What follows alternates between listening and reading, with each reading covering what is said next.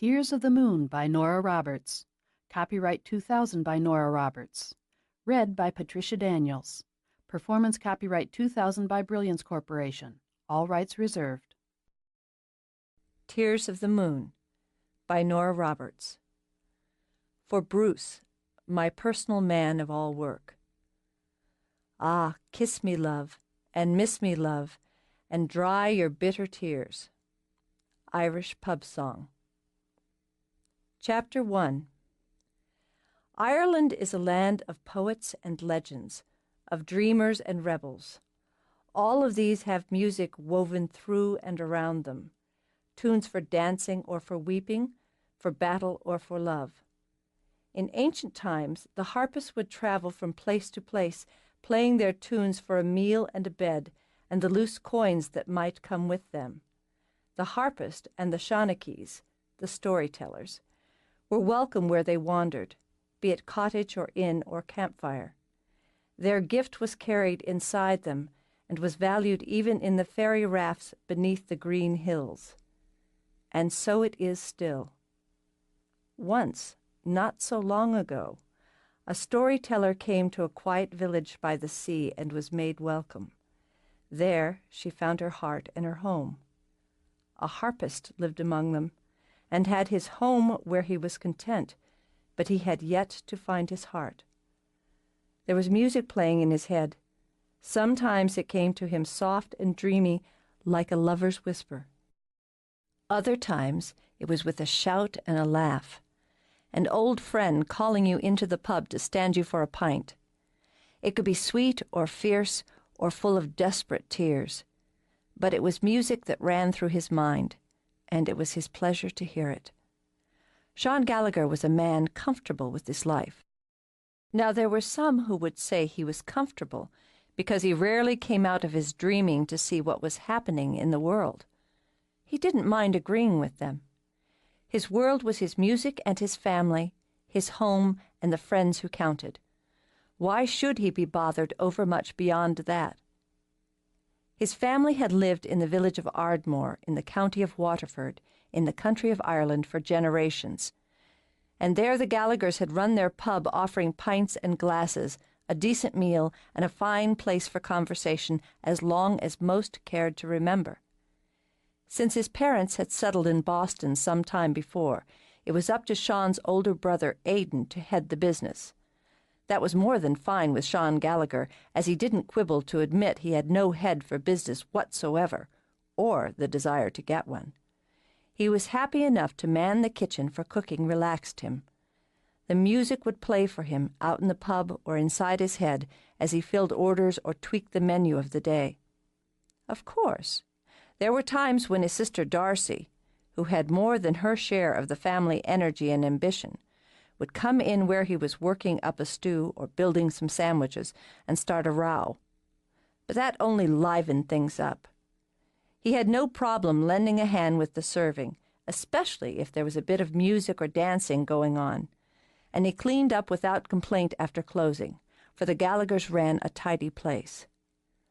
Life in Ardmore suited him, the slow pace of it, the sweep of sea and cliff, the roll of green hills that went shimmering toward shadowed mountains. The wanderlust that the Gallaghers were famed for had skipped over him, and Sean was well rooted in Ardmore's sandy soil. He had no desire to travel as his brother Aidan had done, or as Darcy spoke of doing. All that he needed was right at his fingertips. He saw no point in changing his view, though he supposed he had in a way. All of his life he'd looked out his bedroom window toward the sea. It had been there, just there, foaming against the sand, dotted with boats, rough or calm, and every mood in between. The scent of it was the first thing he'd breathe in as he leaned out of his window in the morning.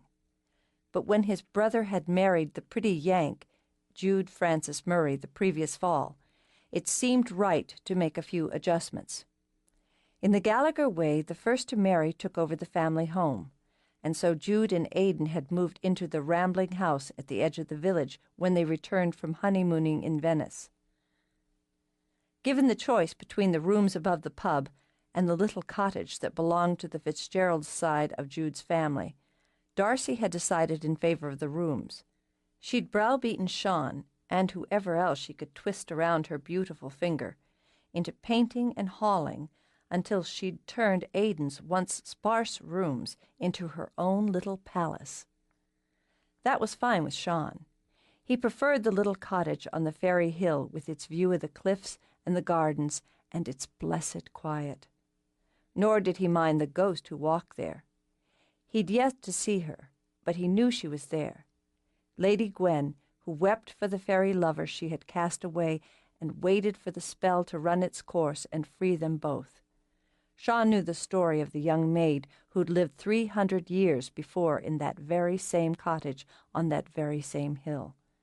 Carrick, Prince of the Fairies, had fallen in love with her, but instead of giving her the words offering his heart, he had shown her the grandeur of the life he would give her.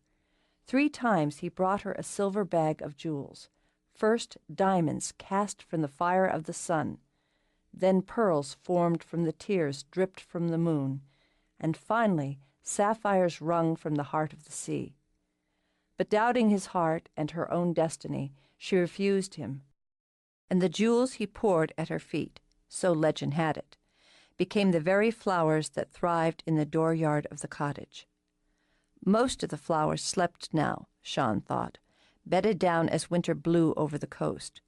The cliffs where it was said the lady often walked were stark and barren under a brooding sky. A storm was biding its time, waiting to happen. The morning was a raw one, with the wind knocking at the windows and sneaking in to chill the cottage. He had a fire going in the kitchen hearth, and his tea was hot, so he didn't mind the wind.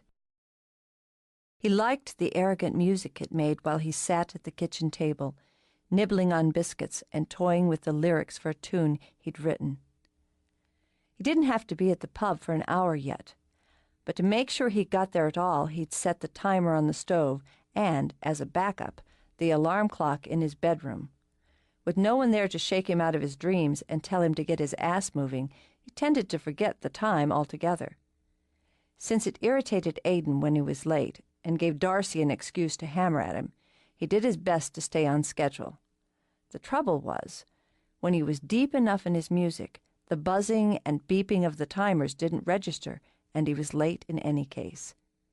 He was swimming in it now, in a song of love that was young and sure of itself, the sort, to Sean's thinking, that was as fickle as the wind but fun while it lasted.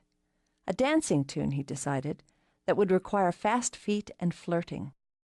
He would try it out at the pub sometime, once it was polished a bit, and if he could convince Darcy to sing it. Her voice was just right for the mood of it. Too comfortable to bother going into the parlor where he jammed the old piano he bought when he moved in, he tapped his foot for rhythm and refined the lyrics. He didn't hear the banging at the front door, the clomp of boot steps down the hallway, or the muttered curse. Typical, Brenna thought, lost in some dream world again while life went on around him. She didn't know why she'd bothered to knock in the first place. He rarely heard it, and they'd been running tame in each other's houses since childhood. Well, they weren't children anymore, and she'd as soon knock as walk in on something she shouldn't.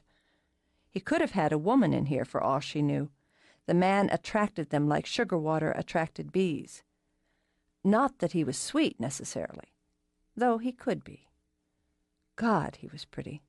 The errant thought popped into her head, and she immediately hated herself for it. But it was hard not to notice, after all. All that fine black hair looking just a bit shabby, as he never remembered when it was time for a trim. Eyes of a quiet and dreamy blue, unless he was roused by something, and then she recalled they could fire hot and cold in equal measure. He had long, dark lashes that her 4 sisters would have sold their soul for, and a full, firm mouth that was meant, she supposed, for long kisses and soft words. Not that she knew of either firsthand, but she'd heard tell.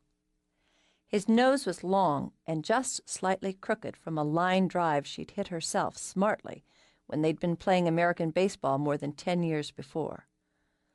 All in all, He had the face of some fairy tale prince come to life, some gallant knight on a quest, or a slightly tattered angel. Add that to a long, lanky body, wonderfully wide-palmed hands with the fingers of an artist, a voice like whiskey warmed by a turf fire, and he made quite the package. Not that she was interested particularly. It was just that she appreciated things that were well made. And what a liar she was, even to herself.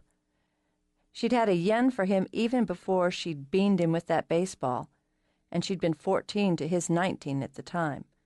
And a yen tended to grow into something hotter, something nervier by the time a woman was 24. Not that he ever looked at her like she was a woman. Just as well, she assured herself, and shifted her stance. She didn't have time to hang around mooning over the likes of Sean Gallagher. Some people had work to do. Fixing a thin sneer on her face, she deliberately lowered her toolbox and let it fall with a terrible clatter. That he jumped like a rabbit under the gun pleased her. Christ Jesus! He scraped his chair around and thumped a hand to his heart as if to get it pumping again. What's the matter? Nothing, she continued to sneer. Butterfingers, she said sweetly, and picked up her dented toolbox again. Give you a start, did I? You damn near killed me. Well, I knocked, but you didn't bother to come to the door. I didn't hear you. He blew out a breath, scooped his hair back, and frowned at her. Well, here's the O'Toole come to call. Is something broken, then? You've a mind like a rusty bucket. She shrugged out of her jacket, tossed it over the back of a chair. Your oven there hasn't worked for a week, she reminded him with a nod toward the stove. The part I ordered for it just came in. Do you want me to fix it or not? He made a sound of assent and waved his hand toward it. Biscuits, she said as she walked by the table. What kind of a breakfast is that for a man grown? They were here. He smiled at her in a way that made her want to cuddle him. It's a bother to cook just for myself most mornings, but if you're hungry, I'll fix something up for the both of us. No, I've eaten. She set her toolbox down, opened it, started to rummage through. You know, Ma always fixes more than enough. She'd be happy to have you wander down any morning you like and have a decent meal. You could send up a flare when she makes her griddle cakes. Will you have some tea at any case? The pot's still warm. I wouldn't mind it. As she chose her tools, got out the new part, she watched his feet moving around the kitchen. What were you doing? Writing music? Fiddling with words for a tune, he said absently. His eye had caught the flight of a single bird, black and glossy against the dull pewter sky. Looks bitter out today. 'Tis, and damp with it. Winter's barely started, and I'm wishing it's over. Warm your bones a bit. He crouched down with a thick mug of tea, fixed as he knew she liked it, strong and heavy on the sugar. Thanks. The heat from the mug seeped into her hands as she cupped them around it. He stayed where he was, sipping his own tea. Their knees bumped companionably. So, what will you do about this heap? What do you care as long as it works again? He lifted a brow. If I know what you did, I might fix it myself next time. This made her laugh so hard she had to sit her butt down on the floor to keep from tipping over. You? Sean, you can't even fix your own broken fingernail. Sure I can. Grinning, he mimed just biting one off and made her laugh again. Don't concern yourself with what I do with the innards of the thing, and I won't concern myself with the next cake you bake in it. We each have our strengths, after all. It's not as if I've never used a screwdriver, he said, and plucked one out of her kit. And I've used a stirring spoon, but I know which fits my hand better. She took the tool from him, then shifting her position, stuck her head in the oven to get to work. She had little hands, Sean thought. A man might think of them as delicate if he didn't know what they were capable of doing. He'd watched her swing a hammer, grip a drill, haul lumber, cinch pipes. More often than not, those little fairy hands of hers were nicked and scratched or bruised around the knuckles. She was such a small woman for the work she'd chosen, or the work that had chosen her, he thought as he straightened. He knew how that was. Brenna's father was a man of all work, and his eldest daughter took straight after him, just as it was said Sean took after his mother's mother, who had often forgotten the wash or the dinner while she played her music.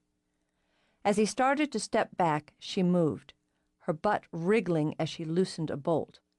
His eyebrows lifted again in what he considered merely the reflexive interest of a male in an attractive portion of the female form. She did, after all, have a trim and tidy little body, the sort a man could scoop up one-handed if he had a mind to. And if a man tried, Sean imagined Brenda O'Toole would lay him out flat. The idea made him grin. Still, he'd rather look at her face any day. It was such a study. Her eyes were lively and of a sharp glass green under elegant brows just slightly darker than her bright red hair. Her mouth was mobile and quick to smile or sneer or scowl. She rarely painted it, or the rest of her face, come to that, though she was thick as thieves with Darcy, who wouldn't step a foot out of the house until she was polished to a gleam. She had a sharp little nose, like a pixie's, that tended to wrinkle in disapproval or disdain. Most times she bundled her hair under a cap where she pinned the little fairy he'd given her years before for some occasion or another. But when she took the cap off, there seemed miles of hair, a rich, bright red that sprang out in little curls as it pleased. It suited her that way.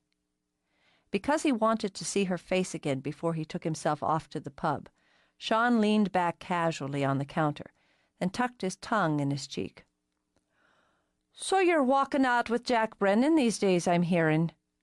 When her head came up swiftly and connected with the top of the oven with a resounding crack, Sean winced and wisely swallowed the chuckle. "I'm not." As he'd hoped, she popped out of the oven. There was a bit of soot on her nose, and as she rubbed her sore head, she knocked her cap askew. "Who said I am?"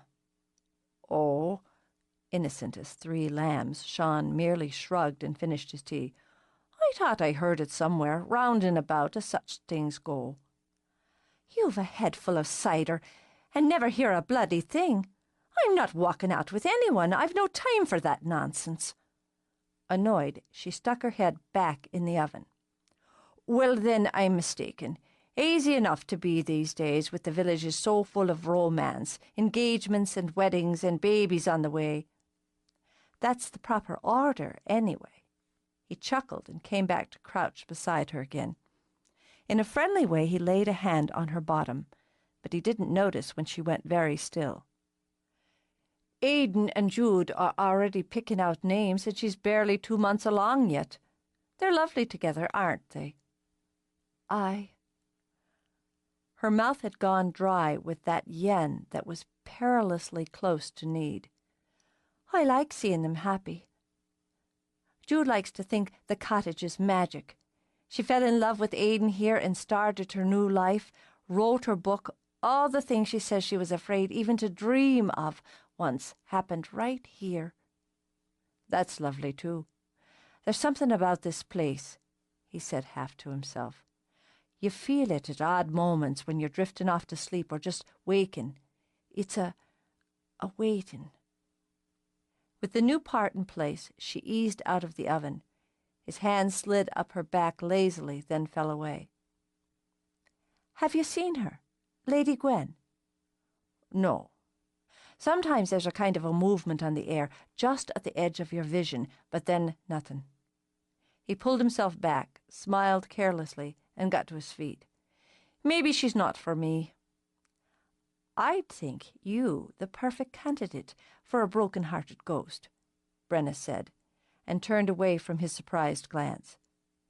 "She should work fine now," she added, giving the dial a turn. "We'll just see if she heats up. You'll see to that for me, won't you, darling?" The oven timer buzzed, startling them both. "I've got to be going," Sean said, reaching over to shut it off. Is that your warning system, then? One of them. He lifted a finger, and on cue, here came the cheerful bell from the clock by his bed. That's the second round, but it'll go off on its own in a minute, as it's a wind-up. Otherwise, I found I'd be having to run in and slap it off every bloody time. Clever enough when it suits you, aren't you? I have my moments. The cat's out, he continued as he took his own jacket from the hook. Take no pity on him should he come scratching at the door.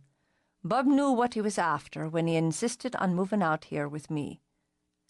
Did you remember to feed him? I'm not a complete moron. Unoffended, he wrapped a scarf around his neck. He has food enough, and if he didn't, he'd go begging at your kitchen door. He'd do that anyway, just to shame me. He found his cap, dragged it on. See you at the pub, then? More than likely. She didn't sigh until she heard the front door close behind him. Yearnings in the direction of Sean Gallagher were foolishness, she told herself, for he would never have the same aimed her way. He thought of her as a sister, or worse, she realized, as a kind of honorary brother. And that was her fault as well, she admitted, glancing down at her scruffy work pants and scarred boots. Sean liked the girly type, and she was anything but. She could flounce herself up, she supposed. Between Darcy and her own sisters, and Jude for that matter, she would have no limit of consultants on beautifying Brenna O'Toole. But beyond the fact that she hated all that fuss and bother, what would be the point in it? If she polished and painted and cinched and laced to attract a man, he wouldn't be attracted to what she was in any case. Besides, if she put on lipstick and baubles and some slinky little dress, Sean would likely laugh his lungs out, then say something stupid that would leave her no choice but to punch him. There was hardly a point in that. She'd leave the fancy work to Darcy, who was the champion of being female, and to her sisters, Brenna thought, who enjoyed such things. As for herself, she'd stick with her tools. She went back to the oven, running it at different temperatures and checking the broiler for good measure. When she was satisfied it was in good working order, she turned it off, then packed up her tools. She meant to go straight out. There was no reason to linger, after all. But the cottage was so cozy. She always felt at home there. When old Maud Fitzgerald had lived in Fairy Hill Cottage for more years than Brenna could count, Brenna had often stopped in for a visit. Then Maud had died, and Jude had come to stay for a while. They'd become friends, so it had been easy to fall back into the routine of stopping in now and then on her way home or into the village. She ignored the urge to stop in more often than not now that Sean was living there, but it was hard to resist. She liked the quiet of the place and all the pretty little things Maud had collected and left sitting about. Jude had left them there, and Sean seemed content to do the same, so the little parlor was cheery with bits of glass and charming statues of fairies and wizards, homey with books and a faded old rug. Of course, now that Sean had stuffed the second-hand spinet piano into the dollhouse space, there was barely room to turn around. But Brenna thought it only added to the charm, and old Maud had enjoyed music. She'd be pleased, Brenna thought, as she skimmed her finger over the scarred black wood, that someone was making music in her house again. Idly she scanned the sheet music that Sean forever left scattered over the top of the piano. He was always writing a new tune or taking out an old one to change something. She frowned in concentration as she studied the squiggles and dots. She wasn't particularly musical. Oh, she could sing out a rebel song without making the dog howl in response, but playing was a different kettle of fish altogether. Since she was alone, she decided to satisfy her curiosity. She set her toolbox down again, chose one of the sheets, and sat down. Gnawing her lip, she found middle C on the keyboard, and slowly, painstakingly picked out the written notes one finger at a time. It was lovely, of course. Everything he wrote was lovely, and even her pitiful playing couldn't kill the beauty of it completely. He'd added words to this one, as he often did. Brenna cleared her throat and attempted to match her voice to the proper note. When I'm alone in the night, and the moon sheds its tears, I know my world would come right if only you were here. Without you, my heart is empty of all but the memories it keeps. You, only you, stay inside me in the night while the moon weeps. She stopped, sighed a little, as there was no one to hear. It touched her as his songs always did, but a little deeper this time, a little truer. Moon tears, she thought, pearls for Lady Gwen, a love that asked but couldn't be answered. It's so sad, Sean. What's inside you that makes such lonely music? As well as she knew him, she didn't know the answer to that. And she wanted to, had always wanted to know the key to him. But he wasn't a motor or a machine that she could take apart to find the workings. Men were more complicated and frustrating puzzles. It was his secret and his talent, she supposed, all so internal and mysterious, while her skills were... She looked down at her small, capable hands. Hers were as simple as they came. At least she put hers to a good use and made a proper living from them. What did Sean Gallagher do with his great gift but sit and dream? If he had a lick of ambition or true pride in his work, he'd sell his tunes instead of just writing them and piling them up in boxes. The man needed a good kick in the ass for wasting something God had given him. But that, she thought, was an annoyance for another day. She had work of her own to do. She started to get up, to reach for her toolbox again, when a movement caught the corner of her eye. She straightened like a spike, mortified at the thought of Sean coming back. He was always forgetting something, and catching her playing with his music. But it wasn't Sean who stood in the doorway. The woman had pale gold hair that tumbled around the shoulders of a plain gray dress that swept down to the floor. Her eyes were a soft green, her smile so sad it broke the heart at first glance. Recognition, shock, and a giddy excitement raced through Brenna all at once. She opened her mouth, but whatever she intended to say came out in a wheeze as her pulse pounded. She tried again, faintly embarrassed that her knees were shaking. "Lady Gwen," she managed. She thought it was admirable to be able to get out that much when faced with a 300-year-old ghost. As she watched, a single tear, shiny as silver, trailed down the lady's cheek. "His heart's in his song." Her voice was soft as rose petals and still had Brenna trembling. "Listen." "What do you—" But before Brenna could get the question out, she was alone, with only the faintest scent of wild roses drifting in the air. "Well, then, well—" She had to sit. There was no help for it. So she let herself drop back down to the piano bench. "Well," she said again, and blew out several strong breaths until her heart stopped thundering against her rib cage. When she thought her legs would hold her again, she decided it was best to tell the tale to someone wise and sensible and understanding. She knew no one who fit those requirements so well as her own mother. She calmed considerably on the short drive home. The O'Toole house stood back off the road, a rambling jigsaw puzzle of a place she herself had helped make so. When her father got an idea for a room into his head, she was more than pleased to dive into the ripping out and nailing up.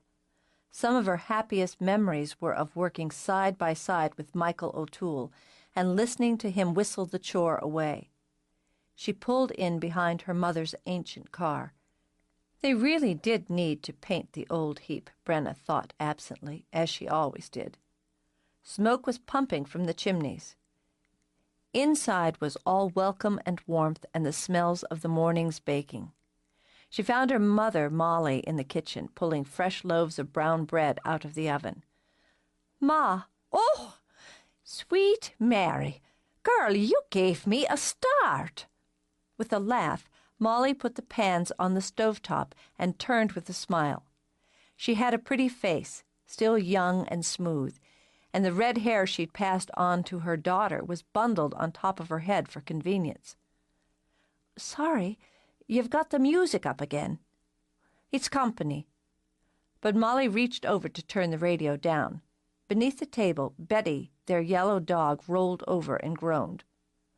"What are you doing back here so soon? I thought you had work." "I did. I do. I've got to go into the village yet to help Dad. But I stopped by Fairy Hill to fix the oven for Sean." "Mm-hmm." Molly turned back to pop the loaves out of the pan and set them on the rack to cool.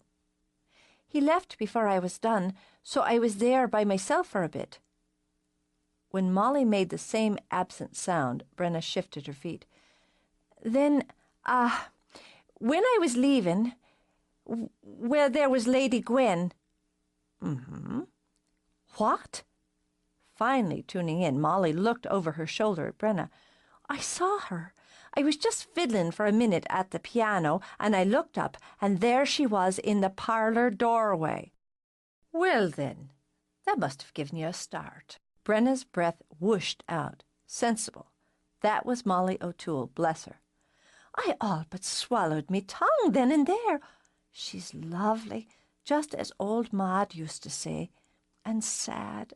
Oh, it just breaks your heart how sad."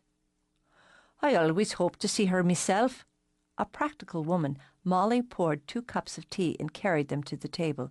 "But I never did." "I know Aidan's talked of seeing her for years, and then Jude when she's moved into the cottage." Relaxed again, Brenna settled at the table. "But I was just talking to Sean of her, and he says he's not seen her, sensed her, but never seen. And then there she was, for me. Why do you think that is?" "I can't say, darling. What did you feel?" "Other than a hard knock of surprise, sympathy, I guess. Then puzzlement because I don't know what she meant by what she said to me." "She spoke to you?" Molly's eyes widened. "Why, I've never heard of her speaking to anyone, not even Maud. She'd have told me. What did she say to you?" "She said, 'His heart's in his song.' And then she just told me to listen. And when I got back me wits enough to ask her what she meant, she was gone." "Since it's Sean who lives there now, and his piano you were playing with, I'd say the message was clear enough." "But I listen to his music all the time. You can't be around in 5 minutes without it." Molly started to speak, then thought better of it and only covered her daughter's hand with her own. Her darling Mary Brenna, she thought, had such a hard time recognizing anything she couldn't pick apart and put together again. "I'd say when it's time for you to understand, you will." "She makes you want to help her," Brenna murmured. "You're a good lass, Mary Brenna. Perhaps before it's done, help her is just what you'll do." Chapter 2. As the air was raw and the wind carried a sting, Sean set out the makings for mulligan stew. The morning quiet of the pub's kitchen was one of his favorite things, so as he chopped his vegetables and browned hunks of lamb, he enjoyed his last bit of solitude before the pub doors opened. Aidan would be in soon enough, asking if this had been done or that had been seen to. Then Darcy would begin to move around upstairs, feet padding back and forth across the floor, and the ghost echo of whatever music her mood called for that day drifting down the back stairs. But for now, Gallaghers was his. He didn't want the responsibility of running it. That was for Aidan. Sean was grateful he'd been born second.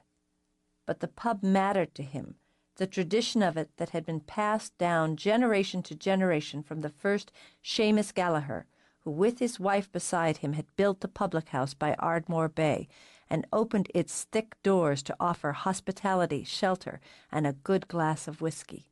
He'd been born the son of a publican and understood that the job was to provide comfort of all sorts to those who passed through.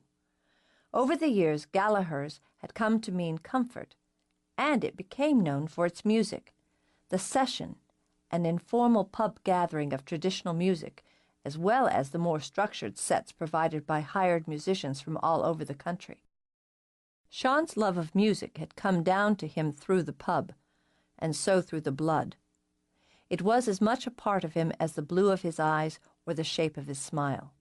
There was little he liked better than working away in his kitchen and hearing a tune break out through the doors. It was true enough that he was often compelled to leave what he was doing and swing out to join in. But everyone got what they'd come for sooner or later, so where was the harm? It was rare, not unheard of, but rare, for him to burn a pot or let a dish go cold, for he took a great measure of pride in his kitchen and what came out of it. Now the steam began to rise and scent the air, and the broth thickened. He added bits of fresh basil and rosemary from plants he was babying. It was a new idea of his, these self-grown herbs, one he'd taken from Molly O'Toole. He considered her the best cook in the parish. He added marjoram as well, but that was from a jar. He intended to start his own plant of that, too, and get himself what Jude had told him was now called a grow light. When the herbs were added to his satisfaction, he checked his other makings, then began to grate cabbage for the slaw he made by the gallons. He heard the first footsteps overhead, then the music. American music today, Sean thought, recognizing the clever and sophisticated tangle of notes.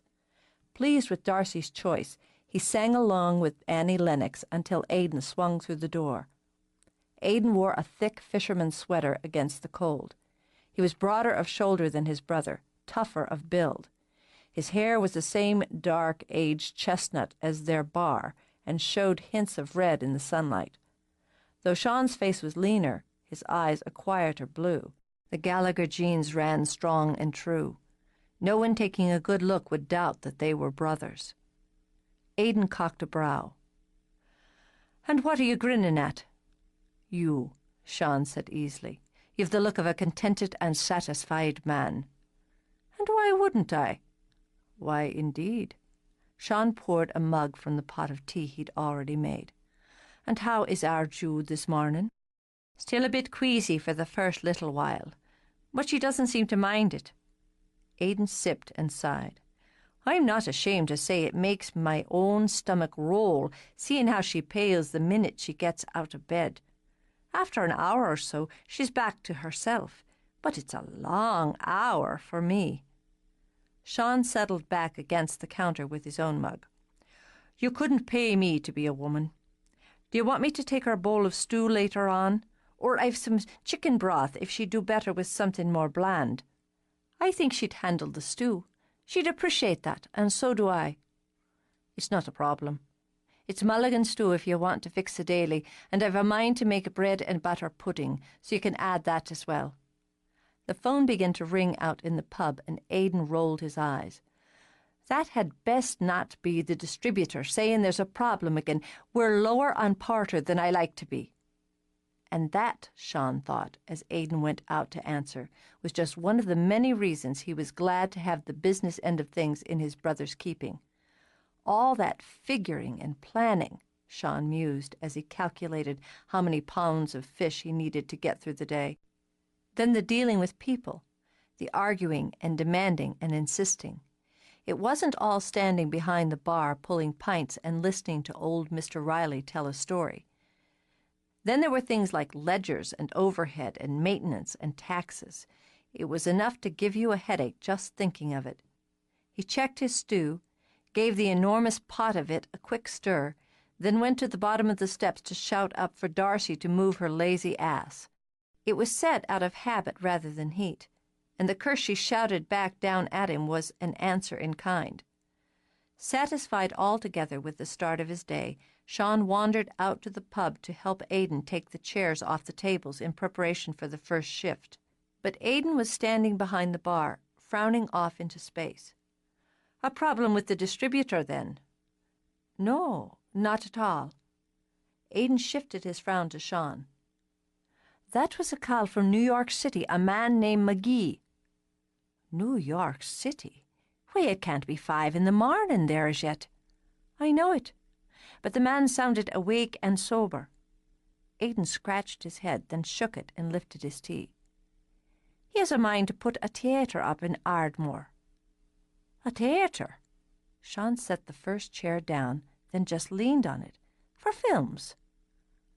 "No, for music, live music, and perhaps plays as well. He said he was calling me as he'd heard that Gallaghers was in the way of being the centre of music here. He wanted my thoughts on the matter." Considering, Sean took down another chair. "And what were they?" "Well, I didn't have any to speak of, being taken by surprise that way. I said if he wanted he could give me a day or two to think on it. He'll ring me back the end of the week." Now, why would a man from New York City be thinking of building a musical theatre here? Wouldn't you set your sights on Dublin or out in Clare or Galway? "That was part of his point," Aidan answered. "He wasn't a fount of information, but he indicated he wanted this area in particular. So I said to him, perhaps he wasn't aware we are a fishing village and little more. Sure, the tourists come for the beaches and some to climb up to see St. Declan's and take photographs and the like, but we're not what you'd call teeming with people." With a shrug, Aidan came round to help Sean set up. He just laughed at that and said he knew that well enough, and he was thinking of something fairly small-scale and intimate. "I can tell you what I think." When Aidan nodded, Sean continued, "I think it's a grand notion. Whether it would work is a different matter, but it's a fine notion." "I have to weigh the this and that of it first," Aidan murmured. "Likely as not the man will reconsider and head for somewhere more lively in any case. And if he doesn't, I'd talk him round to building it back at the pub." As it was part of the routine, Sean gathered up ashtrays and began to set them out on the tables. "We've that little bit of land there, and if his theatre was in the way of being attached to Gallaghers, we'd be the ones to benefit most." Aidan set down the last chair and smiled slowly. "That's a good notion altogether. You're a surprise to me, Sean, working your mind around to the business of it." "Oh, I've a thought in my head every once in a while." Still, he didn't give it much of another thought once the doors were open and the customers rolling in. He had time for a quick and entertaining spat with Darcy, giving him the pleasure of seeing her flounce out of his kitchen, vowing never to speak to him again until he was 6 years in his grave. He doubted he'd have luck enough for that. He scooped up stew, fried fish and chips, built sandwiches thick with grilled ham and cheese. The constant hum of voices through the door was company enough. And for the first hour of lunch shift, Darcy kept her word, glaring silently as she swung in and out for orders, and giving new ones while staring at the wall. It amused him so much that when she came in to dump empties, he grabbed her and kissed her noisily on the mouth. "Speak to me, darling. You're breaking me heart." She shoved at him, slapped his hands, then gave up and laughed. "I'll speak to you right enough, you bonehead. Turn me loose." "Only after you promise not to brain me with something." "Aidan'll take the breakage out of my pay, and I'm saving for a new dress." She tossed back her cloud of silky black hair and sniffed at him. "Then I'm safe enough." He set her down and turned to flip over a hunk of sizzling whitefish. "We've a couple of German tourists who want to try your stew with brown bread and slaw. They're staying at the B&B," she went on as Sean got thick bowls. "Heading toward Kerry tomorrow, then into Clare, so they say. If it were me, and I had a holiday in January, I'd be spending it in sunny Spain or some tropical island where you didn't need anything but a bikini and a coating of sun oil." She wandered the kitchen as she spoke, a woman with a stunning face, clear, creamy skin, and brilliant blue eyes. Her mouth was full, unapologetically sexual, whether it was sulking or smiling. She'd painted it hot red that morning to keep herself cheerful on a chill and dreary day. She had a figure that left no doubt she was female, and her love affair with fashion had her outfit it in bold colors and soft fabrics. She had the Gallagher yen to travel, and the determination to do so in the style to which she longed to become accustomed, lavish.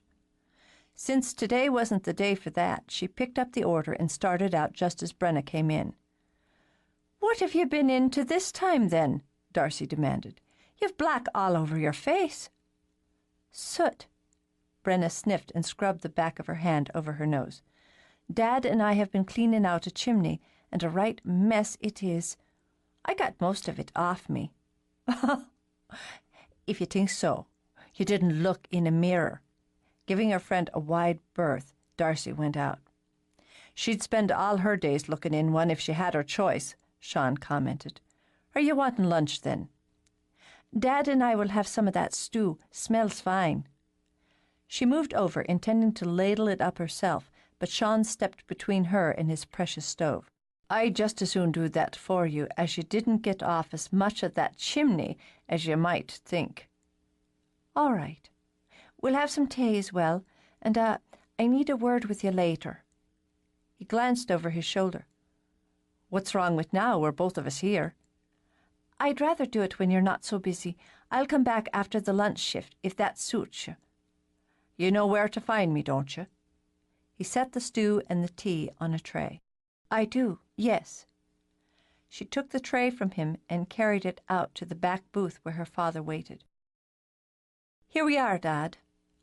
Stew hot from the pot." "And smelling like heaven." Mick O'Toole was a bantam of a man, small and spare of build, with a thick thatch of wiry hair the color of sand, and lively eyes that drifted like the sea between green and blue. He had a laugh like a braying donkey, hands like a surgeon's, and a soft spot for romantic tales. He was the love of Brenna's life. "It's good to be warm and snug now, isn't it, Mary Brenna?" "That it is." She spooned up stew and blew on it carefully, though the scent of it made her want to risk a scalded tongue. "And now that we are, and about to have our bellies filled as well, why don't you tell me what's worrying your mind?" He saw everything, Brenna thought. That was sometimes a comfort and other times a bit of a nuisance. "It's not a worry so much. Do you know how you told us what happened when you were a young man and your grandmother died?" "I do, yes. I was right here in Gallaghers pub. Of course, that was when Aidan's father manned the bar, before he and his wife took off for America. You weren't more than a wish in me heart and a smile in your mother's eye. There I was, back where young Sean is right now, in the kitchen. I was fixing the sink in there, as it had a slow and steady leak that finally made Gallagher give me a whistle." He paused to sample the stew, dabbing his mouth with his napkin, as his wife was fierce on table manners and had trained him accordingly. "And as I was on the floor, I looked over, and there was my grandma wearing a flowered dress and a white apron. She smiled at me, but when I tried to speak to her, she shook her head. Then lifting a hand in a kind of farewell, she vanished. So I knew at that moment she'd passed over, and that what I'd seen had been the spirit of her come to say goodbye, for I had been her favourite." "I don't mean to make you sad," Brenna murmured. "Well," Mick let out a breath, "she was a fine woman and lived a good and long life, but it's left to us still living to miss those who aren't." Brenna remembered the rest of the story, how her father had left his work and run down to the little house where his grandmother, 2 years a widow, lived, and he found her in her kitchen sitting at the table in her flowered dress and white apron. She'd died quiet and peaceful. "And sometimes," Brenna said carefully, "those who pass on miss others. This morning in Fairy Hill Cottage I saw Lady Gwen." Mick nodded and shifted closer to listen as Brenna told him. "Poor lass," he said, when she was finished. "It's a long time to wait for things to come round for you." "Some of us do a lot of waiting." Brenna glanced over as Sean came out with a tray piled with food. "I want to speak to Sean about this when the pub quiets down a bit. Darcy says there's an outlet up in her rooms that isn't working proper. I think I'll go see to that after we've had our meal here, then take some time to talk to Sean, unless there's something else you have for me to do today." "Today, tomorrow." Mick lifted his shoulders. "What we don't get to at one time, we'll get to another. I'll just take myself up to the Cliff Hotel and see if they've decided on which room they want renovated next." He winked at his daughter. "We could have ourselves a nice piece of work there for the whole of the winter, where it's warm and it's dry." "And where you can sneak down and check on Mary Kate in the offices, where she's fiddling with a computer all day." Mick grinned sheepishly.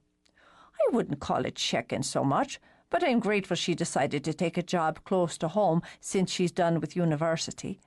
I expect she'll find work that suits her better in Dublin or Waterford City before much longer. My chicks are all flying the coop." "I'm still roosting, and you'll have Alice May for years yet." "Ah, but I miss the days when my 5 girls went tripping over me every time I turned around. Here's Maureen, a married woman, and Patty going for a bride come spring. Don't know what I'll do, darling, when you hitch yourself to a man and leave me." "You're well stuck with me, Dad." She crossed her booted feet as she finished off her stew. "Men don't lose their heads or their hearts over women like me." "The right one will." It took all her effort not to let her gaze wander toward the kitchen. "I won't be holding my breath. Besides, we're partners, aren't we now?" She looked up and grinned at him. "So, man or no man, it's always O'Toole and O'Toole." Which, Brenna thought, as she used Darcy's bathroom to wash away the rest of the soot, was just the way she wanted it. She had work that pleased her, and the freedom to come and go that no woman could manage with a man attached to her. She had her room at home as long as she wanted it, the companionship of family and friends. She'd leave the fussing with keeping a house and pleasing a husband to her sisters Maureen and Patty, just as she'd leave office work and marking her time by a clock to Mary Kate. All she needed to get by were her tools and her lorry. And her wanting Sean Gallagher brought her little but frustration and annoyance. She imagined that one day, eventually, it would pass. Knowing Darcy well, Brenna made certain she cleaned up every spot of dirt. She left the little white sink gleaming and used her own rags to dry her hands and face rather than the frilly fingertip towels Darcy had on the rod, which, to Brenna's mind, were a complete waste of fabric, since no one who really needed to use them would dare. Life would be simpler if everyone bought black towels. Then no one would shriek and curse when their fluffy white ones ended up grubby. She spent a quiet few minutes replacing the broken outlet in the living area with the new box she'd brought along. She was just screwing on the cover when Darcy came in. "I was hoping you'd get to that. It was irritating." Darcy dumped her tip money in what she called her wish drawer. "Oh, Aidan said to tell you that he and Jude want to have some work done in what will be the baby's room. I'm going over to see Jude now, if you want to come along and see what she has in mind." "I've something to do first, but you can tell her I'll come around in a bit." "Damn it, Brenna, you've left dirty boot prints all over the floor here." Brenna winced and hurried up with the screws. "Well, I'm sorry about that, Darcy, but I cleaned the sink." "Well, now you can clean the floor as well. I'm not scrubbing up behind you. Why the divil didn't you use the loo in the pub? It's Sean's week to clean it up there." "I didn't think of it." "Stop bitching about it. I'll see to it before I go, and you're very welcome for the electrical work I've just done for you." "Thanks for that." Darcy came back out, pulling on a leather jacket she'd splurged on as a Christmas gift for herself. "I'll see you at Jude's then." "I suppose." Brenna muttered, annoyed with the idea of washing the bathroom floor. She muttered her way through the chore, too, then cursed viciously when she noted she'd left little clumps of dirt and dried mud across the living room as well. Rather than risk Darcy's wrath, she dragged out the vacuum and sucked it all up. As a result, the pub was quiet when she came back down, and Sean was nearly finished with the washing up. "So, did Darcy hire you to clean her house as well?" "I tracked mud in." At home, she poured herself a cup of tea. "I didn't mean to be so long. I don't mean to keep you if you've something better to do before you're needed here again." "I've nothing in particular, but I want a pint. You sticking with tea?" he asked with a nod of his head. "For the moment." "I'll just draw me one. There's a bit of pudding left if you want." She didn't really, but having a weakness for such things, she dug out a few spoonfuls for a bowl. She was sitting and settled when he came back in with a pint of harp. "Tim Riley says the weather will be turning milder by tomorrow." "He always seems to know." "But we're in for wet before much longer," Sean added, and sat across from her. "So, what's on your mind, then?" "Well, I'll tell you." She'd tried out a dozen different ways in her mind and settled on the one that seemed best. "After you'd gone off this morning, I stopped off in your parlour to check your flu." It was a lie, of course, and she was prepared to confess it to her priest, but she'd be damned if she'd tell him she'd been playing with his music. Her pride was worth the penance. "It's drawn well." "Aye," she agreed, and added a shrug. "But such things bear checking now and then. In any case, when I turned round, there she was, right in the parlour doorway." "There who was?" "Lady Gwen." "You saw her?" Sean set the pint down with a click of glass on wood. "As clear as I'm seeing you now. She was standing there sort of smiling at me in a sad way, and—" She didn't want to tell him what had been said, but felt obliged. It was one thing to tell a little lie and another to deceive. "And what?" The rare show of impatience from him had Brenna bristling. "I'm getting to it. And then she spoke to me." "She spoke to you?" He pushed back from the table, paced around the kitchen, so uncharacteristically agitated that Brenna found herself gawking at him. "What's crawled up your arse here, Sean?" "I'm the one who's living there, aren't I? Does she show herself to me, speak to me? No, she doesn't. She waits until you come along to fix the oven and fiddle with the flue, and then there she is." "Well, it's sorry I am to have been the one preferred by your ghost, but I didn't ask for it, did I?" Brenna heaped her spoon with pudding and filled her mouth with it. All right. Don't get testy on me." Scowling, he dropped back into his chair. "What did she say to you?" Keeping her face bland, Brenna stared through him while she ate her pudding. When Sean rolled his eyes at her, she picked up her tea and took a dainty sip. "I'm sorry. Were you speaking to me? Or is there someone else about that you've decided to snap at through no fault of her own?" "I'm sorry." He flashed her a smile because it almost always worked. "Will you tell me what she said?" "I will, since you've decided to ask politely. She said to me, 'His heart's in his song.' I thought perhaps she meant the fairy prince, but when I was telling Ma of it, she said it meant you." "If she did, I don't know what she meant by it." "I don't know any more than you, but I was wondering if you wouldn't mind me coming by now and then." "You already do," he pointed out, and made her squirm a little. "If you don't want me there, you've only to say so." "That's not what I said, or what I meant. I'm just saying you do come round." "I thought I'd come round when you weren't there as well, like today, just to see if she'd come back. I could do a few chores for you while I was there." "You don't need to find work to come by. You're always welcome." It softened her, not only that he said it, but that he meant it. "I know, but I like keeping busy, so I'll slip in from time to time since you don't mind." "And you'll tell me if you see her again." "You'll be the first." She rose to carry her bowl and mug to the sink. "Do you think—" She trailed off, shook her head. "What?" "No, it's nothing. Foolish." He came up behind her, gave her neck a quick squeeze with his clever fingers.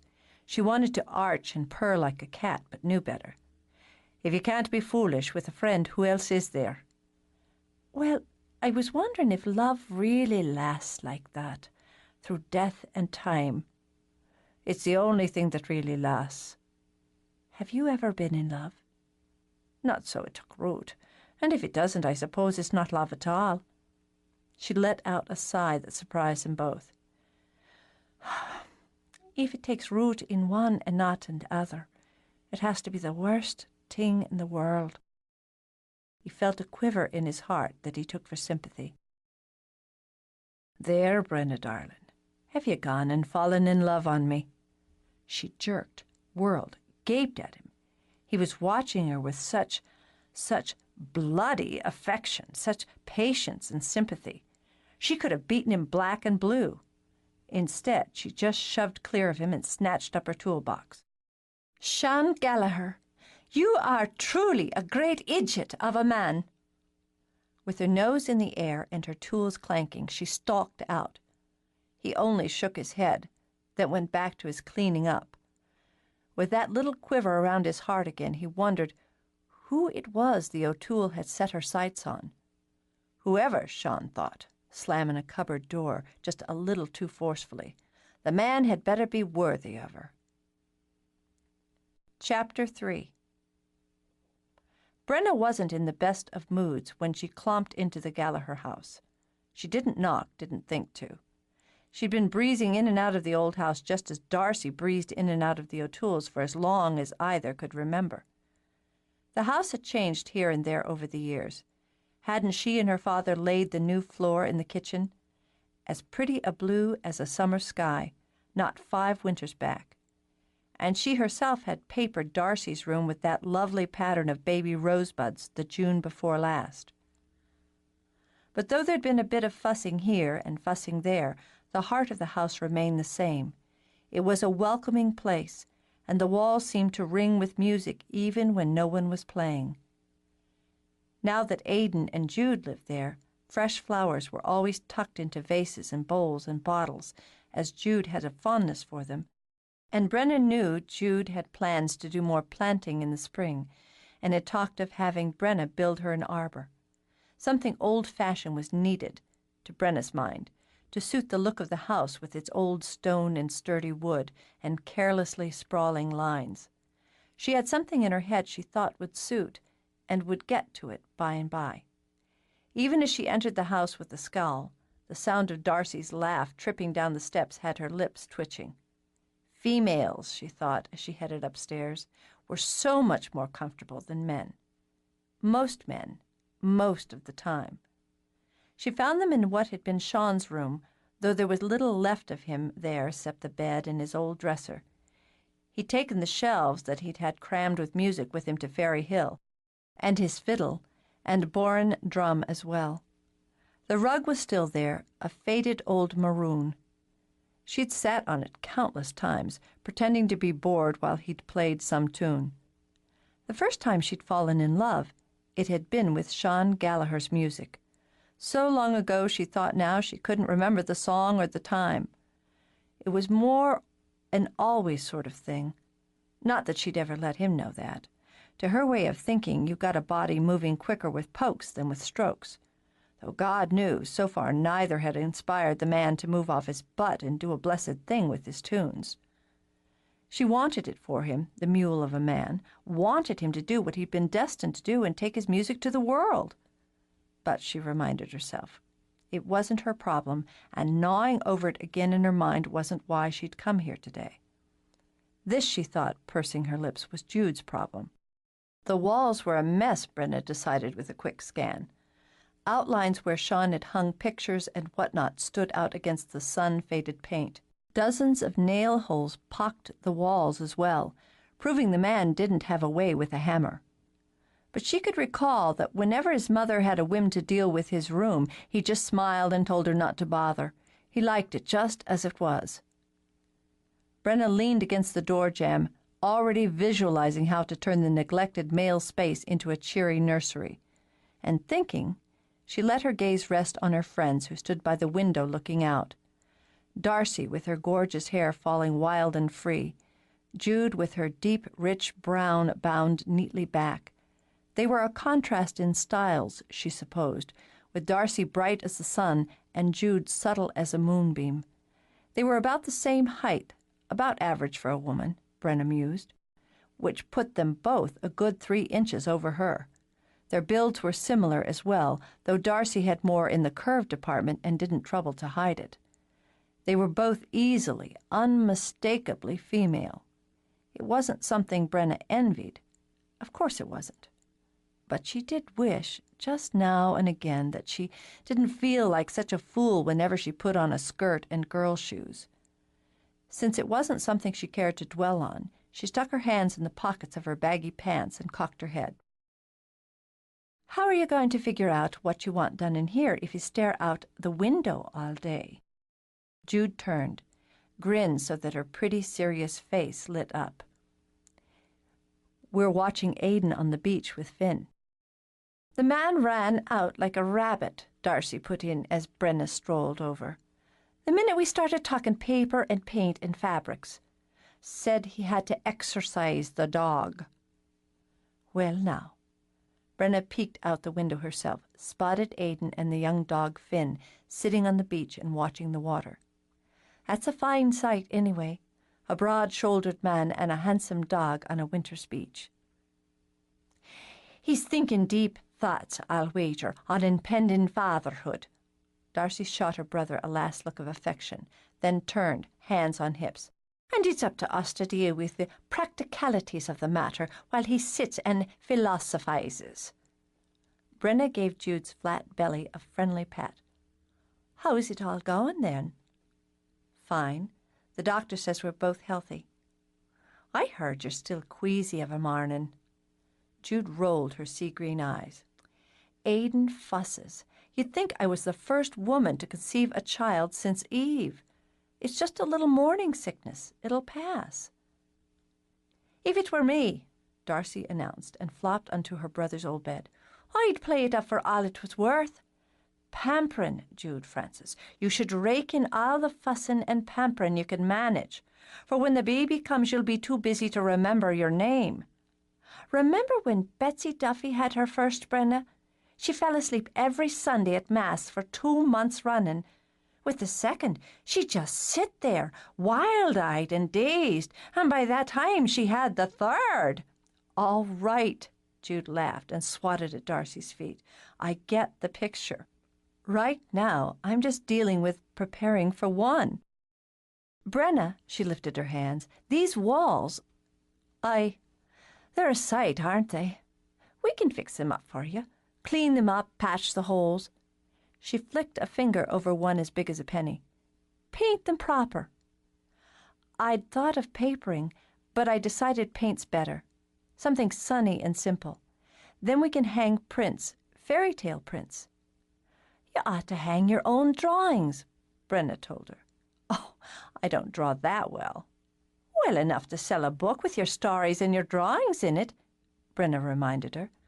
"I think your pictures are lovely, and it would mean more, wouldn't it, to the baby as it grew to have something its mother had done hanging there?" "Really?" Jude tapped a finger on her lips, the pleasure of the idea obvious in her eyes. "I suppose I could have some framed, see how they looked."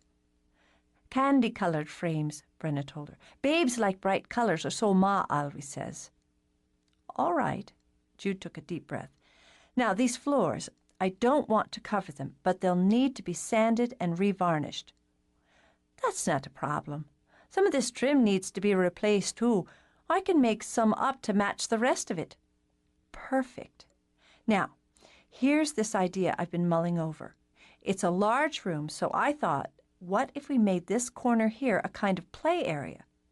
Gesturing, Jude crossed the room. "Shelves up this wall for toys, a little table and chair that would fit right under the window." "We can do that. But if you were to come round the corner with the shelves, you'd make better use of your space and have it more like a separate spot, if you know what I mean. And I can make them adjustable so you can change the look of them as needs be." "Around the corner?" Jude narrowed her eyes and tried to picture it. Yes, I like that. What do you think, Darcy? I think the two of you know just what's needed here. But it's up to me to get you into Dublin for some smart-looking maternity clothes. Instinctively, Jude laid a hand on her stomach. I'm not showing yet. Why wait? You'll need them long before the baby needs shelves, and you're already thinking of those, aren't you? We'll go Thursday next, when I've the day off. And the portion of her pay she allotted herself for fun in her pocket. That suits you, Brenna? Brenna was already taking her measuring tape out of her toolbox. Suits me for the pair of you. I've too much work just now to take a day being dragged around Dublin shops and waiting while you gasp over the next pair of shoes you can't live without. You could do it with a new pair of boots yourself.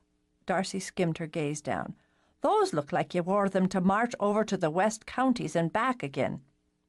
They do fine for me. Jude, tell Sean to find a place for his junk here, and I'll start on this room first of next week. 'Tisn't junk, Sean said from the doorway. I spent many a happy night in that bed where Darcy's making herself at home just now. Well, junk's what it is now, Brenna shot back with a little sniff, and in the way. And how many times, I'd like to know, do you have to hit a nail to put holes this size in the wall? You put pictures over them, and it doesn't matter how big the holes are. Since that's your thinking on it, if you've a mind to put up anything in the cottage, call someone who knows one end of a hammer from the other. You'll want to make him swear to that, Jude, Brenna warned.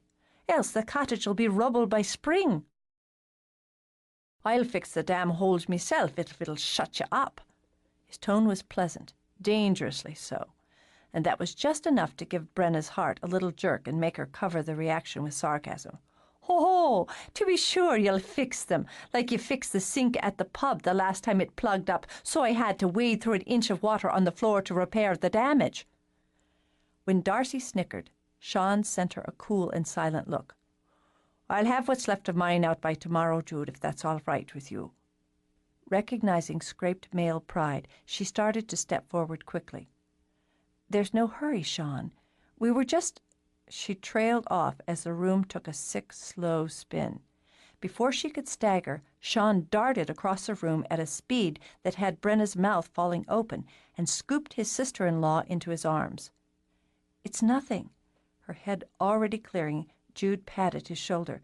I was just dizzy for a minute, that's all. It happens now and then. You're for bed, he said, already striding out. Get Aidan. He tossed the order to Darcy over his shoulder. No, I'm fine, Sean, don't. Get Aidan, he repeated. But Darcy was already up and running. Brenna stood where she was for a moment, her measuring tape in her hand. As the oldest of 5, she'd seen her mother stretch right out on the floor during a dizzy spell while pregnant, so she wasn't particularly alarmed by Jude's behavior. What she was stunned by the fluid strength she'd just witnessed. Why, the man had plucked Jude up as if she'd been weightless. Where had that been hiding? Shaking herself clear, she hurried into the master bedroom in time to see Sean lay Jude gently on the bed and pull a throw over her.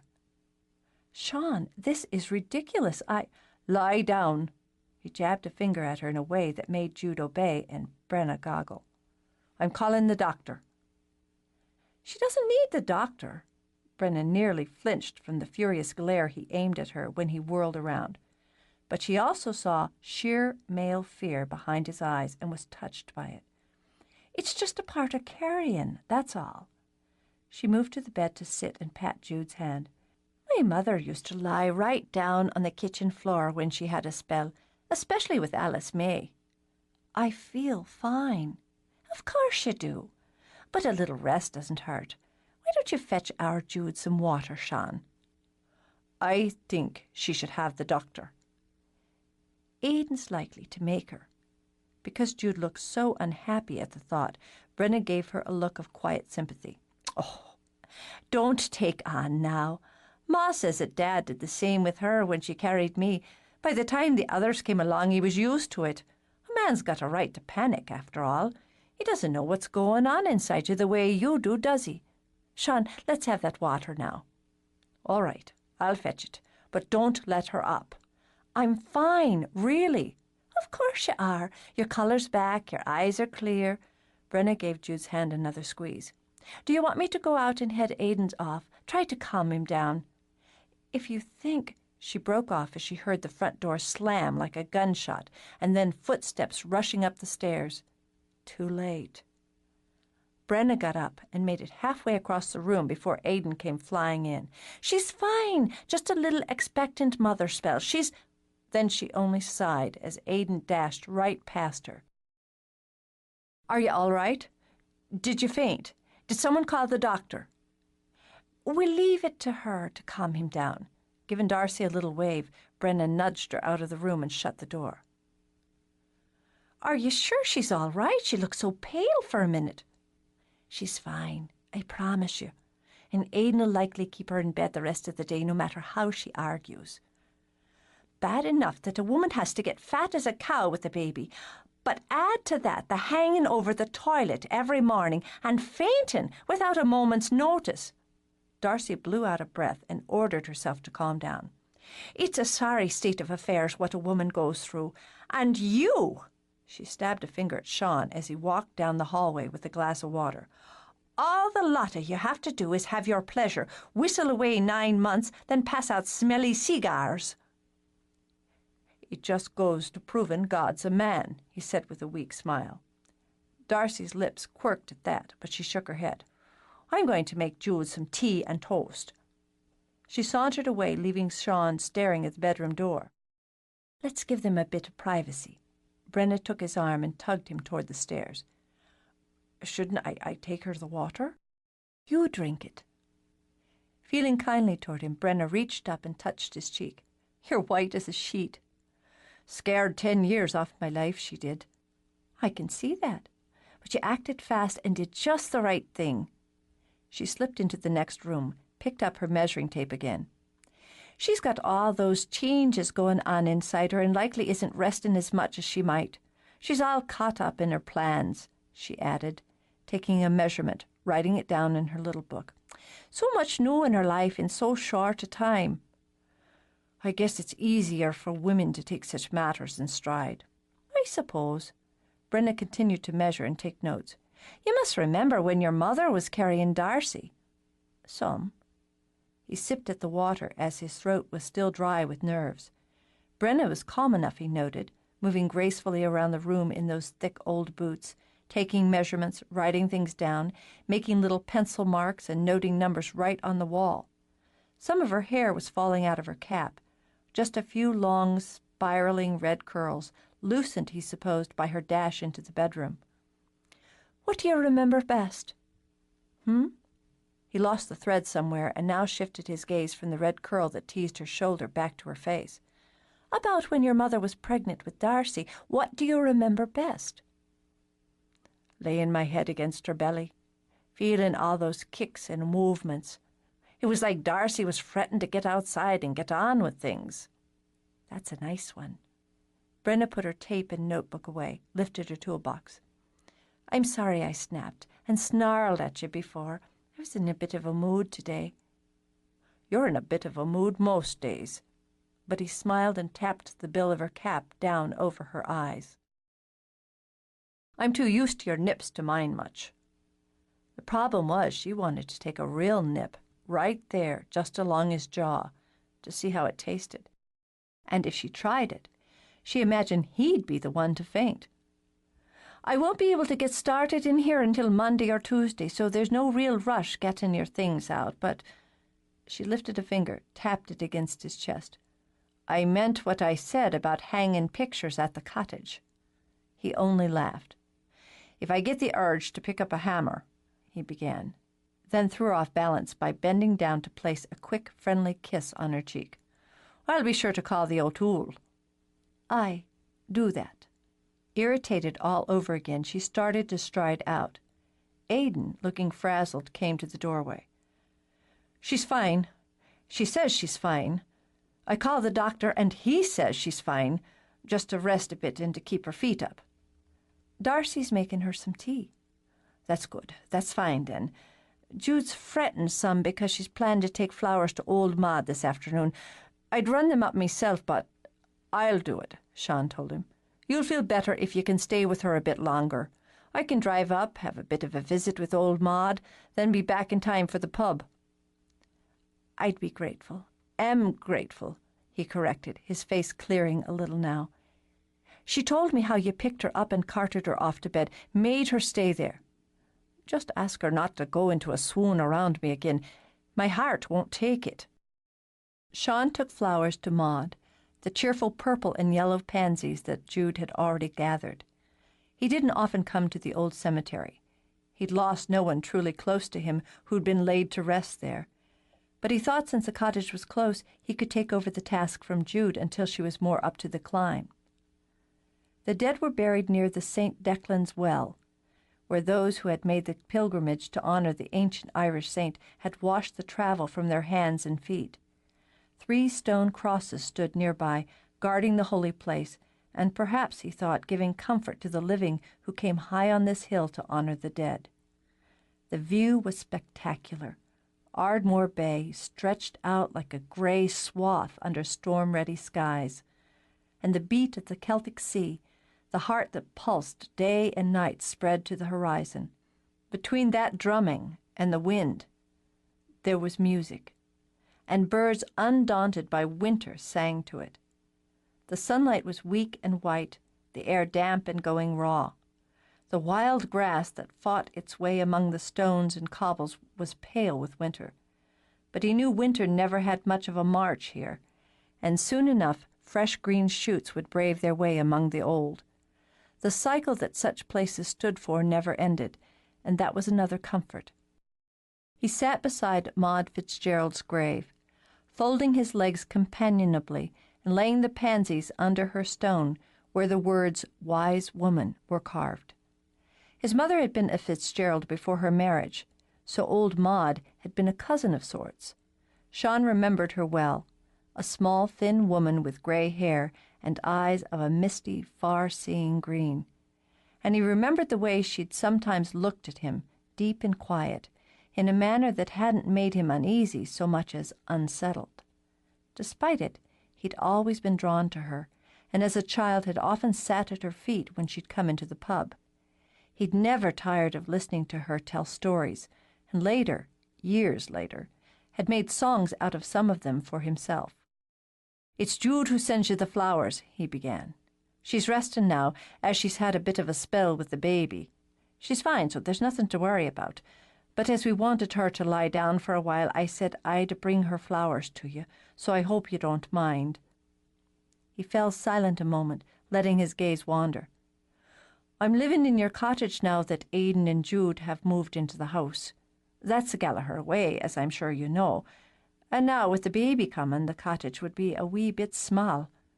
Jude's granny, that would be your cousin Agnes Murray, signed the cottage over to her as a wedding gift."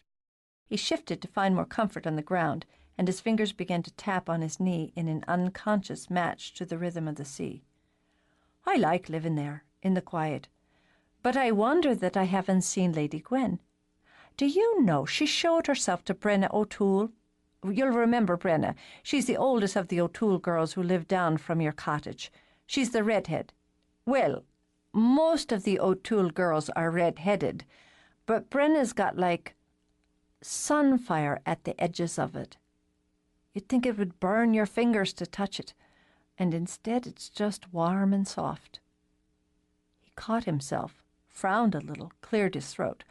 "In any case, I've been living there for near to 5 months now, and she hasn't shown herself to me, not clearly. And there's Brenna come by to fix the stove, and the lady not only shows herself, but speaks to her as well." Women are perverse creatures. Sean's heart gave one quick thud, as he hadn't expected anyone to speak back to him in such a place. He looked up and saw a man with long black hair, eyes of piercing blue, and a smile wicked at the corners. "So I've often thought myself," Sean said calmly enough, but his heart had decided one quick thud wasn't enough and began to gallop in his chest. "But we can't seem to do without them, can we?" The man unfolded himself from the stone chair that crouched near the trio of crosses. His movements were graceful as he walked over grass and stone on soft leather boots, then sat on the opposite side of the grave. The wind, the chilly snap of it, played through his hair, fluttered the short red cape tossed regally over his shoulders. The light brightened, cleared so that everything, stones, grass, flowers, stood out in sharp relief. In the distance, entwined with the sound of the sea and wind, came the dance of pipes and flutes. "Not for any real length of time," Sean answered, kept his gaze level, and hoped his heart rate would soon do the same. The man laid his hand on his knees. He wore hose and a doublet of silver, both shot through with threads of gold, and on one hand was a silver ring with a brilliant blue stone. "You know who I am, don't you, Sean Gallagher?" "I've seen pictures Jude's drawn of you for her book. She's clever with a sketch." "And well and happy now, is she? Wedded and bedded?" "Aye, she's all of that, Prince Carrick." Carrick's eyes gleamed, both power and amusement alive in them.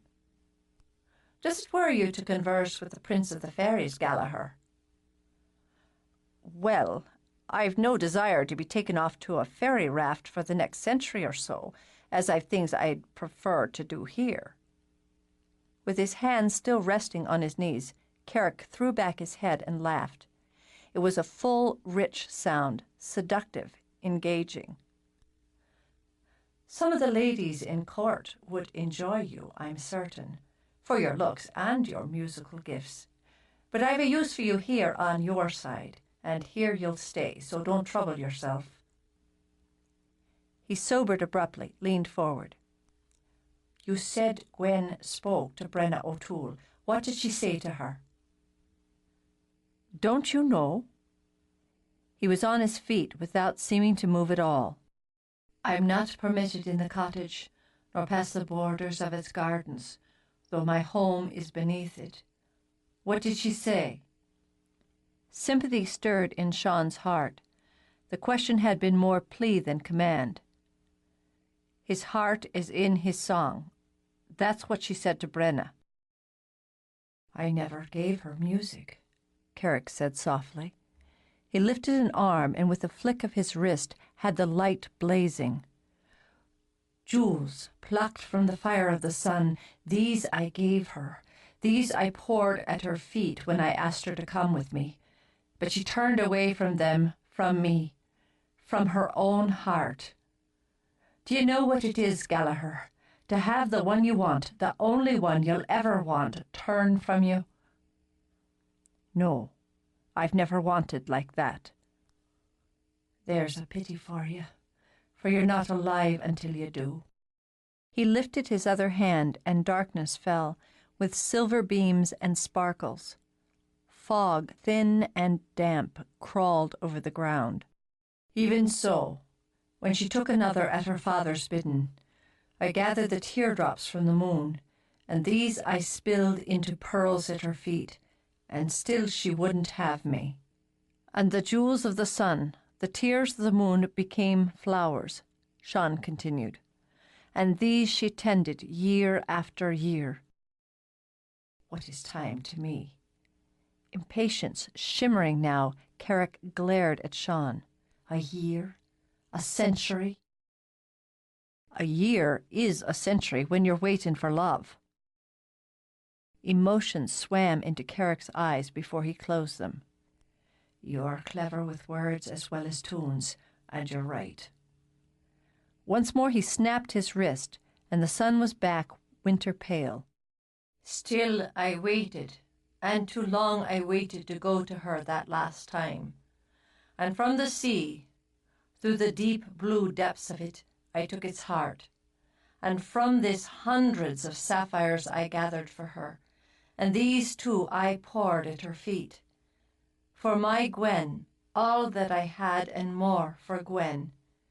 But she told me she was old, and it was too late.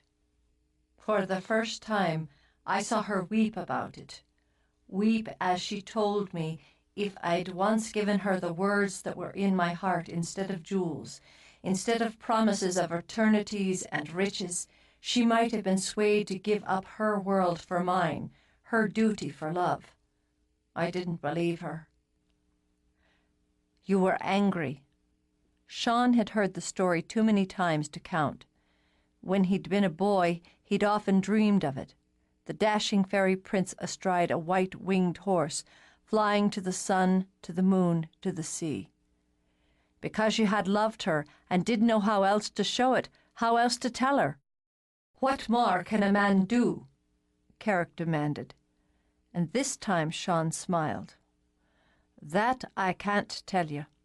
But casting a spell that has you both waiting over the centuries was probably not the wisest action. I've my pride, don't I? Carrick said, tossing his head. And my temper. 3 times I asked, and 3 times she refused. Now we wait until love meets love 3 times and accepts all. Flaws and virtues, sorrows and joys.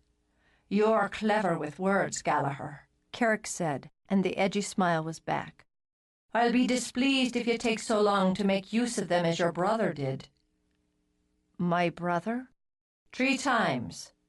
Carrick was on his feet now, his eyes dark and brilliantly blue. And one is met. It was Sean's turn to rise, and his fists were bunched. Are you speaking of Aidan and Jude? Are you telling me, you bastard, that you put a spell on them?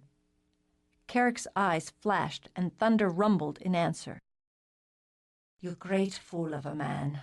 Love spells are nothing but wives' tales.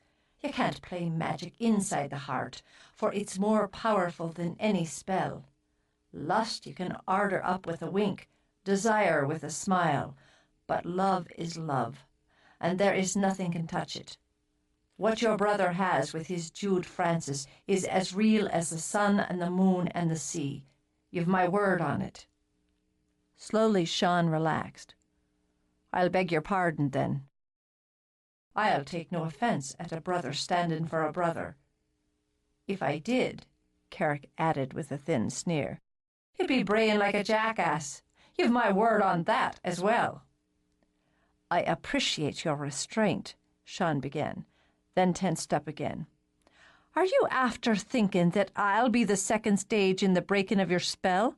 For if you are, you're looking in the wrong direction. I know where I'm looking well enough, young Gallagher. It's you who doesn't. But you will, soon enough. You will.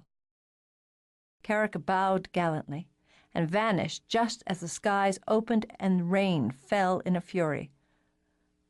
Well, that's perfect, isn't it? Sean stood in the driving rain, angry and puzzled, and very late for work. Chapter 4. He was a man who liked to take his time with things, to mull and consider, to weigh and to measure.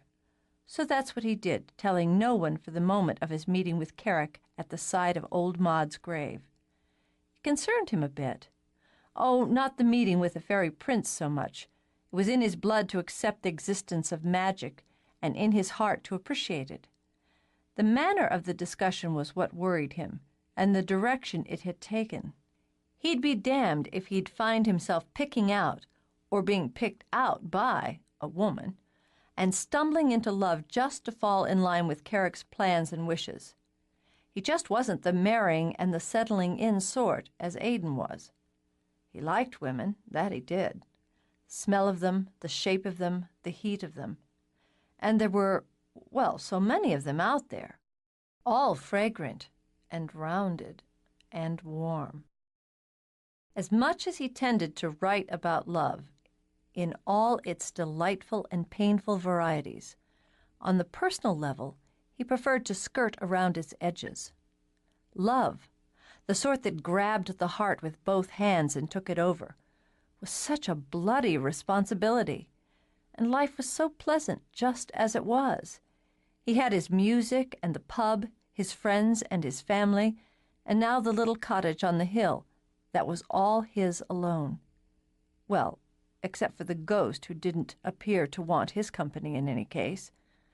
So he took his time, thinking it all through and going about his business. He had fish to fry and potatoes to slice and a great whopping shepherd's pie cooking in the oven. The sounds of Saturday night were beginning to heat up in the pub beyond his kitchen door. The musicians from Galway that Aidan had booked were slipping into a ballad, and the tenor was doing a fine job singing about Ballystrand.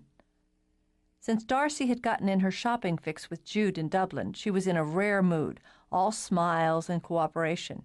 Orders she called out to him like a song, then danced back out with them when he'd finished his part. Why, they hadn't had a hard word between them for the whole of the day. He thought it might be a record. When he heard the kitchen door swing open, letting in a flood of music, he slid a long slice of golden fish onto a plate. "I've all but got this last order done here, darling, and the pie needs only 5 minutes more." "I'd love some of it when it's done." He glanced over his shoulder and beamed. "Mary Kate, I thought you were Darcy. And how are you then, sweetheart?" "I'm fine and well." She let the door swing shut behind her. "And you?" "The same." He drained chips and arranged the orders even as he studied her. Brenna's younger sister had blossomed during her university years. He thought she'd be about 21 now, and pretty as a picture. Her hair was a sunnier, more golden red than Brenna's, and she wore it in soft waves that fell just past her chin. Her eyes had a touch of gray over the green, and she smudged them up prettily. She wasn't much taller than her oldest sister, but fuller at the bust and hip, and she wore a dark green Saturday night dress to show off a very attractive figure. "You look more than fine and well to me." He tucked the orders under the warmer, then leaned back on the counter so they could have a little chat. "When did you manage to grow up on me? You must be flaying the lads off with sticks on a daily basis." She laughed, struggling to make the sound mature and female rather than the giggle that wanted to bubble out of her throat. The crush she'd developed on Sean Gallagher was very recent and very strong. "Oh, I've been too busy to do much flaying, what with working at the hotel and all." "You like your work there?" "Very much. You should come round." She stepped closer, trying to keep her movements both casual and seductive. "Have yourself a busman's holiday and let me treat you to a meal there." "Oh, that's a thought, isn't it?" He gave her a wink that set her pulse skipping, then turned to open the oven and check his pie. She moved closer. "That smells wonderful. You've such a hand with cooking. So many men are bumblers in the kitchen, it seems." "When a man, or a woman for that matter, bumbles about in the kitchen, it's usually because they know someone will come along and chase them out and deal with the matter to save the time and annoyance." "That's wise." She all but whispered it with reverence. "But though you're so good at it, I'll bet you'd like to have someone fix you a meal now and then, instead of always fussing with it yourself." "Sure, and I can't say as I'd mind it." When Brenna walked in the back door, the first and only thing she saw was Sean Gallagher smiling into her sister's dazzled eyes. "Mary Kate!" Her voice was sharp as the tip of a whip, and at the sound of it her sister flushed and jerked back. "What are you doing?" "I'm just talking with Sean." "You've no business being back here in the kitchen, wearing your good dress and getting in Sean's way." "She's not in the way." Used to being scolded by his elders, Sean gave Mary Kate a comforting pat on the cheek, and being a man he didn't see the dream clouds come into her eyes. But Brenna saw them. Teeth gritted, she strode forward, took Mary Kate's arm in an iron grip and pulled her toward the door. The humiliation of it whisked away the mature sophistication Mary Kate had worked so hard to display.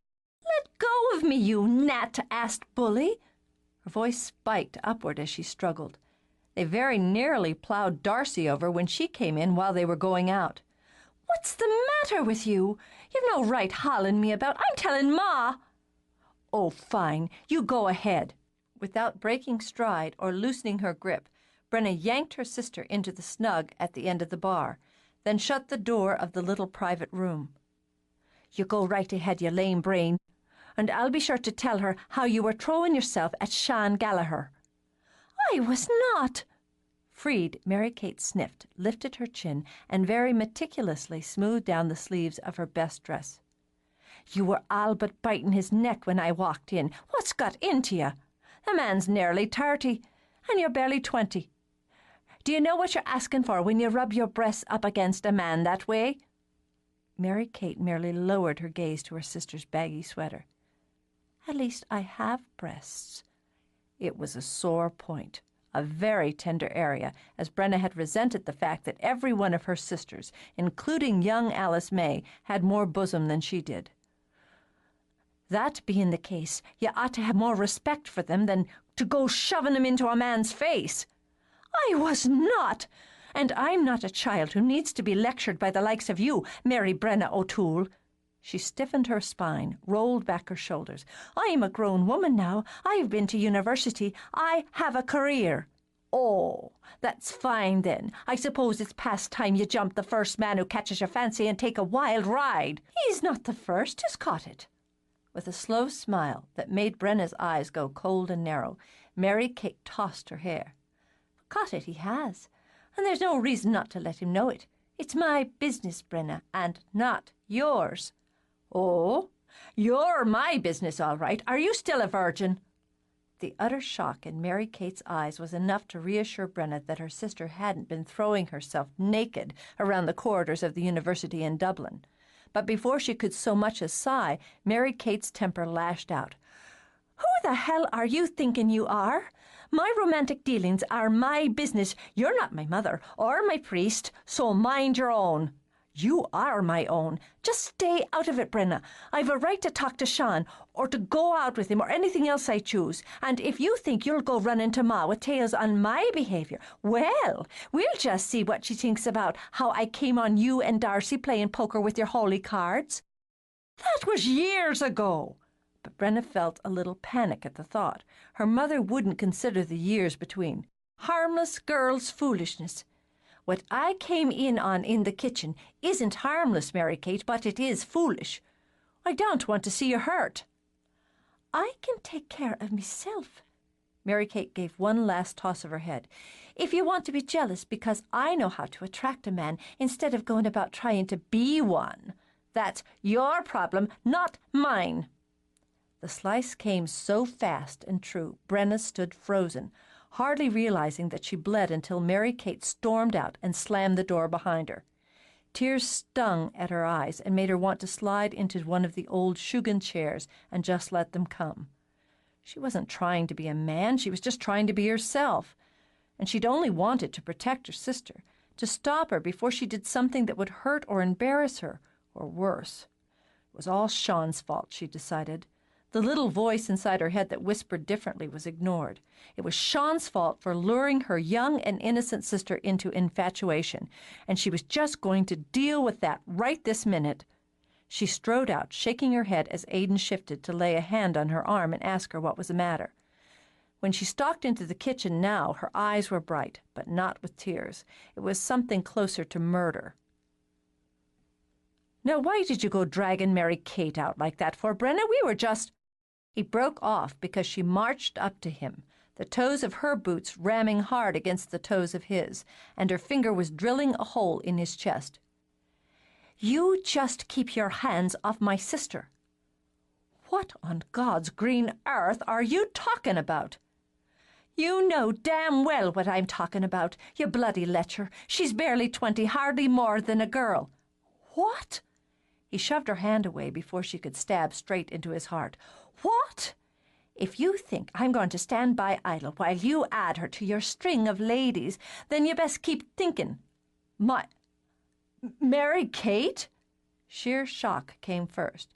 Then he remembered how the young girl, no, young woman, he corrected, had looked when she'd smiled and fluttered her pretty lashes. "Mary Kate," he said, more thoughtfully, and with just a hint of a smile.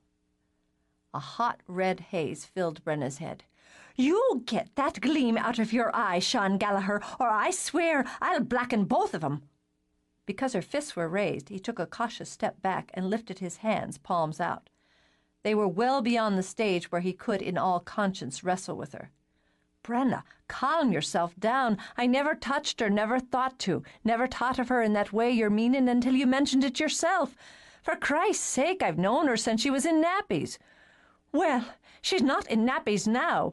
"No, indeed, she's not," he said with perhaps an unwise hint of approval.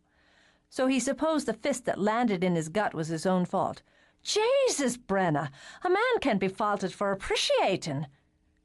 "You do that appreciating from a distance. If you make a move in that direction, I promise you I'll break both your legs." It was rare for him to lose his temper, so he recognized that he was coming dangerously close. To solve the matter, he simply cupped his hands under her elbows and lifted her off her feet until their eyes were level. Both shock and fury fired in hers. "Don't you threaten me. If I had thoughts of that nature regarding Mary Kate, then I'd act on them, and that would be between the two of us, and not you. Do you understand that?" "She's my sister," Brenna began, then subsided when he gave her one hard shake. "And that gives you the right to embarrass her and take punches at me when we've done no more than stand in my kitchen and talk? Well, I'm standing here talking to you too, and have countless times before. Have I ripped your clothes off and had my way with you?" He dropped her down on her feet again and stung her beyond belief by merely turning his back. "You should be ashamed where you've let your mind run," he said quietly. "I!" The tears were going to come after all. She struggled with them, swallowed viciously, then could only stare through them as Darcy came in. "I have to go," was the best she could manage. Then she fled through the back door. "Sean!" Darcy dumped empties in the sink and turned to glare at him. "What the divil did you do to make Brenna cry?" Guilt, anger, and emotions he didn't care to explore waged an ugly war inside him. "Oh, just bugger it," he snapped. "I've had enough of females for one night." She was mortified and full of misery. She'd upset, insulted, and embarrassed two people she cared about deeply. She'd butted in where it wasn't her business. No, she didn't believe that. It was her business. Mary Kate had been flirting outrageously, and Sean had been oblivious. Typical. But he wouldn't have stayed oblivious. Her sister was beautiful, she was sweet, she was smart, and she was most definitely a young woman in full bloom. Protecting her hadn't been the mistake, but the method had been clumsy and more than a little selfish, because, and she had to face it, she'd also been a woman defending her territory, of which Sean was also oblivious. All she could do now was mend her fences. She'd taken a long walk on the beach, to cry it out, to think it through, to settle herself, and to ensure that when she did return home, her parents would most likely be tucked into their beds so she could talk with Mary Kate alone. There was a light on outside shining over the porch, and another left burning in the front window. She left them both on, as she doubted her sister Patty would be back as yet from her Saturday date. Another wedding, she thought as she took off her jacket. More fussing and planning and cranky tears over flowers and fabric swatches. She couldn't for the life of her understand why a sensible person would want to go through all of that nonsense. Maureen had been a nervous wreck and had set the entire family on its ear before she finally walked down the aisle the previous autumn. Not that she hadn't looked lovely, Brenna thought as she hung her cap on the closet hook. All glowing and fresh in her billowy white dress and the lace veil their own mother had worn on her wedding day. Happiness had been like sunbeams, all but shining from her fingertips, and seeing that wash of love over her sister had made Brenna stop for a short while, feeling like 10 times a fool in her own fussy blue maid of honor gown. Now, if she herself ever took the plunge, and since she wanted children, what else could she do but marry eventually? Simplicity would be the order of the day. A church wedding would be fine. As she imagined, her mother's heart, and her father's as well, would be set on that for all their daughters. But she'd be damned if she would spend months looking at dresses and searching through catalogs and discussing the pros and cons of roses over tulips, or some such. She'd wear her mother's dress and veil, and maybe carry yellow daisies, as she had a fondness for them, and she'd walk down the aisle on her father's arm to the sound of pipes rather than a fusty old organ. And after, they'd have a party right here at the house, a big, noisy ceilidh where everyone could loosen their ties and relax. And what, she thought, shaking her head outside the door of the room that her youngest sisters, Mary Kate and Alice May, shared, was she doing dreaming of such things now? She slipped into the room, stood in the candy-coated female scent of it while her eyes adjusted, then picked her way over to the lump on the bed nearest the back window. "Mary Kate, are you awake?" "She is." Alice May's silhouette of a head and shoulders surrounded by a mass of wild curls popped up. "And I'm to tell you that she hates you like poison, always will until the day she departs this earth, and she's not speaking to you." "Go back to sleep." "How can I manage that, with herself there, coming in and burning my ears off with abuse of you? Did you really shove her out of the kitchen at Gallaghers and then curse at her?" "I did not." "She did," Mary Kate corrected in a stiff and formal voice. "And you'll kindly tell her, Alice May, to remove her skinny ass from my bedroom." "She says you're to remove—" "I heard her, for Christ's sake, and I'm not going." "Well, then, if she's not going, I am." Mary Kate started to get up, but found herself pinned. At the sound of muffled curses and struggle, Alice May eagerly switched on her bedside lamp to watch the show.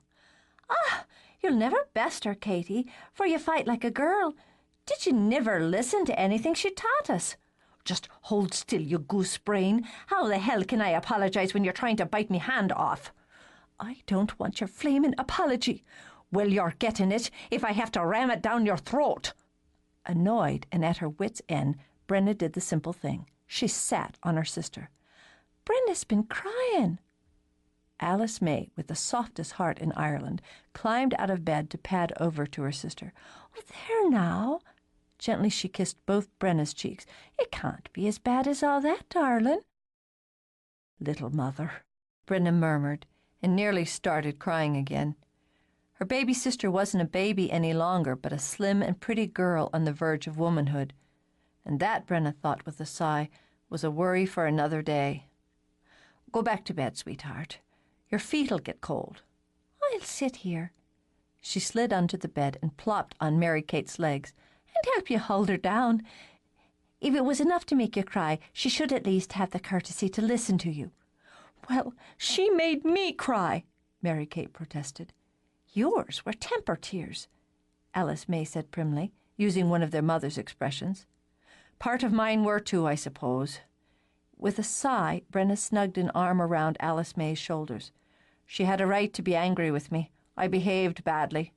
I am so sorry, Katie, for the way I acted and the things I said." "You are?" "Truly." Tears swam up again into her throat, into her eyes. "I just love you." "I love you, too." Mary Kate sobbed it out. "I'm sorry, too. I said awful things to you. I didn't mean them." "Doesn't matter." She shifted so that Mary Kate could scramble up to be held. "I can't help but worry about you," she murmured against her sister's hair. "I know you're grown up, but it's not easy to think of you that way. With Maureen and Patty, it's not so hard. Maureen's barely 10 months younger than me, and Patty came just a year after that. But with you two—" She opened her arms so Alice May could slip in as well. "I remember when each of you came along, so it's different somehow." "I wasn't doing anything wrong." "I know." Brenna closed her eyes. "You're so pretty, Katie. And I suppose you have to test your skills. I just wish you'd test them on boys your own age." "I have." With a watery laugh, Mary Kate lifted her head from Brenna's shoulder and grinned. "I'm thinking I'm ready to move up a level." "Oh, Mother Mary." Brenna closed her eyes. "Just answer me this. Do you fancy yourself in love with Sean?" "I don't know." She moved her shoulders restlessly. "I might be. It's just that he's so handsome, like a knight on a white charger. And he's like a poet, so romantic and deep somehow. He looks at you right in the eye. A lot of boys aim their eyes a bit lower, so you know they're not thinking about you, but about the possibility of getting you out of your blouse. Have you ever noticed his hands, Brenna? His hands, she said, thinking. Long, narrow, clever, gorgeous. They're artist hands, and you just know, looking at them, how they might feel if he touched you.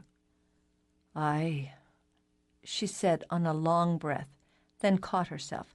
What I mean to say is I can understand how he'd stir certain, well, juices, being as he's pretty. I just want you to have a care, that's all. I will. There now, you're all made up. Alice May got up, kissed both of them. Now, will you go away, Brenna, so we can all get some sleep? Brenna didn't sleep much, and when she did, there were dreams. Odd and jumbled dreams with moments of clarity that almost hurt the brain. A white-winged horse carrying a rider dressed in silver, with his long black hair flying away from a finely sculpted, handsome face. He flew through the night with stars burning around him, higher and higher toward the glowing white ball of a full moon, a moon that dripped light like tears, tears he gathered like pearls in his bag of shining silver, pearls that he poured unto the ground at the feet of Lady Gwen as they stood outside the cottage on the fairy hill. These are the tears of the moon. They are my longing for you. Take them and me. But she shed her own tears as she turned away from him, denied him, refused him, and the pearls glowed in the grass, and the glowing became moonflowers. And it was Brenna who picked them, by night, when their delicate white petals were open. She laid them on the little stoop by the cottage door, leaving them there for Sean because she lacked the courage to take them inside and to offer.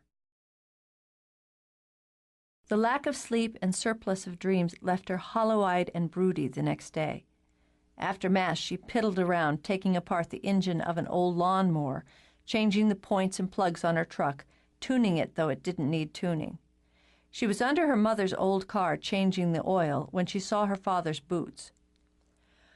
Your ma said I should come out here and see what's weighing on your brain before you take it into your head to strip the engine out of this old tank. I'm just seeing to some things that need seeing to. I see that. He crouched down, then, with a wheezy sigh, scooted under the car with her. So you've nothing on your mind? Maybe I do. She worked a few moments in silence, knowing he would let her gather her thoughts. Could I ask you something? You know you can. What is it a man wants? Mick pursed his lips, pleased to see how quick and competent his daughter's hands were with a wrench. Well, a good woman, steady work, a hot meal, and a pint at the end of a day satisfies most. It's the first part I'm trying to figure here. What is it a man wants from a woman? Oh, well, now, flustered and not a little panicked, he started to scoot out again. I'll get your mother. You're a man, she's not. Brenna caught his leg before he could escape. He was wiry, but she had a good grip. I want, from a man's own mind, what it is he's looking for in a woman. Ah, well, common sense, he said a bit too cheerily. That's a fine trait, and patience. A man needs patience from a woman, truth to be known. Time was he wanted her to make him a nice, comfortable home, but in today's world, and as I have 5 daughters, I have to live in today's world. That's more a give-and-take sort of arrangement, a helpmate. He grabbed the word like a rope tossed over the edge of a very high cliff with a very narrow ledge that was rapidly crumbling under his feet. A man wants a helpmate, a life's companion. Brenna gave herself a little push so she could sit out beside the car. She kept her hand on his ankle, for she sensed he'd bolt if she gave him the chance. I think we both know I'm not talking about common sense and patience and companionship. His face went pink, then white. I'm not talking to you about sex, Mary Brenna, so get that idea right out of your head. I'm not having a conversation with my daughter about such a matter. Why? I know you've had it, or I wouldn't be here, would I? Be that as it may, he said, and closed his lips. If I were a son instead of a daughter, we could discuss it. You're not, so we aren't, and that's the end of it. Now he folded his arms as well. Sitting as he was, he made Brenna think of an annoyed leprechaun, and she wondered if Jude had used him as a model for one of her sketches. And how am I to get my mind around something if it can't be discussed? Since Mick didn't give a hang about the logic of that at the moment, he simply scowled off into the distance. If you must talk of such things, speak with your mother. All right, never mind then. She'd go at this from a different angle. Hadn't he been the very one to teach her there was always more than one way to approach a job of work? Tell me something else. On another topic entirely? You could say that. She smiled at him, patting his leg. I'm wondering if there was something you wanted, had wanted for some time. What would you do about it? If I've wanted it, why don't I have it? Because you haven't made any real effort to get it as yet. And why haven't I? He arched his sandy brows. Am I slow or just stupid? Brenna thought it over, decided he couldn't know he'd just insulted his firstborn. Then she nodded slowly. Maybe a bit of both in this particular case. Relieved to have the conversation turn to a safe area, he gave her a fierce grin. Then I'd stop being slow, and I'd stop being stupid, and I'd take good aim at what I wanted and not dawdle about. Because when an O'Toole takes aim, by Jesus, he hits his mark. That, she knew, was true enough, and was certainly expected. But maybe you're a bit nervous and not quite sure of your skill in this area. Girl, if you don't go after what you want, you'll never have it. If you don't ask, the answer's always no. If you don't step forward, you're always in the same place. You're right. She took his shoulders, transferring a little grease from her hands to his shirt as she kissed him soundly. You're always right, Dad, and that's just what I needed to hear. Well, that's what a father's for, after all. Would you mind finishing up this business here? She jerked a thumb under the car. I don't like to leave it half done, but there's something I have to see to. But that's not a problem. He wriggled under the car and, delighted he'd put his daughter's mind at ease, whistled while he worked. Chapter 5. Sean steeped his tea until he could have danced the hornpipe on its surface, then unearthed the day-old scones left over from the pub. He had an hour before he had to be at work, and he intended to enjoy his little breakfast and read the paper that he picked up in the village after Mass. The radio on the counter was playing traditional Gaelic tunes, and the kitchen hearth was crackling with a fine turf fire. For him, it was a small slice of heaven. Before long, he'd be cooking for the Sunday crowds, and Darcy would be in and out of the kitchen at Gallaghers, needling him about something or other. And this one or that would have something to say to him. He imagined Jude would slip in for an hour or two, and he'd make sure she had a good, healthy supper. He didn't mind any of that, not a bit. But if he didn't grab a handful of alone time now and again, it felt as if his brain would explode. He could imagine himself living in the cottage for the rest of his life, with the bad-tempered black cat stretched out by the fire, wallowing in quiet morning after morning. His mind drifted along with the pipes and flutes flowing from the radio. His foot began to tap. And then the loud thud at his back door set his heart shooting straight to his throat. The big yellow hound grinned at him, her tongue hanging out and her massive paws pressed against the glass. Sean shook his head, but he got up to go to the door. He never minded the O'Toole's Betty. She was fine company, and after a bit of a scratch and stroke, she would curl up and settle into her own dreams. Bub arched his back and hissed, but that was routine rather than true annoyance. When the patient Betty didn't react, the cat merely turned his tail up and began to wash. "Out and about, are you now?" Sean said as he let Betty in out of a brisk wind that hinted of rain. "Well, you're welcome to share a scone and the fire, no matter what that divil there says about it." But as he started to close the door again, he spotted Brenna.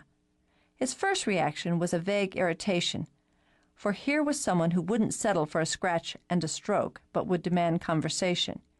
Kept the door open and stood between the wind and the warmth as he watched her.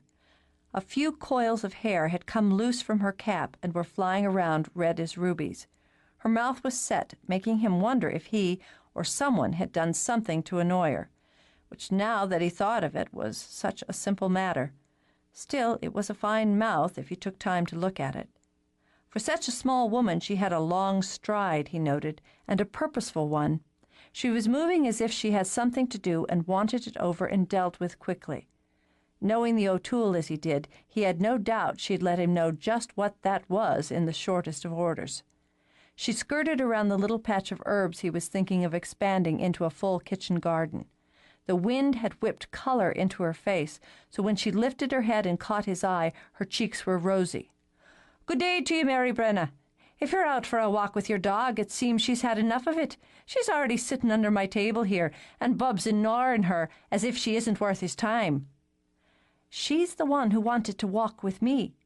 "Sure, and if you walked now and then, instead of marching as you do, she might stay along with you longer. Come in out of the wind."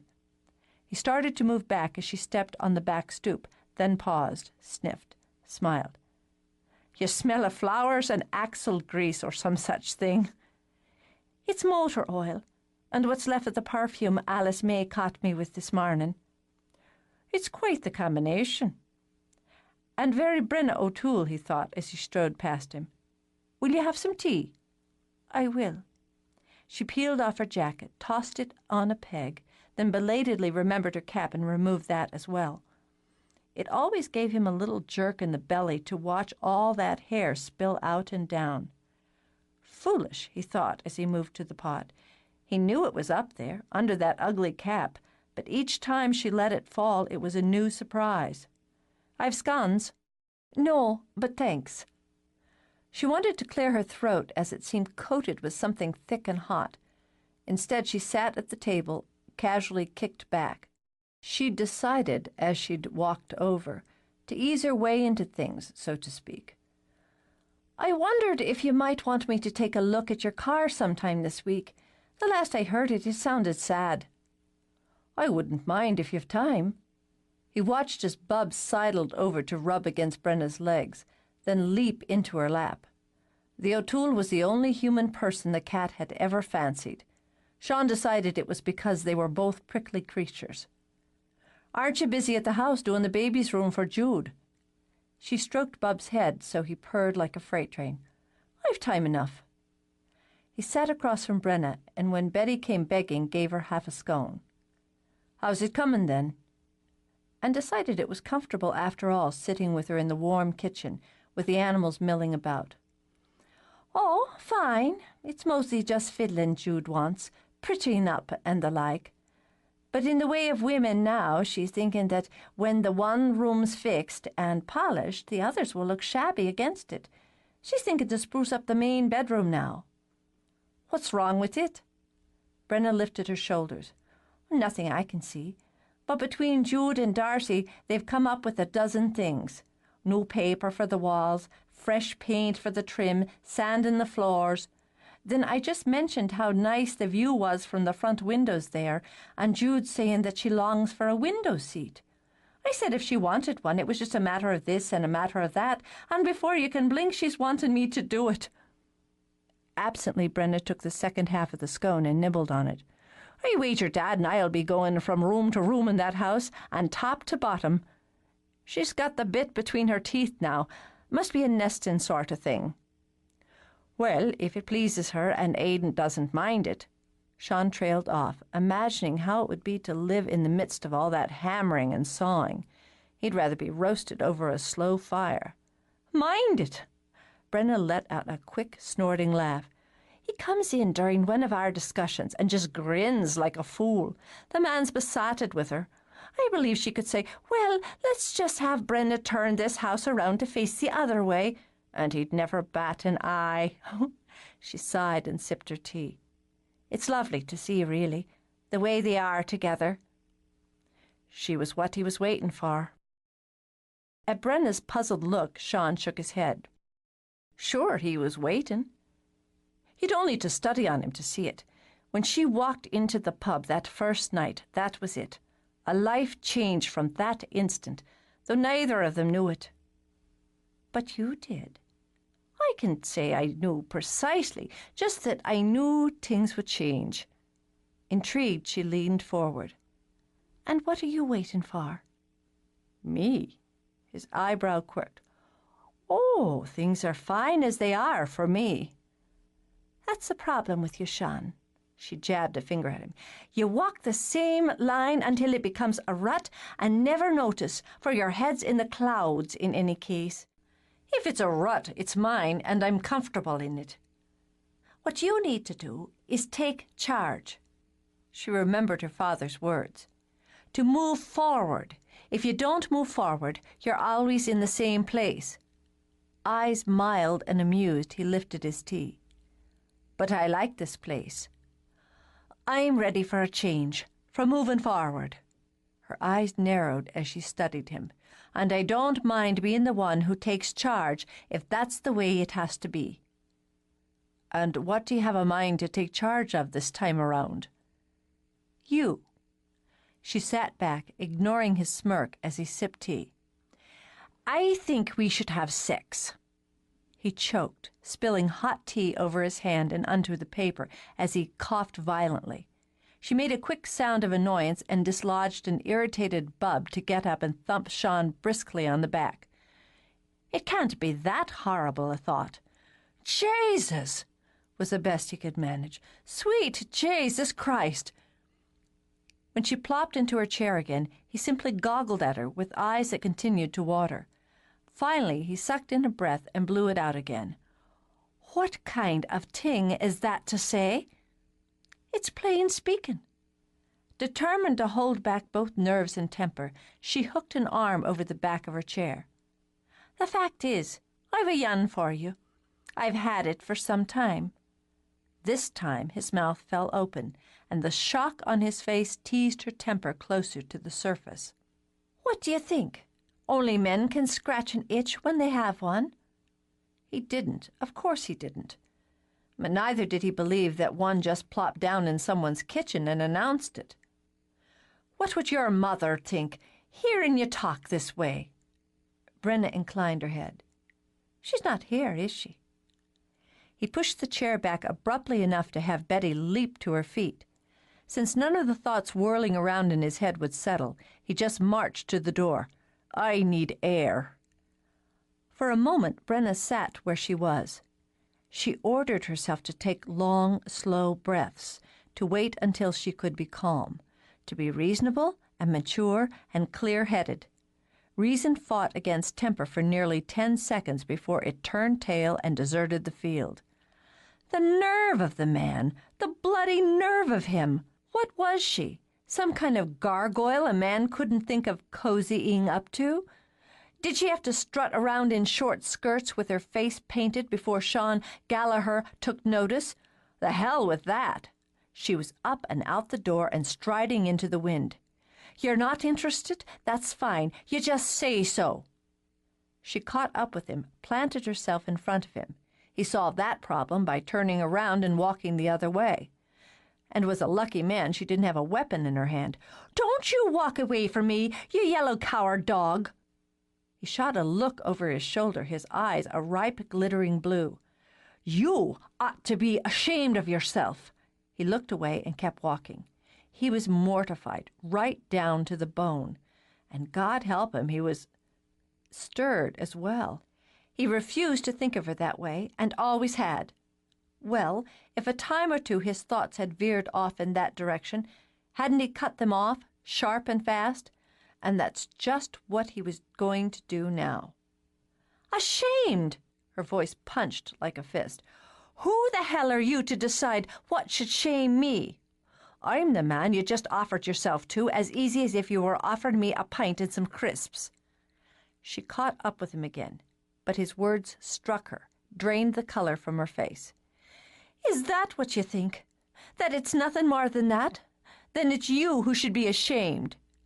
He could see the hurt in her eyes, and it only added to the massive confusion he found himself tangled in. Brenna, you don't just go around saying, let's have sex to a man. It's just not right. But it's fine for a man to go around saying it to a woman. No, I don't think that either. It should... Mother of God, I can't have a conversation like this with you. You're all but family. Why is it the men I know can't speak of sex as a normal human function?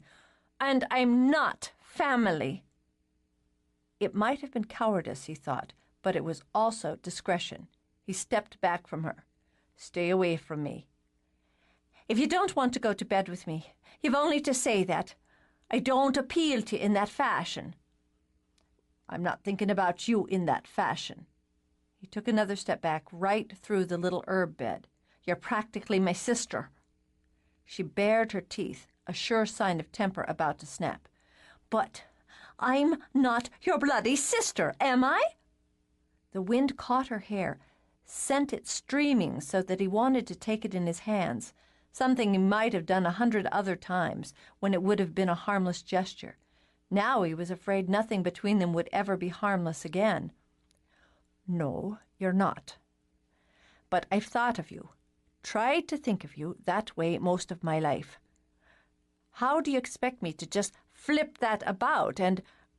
I can't do it, he said quickly when his blood began to stir again. It's just not right. You don't want to have sex with me. That's your business. She nodded coolly. Others do. With this, she turned on her heel and started to march toward home. Wait a damn minute!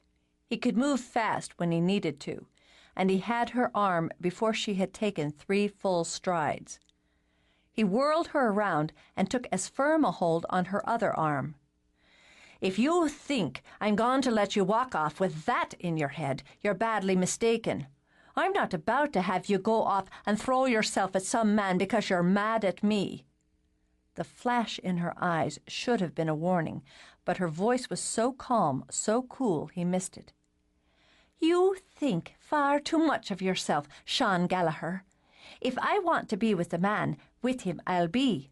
You've nothing to say about it. It may come as a shock to you, but I've had sex before, and I like it. I'll have it again when I please. She might as well have plowed the business end of a sledgehammer into his gut. You? Who? That's a matter of my concern, she interrupted with a smug look in her eye, and none of yours. Now let go of me. I've nothing more to say to you. Well, I've plenty more to say to you. But he couldn't think of a thing, not with images of Brenna wrapped around some faceless man burning into his brain. She tossed back her head, and her eyes burned once more into his. Do you want to have sex with me or not? Truth or lie? He was suddenly certain that either answer would send him straight to hell, but he thought the lie safer. No. Then that's the end of it. Humiliated, furious, she shoved away. Then, perhaps it was pride, or perhaps it was just need, but she acted before she thought. In one easy leap, she was in his arms, her legs locked around his waist, her mouth fused to his. She thought she heard Betty bark, once, twice, 3 times in rapid succession, almost like a laugh. She clung like a burr. When Sean staggered, then bit, not so lightly, his bottom lip. Someone moaned. She didn't know or care who, and she poured everything she had into that fierce and hot mating of lips. She'd caught him by surprise. That was why he didn't shake her loose. Of course it was. It was simply an instinctive reaction to grip that wonderfully tight bottom in his hands, then to let them slide up her back and get lost in her hair. And that quick intake of breath had been a shock. It wasn't his fault that the scent and flavor of her assaulted him because of it and made his head spin. He had to stop, for her sake. He had to stop this now. In just a moment. Sooner or later. The wind spun around them in chilly ribbons. The sun buried itself behind clouds, shimmering out fragile light as a soft, soft rain began to fall. He all but felt the blood draining downward out of his head, leaving it empty but for the image of carrying her back inside and up the stairs so he could tumble her into bed and have more. Then she was shoving him again, jumping down. Through the lust clouding his vision, he saw her sharp sneer. "I thought you should have a sample of what you've turned away." While he stood there, aroused beyond speech, she brushed off the sleeve of her shirt. "I'll have a look at your car when I have a bit of time to spare. You'd best get down to the village. You're running late for work." He didn't speak when she strolled away, and was still standing in the quiet rain when she and the yellow dog disappeared over the rise. "You're late," Aidan said the minute Sean came in the kitchen door of the pub. "Then fire me or get out of my way." At the unusually surly response, Aidan lifted his eyebrows, watching as Sean wrenched open the refrigerator and started pulling out eggs and milk and meat. "It's hard to fire a man who owns as much of the business as I do myself." Sean banged a pot onto the stove. "Then buy me out, why don't you?" When Darcy pushed into the kitchen, Aidan held up a hand, shook his head, and motioned her back. She didn't look pleased about it, but she stepped back out again. "What's the matter?" "Nothing's the matter. I've things on my mind and work to do." "I've never known you not to be able to work and run your mouth at the same time." "I've nothing to say and meat pies to make." "What the hell's with women anyway?"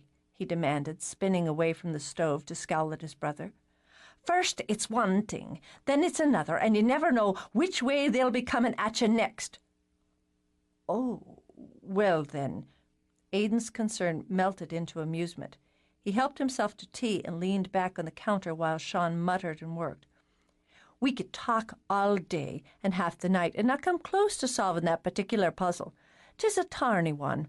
But it's more pleasant to have a female causing you problems than to have no female at all, don't you think?" "No, not at the moment." Aidan only laughed. "Well, which one is it that's causing you grief?" "It's no one. It's nothing. It's ridiculous." Not saying." Aidan sipped and considered. "Must be in the way of a serious matter, then." "Aisy for you to smile and look smug." Sean tossed back with bitter annoyance. "All cozied up as you are with your Jude Francis." "I reckon it is," Aidan nodded. "But it wasn't always, and you gave me good advice when I was at my own wit's end. Maybe you should take some time and give yourself some on this, if you don't want to hear from me." "I don't want a woman in my life just at the moment," Sean muttered. "And this particular one won't do at all. Just won't." He tried not to think of that wild and wicked kiss, or the way Brenna's compact body had plastered itself to his. "No, it won't," he said again, then adjusted the fire under the pot of meat filling with a sharp turn of his wrist. "You'd know best what suits and what doesn't. I'll just say there comes a time when your head's telling you one thing and the rest of you won't listen. A man can be a child when it comes to a woman, wanting what he shouldn't have and taking more than he can handle. Knowing something's not good for you doesn't stop you from wanting it." "I wouldn't be good for her." Calmer now, Sean took out a bowl to make the pastry for the pies. "Even if there weren't other factors involved, I wouldn't be good for her, so that's the end of it." With the flour and water mixed to a firm dough, he covered the bowl and stuck it into the refrigerator. "I'll be making poundies," he told Aidan while he creamed butter and suet for the next stage of the pastry. "And I've some samphire that young Brian Duffy picked for me that I've pickled into jars, so we'll have that tonight as well, as it goes nicely with the salmon you bought this morning. You tell Jude to come over so I can fix her a plate." "I will. Thanks." "Sean," he broke off as Darcy shoved through the door again, looking aggrieved. "You ask me to come down early, then you push me back out the door. If the pair of you are going to stand in here and tell your little men's secrets, I'm going back upstairs and doing my nails, since we don't open for nearly an hour as yet." "Let me pour you a cup, darling, for I've abused just something terrible." Aidan gave her a little pat on the cheek, then pulled a chair out at the table with a flourish. "Well, I'll have a cup, but I want some biscuits with it."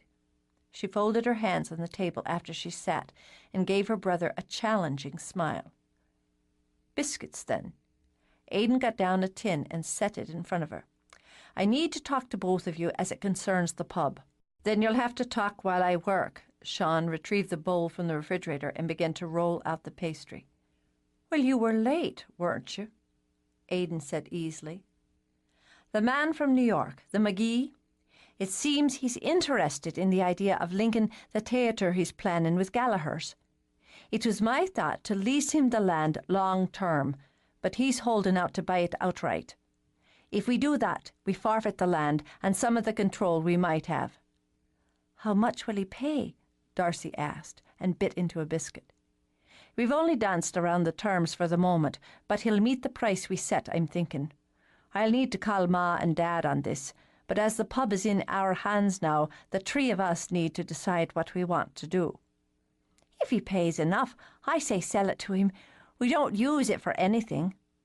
"It's land," Sean said, sending Darcy a glance as he covered the rectangle of rolled-out pastry with the mixture of suet and butter. "Our land. It's always been ours. And it'll be money. Our money." "I've thought on both ends of that." Aidan pursed his lips while he turned his cup of tea around and around. "If we don't agree to sell, McGee could find himself another plot for his project. And the theatre could be a benefit to the pub, if we keep some sort of handle on it. He strikes me as a sharp one, and one I'd rather deal with face to face than over the phone. But he says he can't come here now, as he's into some other business and can't leave it until it's done." "So send me to New York." Darcy fluttered her inky lashes. "And I'll charm him into opening his wallet wide." Aidan let out a quick hoot. "I don't think charm is what works with this one. It's a pounds and pence matter to him, to my thinking. I've a mind to ask Dad to take a trip into New York to meet with this McGee, as Dad's as sharp as any Yank wheeler dealer. But before we do that, what do we three here, want from this?" "Profit," Darcy said immediately, and finished off a biscuit. "That, yes, but what in the long term?" "Reputation," Sean said, and Aidan looked up at him. "We've been working around to making Gallaghers a centre for music over the last few years. Have our name in the guidebooks, don't we, as a place for good food and drink, and for the music we have or bring in? Haven't you had bands calling you now, or the managers of them inquiring about bookings?" "Sure, and we do well there," Aidan agreed. "If this man McGee has a mind to expand the entertainment, the music in Ardmore, and bring in more tourists, more customers, it'll add to our reputation."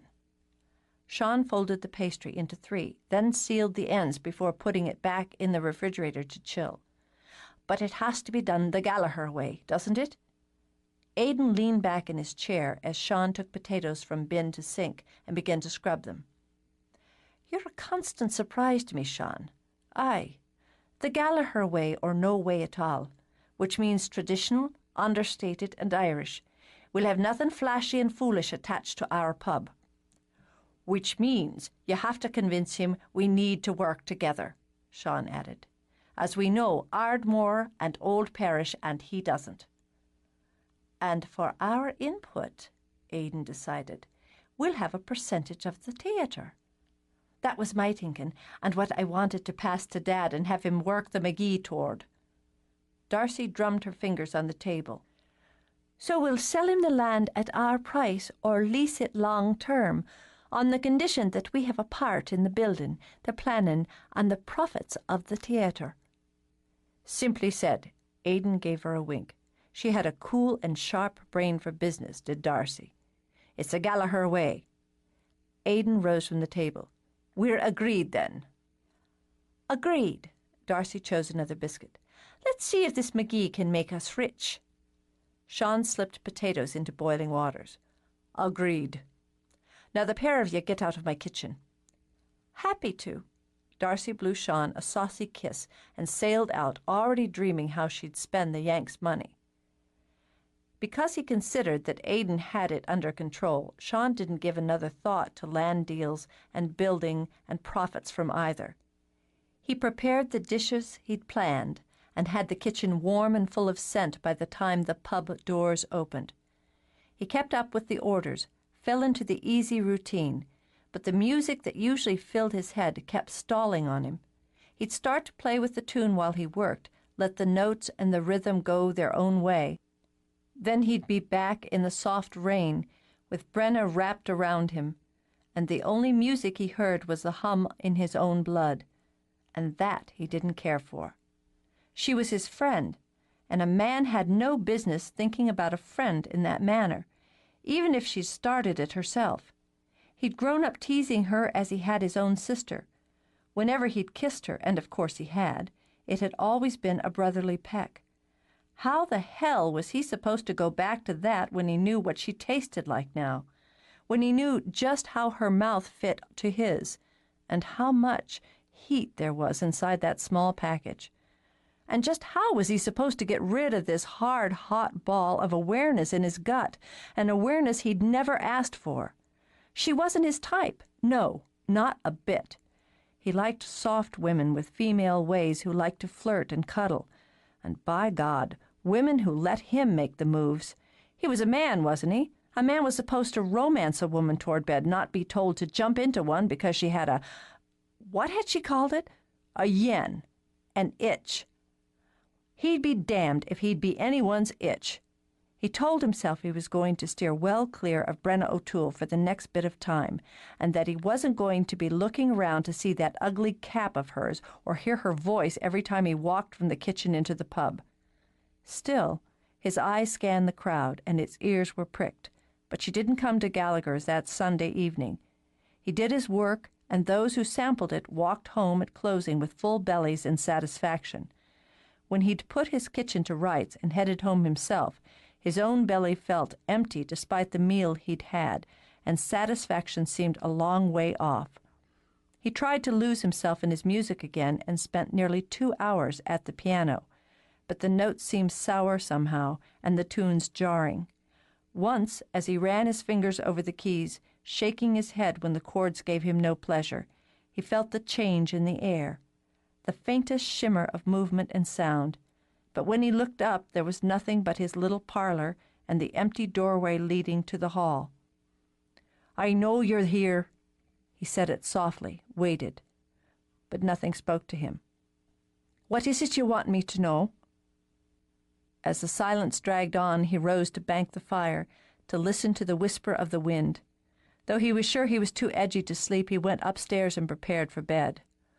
Almost as soon as his head settled on the pillow, he drifted into dreams of a lovely woman standing in the garden while the moonlight silvered her pale gold hair.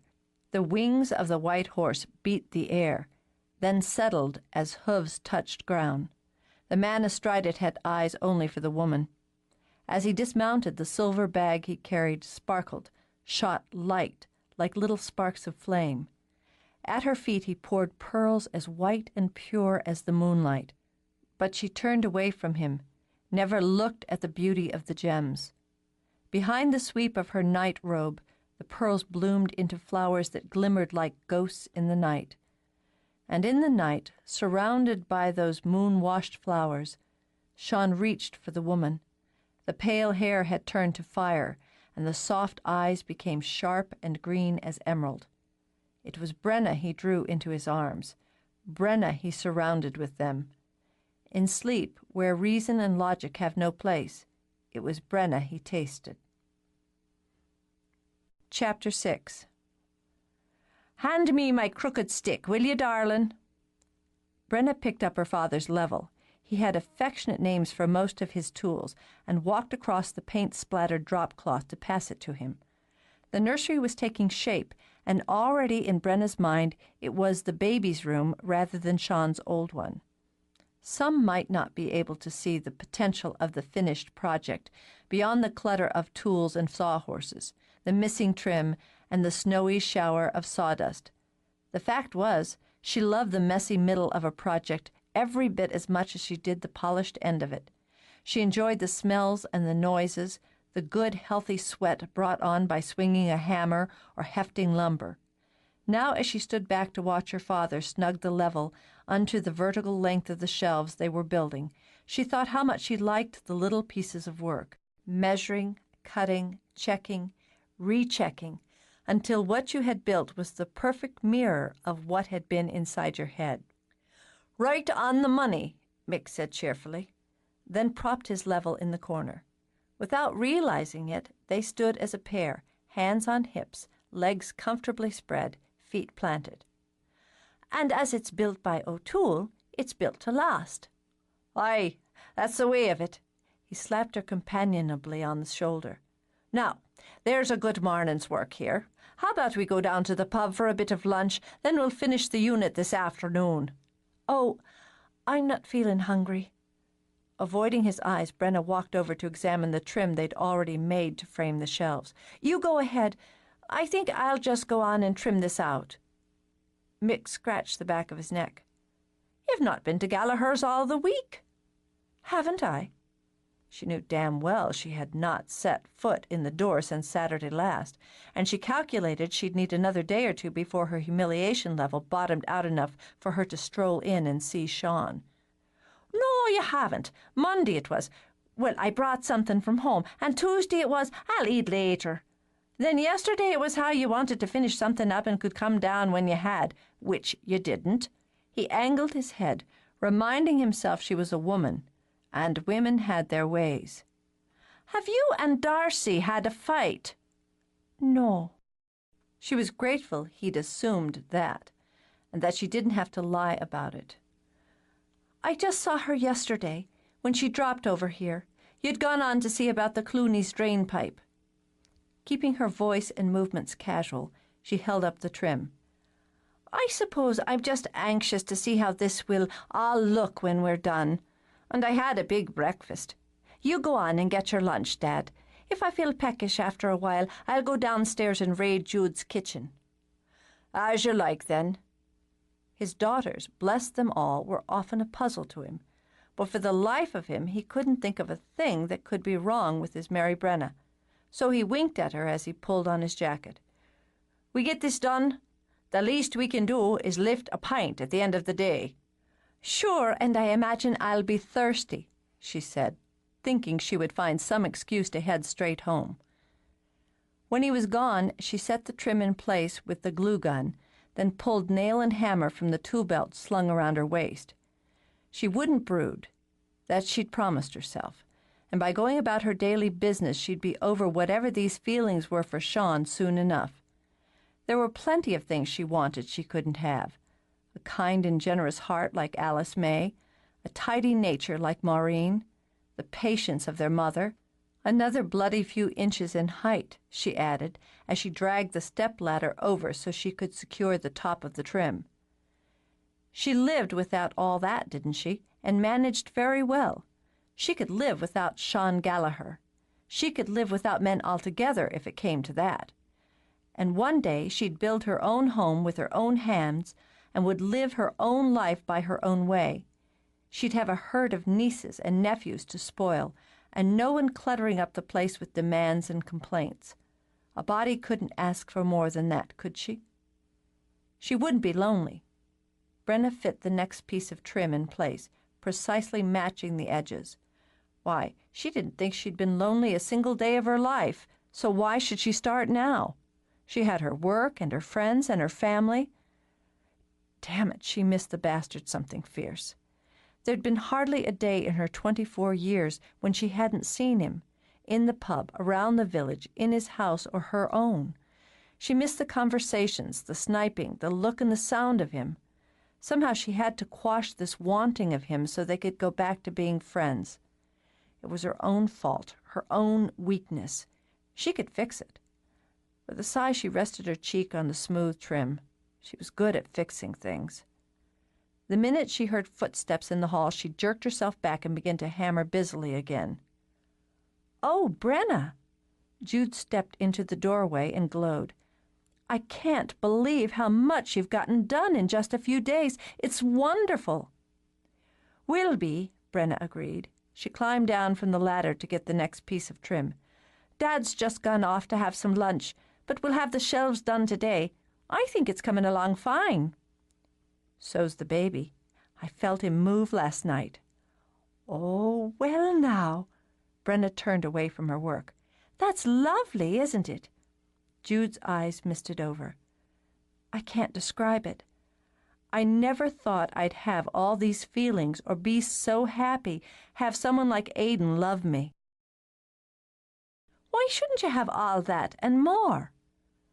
I never felt good enough or smart enough or clever enough. Resting a hand on her belly, she wandered over to run a finger down the new trim. Looking back now, I can't see why I felt so, well, inadequate. No one made me feel that way but myself. But you know, I think I was meant to be that way, feel that way, so that step by step my life would lead me right here. Now that's a fine and Irish way to look at things. Destiny, Jude said with a half laugh. You know, sometimes I wake up at night in the dark, in the quiet, with Aidan sleeping beside me, and I think, here I am, Jude Frances Murray. Jude Frances Gallagher, she corrected with a smile that brought out the dimples in her cheeks. Living in Ireland by the sea, a married woman with a life growing inside me, a writer with a book about to be published and another being written, and I barely recognize the woman I was in Chicago. I'm so glad she's not me anymore. She's still a part of you, or you wouldn't appreciate who you are now and what you have. Jude lifted her brows. You're absolutely right. Maybe you should have been the psychologist. No, thanks all the same. I'd much sooner hammer at wood than at someone's head. Brenna set her teeth and whacked a nail, with a few minor exceptions. Ah, Jude thought. Just the opening she'd been hoping for. And would my brother-in-law be at the top of that list of exceptions? At the question, Brenna's hand jerked, missing the mark and bashing her thumb with the hammer. Bloody buggerin' hell! Oh, let me see, is it bad? Brenna hissed air through her teeth as pain radiated, and Jude fluttered around her. No, it's nothing. Clumsy, flamin' idiot. My own fault. You come down to the kitchen. Put some ice on it. It's not much of a thing, Brenna insisted, shaking her hand. Down. Jude took her arm and pulled her toward the door. It's my fault. I distracted you. The least I can do is nurse it a little. It's just a bump. But Brenna let herself be towed down the stairs and back to the kitchen. Sit down. I'll get some ice. Well, it won't hurt to sit a minute. She'd always been easy in the Gallagher kitchen. Little had changed in it since she'd been a girl, though Jude was adding her mark here and there.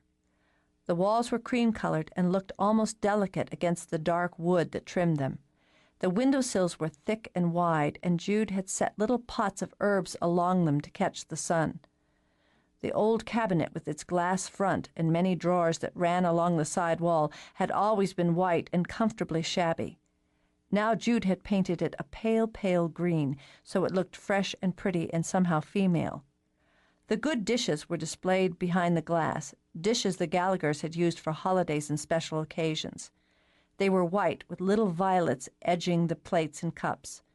The small hearth was of cobbled stone, and the carved fairy that Brenna had given Jude for her 30th birthday guarded the fire that simmered there. It had always been a home, Brenna thought, and a fine, warm one. Now it was Jude's. This room suits you, Brenna said, as Jude carefully wrapped an ice-filled cloth around Brenna's injured thumb.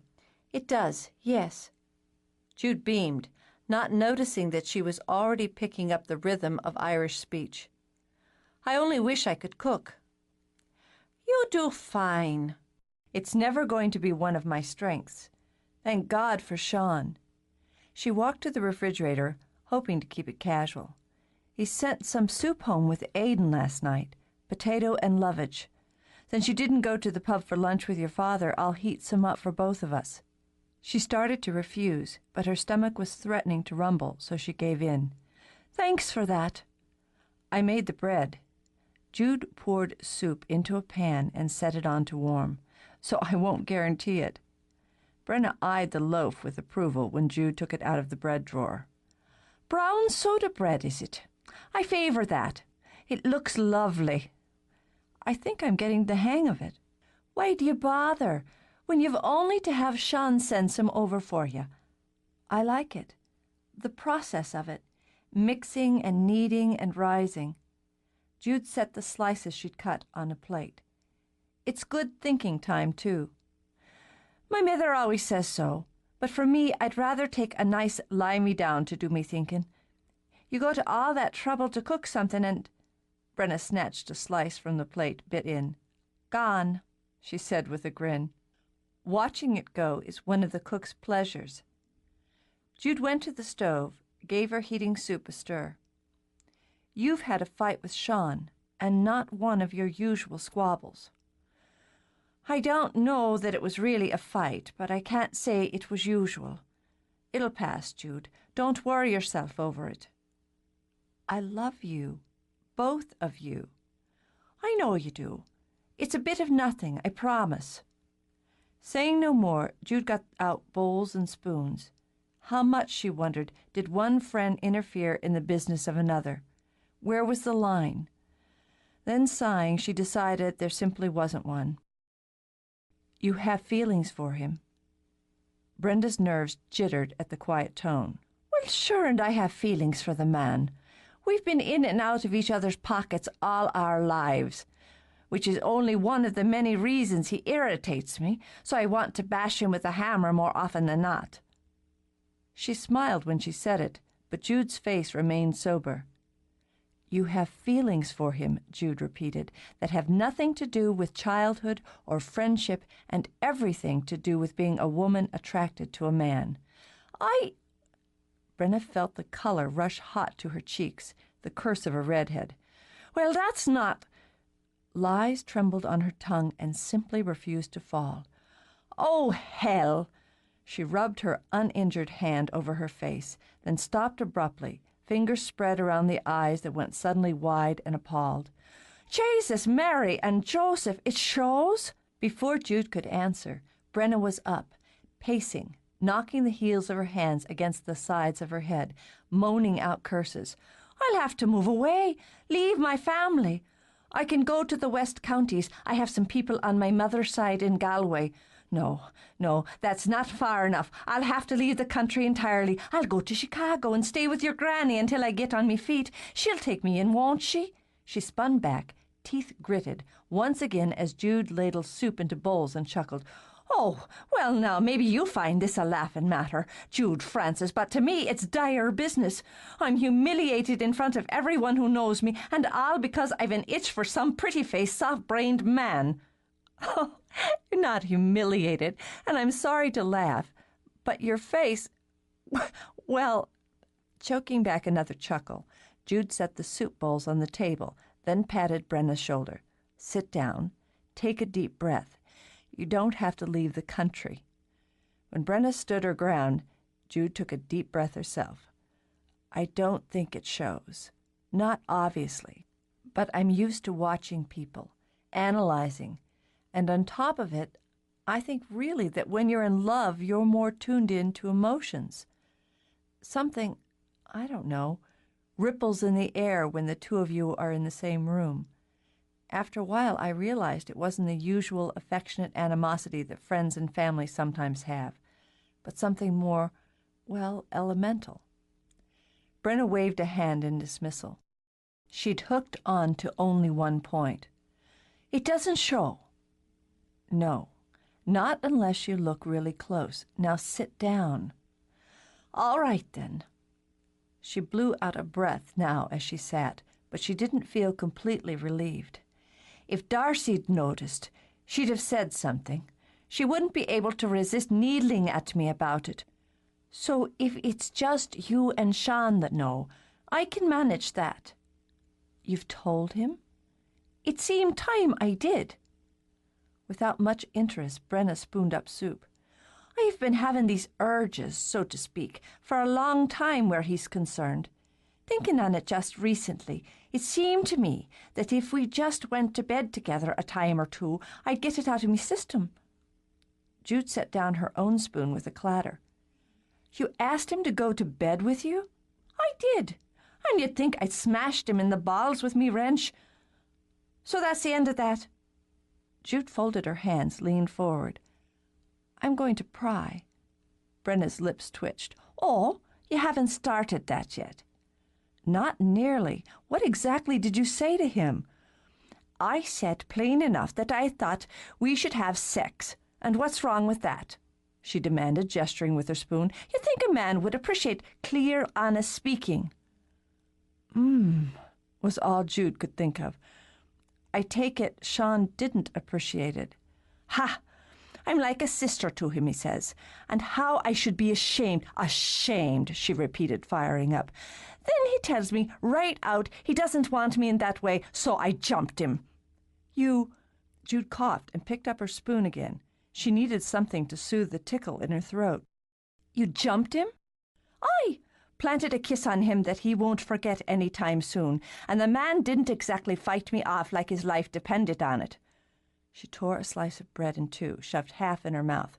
After I was done with that, I left him standing there looking shell-shocked. I imagine. He kissed you back. Sure, he kissed me back. She tossed that off with a shrug. Men are predictable that way. Even if a woman isn't to their taste, they're likely to take a sample, aren't they? Yes, I suppose. Unsure of her ground, Jude went back to, And now I'm steering clear of him for a while, Brenna continued, as I can't decide if I'm more angry or embarrassed about the matter. He's been very distracted the last few days. Has he now? And short-tempered. Brenna found her appetite coming back. I'm delighted to hear it. I hope he suffers, the donkey's ass. If I wanted a man to suffer, I think I'd want to watch him while he did it. Jude swallowed more soup. But that's just me. I suppose there's no harm in stopping by the pub after work today. Brenna sent Jude a quick and wicked grin. Thanks. Oh, any time. Brenna went through the rest of her workday whistling, her mood bright and her hands nimble. She supposed it wasn't very charitable of her to take such pleasure in the idea of another's unhappiness, but she was human after all. When she walked into Gallaghers, she was more cheerful than she'd been in days. It was early enough to be quiet, with only a scattering of the tables occupied. Far from being worked off her feet, Darcy was standing at the bar talking to Big Jack Brennan. You go on and sit with your friends, she told Mick when she spotted a couple of his cronies already planted by the fire with pints. I'll just sit at the bar and catch up with Darcy. I'll do that, and you'll have her bring me a pint, won't you, darling? I will. Brenna angled left and slid onto a stool beside Jack. Well, now, here's a stranger. Aidan automatically put a pint and a glass under the taps, as he knew the preferences of his regulars. Where is it you've been hiding yourself, Mary Brenna? In your own home. You have to look at your baby's room when you get there, and let me know what you think. That I'll do. We left your bride sighing and sniffling over the shelves we've just finished. Even as she spoke, Brenna had one eye on the kitchen door. And how are you, Jack? I'm fine and well, Brenna. And you? The same. You're not falling in love with our Darcy here now, are you? He blushed like a ripe beet. Jack had a face as big as the moon and shoulders wide as County Waterford, and he never failed to colour like a schoolboy when teased about women. I've more sense than that. She'd squash my heart like a bug. Ah, but you'd die a happy man, Darcy told him.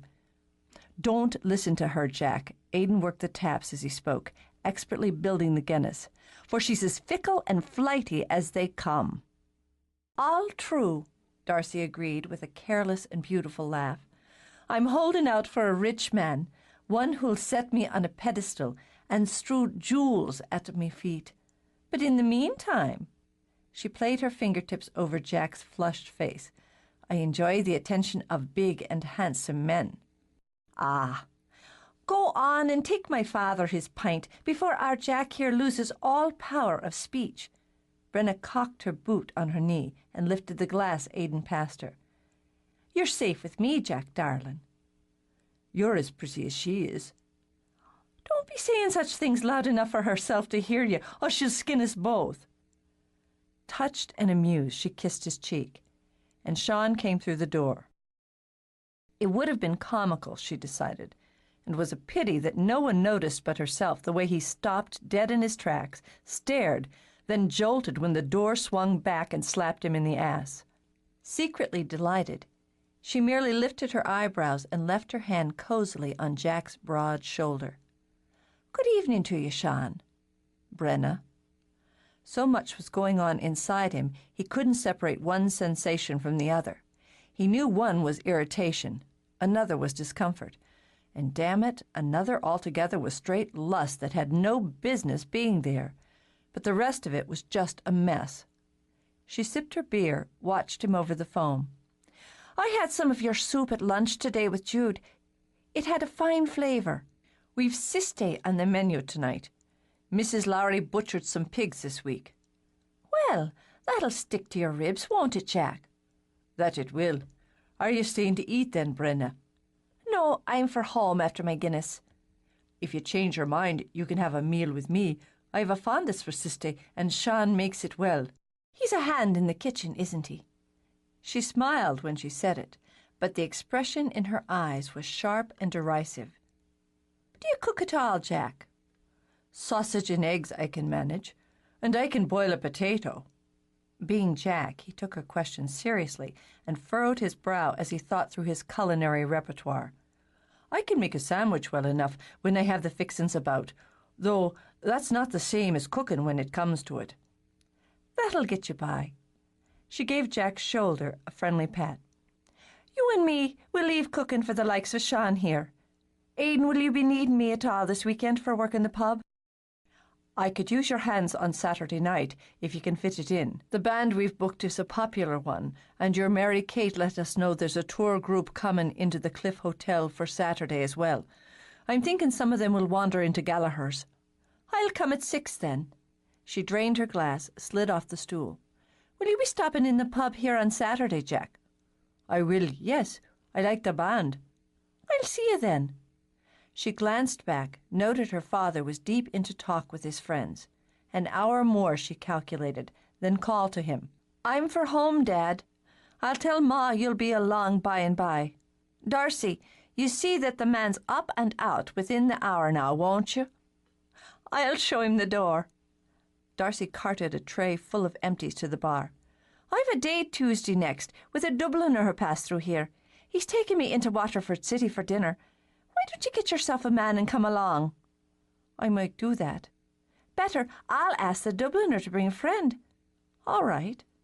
Brenna didn't have any interest in having dinner in Waterford with strangers, but it was so satisfying to plan it with Sean listening.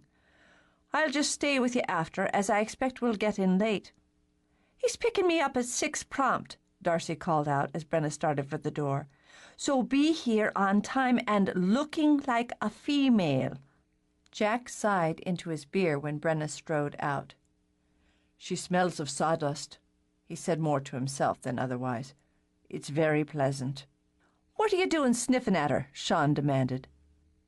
Jack just blinked at him. "What?" "I'll be back in a minute."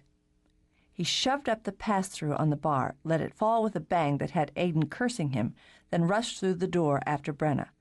"Wait a minute, Mary Brenna. Just a damn minute." She paused by the door of her truck and for one of the first times in her life felt the warm glow of pure female satisfaction stream through her. A fine feeling, she decided. A fine feeling altogether. Schooling her face to show mild interest, she turned. "Is there a problem, then?" "Yes, there's a problem. What are you doing flirting with Jack Brennan that way?" She let her eyebrows rise up under the bill of her cap. "And what business might that be of yours, I'd like to know? A matter of days ago, you're asking me to make love with you, and I turn around and you're cozying up to Jack and making plans to have dinner with some Dubliner." She waited one beat, then two. "And?" "And," flustered and furious, he glared at her. "And it's not right." She only lifted a shoulder in dismissal, then turned to open the truck door. "It's not right," he repeated, grabbing her again and turning her to face him. "I'm not having it." "So you said in clear terms." "I don't mean that." "Oh.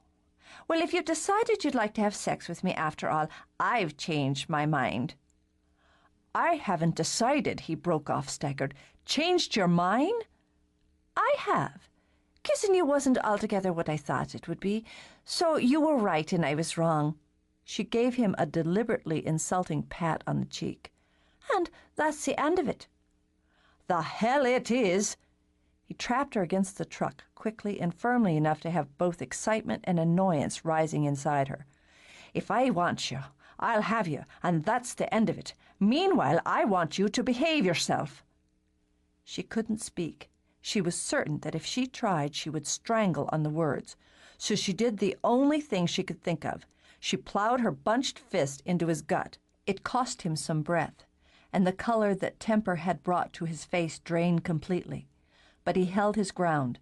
The fact that he did, that he could, when she knew she had a solid punch, sent another trickle of excitement sliding through her. "We'll talk about this, Brenna, in private." "That's fine. I've plenty to say." Satisfied that he had made his point, he stepped back. "You can come by the cottage in the morning." Seething, she climbed into the truck, slammed the door. "I could," she told him as she started the engine, "but I won't. I came to see you once, and you spurned me. I won't be back." He stepped back again to save his toes from being run over. If she wouldn't come to him, he thought as she drove away, he'd find another way to get her alone so they could come to terms, he supposed it was, in private. Chapter 7. A body would think the woman had never jumped into his arms and kissed him senseless. A man could start believing himself delusional and that she had never sat across from him at his own kitchen table and suggested they have a romp in bed. But she had done both of those things. He knew it because every time he came within a foot of her, the muscles in his belly knotted. Sean didn't care for it, not a bit.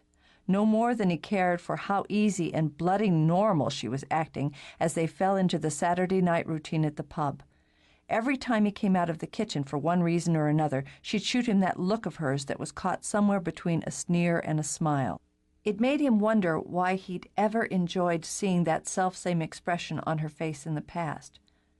Brenna worked the set of taps at one end of the long chestnut bar while Aidan manned those at the other end. She talked with the customers, laughed with old Mr. Riley, who was in the habit of asking every pretty young thing to be his bride.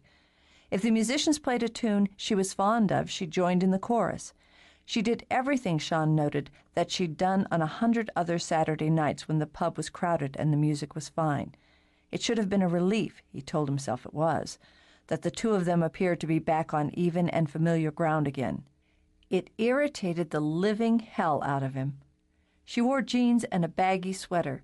He'd probably seen that same sweater on her 20 times or more.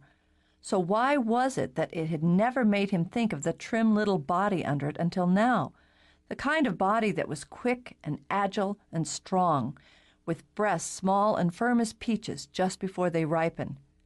Distracted, he burned his fingers on the hot oil as he scooped out chips and cursed himself for thinking, even for a minute, of sliding his hands up and over that body, those breasts. That had been her plan, he decided. The devious witch.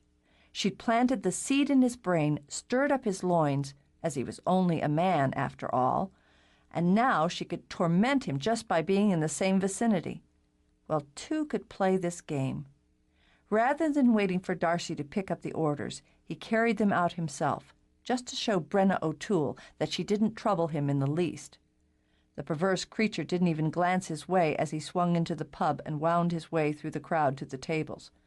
No, just to annoy him, he was sure, she pulled taps and continued a conversation with a couple of tourists as if they were all the best of mates and this was their Saturday night reunion.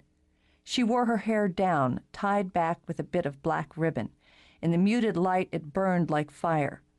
He wished he could keep his mind off her hair. He wished he had his hands in it.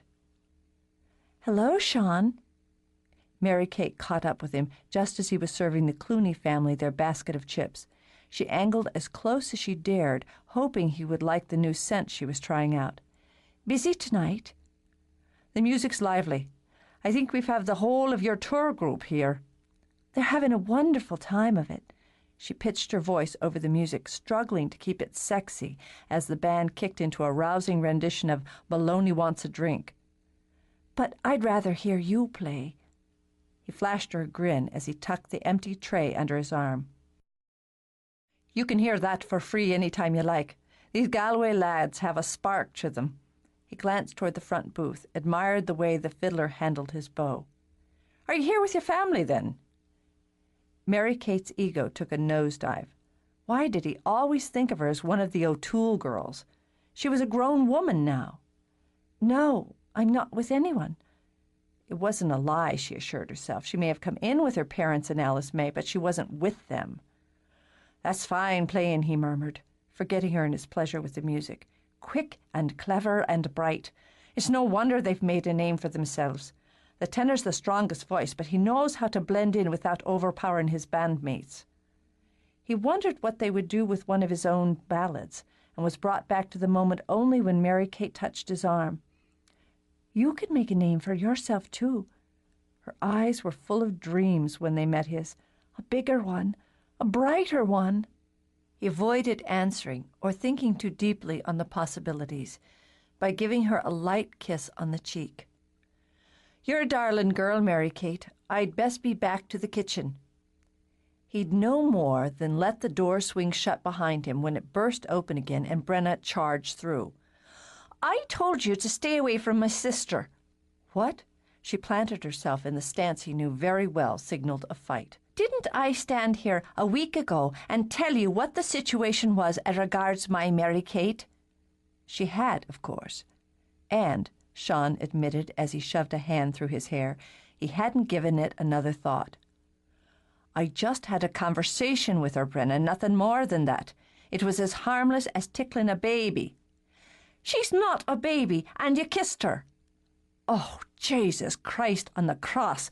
I'd kiss me own mother in the same fashion." "The Germans are hungry," Darcy said brightly as she carted in a tray loaded with empty plates and bowls. "They're after 3 servings of your stew and 2 of the fish. You'd think the lot of them hadn't eaten since they left their homeland." Dumping the dishes, she measured the weight in the pocket of her apron with the drum of her fingers. "But bless them, they tip often, and they tip well, and only once did one of them give me bum a pat." When she started to deal with the dishes, Brenna took a steadying breath. "Darcy, would you mind seeing to those later? I need a word with Sean in private." Darcy glanced around, lifted an eyebrow. She could see it now, the tension running in waves from one to the other. As far as she was concerned, the two of them weren't happy unless they were spatting, but this seemed different. "Is something the matter?" "The O'Toole thinks I've designs on Mary Kate and is warning me off." He wrenched open the refrigerator to take out the fish he needed, but not before he saw Brenna flinch. "I don't." Because she spoke without heat, without her usual bite, Sean looked back at her. "But she's designs on you." "Well, she's a crush on him, to be sure," Darcy confirmed. "Not that he'd ever notice. All I did was talk to her." Uncomfortable with 2 pairs of female eyes staring at him with both pity and disgust, Sean turned on the fire to heat the oil. "Next time, I'll just give her a shove out of my way and keep going. Will that do for you?" Darcy sighed. "You're such a knucklehead, aren't you, Sean?" She gave Brenna's arm a quick, supportive squeeze, then left them alone. "I'm sorry I came barreling in and snapped at you." Apologies came rarely off Brenna's tongue, and had that much more impact because of it. "Everything's so new for Mary Kate just now, with university behind her and her just getting her feet wet in her career. She looks at Maureen all flushed with being newly married, and our Patty so excited about her own wedding coming this spring, and she—" Helpless, she fluttered her hands. She was so bad at words when they mattered most. "She thinks she's all grown up, you see, and ready for everything in her life to begin. Inside, her heart's still a girl's and romantic with it. And it's tender, Sean. You could bruise it." "I won't." "You'd never mean to." She smiled now, but it didn't reach up into her eyes as it usually did. "You don't have it in you." "I'd rather you were mad at me than sad. I don't like seeing you unhappy, Brenna." But when he reached out to touch her hair, she shook her head and backed away. "No, Now you say something kind and sweet, and I'm too much in the mood for it. We've both work to do." "I think about you in a way I didn't," he said, his voice soft and quiet as she turned to go. "And I think about you often." She felt her heart shiver and took a breath to steady herself. "Well, it's a fine time you picked to bring up the subject, but then you've never had the gift of timing except for your music." "I think about you often," he repeated. He walked toward her, pleased when her eyes went wary. "What are you about?" She was flustered, and she was never flustered by a man, certainly not by Sean. She could handle him, of course. She always had, always would, but she couldn't seem to make her legs move. Now, wasn't this interesting, he mused as he closed in. She looked nervous, and color was rising in her cheeks. "I never used to think about doing this." He slid a long-fingered hand around to cup the back of her neck, eased her a step closer, all the while watching her eyes. "Now I'm thinking about it all the time." He played his mouth over hers, a teasing, whispering, devastating slide of lips. She should have known he would kiss like this if he set his mind to it. Slow, soft, sexy, so a woman could barely keep a thought in her head. The hand at her neck squeezed and released, and sent pulses dancing. Warmth washed into her, filling her throat, her breasts, her belly, loosening her knees until she felt herself begin to sway into him, into the seductive rhythm of her own pulse that he set with no more than his mouth. She trembled. He absorbed the first glorious sensation of having Brenna O'Toole tremble against him, then immediately wanted to feel it again. But he gave way when she braced a hand on his shoulder to stop him. "You took me by surprise when you kissed me last week," he told her while her eyes gradually cleared. "I seem to have done the same to you now." "Pull yourself together, girl," she ordered herself. This wasn't the way to handle the man. "Then we're in the way of being even." His eyes narrowed in speculation. "So is it a contest then, Brenna?" More at ease with the faint irritation in his voice than she'd been with the smooth, seductive tone, she nodded. "I've always thought of it so. But in the fortunate way of sexual matters we can both win. I've customers to serve." Her lips still tingled from his as she walked out of the kitchen. "Maybe we'll both win," he murmured. "But I don't think I'll be playing this your way, Brenna, my darling." Pleased with himself, he went back to his stove to make the German tourists happy. The sun decided to shine on Sunday, and the sky was clear and blue. The smudge of gray far away to the east told him the storm hovering over England would likely put in an appearance by nightfall. But for now it was a fine, fresh day for walking the hills. He thought if he happened to wander over to the O'Tooles, he'd get himself invited in for some tea and biscuits, and he'd enjoy seeing how Brenna would react to having him sitting in her kitchen after what had passed between them the night before. He thought he understood what was in her head. She was a woman who liked to get things done, her way, step by step and at a smart pace. For some reason she'd set her sights on him, and he was starting to like the idea. Quite a little bit, if it came to that. But he had his own way of getting things done. One step might not follow the other in such a straight line, and he preferred a meandering pace. After all, marching head-on, you miss the little things that happened all around you. He was one for treasuring the little things, like the clear call of the magpie or the shine of the sun on a particular blade of grass. And there, the way that cliffs stood strong against the incessant beat of the sea. He could wander for hours, and did when he forgot himself. He was well aware that most people thought he got nothing done during his dreaming time, and they smiled indulgently. But in truth he got everything done, the thinking, the restoring, the watching. And because he was watching, he didn't see Mary Kate until she hailed him and ran in his direction. "It's a fine day for walking." To be on the safe side, he tucked his hands into his pockets. "Warmer than it's been in days." She smoothed her hair in case her little dash had mussed it. "I was just thinking I might walk down to your cottage. Then here you are." "My cottage." She'd changed out of her Sunday dress, he noted, but she wore what looked to be a new sweater. She had on earrings, scent, fresh lipstick, all the little lures women use. He was suddenly sure that Brenna had been right about the situation, and it terrified him. "I was hoping to take you up on what you said last night." "Last night?" "About how I could listen to your music any time. I love hearing you play your tunes." "Ah, I was just coming over to your own house to speak with Brenna about a matter."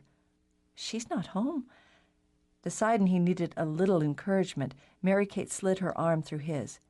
"Something needed to be fixed at Maureen's, so off she went, and Ma and Paddy with her." A word with your father, then." "Well, he's not home either.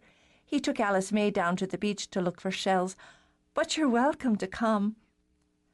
Knowing it was bold, she let her hand run up and down his arm as they walked. The feel of muscle, a man's arm, not a boy's, had her pulse dancing. "I'd be happy to fix you some tea and a bite to eat." "That's kind of you." He was a dead man. He caught sight of the O'Toole house as they topped the hill. Though thin smoke plumed from the chimney, it had the general air of being empty. Brenna's lorry wasn't parked in the street. The dog was nowhere to be seen. Apparently, even Betty had deserted him in his hour of need. The only choice left was quick and cowardly retreat. "What was I thinking?" He stopped short and clapped a hand to his forehead. "I'm supposed to be helping Aidan at the house. Slipped my mind." As quickly as he could manage, he untangled his arm, gently nudging her hand away as he might a puppy who was inclined to nip, thinking, "Down, girl." "Things are always slipping my mind, so I don't suppose he'll be surprised that I'm late," he said. "Well, but if you're already late," she leaned toward him, nearly into him, in a gesture that even a distracted coward such as himself recognized as an invitation. "He'll be looking for me." This time he patted her on the head as he might a child, and saw from the pout beginning to form that she'd taken it as he meant it. "I'll stop in for tea sometime soon. Give my best to your family now, won't you?" He was 20 strides away before he let out a relieved breath. And what, he wondered, was this with the O'Toole girls all of a sudden? Now, instead of a quiet walk, perhaps a cup of tea in a friendly kitchen, and a little time alone in the cottage working on his music, he was honor bound to go into the village and find something to do at Aidan's. "What are you doing here?" Aidan asked him. "It's a long and complicated story." Sean glanced around cautiously as he stepped inside. "Is Jude at home?" "She's upstairs with Darcy. Our sister's having some trouble deciding what to wear to drive this Dubliner she's seeing crazy." "Well, that should be keeping them busy for a while." "Good. I've had enough of women lately," he explained when Aidan looked at him questioningly. "Now, there's a handsome dog." He bent down to give Finn's head a scratch. "Rowing into his feet, this one is, and fast." "He is that, and good-natured with it, aren't you, lad?" Finn turned adoring eyes on Aidan, and his tail swished with such enthusiasm that it drummed from Sean's knees to the table by the door. "He grows much more. He'll be knocking lamps off the table with that whip of his. Can you spare a beer?" "I can spare 2, 1 for each of us." "Women," Aidan continued as they made their way into the kitchen, "as we were on the subject, are always going to be giving you grief of one sort or another. It's that pretty face of yours." Amused, Sean sat at the table while Aidan got 2 bottles of Harp and opened them. He laid a hand absent-mindedly on Finn's head when the dog bumped under it. "You did fair in the lady department yourself, as I recall, and you're not nearly so pretty as I am." "But I'm smarter." With a grin, Aidan passed his brother the bottle. "I held out for the best of them." "I can't argue with that." After tapping his bottle to Aidan's, Sean took a long, appreciative swallow. "Well, then, it wasn't to talk about women that I came by, but to get away from them for a time. If you've a mind to talk business, I've some of that." He got down a tin of crisps, set it between them. Before he sat, "I had a call from Dad this morning. He and Ma sent their love. He was going to ring you as well." "I was out walking. I suppose I missed them." "Well, The immediate news is he's off to New York next week to meet with the McGee. Since his dog was looking at him hopefully, and Jude wasn't around to disapprove, he tossed Finn a crisp. He wants a feel for the man before we go any farther on this deal.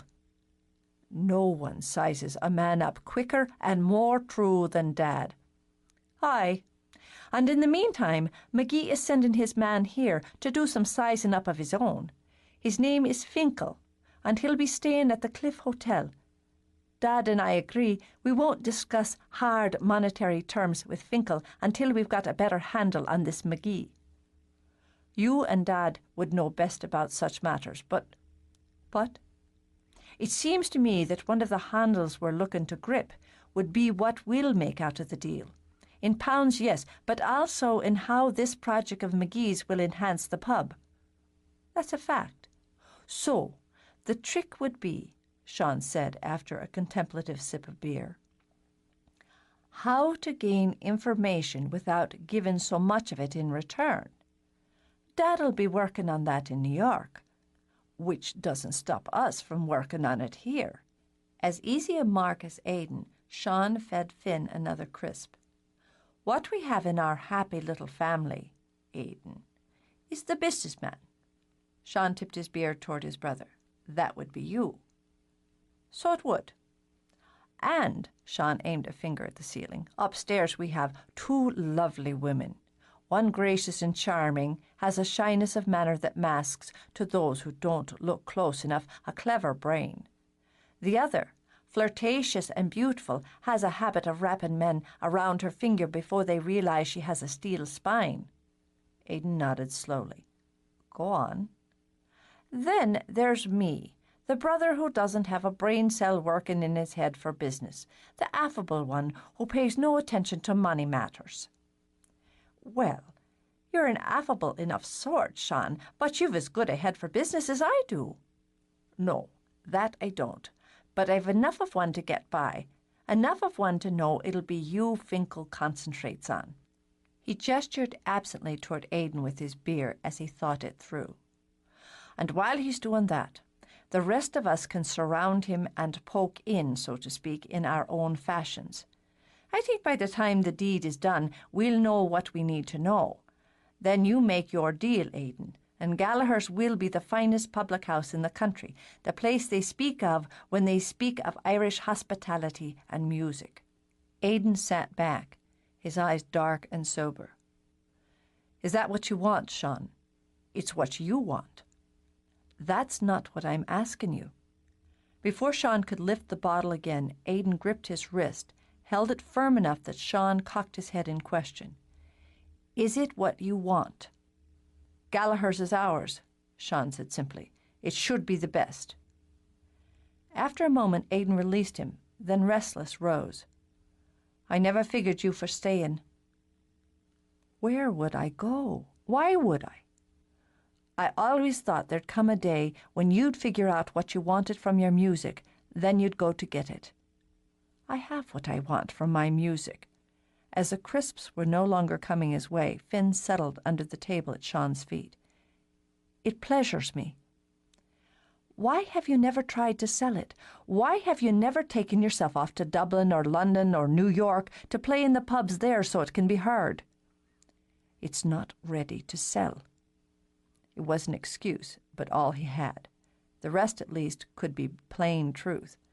And I've no yearning to go to Dublin or London or New York, Aidan, or anywhere to sing for supper. This is my place. This is where my heart is. He settled back, absently rubbing Finn's side with his foot. I've no Wanda Earth's thirst inside me like you had, or like Darcy and Ma and Dad. I want to see what I know when I wake in the morning and hear sounds I'm familiar with. It centers me, you see. He went on while Aidan studied him. To know the names of the faces around me and to be home no matter where I look. You're the best of us, Aidan said quietly, and made Sean laugh with both surprise and embarrassment. Well now, there's a statement for the ages. You are. You've the heart that draws in the land here, and the sea and the air, and holds it with respect and with love. I couldn't do that until I'd gone off to see all I could see. And when I left, Sean, I'm telling you, I didn't think I'd be back, not to stay. But that's what you did, what you've done. Because I came to realize what you've always known. This is our place in the world. By rights, if we went by heart instead of birth order, you'd head the pub. And run it into the ground within a year. Thanks, but no. You wouldn't, though. I haven't always given you the credit you deserve. Sean turned the harp over in his hand, eyed it thoughtfully, and sent the dog at his feet a wink. Just how many of these bottles did the man drink down before I got here, Finn, me lad? I haven't been drinking. I want you to understand my feelings and thoughts before things change on us again, and they will change if we make this deal. They'll change, but we'll be the ones guiding the direction of it. It'll take more of your time. He'd thought of that, and what use he would make of the time it took. I've time to spare. And Darcy's, she won't be pleased with that. No. Sean let out a breath. But she'll be pleased enough with the baubles and trinkets she can buy with the profits. And she'll stand for Gallaghers, Aidan. Sean met his brother's eyes. You can give her credit for that. At least until she bags that rich husband. After she does, and she deigns to visit with those of us who remain peasants, you could still ask her to put on an apron and pick up a tray. And have her bash me head in with it? But Ada nodded, understanding. Aye, she'd lend her hand if the need was there, I know it. Don't take this weight all on yourself, the deal and the worry and the work of it, Sean told him. There's 3 of us. Well, 4 now that we've argued Francis. Gallaghers is a family. We'll do well with this business, Aidan. I've a good feeling about it. It's good you came by. I'm clearer in my head than I was. Well, then, that should be worth one more beer before I... Sean broke off as he heard voices, light and female. Oh, blessed Mary! There's the women. I'm off. I'll use the back door. Next time, I'll get you drunk and pry out what's got you so spooked over women. If I don't figure out what to do about it in the next little while, I'll tell you. With this, Sean escaped out the back door. Chapter 8. The tune waltzing its way through Sean's head put him in the best of moods.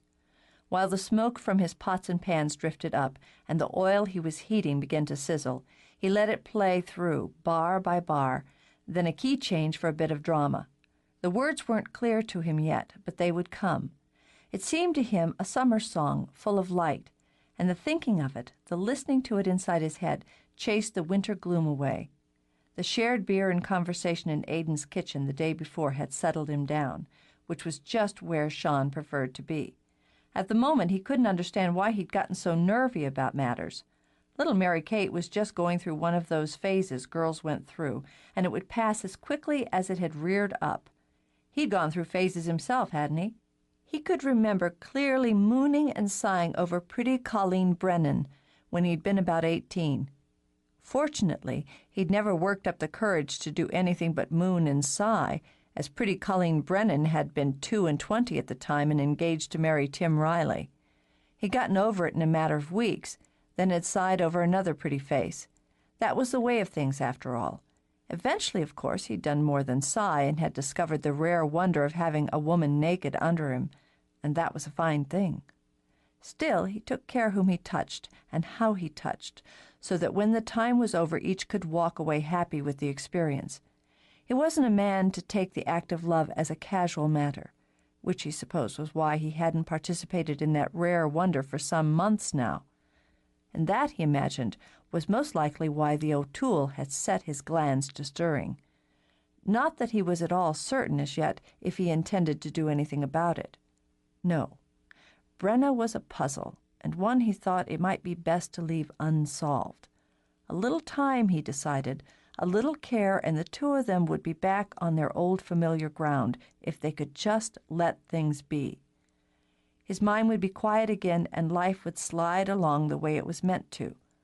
All he had to do was forget how stimulating it was to have his mouth on hers.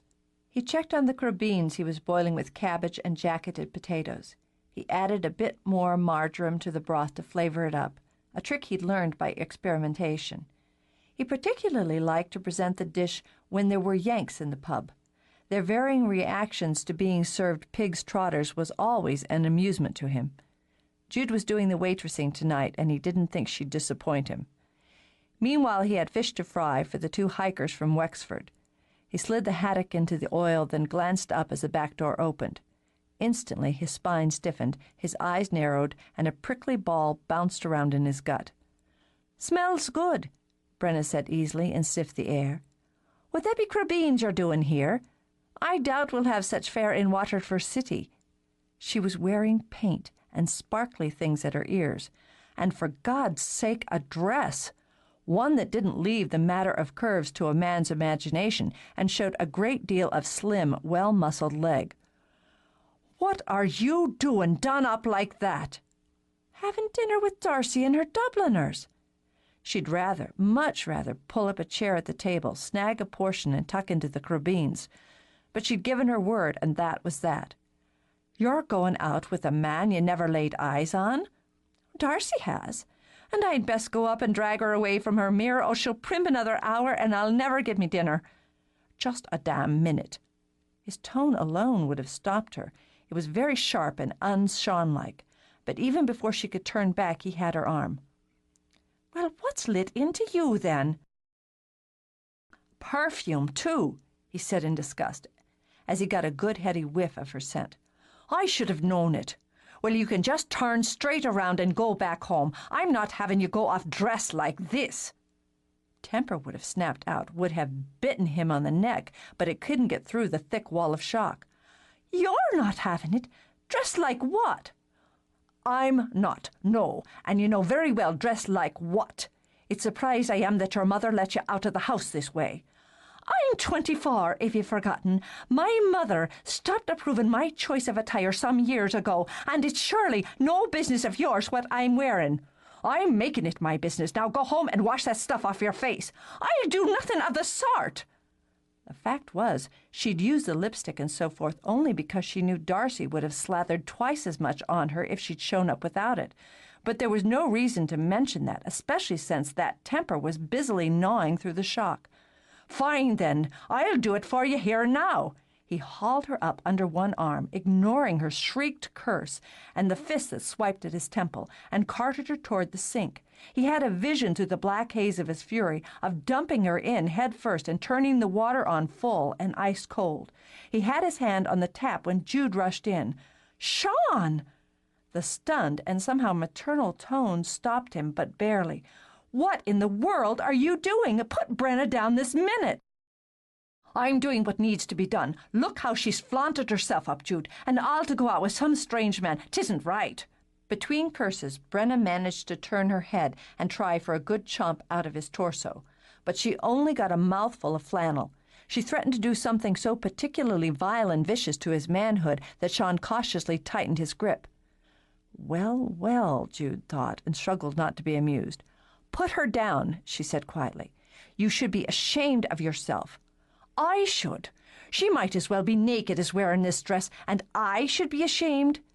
"Brenna looks lovely." Seeing no other choice, Jude walked up to him, carefully avoiding Brenna's kicking feet, and snagged him by the ear. "Put her down." "Ouch! Bloody hell!" The last woman to pinch his ear in such a manner had been his own mother, and he'd been every bit as unable to defend himself. "I'm only looking out for her." "All right, leave off," he said when Jude ruthlessly twisted. He dumped Brenna back on her feet, then took the deep breath of the aggrieved. "You don't understand the situation," he began, then staggered when Brenna snatched up a pan and rapped it smartly over his head. "Bastard! I'm not your dog in the manger, and don't you forget it." He gripped the edge of the sink and watched triple Brenna's march to the back stairs. "She coshed me." "You deserved it." But Jude took him gently by the hand. "You should sit down. It's lucky for you she didn't grab the cast iron, or you'd be flat on your back." "I don't want her going out with some Dubliner." Dizzy, he let Jude nudge him into a chair. I don't want her going around looking that way.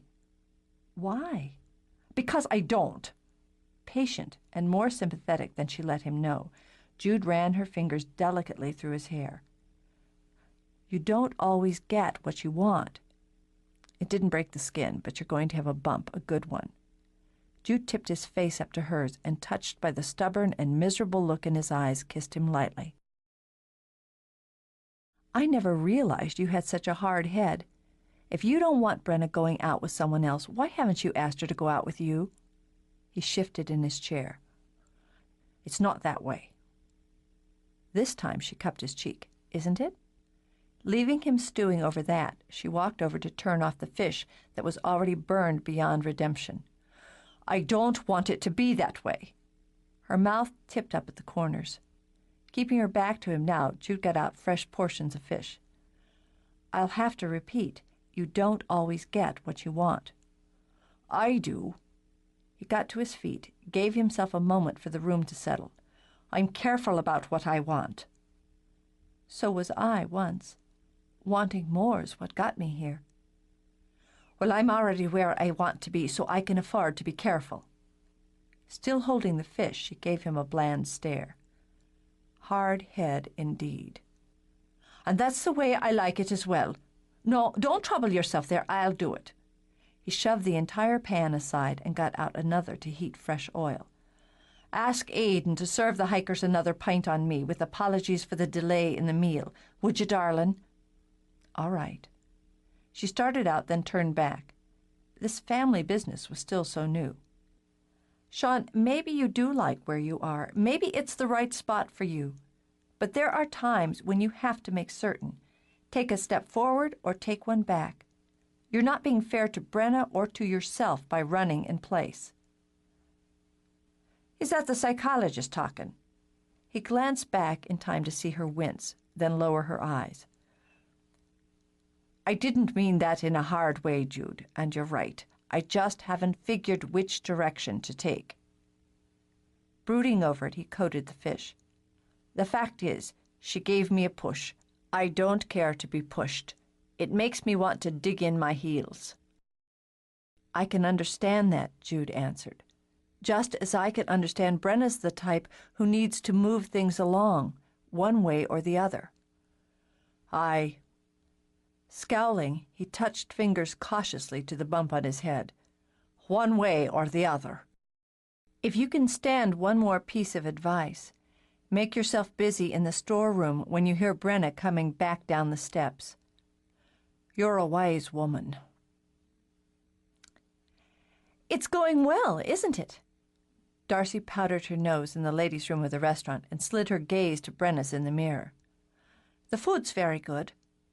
Well, that, yes, but I mean the whole of it. It's so nice to be out with a man of some sophistication for a change. Matthew lived in Paris for an entire year, Darcy went on, speaking of her date. He speaks the language like a native.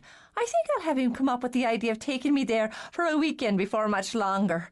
Despite herself, Brenna had to laugh. Oh, you'll let him think he thought of it? Naturally. Men prefer it that way. And Daniel's very taken with you. He's pleasant enough. Knowing Darcy would be ages yet before she deemed herself freshened up enough to go back to the table, Brenna took out her lipstick. Well, Mary Kate's lipstick, copped from the bathroom if the truth be known. He's marvellous looking, and wealthy as sin. Why don't we let them take us both to Paris? I don't have time to go off to France, nor the inclination to pay for the journey in the way a man would expect. We've nothing but time. Darcy fluffed at her hair. And a clever woman doesn't pay in any farm unless she wants to. I'm not after sleeping with Matthew. I thought you liked him. I do, yes. He just doesn't give me a tug that way. But that could change, she added cheerfully. Lips pursed, Brenna studied the lipstick as she wound the tube up and down. Have you ever wanted to sleep with a man who didn't want to sleep with you? I've never known a man who wouldn't pull down his zipper at the least provocation. It's the way they're made, so you can't blame them. But there would be some, under certain circumstances, who just wouldn't find a particular woman attractive in that way. I suppose there are exceptions to every rule, but you've not to worry." She gave Brenna a supportive pat on the shoulder. "Daniel finds you very attractive. I'm sure he'd be glad to sleep with you if you wanted." Heaving a breath, Brenna dropped the lipstick back in her bag. "Well then, what a relief."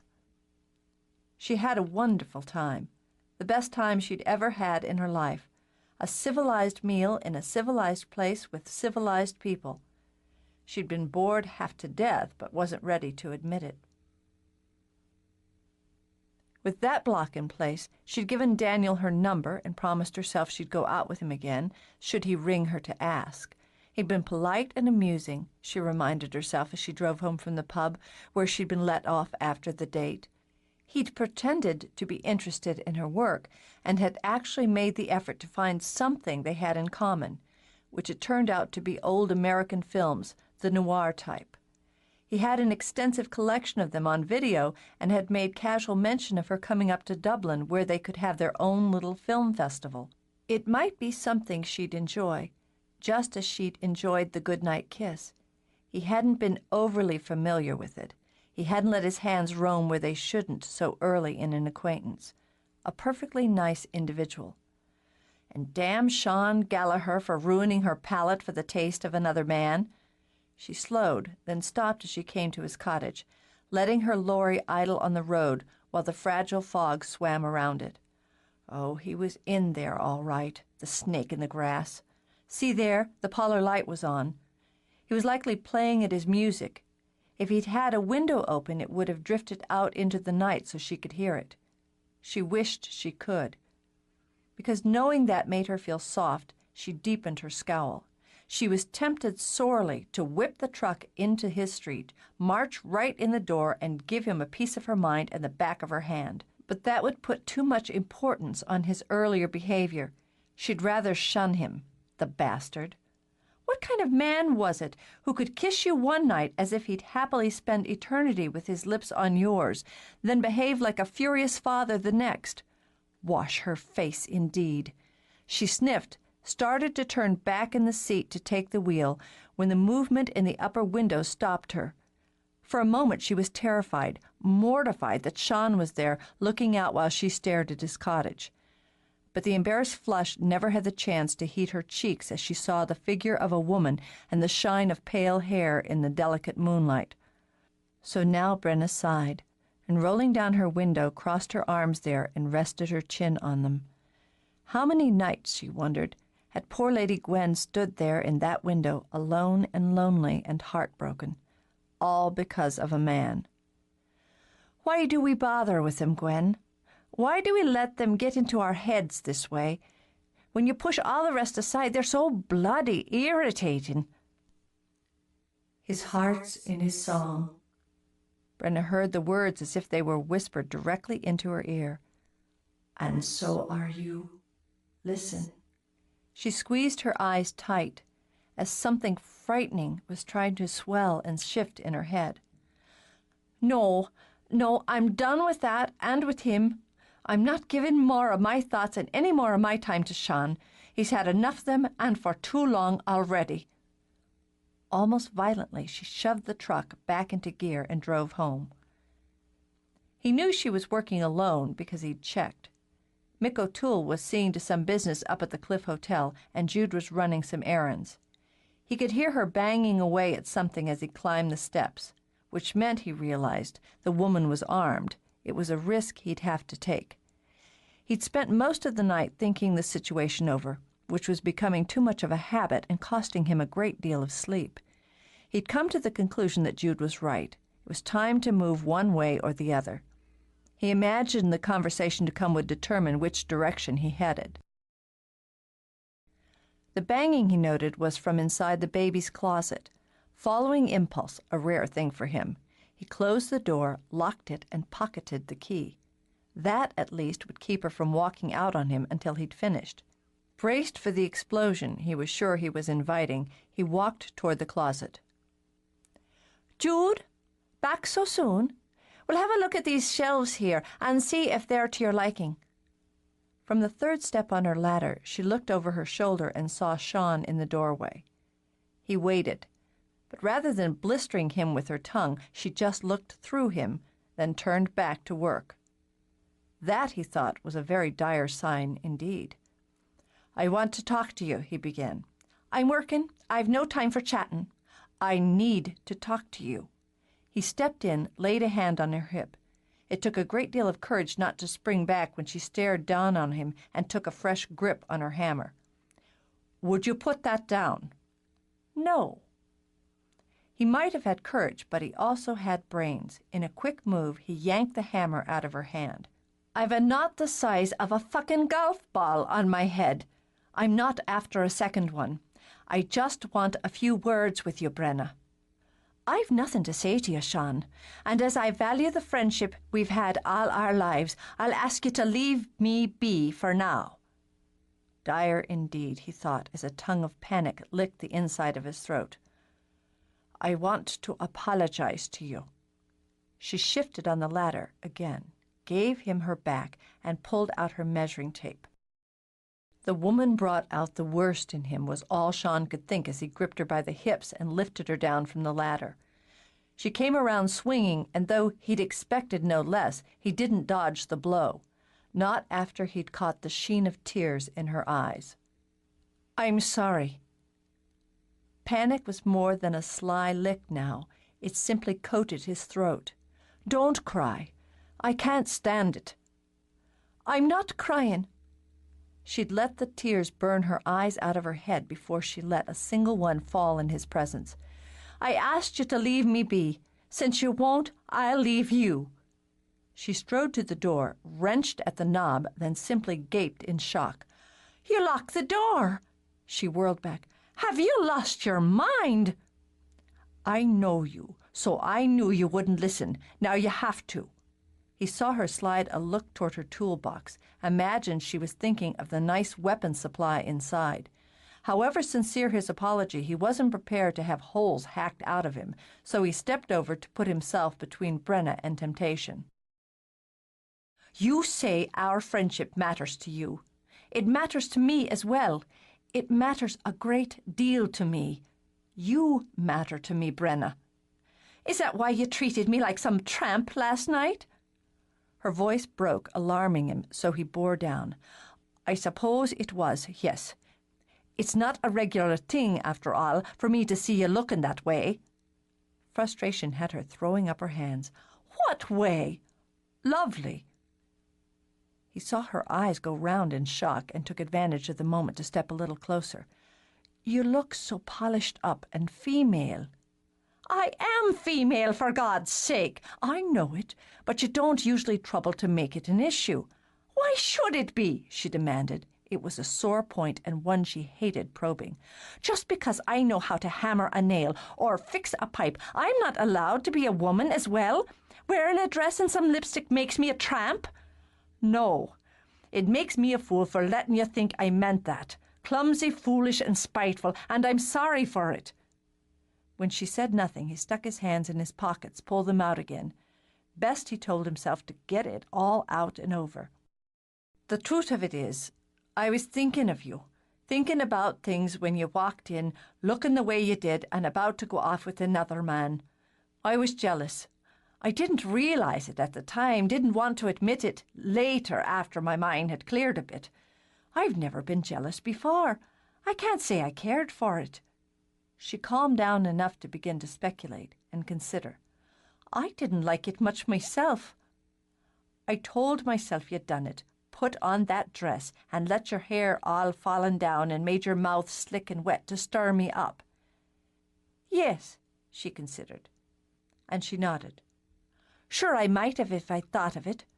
My mind just doesn't work in those clever ways. No, you're a straightforward woman, I know it." He stopped, angled his head. For every step he took, she took one in evasion. "Why is it, Brenna, that when I come toward you now, you back away? Aren't you the one who started it all?"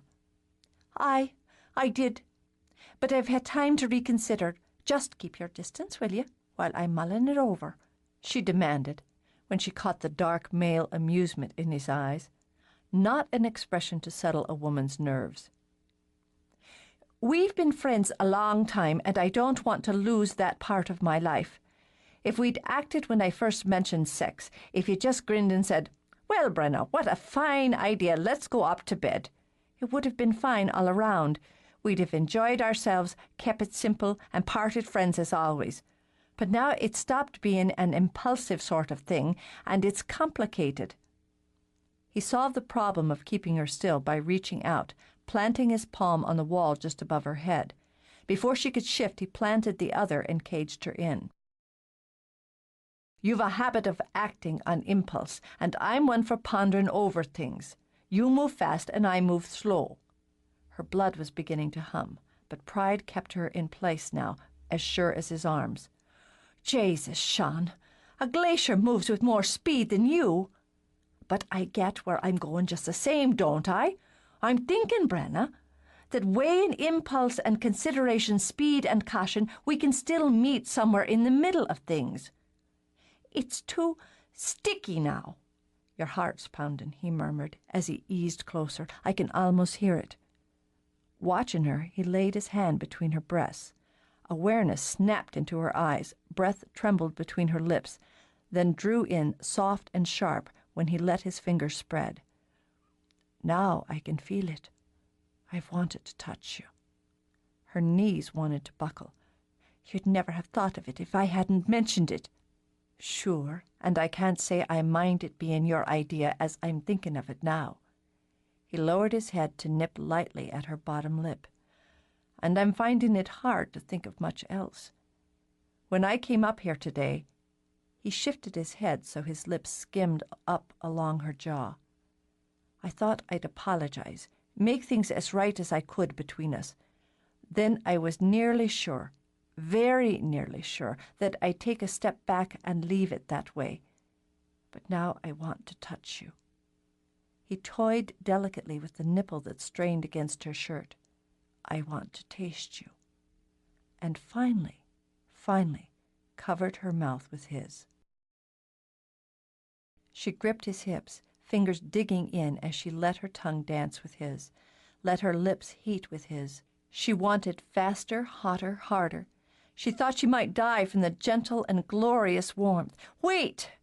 Something was breaking loose inside her, a vital something that needed to stay firmly in place. "Wait! You think I need all the fancy work."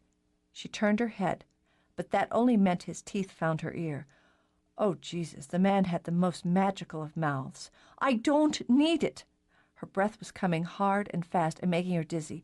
"Or seductions." "I do." He tilted his head so he could nibble down her throat. "If you've decided, and it appears to me you have, that we should have sex after all, we'll take an hour now and go to your cottage." His chuckle was muffled against her skin that was soft as sun-warmed silk. "Somewhere in the middle, Brenna, I want you." He felt her shiver as his mouth found hers again. "But I've a mind to drive us both a bit crazy before I have you naked and under me." "Why?" "Because it's more enjoyable that way. Do you like it when I do this?" She drew in her breath in 3 short gasps when he feathered his fingers just under her shirt so the backs of them rubbed the curve of her breast. "I see you do. Your eyes are blurry." "I'm half blind. The hell with the cottage. We'll just finish this right here." But when she locked her arms around his neck, he laughed and swung her in a circle.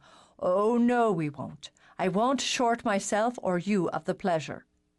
"It doesn't seem like middle ground from where I'm standing. It's leaning heavily toward your way of things." "Maybe, but you'll thank me for it when we're done." "So like a man," she said when he set her on her feet. "Always thinking you know what's best and how it all should be done." His teeth flashed. "Brenna, darling, if I wasn't a man, we wouldn't be having this conversation." She blew out a breath, settled her cap more firmly on her head. "Well, you're right about that, aren't you?" "You told me you had an itch. Well, I'll scratch it for you in my own time and my own way. That's fair." She looked at him, nodded. "Frustrating, but fair. And wherever we stand now or after, we walk away friends at the end of it. As much as I want you, I won't touch you if we don't take a vow here to walk away friends. How could she help but care for him, Brenna wondered, when he was the kind of man who would think of that and would mean it. Friends now, during and after. She offered her hand on it. I'll promise that to you. And I to you. He took her hand, held it. Then, just to see her reaction, brought it to his lips to nuzzle. Her mouth fell open, delighting him into a rolling laugh. Mary Brenna, I believe you're in for a few surprises along the way. Maybe. She tugged her hand free, put it behind her back where it continued to tingle. But I'm not without a few tricks of me own. I'll count on that. Plucking the key from his pocket, he turned toward the door. Why don't you come down tonight and I'll fix you supper, and I can show you some surprises in the storeroom. In the storeroom? Before she could laugh, a thought took root. Just how many women, might I ask, have you surprised in the storeroom? Mavarneen, he winked at her before he strolled out. I'm not a man who counts.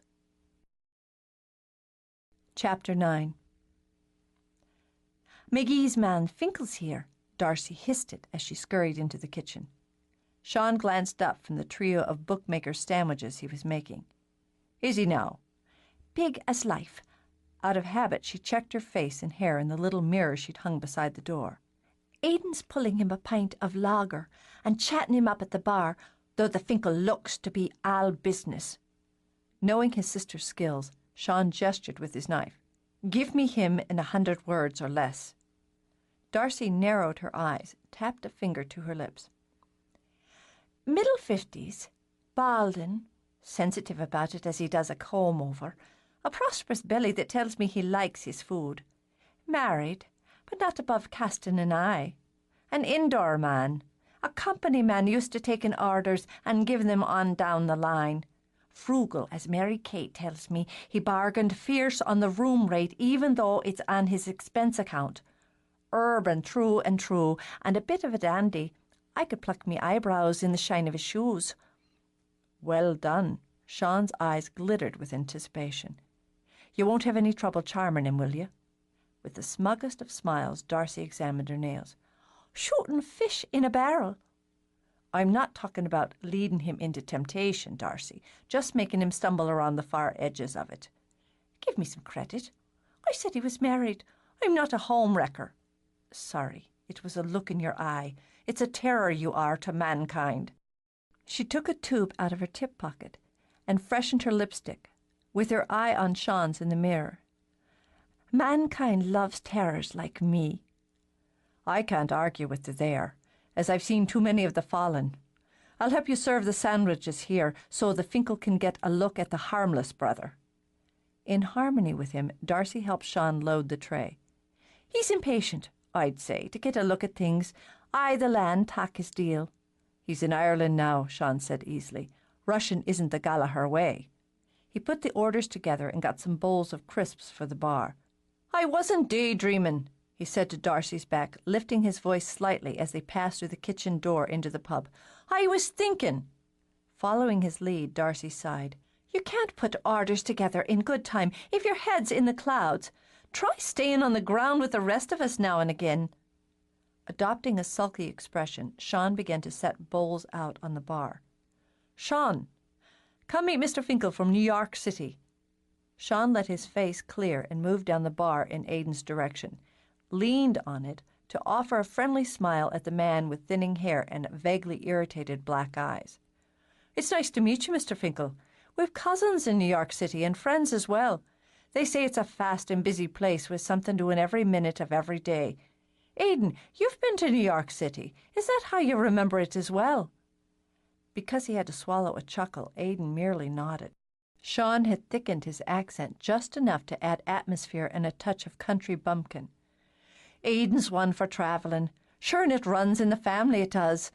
But as for me, I'm the one for staying where he's planted. Yes, well, Finkel began, obviously prepared to dismiss Sean and to get back to important matters. So, have you come on holiday to Ardmore, Mr. Finkel? Sure, and it's a fine spot for it. Quiet now, so you're lucky, Sean went on. But by the end of May, they'll come swarming to the beaches, since we've such fine ones, and then they pack into the pub so I can barely keep up with the orders. A body can get a bit of rest in the winter at least. I'm here on business. Finkel spoke precisely, and the hard edge to his consonants Sean recognized as native New Yorker. For McGee Enterprise. At Sean's convincingly blank look, Aidan shook his head. Sean, I told you about the possibility of doing a deal with Mr. McGee, his theatre. Well, now, I never thought you were serious. Sean scratched his head. A cinema in Ardmore. Not a movie theatre, Finkel said with obvious impatience. One for live entertainment. I think it's a wonderful idea. Darcy sidled up to the bar, beamed approval at Finkel. Just brilliant. You must come to the pub tonight, Mr. Finkel, so you can have a sample of the kind of local talent we could offer your theatre. What about the man from London? Sean sent baffled looks to Darcy, then Aidan. The restaurant man. We'll talk about that later. Aidan gave Sean a small and very obvious nudge. That's not important. Finkel's shoulders straightened, his eyebrows lowered. Are you speaking with another investor, Mr. Gallagher? It's not a serious matter. Not at all. Why don't I show you the land we'll be discussing? Sure you'll want to look at it, won't you? You're not after buying a pig in a poke. Sean, you man the bar here. There's a lad. Hastily, Aidan flipped up the pass-through. We'll have a walk about the place, Mr. Finkel, and see what's what. Please, do come back, won't you? Darcy called out, and had the satisfaction of seeing Finkel flush a little as he glanced back her way. I'd love to sing for you. She waited until they were safely out and away. The man from London, she said, snickering. That was inspired. Just came to me, and I'll wager £1 to a pence that the minute he gets back to a phone, he's ringing McGee in New York to tell him we're playing 2 lines. It could backfire, you know, Sean, and have this McGee looking elsewhere. Or it could pay off. He reached over to tug her hair, surprised at how much fun he'd had playing the game. Life's a gamble, isn't it? He looked up as Brenna and her father came in for their lunch hour. And that's half the fun of living. A good day to you, Mr. O'Toole, he said when Mick strolled to the bar. Mary Brenna, and what can we do for you? I've a thirst, Sean. Mick sent Darcy a wink. We can help you there. Knowing his man's preferences, Sean slid a pint glass under the tap and began the process of building a Guinness. And for you, Brenna? I'm more interested in that soup I see on your menu. She nodded toward the daily board. But there's no hurry. None at all, Mick confirmed as he slid onto a stool. We're all but finished at your brother's house this morning. My Brenna here will tidy it up by day's end. Then we'll be back to renovating rooms at the hotel. Sure, and I'll miss coming in here for your cooking, Sean. Not that the hotel doesn't serve a good meal, but no one has your touch. Will you have some soup today, and a sandwich as well, Mr. O'Toole? Darcy slipped behind the bar to pour the tea she assumed Brenna wanted.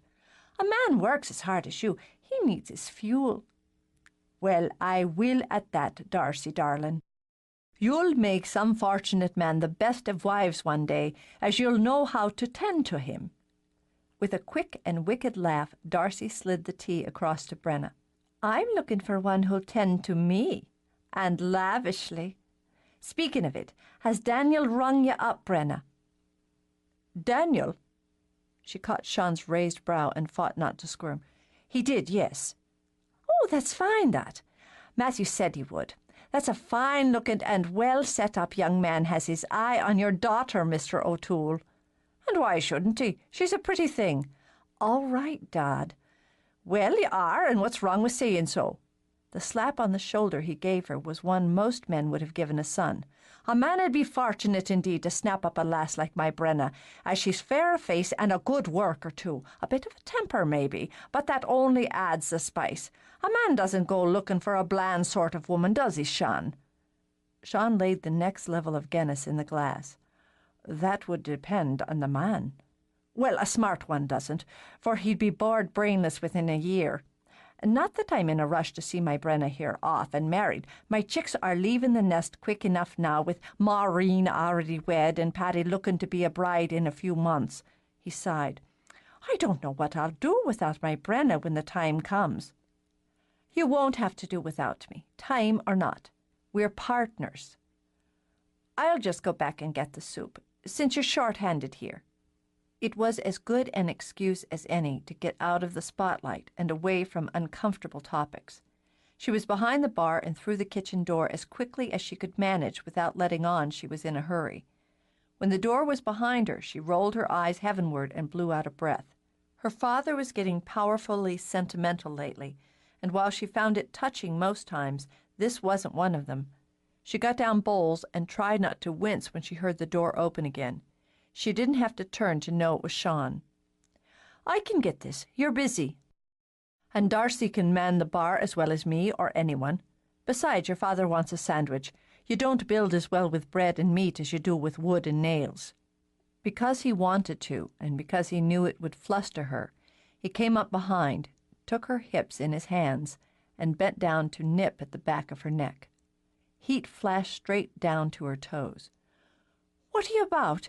You're to be working." "You're work enough." He turned her, then slid his hands up her sides. "I've only time to get a bite to eat. I have to get back to the house and finish up." "I'll feed you soon enough." With his hands hooked under her arms, he boosted her onto the counter. "You feed me first. I've an appetite for you." She started to protest, though her heart wouldn't have been in it. But then his mouth was nibbling on hers. "Someone could come in," she managed, but her hands were already in his hair. "And why would that bother you? Just put your mind to this for a minute." He framed her face, tilted his head, and took her under. He'd promised to drive her crazy, and she was forced to admit he was a man of his word. For days he'd kept her on a shaky sexual edge that was both frustrating and wonderful. It was never more than a kiss, long and slow and deep, or fast and hard and hot, the bare teasing brush of hand or fingertips, the quiet look that could send her pulse scrambling without a word spoken. An appetite for her, he'd said. It must have been true, as he was sampling and savoring and consuming her in lazy, lingering bites. When she began to tremble, he only made a sound of satisfied approval. "Sean!" The man made her light in the head and wild in the belly. "I can't go on like this much longer." "I can." He was dreaming in her. "I could go on like this for years." "That's what I'm afraid of." He chuckled, then drew back, pleased by the clouds of desire in her eyes. "What did you say to this Daniel?" "Daniel who?" His grin flashed, and her mind cleared. Swearing, she gave him a shove and jumped off the counter. "Damn you, Sean! That's what this was about. Just softening me up and fogging up my brain so I'd boost your ego a notch." That was just a side benefit. He got out the makings for a sandwich. "But the fact is, Brenna, I've an interest in knowing if you're going out with the Dubliner again just now." "I ought to, just to slap at you." She jammed her hands in her pockets. "That's what Darcy would do." "Ah, but you're not Darcy, are you, darling?" "No, I'm not, and I haven't the talent or the energy to juggle men like apples. I told the Dubliner I was seeing someone." Sean glanced over and met her eyes. "Thanks for that." "What I'd like to know is when I'm going to be sleeping with someone." He added the spiced mustard he knew Mick O'Toole favoured and kept his brows lifted. "In all the years I've known you, never did I realize you had such an obsession with sex." "I wouldn't be obsessed with sex if I was having sex." "Well, now, how can you be sure of that, as you've never had it with me?" She wanted to pull his hair, decided to laugh instead. "Christ Jesus, Sean, you're enough to drive a woman to drink." "Go out and have Darcy pull you a pint on me," he began. Then his head came up again as he heard the sound of voices through the back door. "No, wait. Follow along here." "Follow what?" "Ladle the soup." He gave a wag of his hand toward the bowls. "And just follow along." The back door opened, and Aidan stepped back to let Finkel go through. The kitchen's Sean's territory, as you can see. We've added this and that as he's felt a need for it. Oh, hello, Brenna. This is our friend and occasional employee, Brenna O'Toole. Brenna, Mr. Finkel from New York. Pleased to meet you. Clueless, Brenna put on a company smile and ladled the soup. Mr. Finkel's here about adding a restaurant to the pub, Sean began. A theatre, Aidan said in a tone so sharp that Brenna nearly bobbled the bowl in surprise. The theatre, Sean. You're confused again. Oh, aye, the theatre. Sure, and I can't keep business dealings straight in my mind for 5 minutes at a run. But you make a lovely soup. Brenna gave him an encouraging look, one she might have sent to a slightly slow 12-year-old, and hoped that was what he had in mind. Would you care for a bowl of it now, Mr. Finkel, or have you eaten already? No, I haven't. The kitchen smelled like someone's devoted grandmother's kitchen, and it had his mouth watering. It's very aromatic. And tastes better, I can promise you. What kind of theatre are you thinking of? A small, tasteful entertainment arena. My employer wants something traditional. People like to eat and lift a glass or two before or after the theatre, don't they? Sean dressed the sandwich with a bit of parsley and radish. As a rule. Finkel scanned the room. The shining pots, the scrubbed counters, the tidy workstation. The stove was enormous and looked older than Zeus, but appeared to be in good working order. It might do, he thought. He would make a note of it in his report. Well, then, they couldn't do better than Gallaghers for that, Brenna assured him. Would you like to sit here in the kitchen, sir, or would you prefer a table? A table, if you don't mind, he told Brenna, thinking, the better to observe the business flow. I'll get you settled. Smoothly, Aidan gestured toward the door. You just tell our Darcy what you'd enjoy for your lunch. On the house, of course. Aidan shot one triumphant look over his shoulder as he led Finkel out. What's this about a theatre? And why were you acting as though you'd misplaced a few brain cells since you woke up this morning? Well, I'll tell you. Go on and get your father his lunch, then come back and have your soup here, and I'll give you the full story. When he had, Brenna sat back, gnawing her bottom lip as she did when thinking hard business. I know this McGee. Do you? Well, not personal-like, but I know of him. Them, actually. Father and son they are, but the son is more in the way of doing the running of things now. A family business, Sean mused. Well, that's something I can appreciate. A well-established one at that. He builds beautiful things, does McGee. Mostly theatres and arenas and such. He's very big in America, and in England too, I'm thinking. My mother's cousin's nephew, Brian Cagney, went to work for one of his construction teams in New York. He wrote me a year or two ago and said if I were to come over, I'd have a job in a wink, as McGee doesn't look at how a carpenter's skin is stretched when he hires on. Are you thinking of going to New York? It was such a shock, even the possibility of it, that he had to work to keep his tone level and casual. No. Her mind already elsewhere, Brenna answered absently. I work with Dad, and we work here. But Brian writes me now and again, and he says McGee treats his people well, pays top of the scale, and has been known to swing a hammer himself when the mood strikes.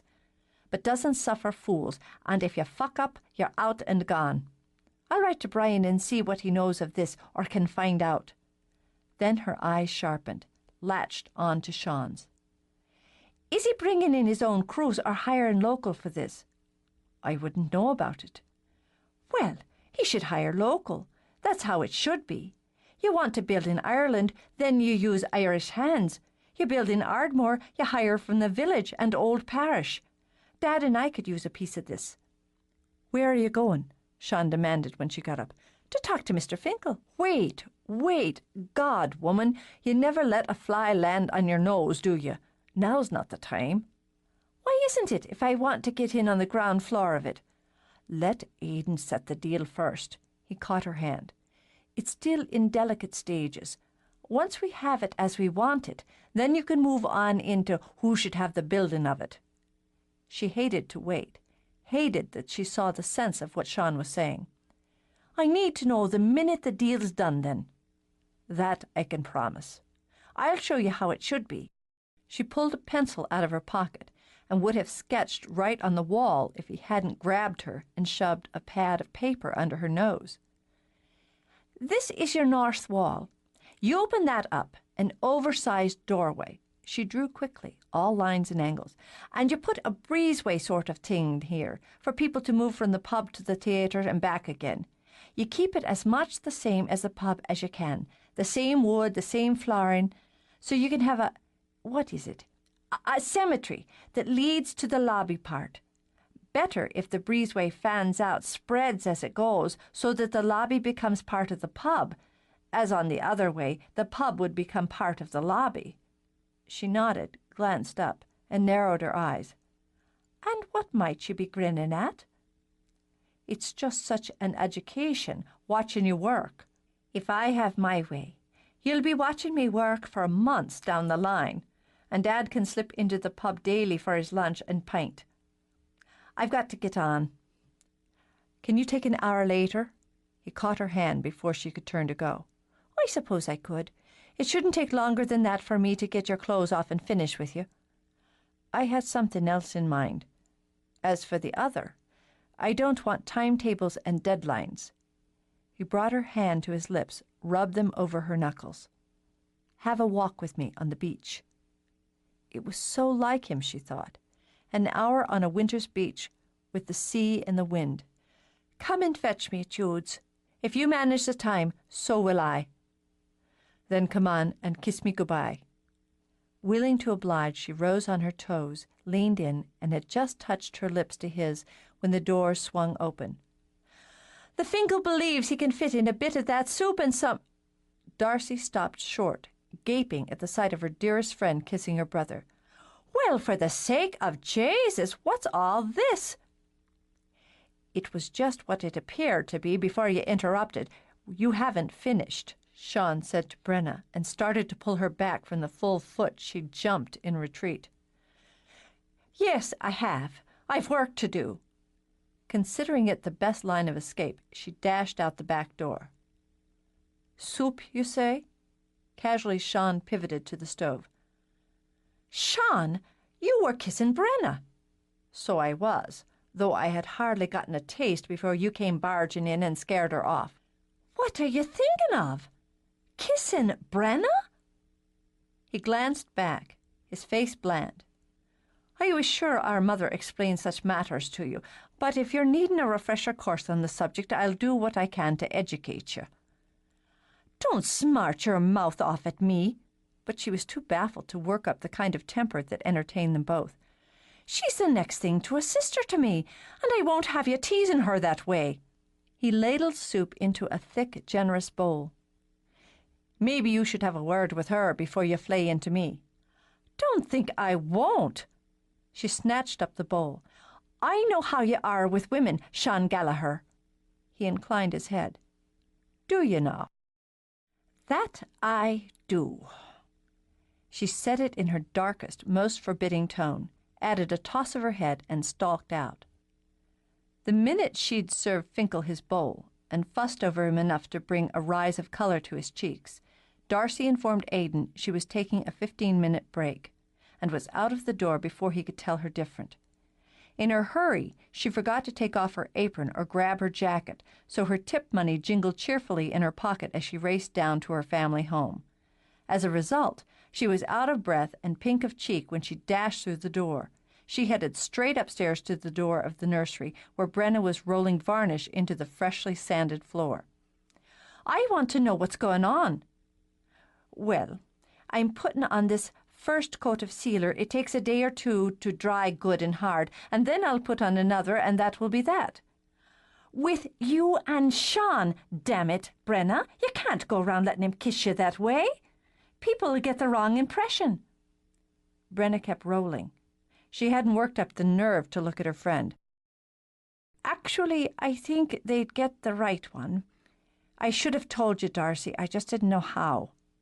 Darcy braced herself with a hand on the door jamb as the blood drained out of her face. There's something to tell me?"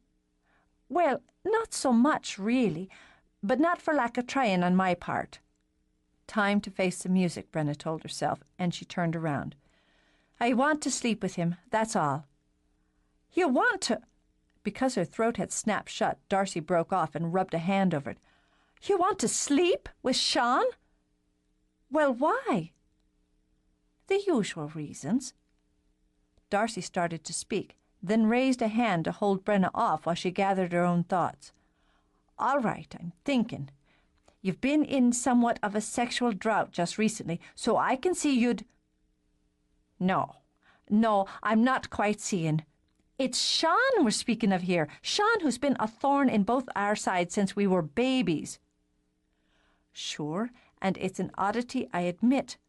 But the thing here is, Darcy, I've had a bit of a yen for him forever. I just thought it was time to act on it, or I'd always have one, and where would that get me? I'm sitting down. She did so, right in the doorway. You acted on it? I did. And he was as surprised as you are by the idea, at least initially. And he wasn't very flattering about it either. But he's in the way of interested now. It's just that I've discovered this is yet one more thing you can't rush Sean over, and it's fair to killing me. Meticulously, she coated her roller with varnish and spread it thin and smooth. I'm sorry you're upset about it. I'd hoped that we could just get it done, so to speak, and no one the wiser. Don't you have any feelings for him, then? Of course I do.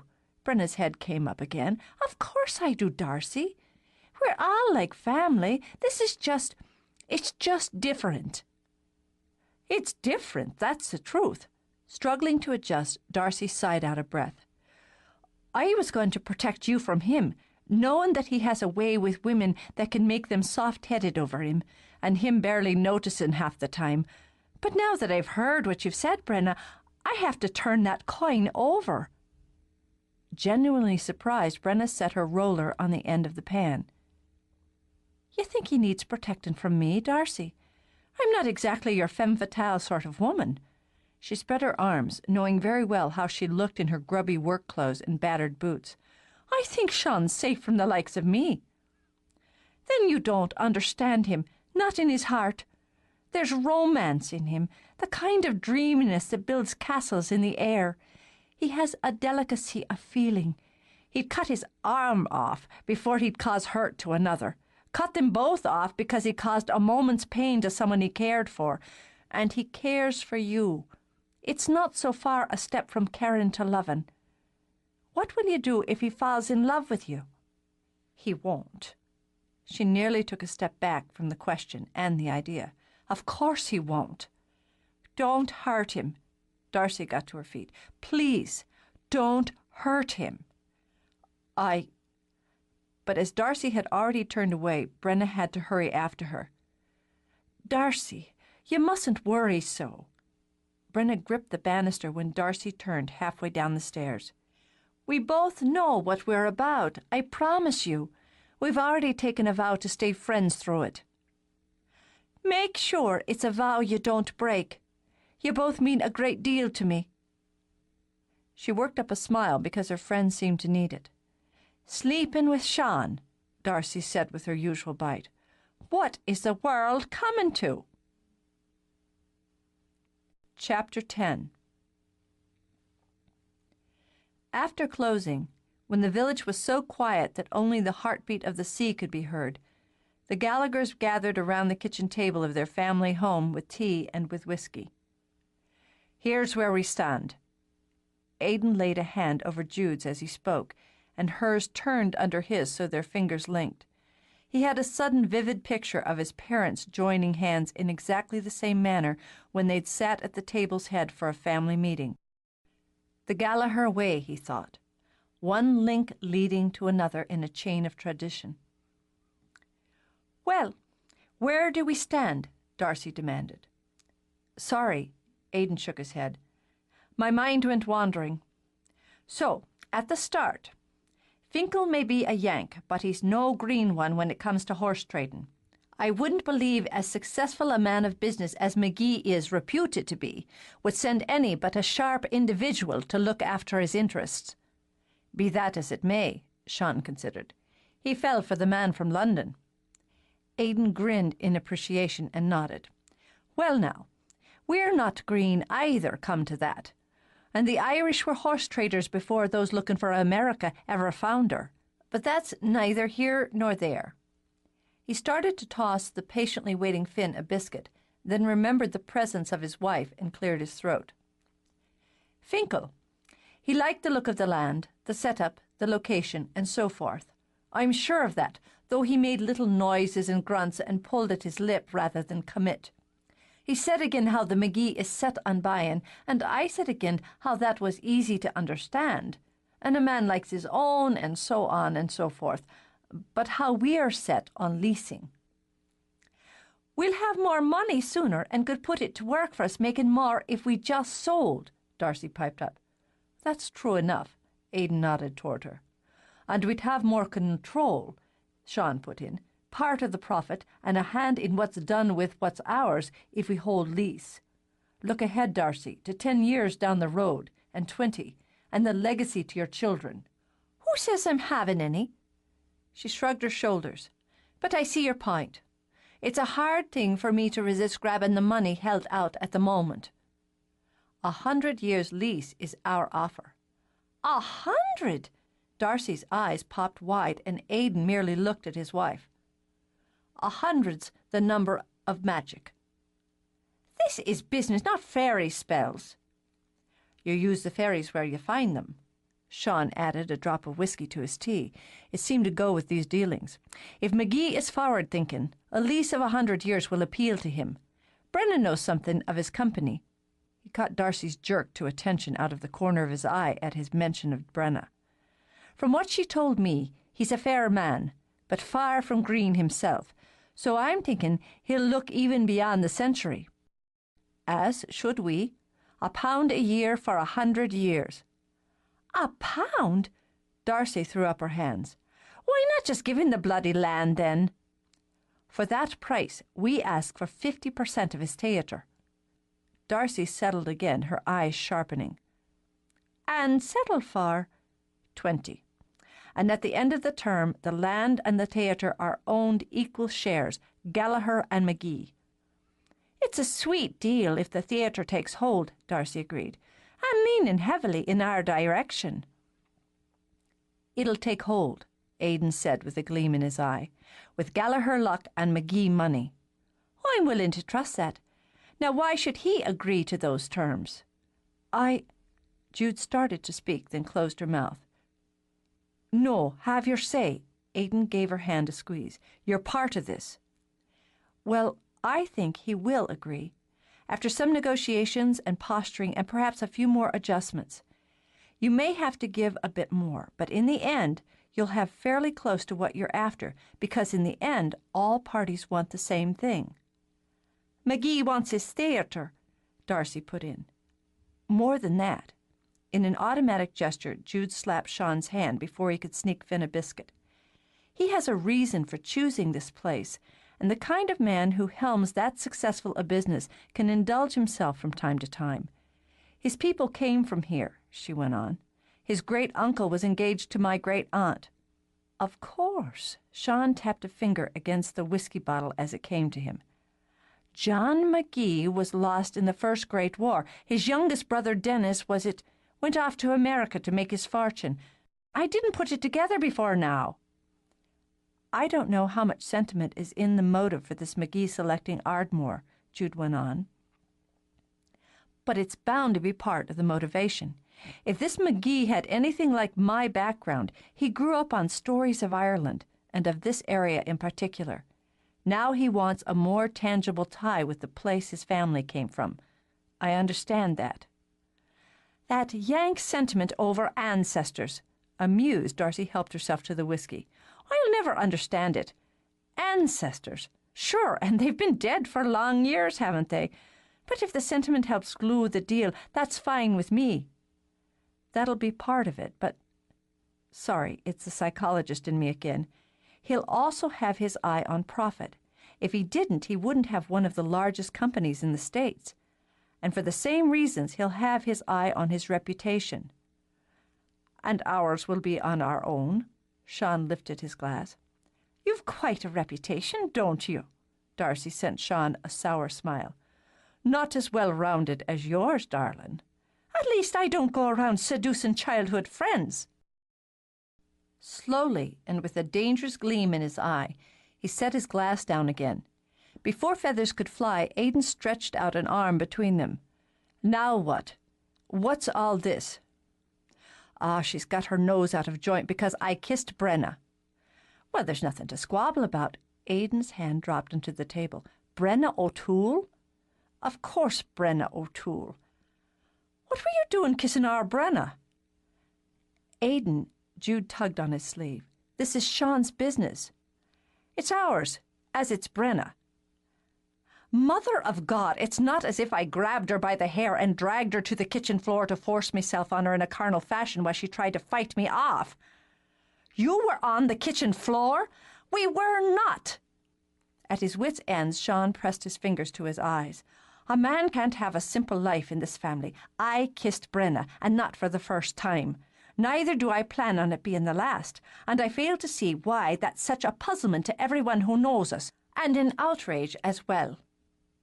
Darcy folded her hands. She'd learned something she'd hoped to by poking at him. He hadn't mentioned that it was Brenna who'd initiated the shift in relationship. With another man, she'd chalk it up to ego, but with Sean, she knew it was instinctive protection of the woman involved. The fact both pleased and worried her. It's just surprising, Aidan said. I'm not outraged. Darcy sent Sean a sweet sisterly look. But puzzled I am. After all, Brenna's seen you naked already. Some years ago, to be sure, but still such things linger in the mind. And having had a good look at your equipment, I can't think why she'd be in the least bit interested. That's a question you'll have to put to her. He wanted to leave it at that, dignified, dismissive, but it rankled. I wasn't more than 15 and the water was cold. A man's not at his best just out of frigid water, you know. That's your story, son, and you stick with it. And you shouldn't have been looking in that direction, but you always were a perverted sort. Why shouldn't I have looked? Everyone else was. He lost his trunks in the sea, she explained to Jude, and didn't realise it till he was standing clear of the surf, jay naked. I've always regretted the lack of a camera. Jude glanced at Sean with sympathy. I used to regret being an only child, but there are some circumstances when... Oh, what is it? Aidan was on his feet like a shot, prepared to haul his wife into his arms when she pressed her finger to her belly. There. You've upset her with your bickering. No, no, the baby's moving. Thrilled, she grabbed Aidan's hand and laid it over her middle. Do you feel it? It's like a rippling inside me. Panic shifted to awe, filling his eyes, his heart. He's lively. It's a family meeting after all. Why shouldn't he be part of it? Sean raised his glass again. Sláinte. He went to visit Maud. Since he'd been used to seeing her once or twice a week most of his life, Sean saw no reason that should change after death. And her resting place was a good spot for thinking. It had nothing much to do with the fact that he would stroll near the Cliff Hotel on his way. It wasn't likely he'd see Brenna, but, well, if he didn't walk in that direction, there was no chance at all of seeing her. As he recalled, Maud Fitzgerald had been the romantic sort, and he thought she'd appreciate the logic of it. The hotel sat dramatically on the cliffs with the sea spread before it, and though the air was brisk with morning, a scattering of guests were out and about enjoying the view.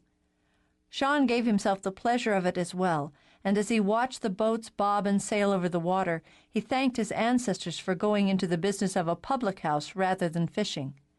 There was Tim Riley and his crew hauling in nets while the waves kicked and danced. There was a rhythm to it that had Sean tapping his foot and set pipe against cello in a musical duel in his head. Sean imagined the tourists thought the boats looked picturesque.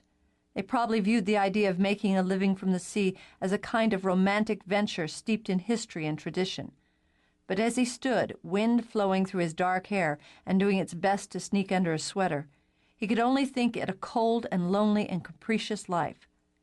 He'd take a warm pub and a busy kitchen any day of the week. But it was romance that whirled through Mary Kate's mind when she rushed out after spotting him. She had to press a hand to her heart as it filled with images. She looked at Sean standing on the cliffs, legs spread, eyes on the horizon, and she saw Heathcliff, Rhett Butler, Lancelot, and every other heroic fantasy that might fill an infatuated young woman's dreams. She was glad she'd borrowed her sister Patty's new blue blouse that morning, though Patty wasn't going to be pleased about it. Making a valiant attempt to smooth her hair, Mary Kate hurried forward. "Sean!" When he turned and saw her coming toward him, Sean cursed himself. He hadn't thought of the possibility of running into Brenna's sister, not when he'd been so busy thinking of Brenna. "Mind your step, Gallagher," he warned himself. "Good morning, Mary Kate. I was forgetting the hotel is full of O'Toole's just now." She had to untangle her tongue. His eyes were so clear in this light. If she looked into them deeply enough, she could see herself reflected back. It was so alluring. "You should come in out of the wind. I've a break now. I'll buy you some tea." "That's a kind offer, but I'm on my way to see old Maud. I was just watching Tim Riley pull in his nets, and they looked heavy with fish. I'll have to go about bargaining with him later for some of his catch." "Why don't you stop by on your way back?" She tilted her head, running a hand through her hair and looking up at him under her lashes in a look she'd practiced endlessly. "I can take my lunch almost any time." "Ah." She had more skill in flirtation than he'd given her credit for. It was just a little frightening. "I'm due at the pub before long." "I'd love to be able to sit and talk with you." She laid a hand on his arm. "When there's not so much going on." "Well, that's a thought, isn't it? I've got to be going. You should go inside. You shouldn't be standing out here in that thin blouse. You'll catch a chill. My best to your family."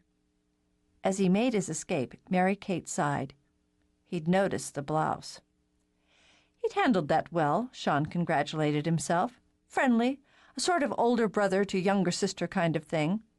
He was sure the little crisis had passed, and it was really rather sweet that she'd thought of him the way she had. A man had to be flattered, especially since he'd slipped through those sticky loops with no harm done. But deciding a bit of backup wouldn't be out of order. He dipped into St. Declan's well and sprinkled the water on the ground. "Superstitious, a modern-thinking man." Sean's head came up, and his eyes met the clever blue ones of Carrick, the Prince of the Fairies. "A modern-thinking man knows there's a reason for superstitions, especially when he stands and finds himself having a conversation with the likes of you." Since he'd come for a purpose, Sean walked away from the well and over to Maud's grave. "So tell me, are you always hearing about? I've come to this spot all me life, and it's only recently I've seen you." "There was no particular reason for you to see me before recently. I've a question for you, Sean Gallagher, and I'm hoping you'll be answering it." "Well, you have to ask it first." "So I will." Carrick sat by the grave across from Sean so their eyes were level. "What the bleedin' blisterin' hell are you waiting for?" Sean raised his eyebrows, rested his hands on his knees. "All manner of things." "Oh, that's typical of you." Disgust edged Carrick's voice. "I'm speaking of Mary Brenna O'Toole, and why you haven't taken her to your bed." "That would be between Brenna and meself," Sean said evenly, "and no concern of yours." "Of course it's a concern of mine." Carrick was on his feet now, the movement too fast for the human eye to catch. The ring on his finger glowed a deep, deep blue, and the silver pouch hanging from his belt glittered. "I judged you to have the kind of nature that would understand, but you're more bone-headed than even your brother." "Sure, and you aren't the first to say so." "It's in place, Gallagher the younger." Because Carrick was now standing beside Sean rather than across from him, Sean got to his feet. "And what would that be?" "Your part, your destiny, your choices. How is it you can look into your heart for making your music and not for living your life. My life is as I like it. Boneheaded, Carrick said again. Finn, protect me from the foolishness of mortals. He threw up his hands, and thunder rumbled across the clear bowl of the sky. If you think to impress me with parlour tricks, you won't succeed at it.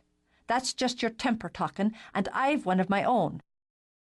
Would you dare match it to mine? As a demonstration, Carrick waved a finger, and a bolt of blinding white light lanced into the ground in front of Sean's feet. Bully tactics, though Sean had to fight the instinct to leap back. And unworthy of you. Fury turned Carrick's eyes nearly black, trembled from his fingertips in little licks of red flame, then subsided as he threw back his head and laughed. Well now, you've more courage than I gave you credit for, or it's just stupid you are. Wise enough to know you can cause mischief if you like, but no real harm. You don't worry me, Carrick. I could have you on your knees croaking like a bullfrog, which would hurt my pride but little else. Not, Sean thought, that he wanted to put the matter to the test. What's the point of this? Threats don't endear you to me. I've waited 6 of your lifetimes for something you could have in an instant, just by holding out your hand. But this time he sighed. Tears from the moon I gathered for her the second time. As he spoke, he took the pouch from his belt, and at her feet I poured the pearls they formed, and all she saw was the pearls. Turning the pouch over, he poured a white waterfall of glowing white gems unto Maud's grave. They glowed in the grass, in the moonlight then, white and smooth as Gwen's skin.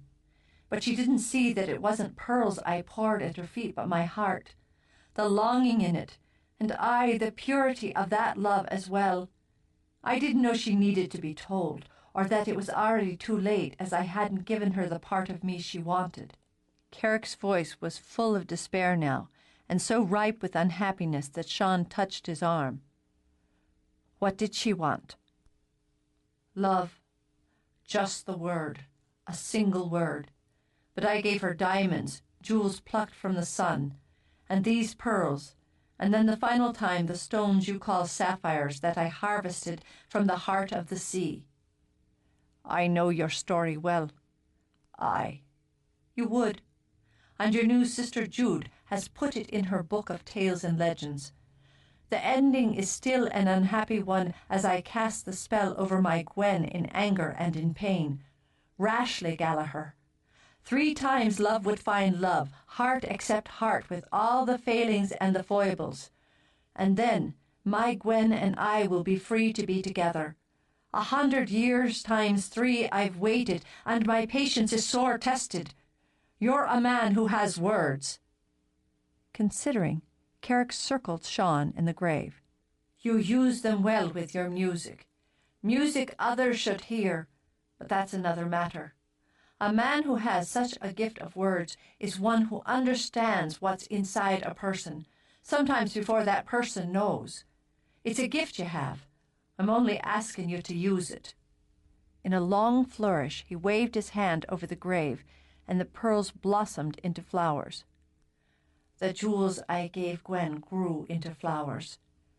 Your Jude will tell you it was the flowers she kept. Some women want the simple things, Gallagher, so I've come to understand. He lifted his finger. Resting on the tip was a single perfect pearl. With a thin smile, he flicked it toward Sean, then nodded pleased when Sean snatched it from the air. Take it. Keep it. Until you realize who it is you're to give it to. When you do, give the words. They're more of magic than what you have in hand. The air trembled, wavered, and Carrick disappeared into it. The man wears you out, Sean murmured, then sat beside Maud's grave again. It's very unusual companions you have. Then, because he needed it, Sean let himself fall into the quiet. He watched the moonflowers.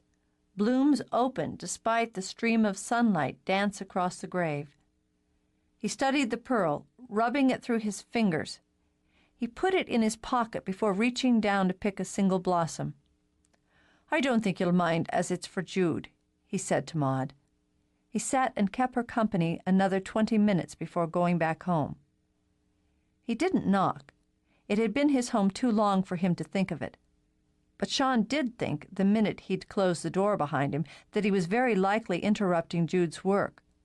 When she came to the top of the steps before he could decide if he should go back out again, he glanced up in apology. "You'll be working. I'll come back round later." "No, that's all right. I don't mind a break. Would you like some tea?" she asked as she started down. "I would, yes, but I'll fix it for both of us." "I won't argue with that." She smiled uncertainly when he held out the moonflower. "Thanks. Isn't it the wrong time for this to be blooming?" "In most places. It's one of the things I'd like to speak to you about." He started back toward the kitchen with her. "How are you feeling today?" "Good. Really good, actually. I think the morning sickness is passing, and I'm not sorry to see it go." "And your work's going well?" It would be Sean's way, she thought, to wind his way around to the genuine purpose of the visit in his own time, so she found a little bottle for the blossom while he put on the kettle. "Yes, it is. I still have moments when I can't believe I'm doing it. This time last year I was still teaching and hating my work. Now I have a book on its way to being published and another one coming to life every day. I'm a little nervous because this one's a story out of my head instead of a compilation of others I've been told. But I really love the process of it." "Being a little nervous, you'll probably write a better story, don't you think?" At home, he got out the biscuit tin and filled a plate. "Meaning you'll have more care with it." "I hope you're right. Are you nervous when you're writing your music?" "Not the tunes," he said after a moment's thought. "The words sometimes, trying to find the right way of saying what the music's telling me, it can be frustrating." "How do you handle it?" "Oh, I bang my head against it for a while." After the pot was warmed, he measured out the tea. "Then, if all I get from that is a headache, I'll take a walk to clear it or think of something else entirely. Most times after I do, the words are just there, as if they'd been waiting for me to pluck them. I'm afraid to walk away when it's not working. I always think if I do, I won't be able to write at all when I come back. Your way's healthier." "Ah, but you're the published author then, aren't you?" While the tea steeped, he got out cups. "Do you want your music published, Sean?" "Maybe, one day. There's no rush about it," which he knew he'd been saying for years already. "I write it to please myself, and that's enough for now." "My agent might know someone in the music business. I'd be happy to ask." His stomach jumped like a rabbit under the gun. "Oh, there's no need for that. Actually, Jude, I've come by to speak with you about another matter altogether." She waited, letting him bring the pot to the table, pour the tea. When he'd settled and the fragrant steam rose between them, he still didn't speak. "Sean, tell me what's on your mind." "Well, I'm trying to figure out exactly how to say it. I'll just start this way." He reached in his pocket and after drawing out the pearl, set it beside her cup. "A pearl?" Puzzled, she started to reach for it. Then her gaze whipped up to his and her fingers stopped a whisper away from the round white gem. "Oh, Carrick. He speaks fondly of you." "How odd. It's so odd." Now she did pick up the pearl and cupped it in her palm. "And the moonflower." The rest of the pearls turned to moonflowers. "On Maud's grave. What do you think of it all?" What does a modern, educated, fairly intelligent woman think of the existence of fairies? She let the pearl roll in her palm, then shook her head. "I think it's marvelous. Literally. This one's arrogant and impatient and a bit of a show-off, but coming into contact with him is one of the things that changed my life." "I think he's of a mind to change mine, or he wouldn't have given me that." "I'm sure you're right." Jude gave the pearl back to Sean. "And how do you feel about that?" "That he's got a long wait in store, as I like my life just as it is." "Are you—" Trailing off, Jude picked up her tea. I never had siblings, so I don't know what's out of line. But I wonder if you're thinking of Brenna. I've given the O'Toole considerable thought, and I've given more than a passing one to the notion that Carrick sees my linking with her as a next step for him. And, well now, Sean picked up a biscuit, bit into it. I say again he has a long wait in store. His lips twitched as Jude looked down into her tea. Was that a bit of a matchmaker's gleam I caught there in your pretty eyes, Jude Francis? She sniffed. I don't know what you're talking about. I'm talking about a happily married woman taking a look at her bachelor brother-in-law and thinking to herself, well now, wouldn't it be fine if our darling Sean found himself the right woman and settled down? And what might it be that I can do to help that along? I wouldn't presume to interfere. However prim her tone, the laugh showed in her eyes. Hardly at all. I appreciate it. He slipped the pearl back into his pocket. And just so you're aware of my thoughts and feelings on this, I'll tell you that if there comes to be anything between me and the O'Toole, it'll be because it's something we both decide on, not because some bullying member of the gentry's decided for us, or even because my new sister, whom I love dearly, wishes it so. I only wish you to be happy. I've plans to stay that way, and as I do, I'd best get into the pub so Aidan's not duty-bound to break my head for being late. Chapter 11. Brenna didn't consider it spying, and she'd have challenged the one who accused her. It just so happened that she had a bit of work to do in Finkel's room. He complained the shower was slow to drain, and since she was there in any case, the hotel had asked that she deal with it. Was it her fault he was on the phone with his employer when she came round? Certainly not. And could the blame be laid on her that he wasn't the sort of man who paid any mind to service people? Unless, she imagined, they looked like Darcy, and then a man would have to be deaf and blind and likely dead a year or so not to give her a long second look. But that was beside the point altogether. He'd let her in himself with a fussy and impatient wave of his hand, then had simply gestured toward the bath and gone back to the phone. Such treatment didn't hurt her feelings. She was there to do some plumbing, after all. But she had ears, and was there any reason not to use them? I apologize for the interruption, Mr. McGee. The young man's here to fix the plumbing. Young man? Brenna bit her tongue and rolled her eyes. I'll fax the report as soon as I've put it all in a cohesive form. That may be after business hours in New York, sir, so I'll send copies to your private line as well. In the bath, Brenna rattled her tools. From her angle, she could see only Finkel's polished shoes and a thin strip of dove-gray sock. No, I haven't been able to get the name of the London firm that's interested in the property. The elder brother, Aidan, brushes it off, claims the other one is confused. I'd have to say it's more than possible for the younger to confuse things. He's amiable enough, but doesn't appear terribly bright. Brenna snorted, then began the business of snaking the drain, as quietly as manageable. However, judging from the reaction, the body language, and the speed with which this lapse was covered, I'd have to say there has been some negotiation in that corner. Finkel was silent for a moment. Brenna strained her ears and heard the light tap-tap of his fingers on wood. Yes, it is a lovely place. Picturesque, unspoiled. Simple would be my word. It's also remote. Having seen it, and having spent this short time here, I would have to go back to my original opinion, sir. I hardly see this theater project as being a financial success. Dublin would be a more logical choice, or failing that... Silence again, then the faintest of sighs. Yes, of course. I understand you have your reasons. I can assure you that the land the Gallaghers have is the best location in Ardmore. The pub appears to be just what you'd expected. It's off-season, of course, but it does a steady business, and it's well run under the elder Gallagher's hand. The food is first-rate, which I admit surprised me. Not at all your average pub grub. The sister? Yes, she's... The bumbling had Brenna biting the inside of her cheek to hold back a bark of laughter. Men were so predictable. She appears to be efficient. Actually, I went back for a short time last evening at their request.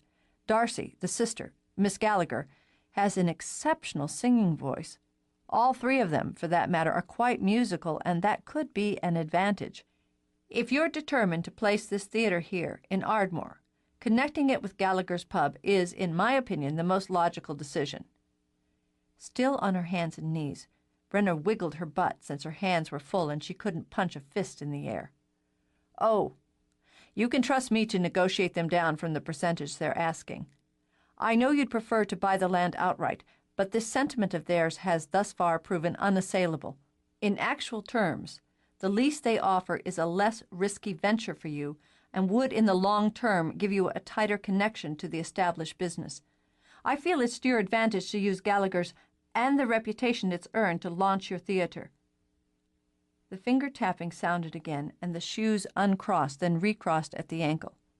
"Yes, that's understood. No higher than 25%. You can trust me there. I hope to have the deal settled within 24 hours. I'm sure I can convince the elder Gallagher that he'd get no better offer from a London firm or any other." As she sensed the conversation was winding down, Brenna scrambled up and turned the taps on full and loud. She hummed to herself as she watched the water run. After she turned it off again, she did a bit more rattling, then hefted her toolbox and strolled into the adjoining room.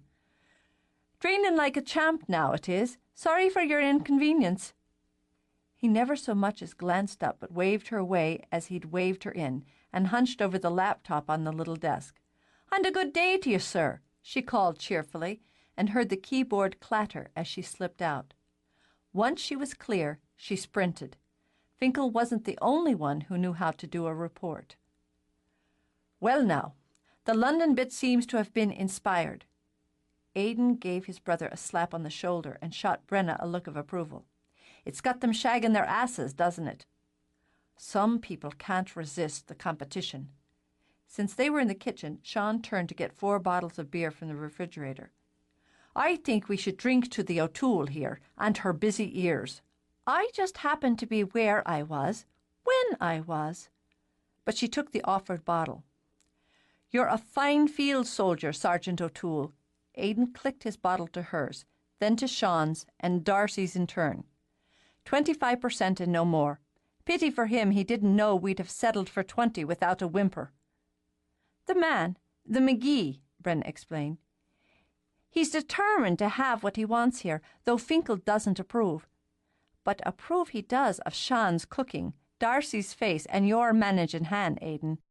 Oh, and he thinks you're none too bright, Sean, but an amiable sort. And when he speaks of Darcy, he stutters." Delighted, Darcy laughed. "Give me another day or so, and when he speaks to me he'll babble, and we can get 30%. Aidan slung an arm around Darcy's shoulders. "We'll take the 25 and wrap the deal. I'll let Finkel think he's turned the thumbscrews to get it, for why shouldn't he feel accomplished after all? I can tell you Dad likes what he's seen of McGee so far. He called only this morning to tell me that, and that he'll leave the details of the matter to us. Then we'll let Finkel wrangle over the terms." Sean raised his bottle. "Until he gives us what we're after." "That's exactly so. Well, it's back to work for now. Brenna, my darling, do you think you could make yourself scarce round the pub until we've got it hammered?" "I can, of course. But I'm invisible to the likes of him. He doesn't see past my toolbox. Fact is, he thought I was a man." "Then he needs glasses." Aidan tipped up her chin and kissed her. "I'm grateful to you."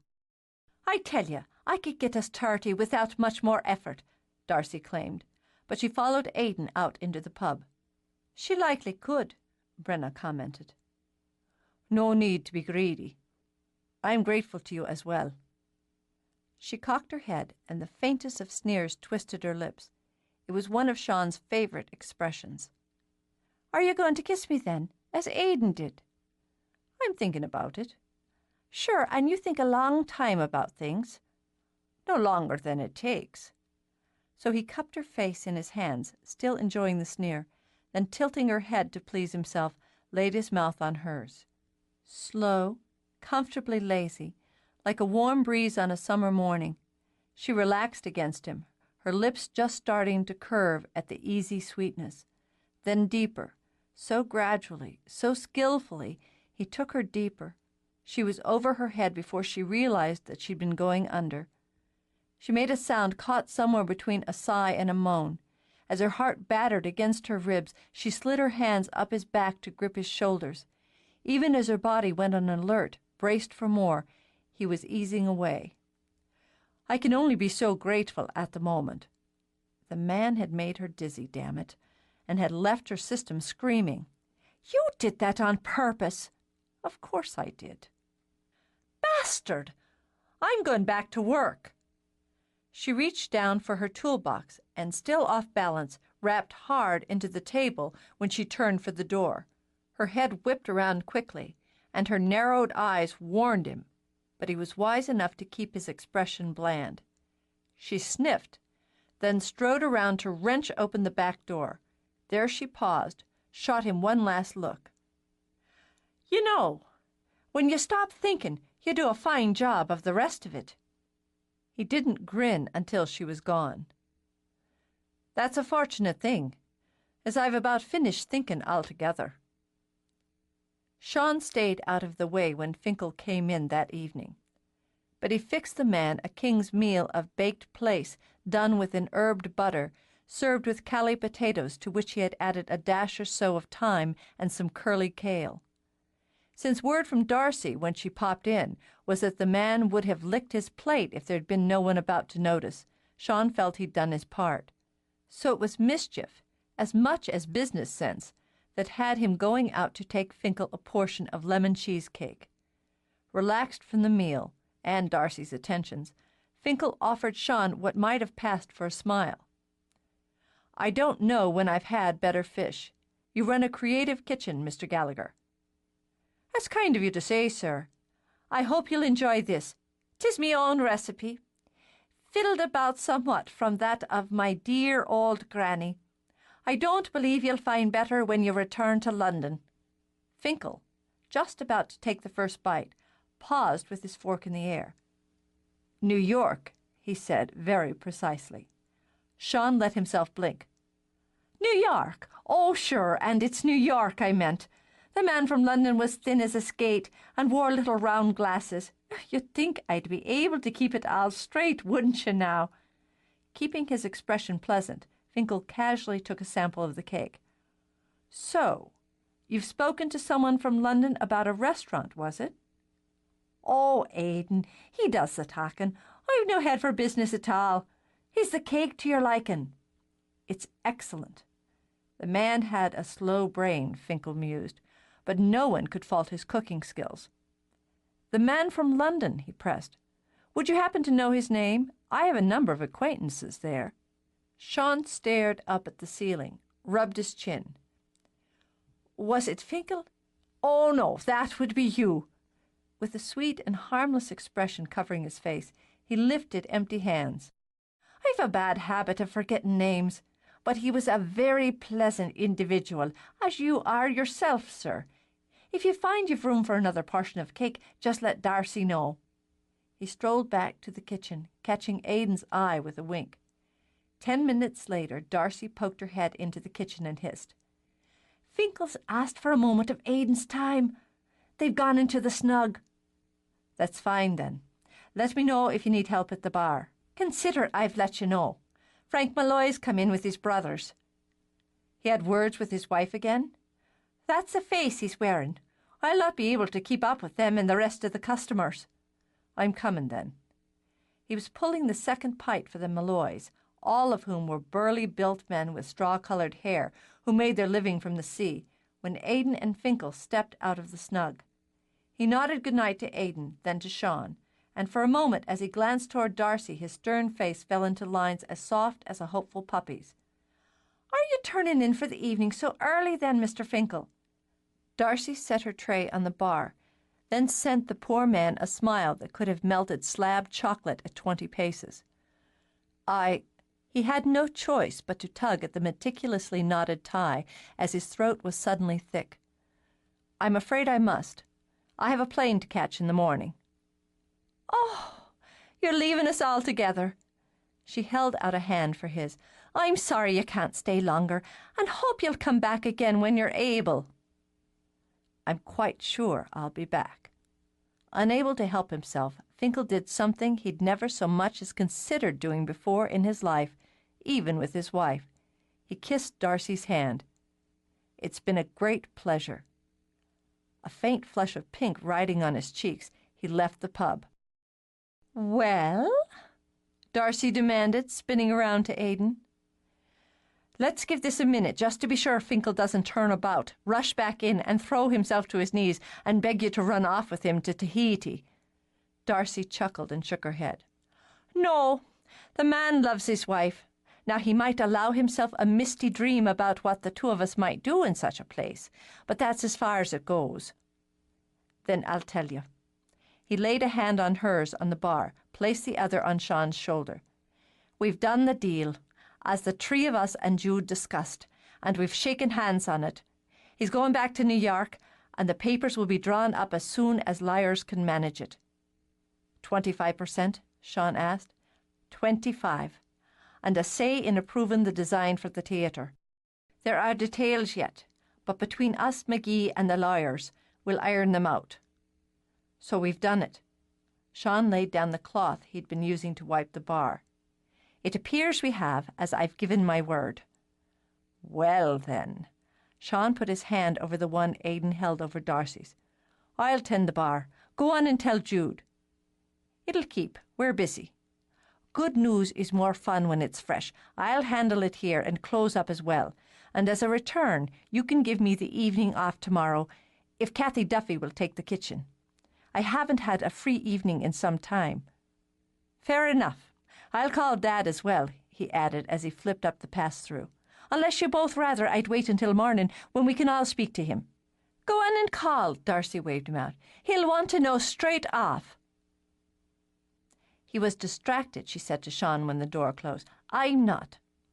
Do you have something with Brenna in mind for tomorrow?" Sean merely took the empty glasses off her tray, set them in the bar sink. "You've customers, darling, and so have I." And he leaned over a bit. "You've your business, and so have I." Miffed, Darcy jerked a shoulder. "It's not your business I care a damn about, but Brenna. She's a friend. You're nothing but a brother and an irritant at that." And knowing her irritant, she let it alone. She'd get nothing out of Sean Gallagher, if he decided otherwise, with dynamite. He had a plan. He was good at planning. That didn't mean it always worked, but he was good at the figuring out of how it should work. There was cooking involved, and so he was in his element. He wanted something simple, a dish he could put together, then leave to itself until it was needed. So he made a tomato sauce with a bit of bite and left it to simmer. It required a setting of the stage. That was something he preferred, and something he believed would give him an advantage. He thought a man could use every advantage when it came to Brenna O'Toole. It required a phone call, which he made from the pub at the end of the lunch shift, when he was certain Brenna would be up to her neck in whatever job she was doing. Just as he knew that, being Brenna, she'd come by after her workday to take a look at the broken washing machine he'd reported. So when he got home, the sauce he'd left warming added an appetizing scent to the air. He picked some of the petunias and pansies that were happy to winter over in the garden, and put these in the bedroom along with the candles he'd bought at the market. He'd already changed the sheets for fresh, which had given him the idea about the washing machine. Next, there was music. It was too much a part of his life not to include it in any venture. He selected the CDs he liked best, slipped them into the canny little player he'd bought himself months before, then left them going while he went down to the kitchen to see to the rest. He put out the cat, who, it seemed, sensed something important was going on, and so put himself in the way at every opportunity. He didn't expect to see her till near 6, which gave him enough time to put together a platter of finger food. He hunted up wine glasses, polished them out, then opened the bottle of red he'd taken from the pub, setting it on the counter to breathe. After giving his sauce a last taste and stir, he glanced around and nodded in satisfaction. It was all fine and done. The clock showed 10 minutes before 6 when he heard her lorry pull into his street. "She's a timely sort," he murmured, and was taken by surprise when nerves set to dancing in his belly. It's only Brenner, for Christ's sake, he told himself. You've known her all your life. Not in the way he was about to, he thought, nor she him. He had a sudden wild urge to dash into the little mudroom and rip something off the washing machine and forget the rest. And since when had a Gallagher been a coward, especially with a woman? With this lecture playing in his head, he started toward the front door. She was already coming in, carrying her toolbox. Her jeans had a fresh rip in them, just below the right knee. There was a faint smear of dirt across her cheek. She closed the front door, took 2 steps, then saw him, and nearly jumped out of her work boots. "Jesus, Sean, why not just cosh me over the head and scare the life out of me? What are you doing here this time of day?" "I've the evening off. You parked behind my car, didn't you?" "I did, yes, but I figured you'd walked down or gotten a lift." While she waited for her heart rate to return to normal, she sniffed the air. "Doesn't smell as though you've taken advantage of a free evening. What are you cooking?" "A sauce for spaghetti. I thought I'd try it out before we gave it a go at the pub. Have you eaten?" he asked, although he already knew. "I haven't. No. Ma's expecting me shortly." She wasn't, as Sean had called down to tell Molly he'd give Brenna a meal while she was there. "Have your dinner here instead." He took her hand, leading her back to the kitchen. "You can judge the sauce for me." "I might do that, but let's have a look at your machine first to see what the matter is." "There's nothing the matter with it." He took her toolbox, set it out of the way on the floor. "What do you mean there's nothing the matter? Didn't you call up the hotel and say it wouldn't run for you at all?" "I lied. Try this." He picked up a stuffed olive and popped it into her mouth. "Lied?" "I did, yes. And I'm counting on the sin being worth the penance." "But why would you—" Realization dawned slowly and left her feeling awkward and edgy. "I see. So this is the time and the place that suits you." "Aye. I told your mother you'd be staying a while, so you've no need to worry about that." She looked around the kitchen, paying more attention. Fragrant sauce simmering, a pretty plate of fancy appetizers, a bottle of wine. "You might have given me a bit of notice, a little time to settle into the notion." "You've time now." He poured wine into the glasses. "I know wine tends to give you a head the next morning, but a glass or 2 shouldn't hurt." She'd risk the hangover if the wine managed to cool her throat. "You know, you didn't have to bother with all this fuss for me. I told you from the start I didn't need it." "Well, I do, and you'll just have to tolerate it." He was more at ease again, because she wasn't. He took a step toward her. "Take off your—" He nearly laughed when her eyes widened. "Your hat," he finished.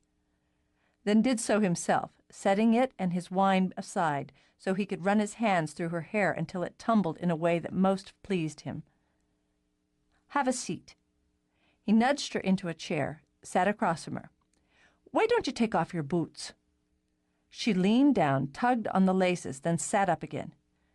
"Do you have to watch me? You make me feel foolish." "If you feel foolish with me watching you take off your boots, you're going to feel like a real horse's ass before much longer. Take off your boots, Brenna," he said in a quiet voice that set a ripple running up her spine. "Unless you've changed your mind about the matter." "I haven't." Annoyed, she bent down to work on the boots. "I started this, and I finish what I start." But it wasn't at all the way she'd imagined it. She'd simply pictured the 2 of them already naked, in bed, getting on with business. She hadn't given a great deal of thought to the mechanics of arriving there. She kicked her boots under the table and made herself look back at him, steadily back at him. "Are you hungry?" "No." She couldn't conceive of eating under the circumstances. "Dad and I had a late lunch." "All the better. We'll eat later. Let's take the wine upstairs." Upstairs. All right, they'd go upstairs. It had been her idea, after all. But when he took her hand this time, she had to force herself not to bolt. "This isn't a fair way, Sean. I've come from working all day and haven't had a chance to clean up." "Would you like a shower, then?" As they walked up the back stairs, he rubbed the smudge from her cheek. "I'm happy to wash your back." "I'm just saying, that's all." She couldn't shower with him, for God's sake, not just like that. The music drifted toward her, a whisper of harp song. Her nerves were screaming. She stepped into the bedroom, saw the flowers, the candles, the bed, and gulped her wine like water. "Easy now." He nipped the glass from her hand. "I don't want you drunk." "I can handle my drink," she began, then rubbed her damp palms on her thighs as he wandered around lighting candles. "There's no need for that. It's not full dark yet." "It will be. I've seen you in candlelight before," he said easily as he touched the flame of the match to the candles he'd set on the narrow mantel over the fire he'd already set to glowing. "But I didn't take time to appreciate it. I will tonight." "I don't see why you have to make the situation romantic instead of what it is." "Not afraid of a little romance, are you, Mary Brenna?" "No, but—" He turned, and the subtle and shifting lights of flame danced over his face. Behind him, around him, he might have stepped out of one of the pictures Jude drew, of fairy princess and valiant knights and poetic harpists. "There's something about the way you look," she managed. "It makes my mouth water half the time. I don't much care for it, to be honest with you, and I'd prefer getting it out of my system." "Well, now," his voice was as smooth as hers was annoyed, "why don't we see what we can do about that?" Keeping his eyes on hers, he crossed to her. Chapter 12. However odd the situation, Brenna thought, it was still Sean, a man she'd known and cared for all her life. However ridiculous it all seemed, she still wanted him. Nerves were as out of place as the harp song and the candlelight, so when he laid his hands on her shoulders, when he ran them lightly down her arms to link with her hands, she tipped her head up. "If I laugh," she told him, "it's nothing personal. It's just the whole business of this that strikes me funny." "All right." Since he only stood watching her, seemed to be waiting, she rose to her toes and took his mouth with hers. She didn't mean to rush it, as she'd already concluded he wouldn't allow that in any case. But at that first taste, she wanted more, she wanted all, and quickly. Her hands flexed in his as she chewed on his bottom lip. "I've got this powerful urge for you. I can't help it." "Who's asking you to?" He wouldn't rush, no, but it was tempting to pick up the pace.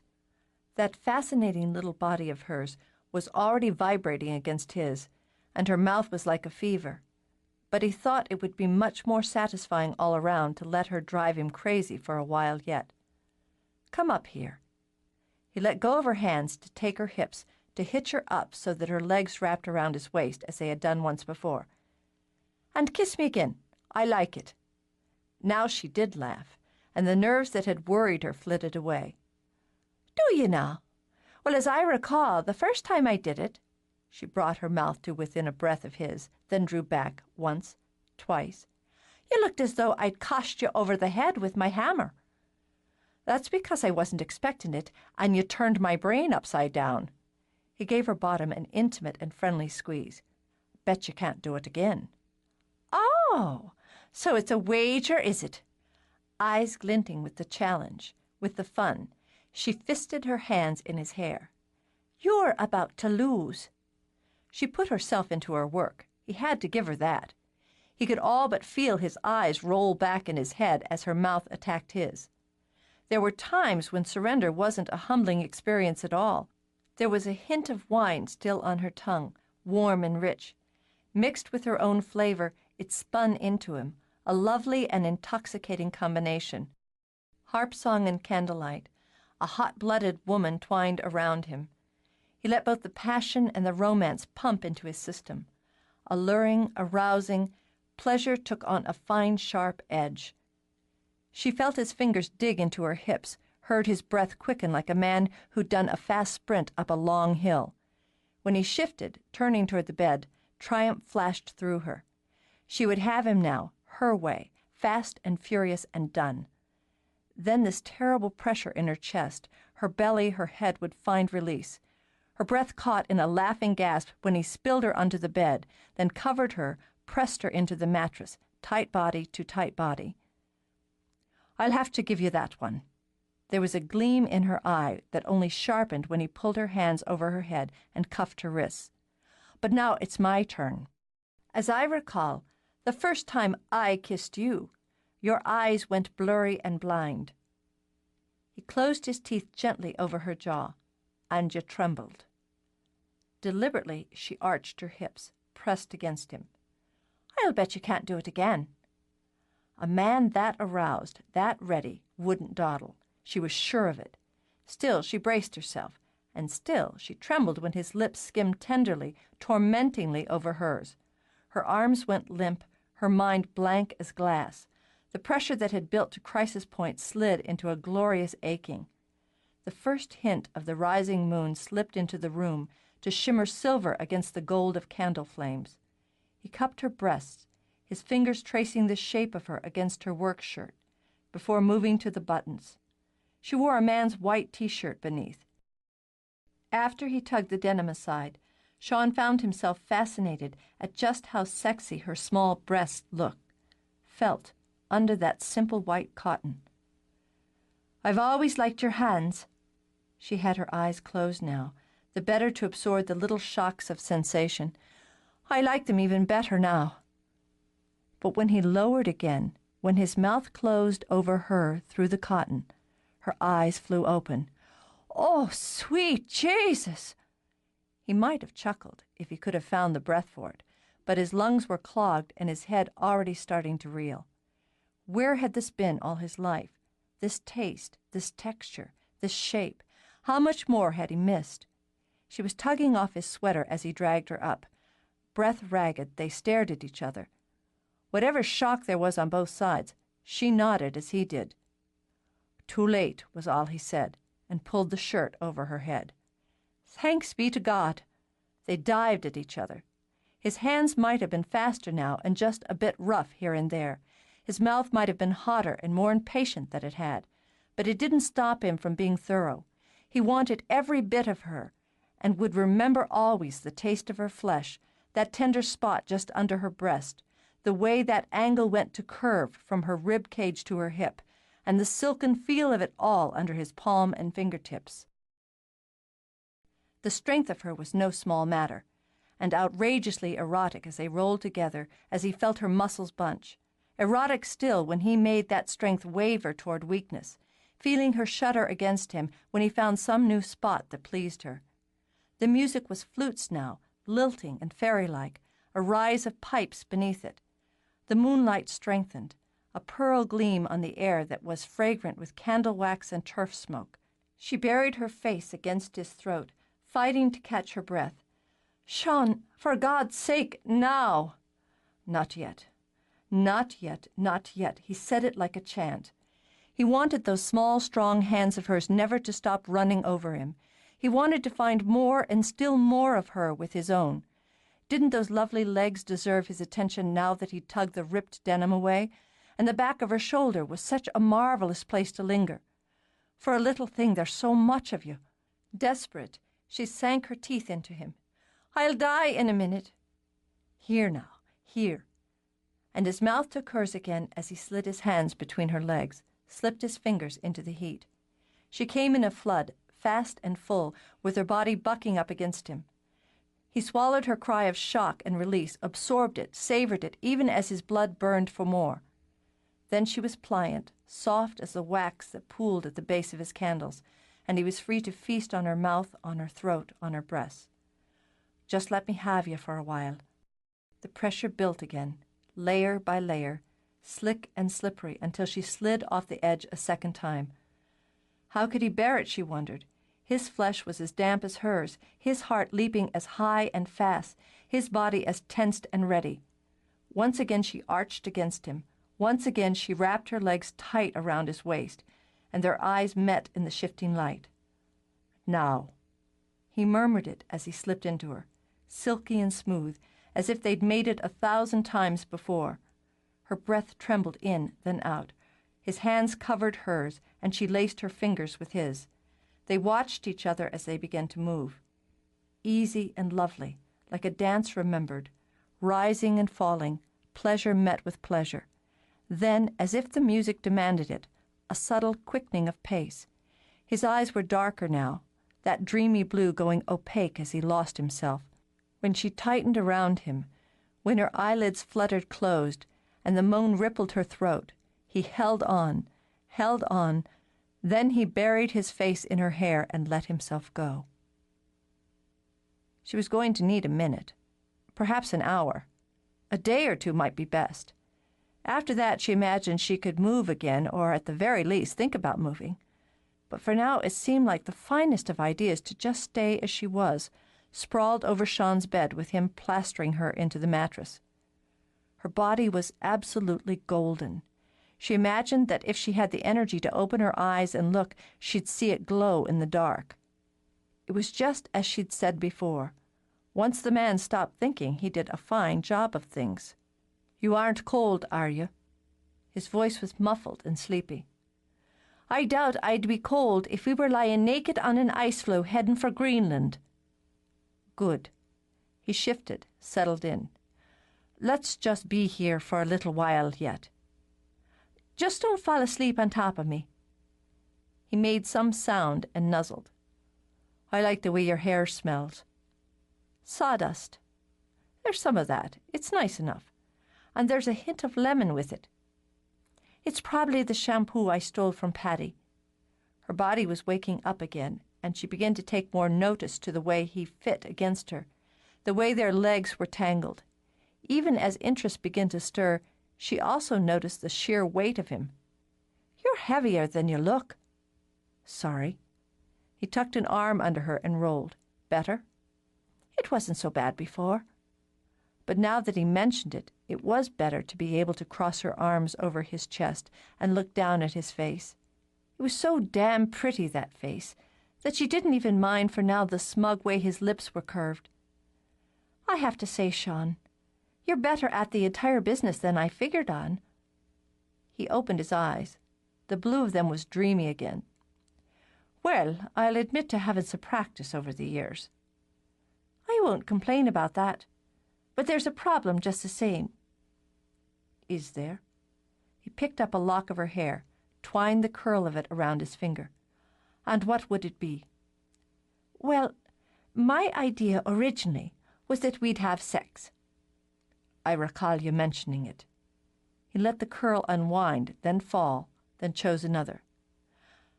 "And I have to admit, a fine idea it was." "That was the first part. I mentioned as well that I was looking to do that in order to get this urge I had for you out of my system." "I recall that as well. An itch, you said." He ran his nails lightly down her back. "I've done my best to scratch it for you." "You did. And I'd never deny it. But that's the problem part."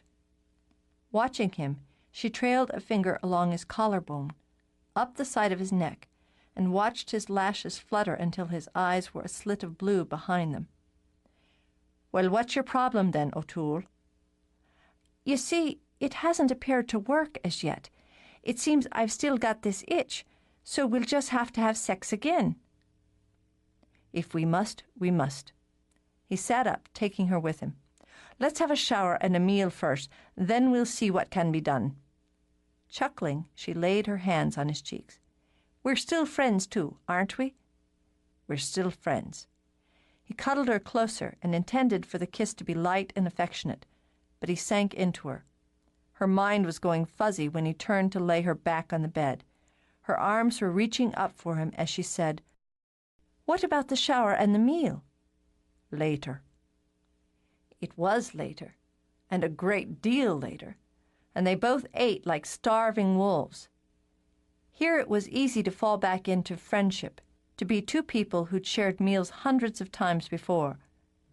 "Did you know Betsy Clooney's whole brood's down with the chicken pox?" "Have you noticed Jack Brennan's eyeing Teresa Fitzgerald now that she and Colin Riley have broken things off?" Between bites, she told him of her sister Patty's latest flood of tears over whether to have pink or yellow roses in her bridal bouquet, and they lifted a glass to toast the closure of the deal with McGee. Are you thinking he'll send a man out to get the lay of the land and design the theatre? Brenna got up to let Bub in when he came scratching at the door. If that's his plan, it hasn't come down to me as yet. He watched the cat slink over to Brenna to rub against her leg. Sure, and it's the only way it can be done correctly. She considered another serving, then decided if she gave in to greed on that, she'd suffer. With a little regret, she pushed her plate away. He can't be sitting up in his lofty office in New York City and design what should be here in Ardmore. And how do you know he has a lofty office? The rich are fond of lofty. Grinning, she kicked back in her chair. Ask Darcy if lofty isn't an aim when she finds the rich man she's hunting for. In any case, they have to see what we are and what we have before they set in their minds what we'll be. I'll agree with that. He rose to clear the table. I liked your design. Maybe you could draw it up a little more formally. We could give Aidan a look at it. If he likes it as I do, there's nothing stopping us from passing it on to the McGee for his consideration.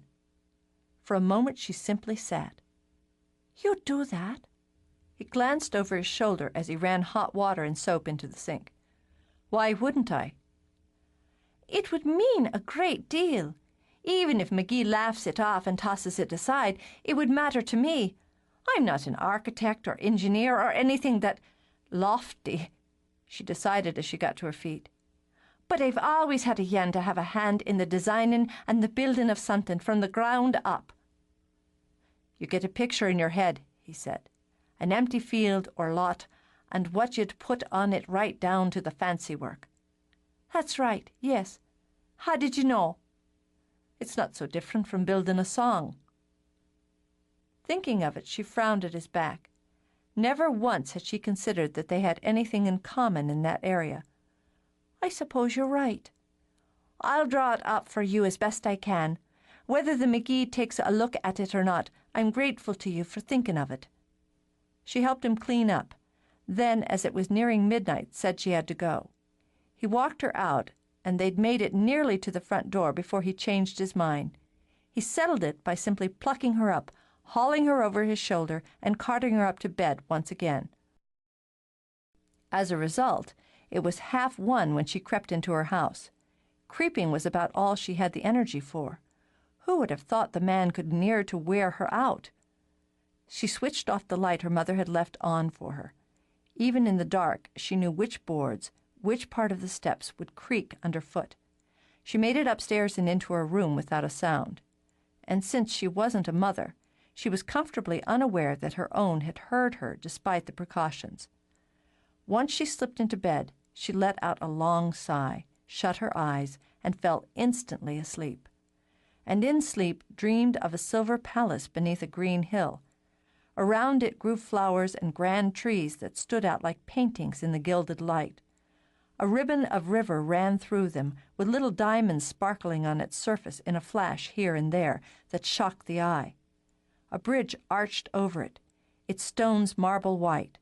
As she crossed it, she heard the click of her own boots, the bubble of the water below, and the quick skip of her own heart that wasn't fear but excitement. The trees she saw were heavy with golden apples, silver pears. For an instant she was tempted to pluck one, to bite into that rich flesh and taste. But even in dreams she knew that if you visited a fairy raft, you could eat nothing and drink only water, or you were bound there for 100 years. So she only watched the jeweled fruit glint. And the path leading under them, from the white bridge to the great silver door of the palace, was red as rubies. As she approached the door, it opened, and out of it spilled the music of pipes and flutes. She stepped inside into the music and into perfumed air where torches as tall as men lined the walls with flames that shot as high and true as arrows. The hall was wide and filled with flowers. There were chairs with curvy arms and deep cushions, all the color of precious gems. But she saw no one. Following the music, she climbed the stairs, trailing her hand along a banister that was smooth as silk and glinted like a long, slender sapphire. Still there was no sound but the music, no movement but her own. At the top of the stairs there was another long corridor, as wide as the space two grown men would make were they laid head to foot. To her left, as she traveled along the corridor, was a door of topaz, and to the right one of emerald. Straight ahead was a third that glowed white as pearls. And it was from there that the music came. She opened the white door and stepped inside. Flowers twined and tangled up the walls. Tables the size of lakes groaned under the weight of platters filled with food. The scents were sensuous. The floor was a mosaic, a symphony of jewels placed in random patterns. There were chairs and cushions and plush sofas, but all were empty. All but the throne at the room's head. There, lounging in the grandeur, was a man in a silver doublet. "You never hesitated," he said. "There's courage in that. Not once did you think of turning around. You just walked straight into what's unknown to you." He offered her a smile, and with a wave of his hand the gold apple that appeared in it. "You may have a taste for this." "I may, but I haven't a century to spare you." He laughed, and flicking his fingers, vanished the apple. "I wouldn't have let you, as I have more use for you above than here." Curious, she turned in a circle. "Are you alone, then?" "Not alone, no. Even fairies like to sleep. The light was to guide you. It's night here as it is in your world. I wanted to speak with you and preferred to do so alone." "Well, then—" She lifted her arms, let them fall. "I'm here." "I've a question for you, Mary Brenna O'Toole." "I'll try to answer it, Carrick, Prince of Fairies." His lips twitched again with amused approval, but his eyes were intense and sober as he leaned toward her. "Would you take a pearl from a lover?" An odd question indeed, she thought, but after all it was a dream, and she'd had stranger ones. "I would if it was given freely." With a sigh, he tapped his hand on the wide arm of his throne. The ring he wore flashed silver and blue. "Why is it there are always strings attached to answers when dealing with mortals?" "Why is it fairies are never satisfied with an honest answer?" Humor brightened his eyes. "You're a bold one, aren't you? It's a fortunate thing I've a fondness for mortals." "I know you have." She walked closer now. "I've seen your lady. She pines for you. I don't know if that heavies your heart or lightens it, but it's what I know." Resting his chin on his fist, he brooded. "I know her heart, now that it's too late for me to do much more than wait. Must there be pain in love before there's fulfillment?" "I haven't the answer." "You've part of it." He muttered and straightened again. "You are part of the answer. Tell me now what's in your heart for Sean Gallagher." Before she could speak, he lifted a hand in warning. He'd seen the temper flash over her face. "Before you speak, mind this. You're in my world here, and it's the simplest of matters for me to make you speak the truth. Only truth. We both prefer you answer of your own will." "I don't know what's in my heart. You'll have to take that as your truth, for I've nothing more." "Then it's time you looked, and time you knew, isn't it?" He sighed again, not troubling to hide his disgust. "But you won't till you're ready. Go on to sleep, then." With a sweep of his arm, he was alone with his thoughts in the jeweled light, and Brenna slept dreamlessly now in her bed. She got no more than 4 hours' sleep, but went through the day fueled with energy. Most often, a late night followed by an early morning left her out of sorts and cross most of the day. But in this case, she was so cheerful that her father commented on her bright mood more than once. She didn't feel she could tell him what she told herself. It was good, healthy sex that had her whistling through her work. As close as they were, and as much as she loved him, she doubted her father would want to know how she'd spent her evening. She remembered the dream, remembered it so clearly, so precisely, that she wondered if she was filling in some blanks without meaning to. But it wasn't anything she was going to muddle over for long. "That's about all for the day, wouldn't you say, Brenna darlin'?" Mick straightened up, stretched his back, then glanced over to where his daughter was squatting down painting the floor molding. His lips pursed when he noted she was painting the same 6 inches over and over with lazy swipes of the brush. "Brenna!" "Don't you think you might have just about enough paint on that space of wood by this time?" "What? Oh!" She dipped the brush again, then made sure to hit the fresh wood. "My mind must have wandered. It's time to call it a day." "Already?" With a shake of his head, he gathered up brushes, rollers, and pans. "What was it your mother put in your oatmeal this morning to give you such pep? And why didn't I have any?" "The day went by fast, that's all." She got to her feet, looked around. With some surprise, she noted just how much had been done. She'd gone through the day on automatic pilot, she supposed. "We've nearly finished in here." "By tomorrow, it'll be on to the next. We deserve big portions of that roast your mother promised for tonight." "You're tired, Dad. I'll clean this up." That, at least, would soften some of the guilt she was going to feel. "And you know, I was thinking I'd go on into the pub and see Darcy. Would you tell Ma I'll be grabbing a sandwich there?" He looked pained when she took the brushes from him. "You're after deserting me when you know sure as you're born your mother and Patty will be into the wedding plans and buzzing around me ears." Brenna shot him a grin. She'd forgotten about that, and the more genuine excuse not to go straight home. "Want to come to the pub with me?" "You know I would, but then your mother'd have my head on her best china platter. At least give me your word that when your time comes around you won't ask me if I like the lace or the silk best and then burst into tears when I pick the wrong one." "A solemn promise." She kissed his cheek to seal it. "I'm holding you to it, girl." He shrugged his jacket on. "And if things get over sticky at home, you may see me down at Gallaghers after all." "I'll buy you a pint."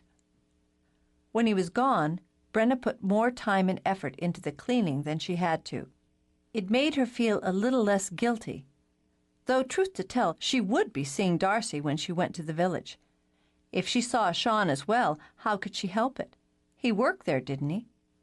Despite the rationalization, Brenna made a point of seeking Darcy out the minute she walked into the pub. Since she was down at the end of the bar letting old Mr. Riley flirt with her, Brenna took the next stool, then leaned over to kiss the man's papery cheek.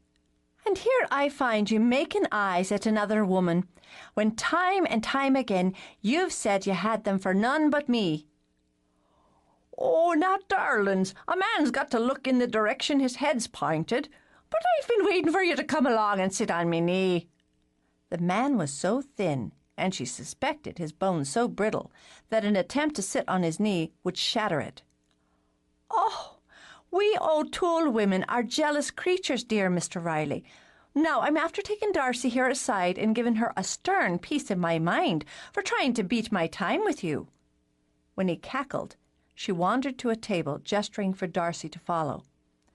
"I'm dying for a pint and a hot meal. What's Sean got for us tonight?" Darcy narrowed bright blue eyes, cocked a dark brow, then fisted a hand on her hip. "Well, then, you've gone and slept with him, haven't you?" "What are you talking about?" Though Darcy's voice had been quiet, Brenna's head swiveled in panicked embarrassment until she was assured no one was close enough to hear. "You think I can't look at a woman I've known since I was born and not see she's had a tumble the night before? With Sean you can't be sure, as he's half the time got that dreamin' look in his eyes. But you, that's a different kettle." "So what if I did?" Brenna hissed it as she sat down. "I said I was going to, and no," she said as soon as she caught the glint, "I won't be telling you about it." "Who said I'd want to know?" But of course she did. She sat herself, leaned close. "One thing." "No, not even one." "One thing. We've always had one thing, no matter who or what, our whole lives." "Damn it!" It was true. and to break tradition now would be breaking a bond. 4 times last night. 4! Eyes widened. Darcy looked toward the kitchen as if she could peer right through the door and pin her brother to the opposite wall. Well, I have to give him a raise in my estimation, and it's hardly a wonder you're looking relaxed. I feel wonderful. Does it really show? You have to look for it. I've customers. Reluctantly, Darcy rose. I'll get you a pint, and I tried the poached chicken tonight. People have been pleased with it. I will then, but I think I'll see if I can't have it back in the kitchen. Fine. Get your own pint on your way. Do you want to stay up with me tonight? I'll bet I can get a bit more out of you. You probably could, as you're a sneaky, nagging sort. But I need to go home early. I didn't get much sleep last night. Braggart, Darcy said with a laugh, and flounced off to take an order. And how are you, Brenna? Aidan asked when she came behind the bar. Why, how do I look? He glanced over as her response had been so sharp. Well, you look fine to me. I am fine. Cursing herself under her breath, she drew a pint of hart from the tap. I'm a bit tired, I suppose. I thought I'd have this and a plate back in the kitchen, if it's all right with you, before I head home. You're welcome, as always. Will you need an extra hand at all this week, Aidan? I could use yours both Friday and Saturday nights, if you have them free. They are. I'll come round. Casually, she hoped, she moved past and pushed open the kitchen door. Can you spare a hungry woman a hot meal? He turned from the sink where he had the water running hot and full. His eyes warmed as she lifted her glass to his own. I think I might have something you'll like. I wondered if you'd wander my way tonight. I wanted to see Darcy. She laughed and sat down with her beer. And maybe I don't mind so much seeing you as well. He turned the water off, pulled at the cloth tucked into his waistband, and dried his hands. And how would your system be? Oh, my system's doing well, thank you. Though there does seem to be a little bit of a hitch in it still. Would you be wanting some help with that? I wouldn't mind it. He walked to her chair and, leaning over the back of it, set the system under discussion, churning with his teeth on her ear. Come home with me tonight.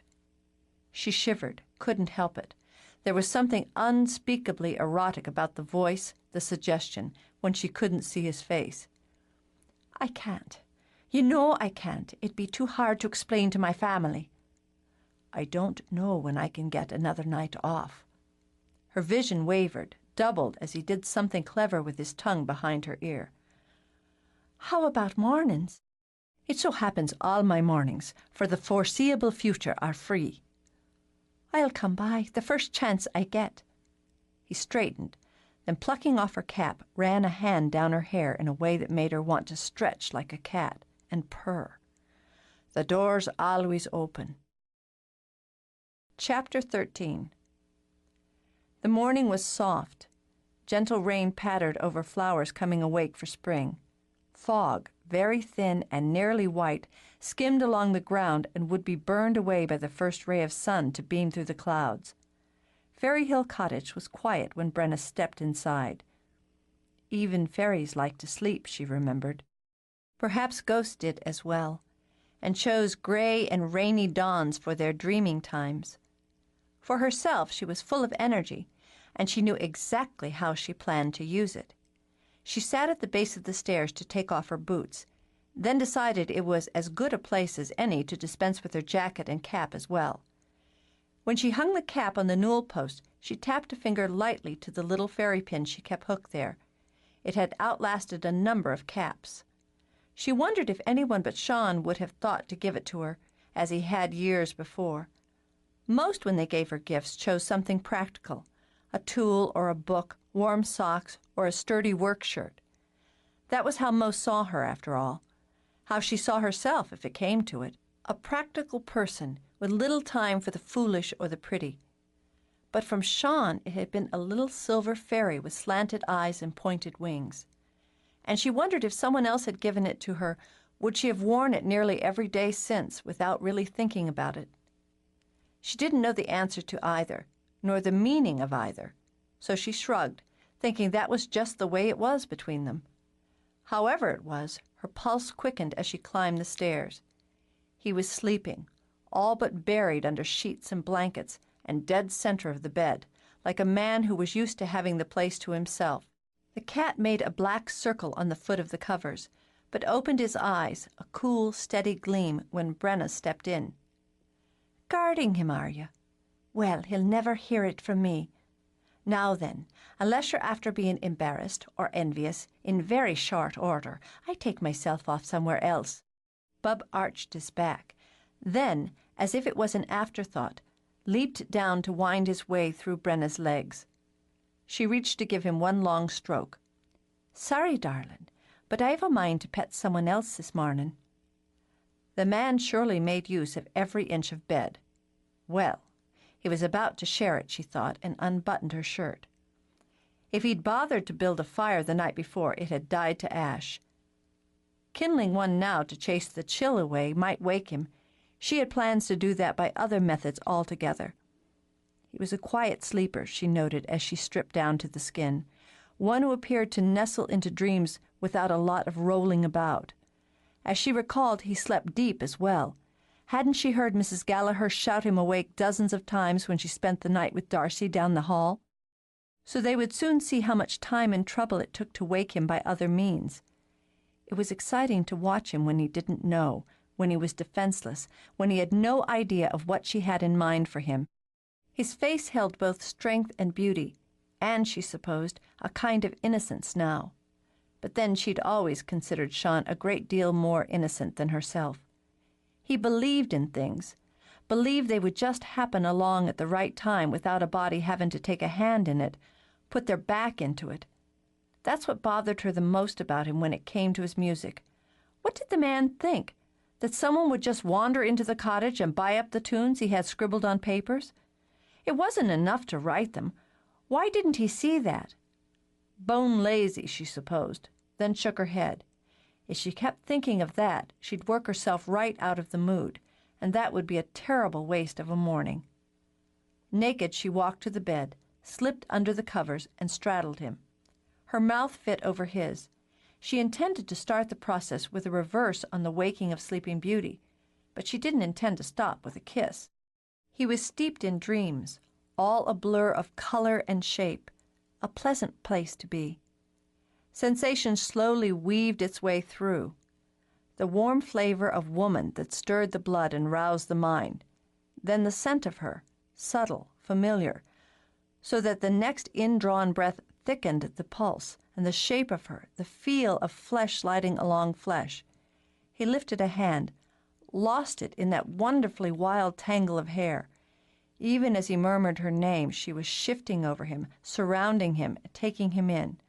The first burst of lust exploded inside him while he was still half sleeping. He thrust up into her, helpless, trapped in a web of need woven while he'd been dreaming. For the first time in memory, he could do nothing to finesse control over his own body, nothing but let himself be taken. When he opened his eyes, she rose over him in the soft gray light, her hair bright as fire, her eyes sharp and green. Then she bowed back, fisting her hands in her own hair as she rode them both to finish. "Mother of God!" was all he could manage, and nothing could have pleased her more. "Good morning to you." She felt golden and bright. "And that's all the time I have for you. I've got to be going." "What? Why?" He grabbed for her hand, but she slipped nimbly out of reach. "Well, I'm finished with you, boyo, and I've work to do." "Come back." He thought about sitting up, but only rolled to his side. "I'll do better by you now that I'm waking up." "I did well enough by both of us." She tugged her T-shirt on, then shrugged the flannel one over it. "And I'm expected at the hotel.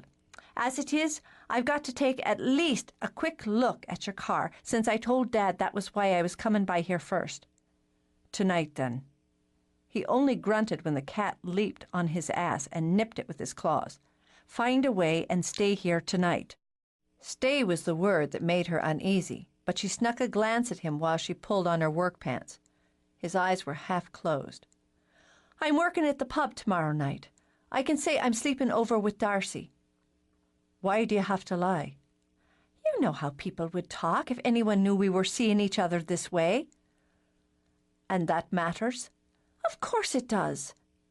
This time when she looked over at him, she was surprised to note his eyes weren't sleepy, but focused and alert. Is this something that shames you then, Brenna? No, but it's private. I'll have a look at your car now, and the fact is I'll give it a good going over first chance I have. She leaned over to kiss him, then shoved back her hair. I'll be back round as soon as I can. He rolled over onto his back, annoying Bub enough to set the cat to stalking off again. Alone, he stared at the ceiling until he heard her shut the front door behind her. When, he wondered, had he started wanting more? Why should she be the one he wanted more from? What was this need that was growing inside him? Had it always been there?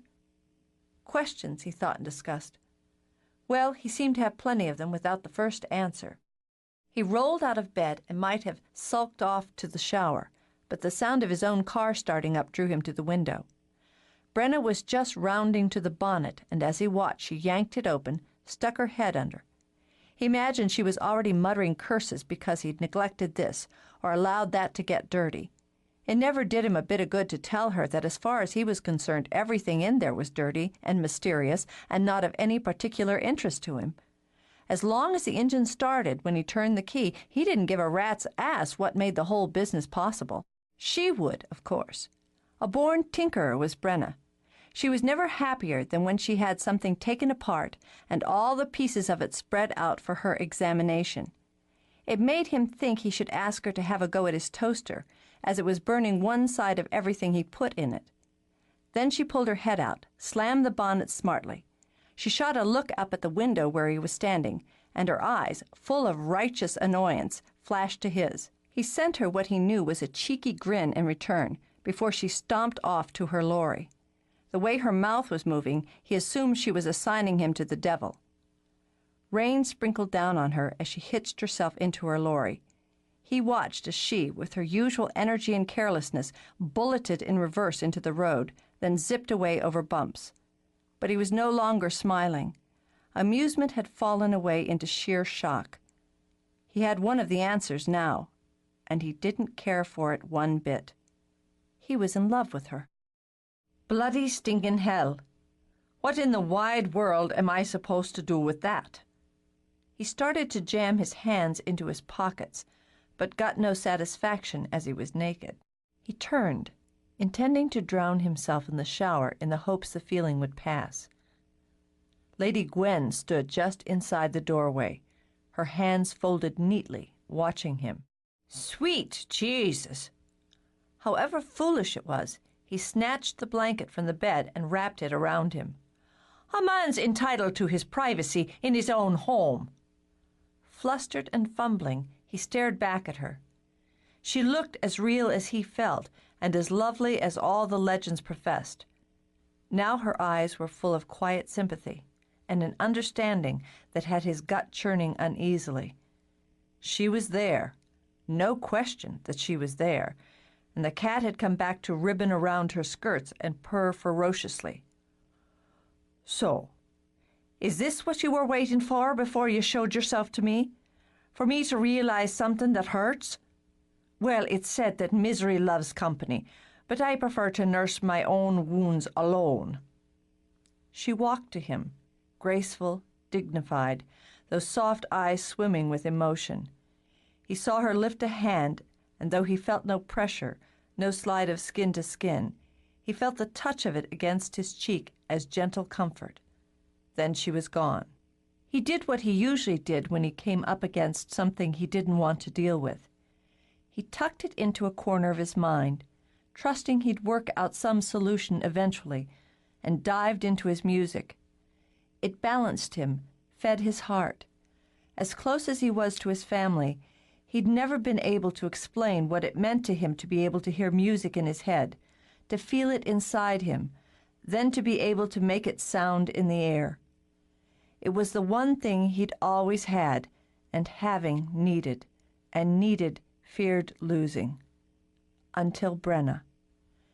He'd always had her as well and needed her without realizing how deep that need was rooted. And now knowing, he feared losing her and what he'd just discovered. Thoughtfully, he opened the little box he'd put on the piano. Inside, he'd placed the pearl he'd been given at Maud's grave. He understood now what Carrick wanted him to do with it, but he was far from ready to offer that pearl and himself to Brenna. Whatever others had planned for him, he would move in his own time and in his own way. He'd promised Brenna friendship. He wouldn't go back on his word, but he was beginning to understand just what keeping it would cost him if he couldn't win the whole of her heart. The woman who'd come to his bed that morning wasn't looking for romance and the promise of a future. She was looking only at the moment and the pleasures it could bring. He hadn't been so different himself at other times with other women. It didn't sit comfortably to be the one pining.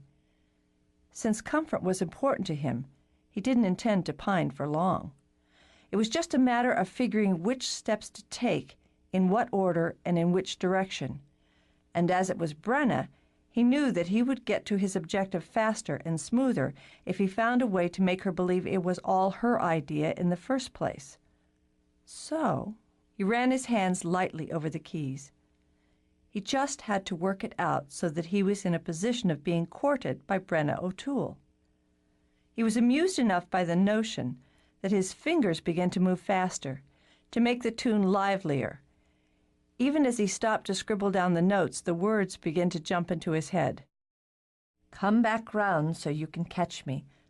I'll give you a dance as long as you please. But circle back soon, my red-haired lovely, for it's only you I'm wantin' to tease. Now kiss me quick, and say that you'll love me from now till ever birds sing in the trees. I'm waitin' right here so you can convince me the time's come to get down on me knees." It made him see the humor of it all and smoothed out the knot of tension from the back of his neck. After all, how could anyone who knew the pair of them not see the absurdity of it? She the planner, he the dreamer.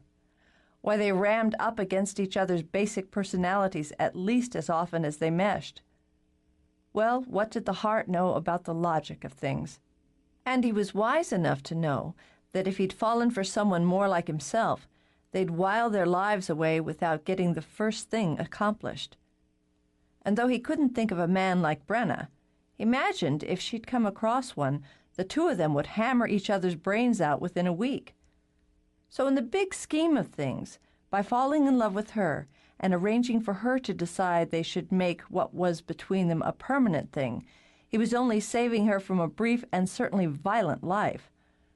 Though he thought it might be best all round if he kept that opinion strictly to himself. Satisfied, he closed the pearl back in its box, left his music scattered about, and went off to start his day of work.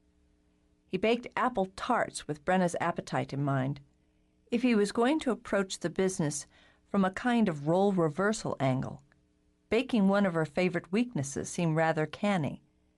He toyed with the idea of trying to talk himself out of being in love with her, as he imagined people did when the fit wasn't as comfortable as they might prefer. He even imagined that he could do a fair job of it, starting with listing all the reasons why it wasn't a wise idea. The head of that would be the simple fact that he hadn't planned on falling in love, not seriously, for years yet. And when he imagined the woman on the receiving end, it was always a soft, feminine, gentle-natured sort. A comfortable woman, he thought, as he trimmed his pastry. There was nothing comfortable about the O'Toole. For all she was a blessing in bed. After all, much as it appealed, a man couldn't spend his life in bed with a hot-blooded, naked woman. Which made him think about the morning and the way she'd ridden him to a blind, sweaty finish before his brain had even waked up, which made him a great deal less comfortable altogether. So, being Sean, he put that thought away, for the time being. It hadn't been the sex he'd fallen in love with. That had simply been the key that had opened him up so he'd see what had been waiting inside him for her. She'd never be an easy woman. God knew she'd poke and she'd prod at him until he was ready to throttle her. She would pick fights and would always find the way to put his own temper on the boil. But Jesus, she could make him laugh, and she knew half of what was in his mind before he'd gotten the words out. There was treasure in that. She knew his every flaw and didn't hold any of them against him overmuch. She didn't think much of his music, and that stung more than a little. But he chose to think it just a lack of understanding, just as he had no interest or knowledge of what mysteries were under the bonnet of his car. Whatever the weight of the scale, for or against, didn't matter. His heart was already hers. All he had to do was make her realize that she wanted to keep it. He fancied up the pastries, adding bits of dough in little designs, the way he'd seen in a picture somewhere. After brushing the lot of them with egg wash, he popped them into the oven. When Darcy came in, he was whistling over the Gallaghers Irish stew he had simmering in his big pot. "My larder's bare as the top of Roy O'Hara's head. I need a sandwich before shift starts." "I'll make it." Sean cut her off before she could grab from the refrigerator. "You'll just leave a mess for me to clean up otherwise." "I'll have some of that roast beef if there's any left." "There's enough." "Well then, don't be stingy." She sat, propping her legs on the chair beside her, as much to admire her new shoes as to rest her feet before the long shift ahead. When she noted the bowls he'd yet to wash, she sniffed the air. "Is that apple tart you have in the oven?" "It might be. And I might see there's one left for you if you don't badger me." Experimentally, she ran a finger around the inside of the bowl that had held the filling, licked. "I seem to recall that Brenna favors apple tarts particularly." Sean sliced the sandwich neatly in two, knowing Darcy would complain otherwise. "I recall that as well." His expression bland, he slid the sandwich in front of her. "Are you—" Darcy cut herself off, picked up the first half of her lunch. "No, I don't want to know. My best friend and my brother," she said over the first bite. "I never thought to have to work to keep that image out of my head." "Well, keep working at it." Curious, he sat across from her. "You're friends with Jude, and it never seemed to bother you that she and Aidan—" "I was no friends with Jude." Darcy stared at him over her sandwich with eyes that were blue and sulky. "It's a different matter entirely. It has to be your face," she decided, "because she knows you true and true. So it's certainly not your riveting personality. She's just dazzled by the look of you, as there's no denying you've a strong and handsome face." "You're only saying that because we look so much alike." Her teeth flashed before she bit in again. "That's true enough. But we can't help being beautiful, can we, darling?" "We can only do our best to bear the terrible weight of it, then offer it up." He said it ponderously and made her snicker. "Well, it's a burden I enjoy carrying. And if a man doesn't want to look any further than my face, I've nothing to complain over. It's enough that I know I've a mind behind it." "Is the Dubliner you've been seeing treating you like a pet, then?" She moved a shoulder, annoyed with herself for being dissatisfied with a relationship that held so much potential. "He enjoys my company and takes me nice places in fine style." And because it was Sean, she could hiss out a breath, "where he spends half the time bragging about himself and his work and expecting me to be impressed beyond speech. And the thing of it is, he's not nearly as smart as he thinks he is, and owes most of his accomplishments, such as they are, to family connections rather than to his own hard work or skill." "You're tired of him." She opened her mouth, closed it again, then shrugged. "I am, yes." "What's wrong with me?" "If I tell you, you'll be after throwing that plate at me." "I won't." As a sign of truce, she pushed it aside. "This time." "All right, then. I'll tell you what's the matter. You underestimate yourself, Darcy. Then you get annoyed when others do the same. You don't have any respect for the men who fall at your feet, promising to give you the world on a platter. You filled your own platter all your life and carried it with your own hands, and you know you can keep doing it." "I want more." She said it fiercely, finding herself inexplicably on the verge of tears. What's wrong with wanting more? Nothing. Nothing at all. He reached out to close his hand over hers. I want to go places, see things, have things. She shoved away from the table, prowling the kitchen as if it were a cage. I can't help wanting it. Everything would be easier if I could be a little bit in love with him. Just a little would be enough. But I'm not, and I can't talk myself into it. So I woke up this morning knowing I'd be breaking it off and tossing away a lovely trip to Paris. That's the right thing to do. I'm not doing it because it's the right thing to do. Frustrated, she threw up her hands. I'm doing it because I'm not having my first trip to Paris spoiled by sharing it with the man who'd bore my brains out, Sean. She came back to the table, sat again, leaning forward, spoke seriously. I'm not a nice person. He took her hand again, patted it. I love you anyway. It took her a minute. Then her eyes lit with appreciation. I should have known better than to expect you to list my virtues, but I feel better in any case. Because she did, she dipped her finger in the bowl again and scooped out another smear of filling. I wish I could find someone to have a bit of fun and frolic with, like you and Brenna.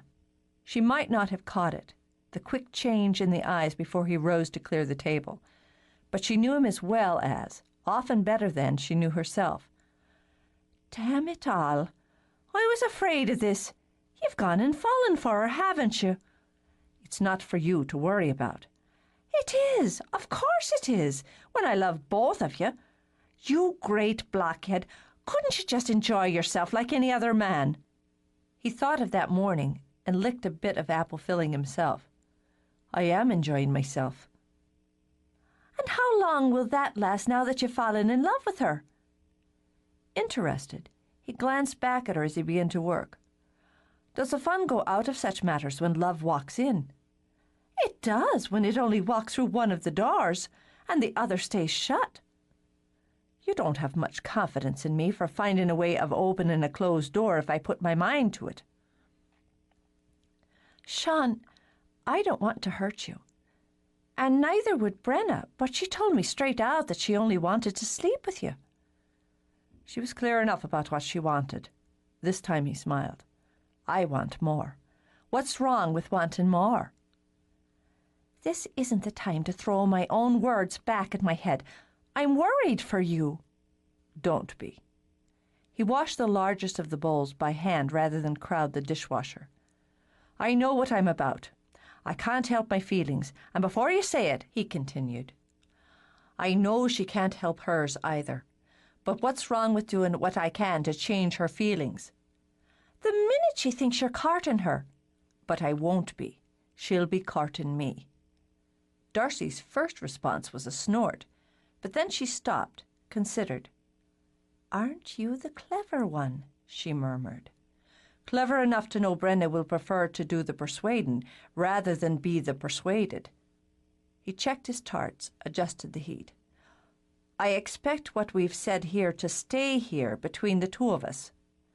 As if I'd go running off to tell Brenna what falls out of your mouth. Insulted, she grabbed a tray. His stare from under raised brows made her relent. All right, in the general way of things, that's what I do. But this is a different matter. You can trust me. He knew he could. She might try to fracture his skull with a flying plate, but Darcy would bite off her tongue before betraying a confidence. I suppose that means you want me carrying back to you whatever she might have to say about certain things. It does indeed. Look for your spies elsewhere, my lad. Nose in the air, she started to flounce out. Then there came a hiss of breath from her, and she stopped. She doesn't think she's built in a particularly attractive way. Since it was the last thing he'd expected to hear, Sean merely stared until Darcy cursed under her breath. I'm only telling you because she never said it outright to me in just those words. But she thinks of her body as a practical thing, and not as female as it could be. She doesn't think men find her particularly attractive, female-like. And that's why the sex is just sex in her thinking. She doesn't believe a man might look at her in a romantic or tender sort of way. She paused a moment, tried not to wonder if Brenna would forgive her if her friend knew she'd said such things. A woman likes to be told. Well, if you've any brain in your head, you should know what a woman likes to be told. And it's not a matter of just grabbing hold of what's different from yours, but telling. Now close your mouth, because you look half-witted. She let the door swing shut behind her. Chapter 14. And you'll remember Dennis McGee, who went off to America. Well, neither of us remembers it precisely, as it's been 50 years if it's a day, and we weren't yet born, or barely so in my own case, at the time he left Old Parish, but you'll remember hearing of it, and how he made his fortune with land and building and such over in New York City. Kathy Duffy sat cosily in the O'Toole's kitchen, sipping tea and nibbling on iced cakes, though if the truth be known, the batter could have used just a splash more vanilla, while she shared news and gossip.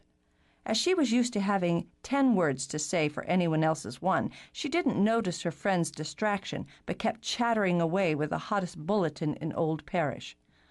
Always a clever one was Dennis, so everyone who knew him said, and he married Deborah Casey, who was a cousin of my mother's and was reputed to have a good head on her shoulders as well. Off they went across the foam with their firstborn still in short pants. They did well for themselves in America, built up a fine business. You know, old Mad was betrothed to the John McGee who was lost in the war, and he was brother to Dennis. All these years, Kathy went on as she licked a bit of icing from her finger. It seems Dennis never did look back to Ireland or the place where he was born, but he had himself a son, and the son a son, and that one, he's looking right enough. She waited a beat, and Molly roused herself to raise her eyebrows. Is he? He is, yes, and he's got his sights set on Ardmore, planning to build a theatre here. Oh, yes. Molly stirred the tea she'd yet to taste. I heard Brenna talking about it. Distracted she was, but not so deeply that she didn't notice Kathy's crestfallen expression.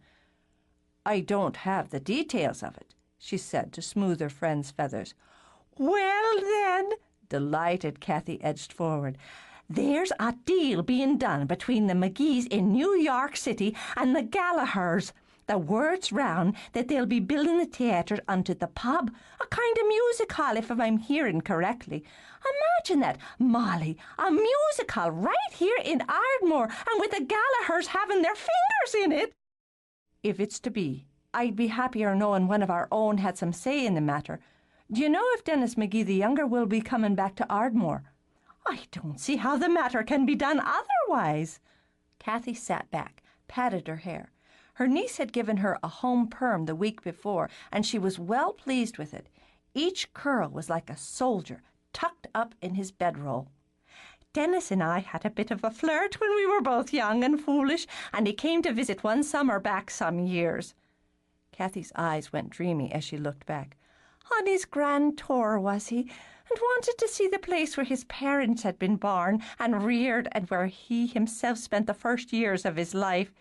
He was a fine-looking man, Dennis McGee, as I recall him. The way I remember things, you had a bit of a flirt with every fine-looking man before you plucked the one you were after. Kathy's eyes went bright with humour. What's the point of being young and foolish if you do otherwise? Because it was one of the things worrying her, Molly managed a wan smile and let her old friend settle back into chattering. Molly was certain that her oldest daughter was having a great deal more than a flirtation with Sean Gallagher. That wasn't such a shock, not really, but the fact that Brenna wasn't talking of it with her was both a shock and a concern. She'd raised her girls to know there was nothing they couldn't share with their mother.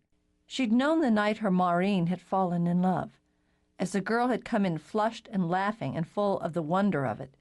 And when Kevin had asked her Patty to marry, she'd known the minute her girl had come into the house and thrown herself weeping into her mother's arms. That was the way with them, Maureen laughing over joys and Patty weeping over them. But Brenna, the most practical of her children, had done neither, nor had she, as Molly had expected, sat down and spoken of what had changed with Sean. Hadn't she left that very morning saying that she would be staying over with Darcy that night and not quite looking her mother in the eye when she lied? It hurt, knowing your child had the need to lie to you. "Where have you gone off to?" Molly focused on Kathy's face again, shook her head. "I'm sorry. I can't seem to keep my mind on things these days." "It's no wonder. You've one daughter married only months ago and another planning her wedding. Is it making you blue?" "A little, I suppose." Because she'd let her tea go cold and Kathy's cup was empty, Molly rose to pour hers down the sink and refill both cups with fresh. "I'm proud of them, happy for them, but they grow up so much faster than ever you think." "They do. One minute I'm scrubbing faces, and the next I'm buying wedding gowns." To her surprise, helpless tears rushed to her eyes. "Oh, Kathy." "There now, darling."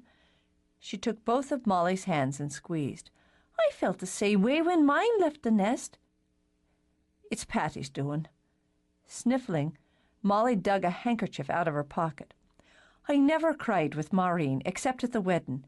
Thought I'd go mad from time to time as my Maureen wouldn't settle for less than perfection, and her idea of it changed daily. But Paddy, she gets weepy if we talk about what flower she'll have. I swear to you, Kathy, I live in fear that the child will bawl her way down the aisle to poor Kevin. People would think we've a gun to her head, forcing her to take her vows." "Oh, now, nothing of the sort. Paddy's your sentimental one. She'll make a lovely bride, tears and all." "Of course she will." But Molly indulged herself with a few tears of her own. "Then there's Mary Kate. She's taken to mooning about, over some boy, I'm sure, and brooding and closing herself off to write in her diary. Half the time she won't let Alice May in the room." "Sure, and there's probably a lad at the hotel she fancies herself in love with. Is it worrying you?" "Not over much, I suppose. Mary Kate's a great brooder, and she's of an age where having her younger sister in her pocket becomes a trial. Just growing pains. You've done a fine job of mothering your girls, Molly. They're a credit to you, each and every one. Not that that stops a woman from worrying over her chicks. Well, at least Brenna's not giving you any grief at the moment." Carefully, Molly lifted her cup and sipped. "Brenna's steady as a rock," she said. "There were some things you couldn't share, even with a friend." With the pub closed for an hour between shifts, Aidan stuck his head in the kitchen. "Can you leave that for a few minutes?" Sean cast a look around the general disorder caused by a busy afternoon crowd. Without a second's hesitation. "Why?" "There's something to talk about, and I want a walk." Sean tossed his dishcloth aside. "Where?" "The beach will do." Aidan came through the kitchen and started out the back door. He paused there a moment, studying the slight rise of land, the tidiness of it before it gave way to a smattering of trees the wind had bent seaward. "Second thoughts?" Sean asked him. "No, not about this." But he continued to look and measure. The shops and cottages that ran along the sides of his pub, the back gardens, the ancient dog who lay claim to a shady spot for a nap, the corner at the far end of their land where he'd kissed his first girl. "It'll change more than a little," Aidan mused. "It will. It changed when Seamus Gallagher put up the walls of the pub, and every one of us since has changed it in one way or the other. This is your change." "Ours." Aidan said it quickly, as it was very much on his mind. "That's one of the things we'll talk about. I didn't catch Darcy. The girl was out of the place like a ball from a cannon. Do you remember playing out here?" "I do." Absently, Sean rubbed his nose. "Aye, that I do." With a quick laugh, Aidan walked around the side. "I'd forgotten that.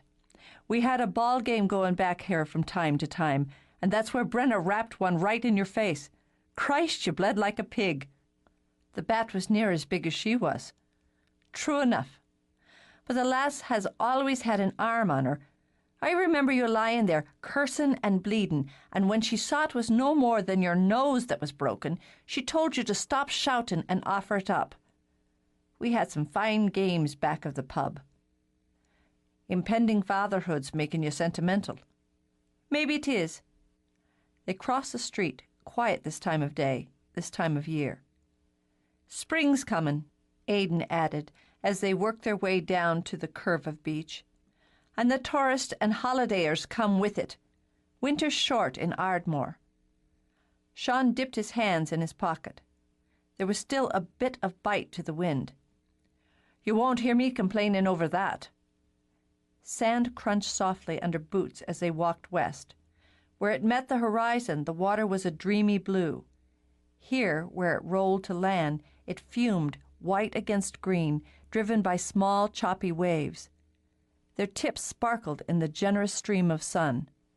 They walked in silence, away from the boats already docked for the day and the nets hung for drying, and toward the cliffs that layered their way up toward the sky. I spoke with Dad this morning. He's well, and Ma too. They're well and fine. He's expecting to meet with the lawyers early next week. Papers, at least some of them, should be ready to sign. He's decided while he's about that to have more drawn up, papers that would put the pub in my name in a legal way. It's time for that, as we've known they've found their spot in Boston. I told him my thoughts, and I'll tell you, I feel it would be better and far more fair if the pub was titled between the three of us. When a shell caught his eye, Sean bent, picked it up, examined it. That's not our way. Which had been precisely what his father had said. Aidan hissed out a breath, paced off, then back. Christ, you're more like him than any of us.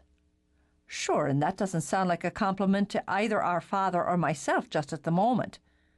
Tickled, Sean stood where he was while Aidan paced a bit more. It wasn't meant as one. You've both heads like bricks about certain things. Wasn't it you who just spoke of change as a good thing? If we can change the pub, why the divil can't we change the way it's passed down? Absently, Sean tucked the shell in his pocket. Because some things you change and some you don't. Who decides? I'd like to know. Sean cocked his head. We do. You're outnumbered on this, Aidan, so let it go. Gallaghers is yours, and you'll pass it down to the child Jude's already carrying. It doesn't make it less ours, Darcy's and mine. Not the heart of it. I'm talking about a legal matter. Exactly. It's going to be a fine, fresh evening, Sean said, considering the matter closed. Business should be good. What about your children when you have them? Aidan asked. Don't you want them to have some legal standing in all of it? So why does it have to get legal all of a sudden? Because it's changing, Sean. Exasperation sparked from him as he threw up his hands. The theatre changes Ardmore, changes Gallaghers, changes us. It doesn't. Not the way you're worrying right now. More people will come for different reasons. Sean mused, trying to see it in his mind. Another B&B might pop up along the way, and someone might be inclined to open another shop along the water. But Gallaghers will still be serving food and drink and offering music as it always has. One of us will man the bar, and while we're about it, the boats will go out, nets will be cast. Life goes on as it means to, whatever you do about it. Or whatever you don't, Aidan asked. Well, now some might disagree with that. It's the business of it that's weighing on you, Aidan. And better you than me. I mean it sincerely. Carrying the Gallagher name is standing enough, legal or otherwise, for my needs. Sean turned back so he could look at the pub, the dark wood, the cobbled stone, the etched glass that caught winks of sunlight. It's done well enough till now, hasn't it? When the time comes, your children and mine and Darcy's will work it out for themselves. You might marry a woman with other ideas. Sean thought of Brenna, shook his head. If a woman didn't believe in me and my family enough to trust in this, I'd have no business marrying her. You don't know what it is to be in love beyond reason. I'd have walked away from here, from this, from everyone if she asked it of me or wanted it so. She didn't ask it of you or want it so. You might have desired a woman who would have, Aidan, but you'd never have lost your heart to her. Aidan started to speak, then huffed out a breath first. An answer for everything. And it's not a little vexing that each one seems a right one. I've given the matter some thought over time. Now you give me one as I've a question. When you love a woman beyond reason, does it hurt or give you pleasure? Both. Very often at the same time. Sean nodded as they started back.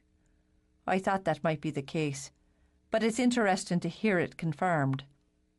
It was a fair and fresh evening, and business was brisk as the wind that tripped in over the sea. Music drew customers, some to listen while they sipped their pints, others to join in on the chorus, and more than a few who found the music pull them to their feet to dance. Despite the fast pace, Sean found time to pop out now and then. And once, watching Brenna circling the tables in a pretty waltz with old Mr. Riley, he pondered an idea. I've a notion here, Aidan. Sean served 2 orders of fish and chips at the bar himself. He took a glass to pull himself a harp and cut his thirst. You see Brenna dancing there? I do. Aidan topped off the last layer of 2 Guinnesses. But I don't believe she's running off with him to Sligo, no matter how often she promises. Women are born to deceive a man. Taking his moment, Sean sipped, enjoying the way Brenna moved in the old man's bony arms. But I'm watching them and the others who'll get up now and I wonder, wouldn't it be interesting if when we shuffle things about with the theatre, we found some place for dancing? That's what the stage is for now, isn't it? Not professional dancing, but this sort. You know how they do in a beer garden, but I'm thinking more intimate. Well, you're thinking, that's for certain. But Aidan paused long enough to watch, scan the faces, consider. It's something we might slide around with McGee when we get to the design of it all. Brenna. She had a kind of design she sketched up. I have it in the kitchen still.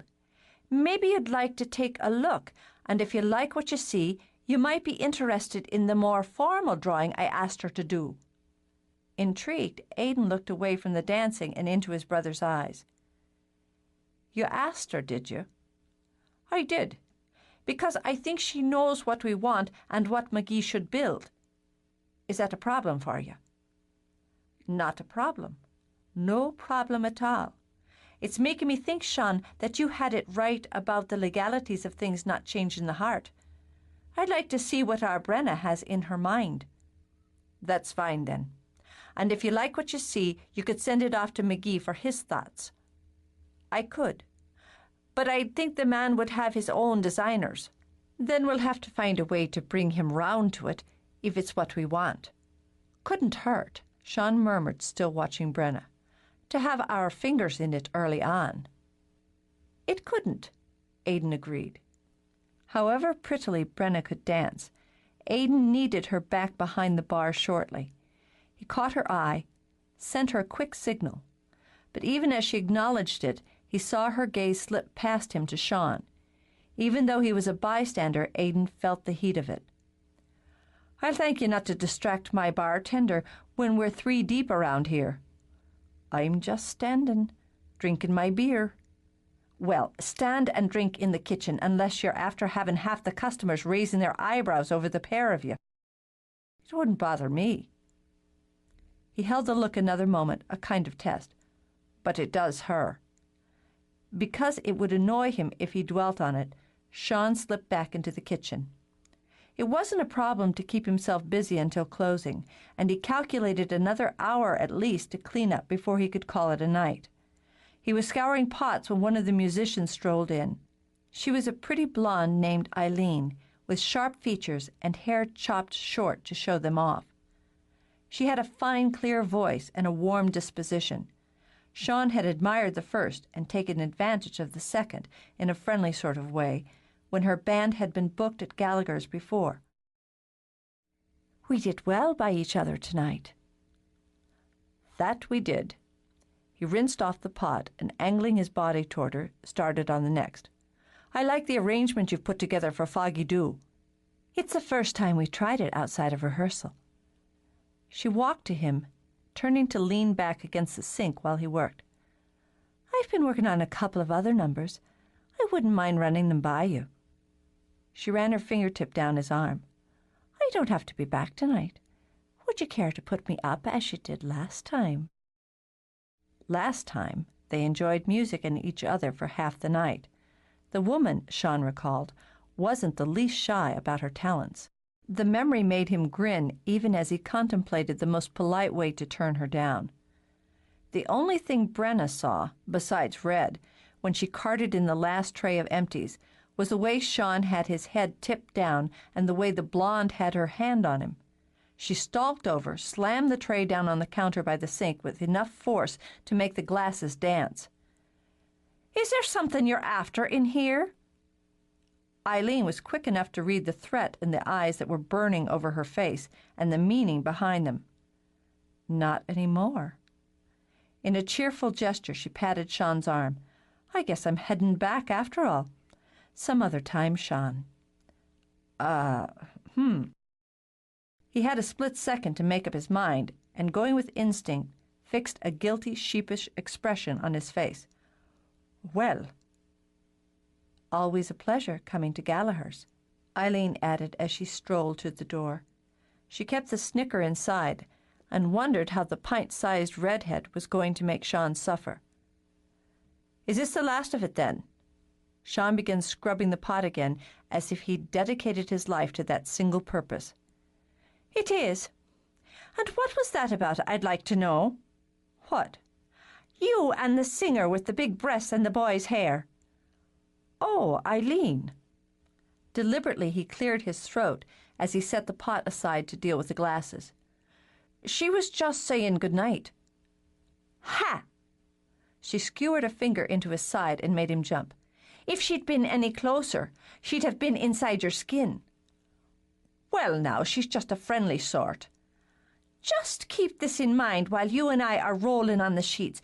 You keep your distance from the friendly sorts." Even while delight rippled through him, he straightened slowly. "Are you accusing me of something, Brenna?" It pleased him that he managed the right mix of hurt and insult. "Of making moves toward another woman while I'm with you? I didn't realize how little you thought of me." "I saw what I saw." He studied her a moment, then began to wipe off counters with a moody and injured air. It would be interesting, he thought, to see how much she worked to bring him around. "She had her hand on you." "I didn't have mine on her, did I?" "That's not the—" Damn it, she thought. Brenna folded her arms, unfolded them, and jammed her hands in her pockets. She'd wanted to shred the skin off the blonde's face. Still did, she admitted, if it came to that. It wasn't in character at all. Not that she'd back down from a fight, but she wasn't the one to start a brawl, and surely not over a man. "You were smiling at her." "I'll be sure not to smile at anyone unless you approve it first." "It looked overly cozy." Her hand was still balled in her pocket. If she hadn't felt so foolish, she might have given in to the urge to pop him with it. "I'll apologize if I misunderstood." "Fine." Leaving it at that, he walked over to push open the door and call out his good nights. When he turned back, she looked so frustrated and unhappy he nearly relented. But a man had to finish what he started. He spoke coolly, with just enough bite to let her know she had more making up to do. "Would you prefer staying over with Darcy?" No, I wouldn't." "All right, then." He crossed to the back door, opened it, waited. She got her cap and jacket from the hook by the door, then bundled them under her arm and stepped out into the chill. They didn't speak as they got into opposite sides of his car. She brooded out the window while he drove out of the village and up the road toward the cottage. She told herself she'd had a perfectly normal reaction. After shifting in her seat, she told him the same. When he didn't answer, she had to struggle not to squirm. "Can we agree this is new territory for both of us?" Ah, he thought, just the direction he'd hoped for. He sent her one quiet look, then nodded. "And we never, I suppose you could say, discuss the boundaries of it." "You wanted sex. You're getting it."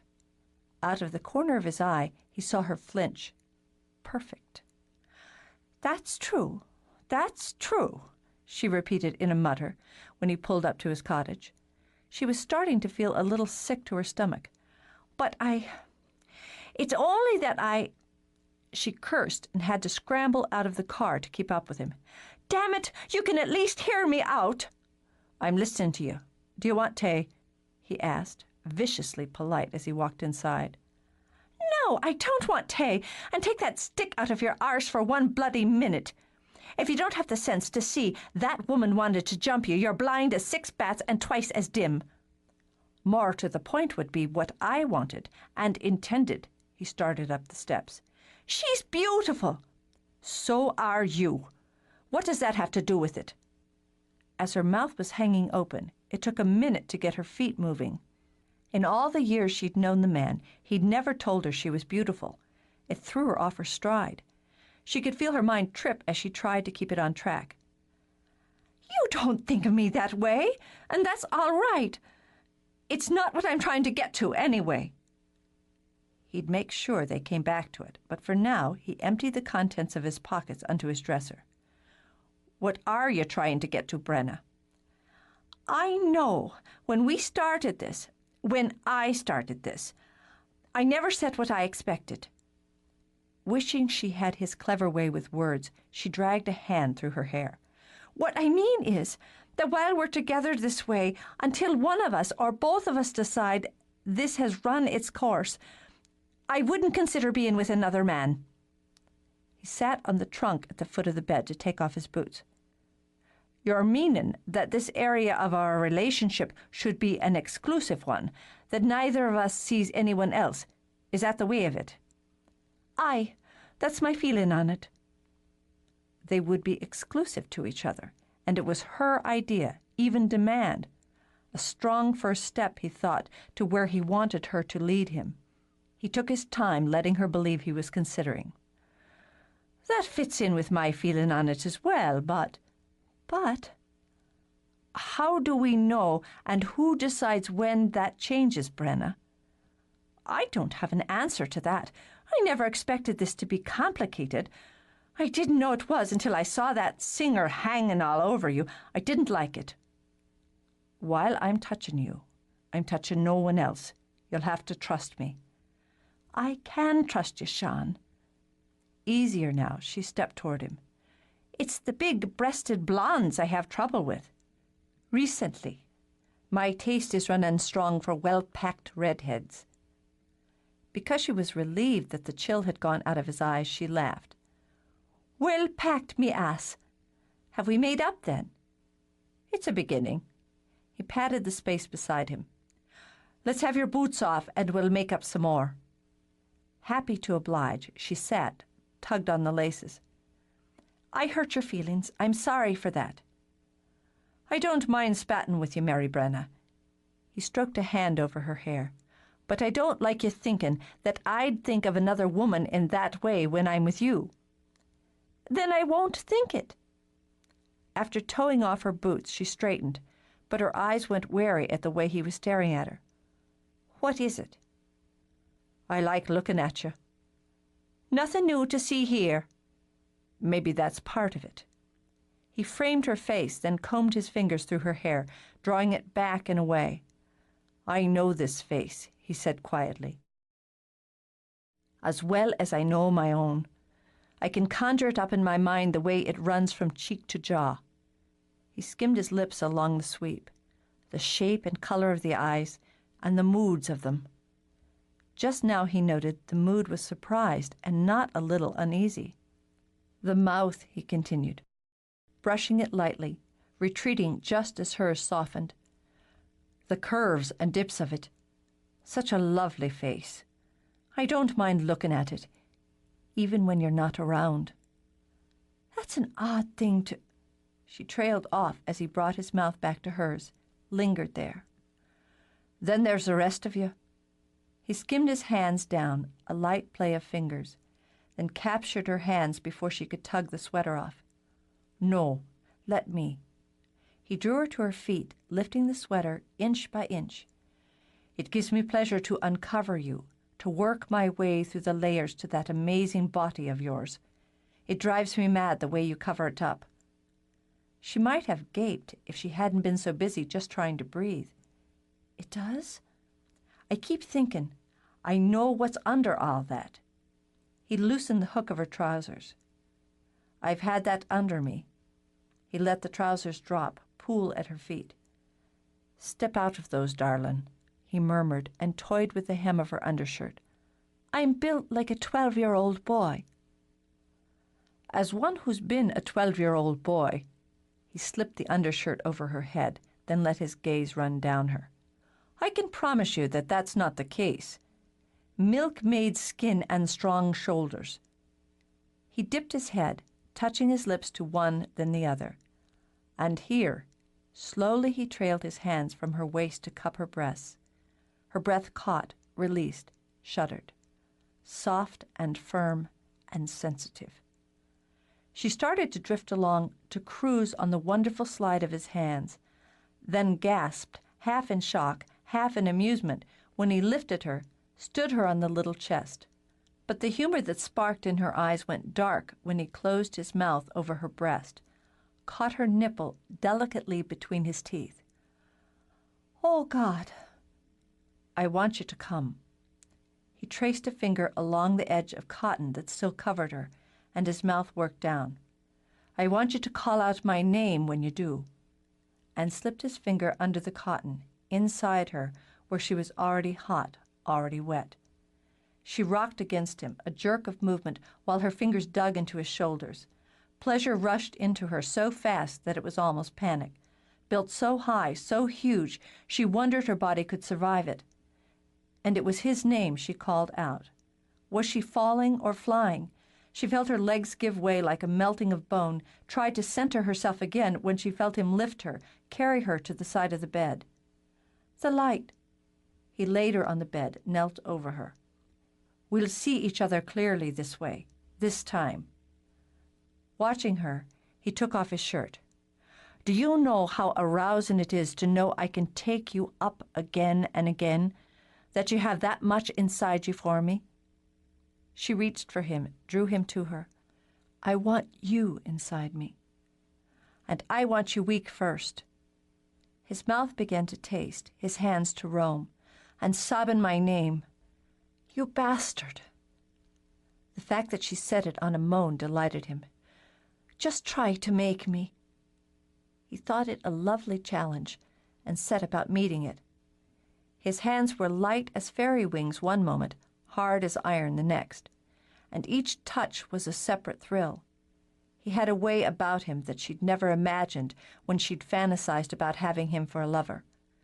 The men she'd known before him hadn't given her this, or lured her into giving back so much.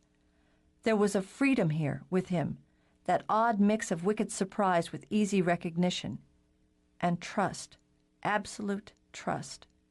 She opened herself to him willingly. Perhaps with his skill she'd have been helpless to do otherwise, but she was willing to take all he offered and to match it. Even as shocks of sensation lanced through her, she yielded. It was a surrender she'd given to no other. As if he sensed it, he took her up again, slowly this time, almost torturously, so that her body was a raw, aching mass of nerves. Her skin was damp and slick. The heat of her all but stopped his heart with need. She moved against him, under him, with a smooth and sinuous female rhythm that made him ache for joining. In the lamplight his eyes were narrowed, focused on her face as he strained against his own need and kept her shuddering on the edge. Quaking, she sobbed out his name. He drove himself into her, more violently than he meant to, but she arched up to meet him, accept him, matching the desperate pace that slapped flesh against flesh and had heart thundering against heart. Glorying in it, he lifted her hips, going deeper, pushing them both toward delirium. No one but you, Brenna. The throbbing in his blood was a drumbeat, primitive, constant. Say it back to me. Say it back. No one but you. As she said it, her world exploded. Swamped with love, he emptied himself into her. Chapter 15. It was her habit to wake early and get on with the business of the day. On the rare occasions when Brenna slept late, it was usually because she'd had more than her fair share to drink the evening past. So as she'd had nothing but fizzy water the night before, it was a surprise to see the sun was well up when she opened her eyes. The second surprise came on the heels of the first, when she noted the only thing keeping her from rolling off the bed was the arm that Sean had banded around her. He sprawled himself in the middle of the mattress, shoving her to the outer edge. But, she thought, at least he was considerate enough to see that she stayed there and didn't fall on her face.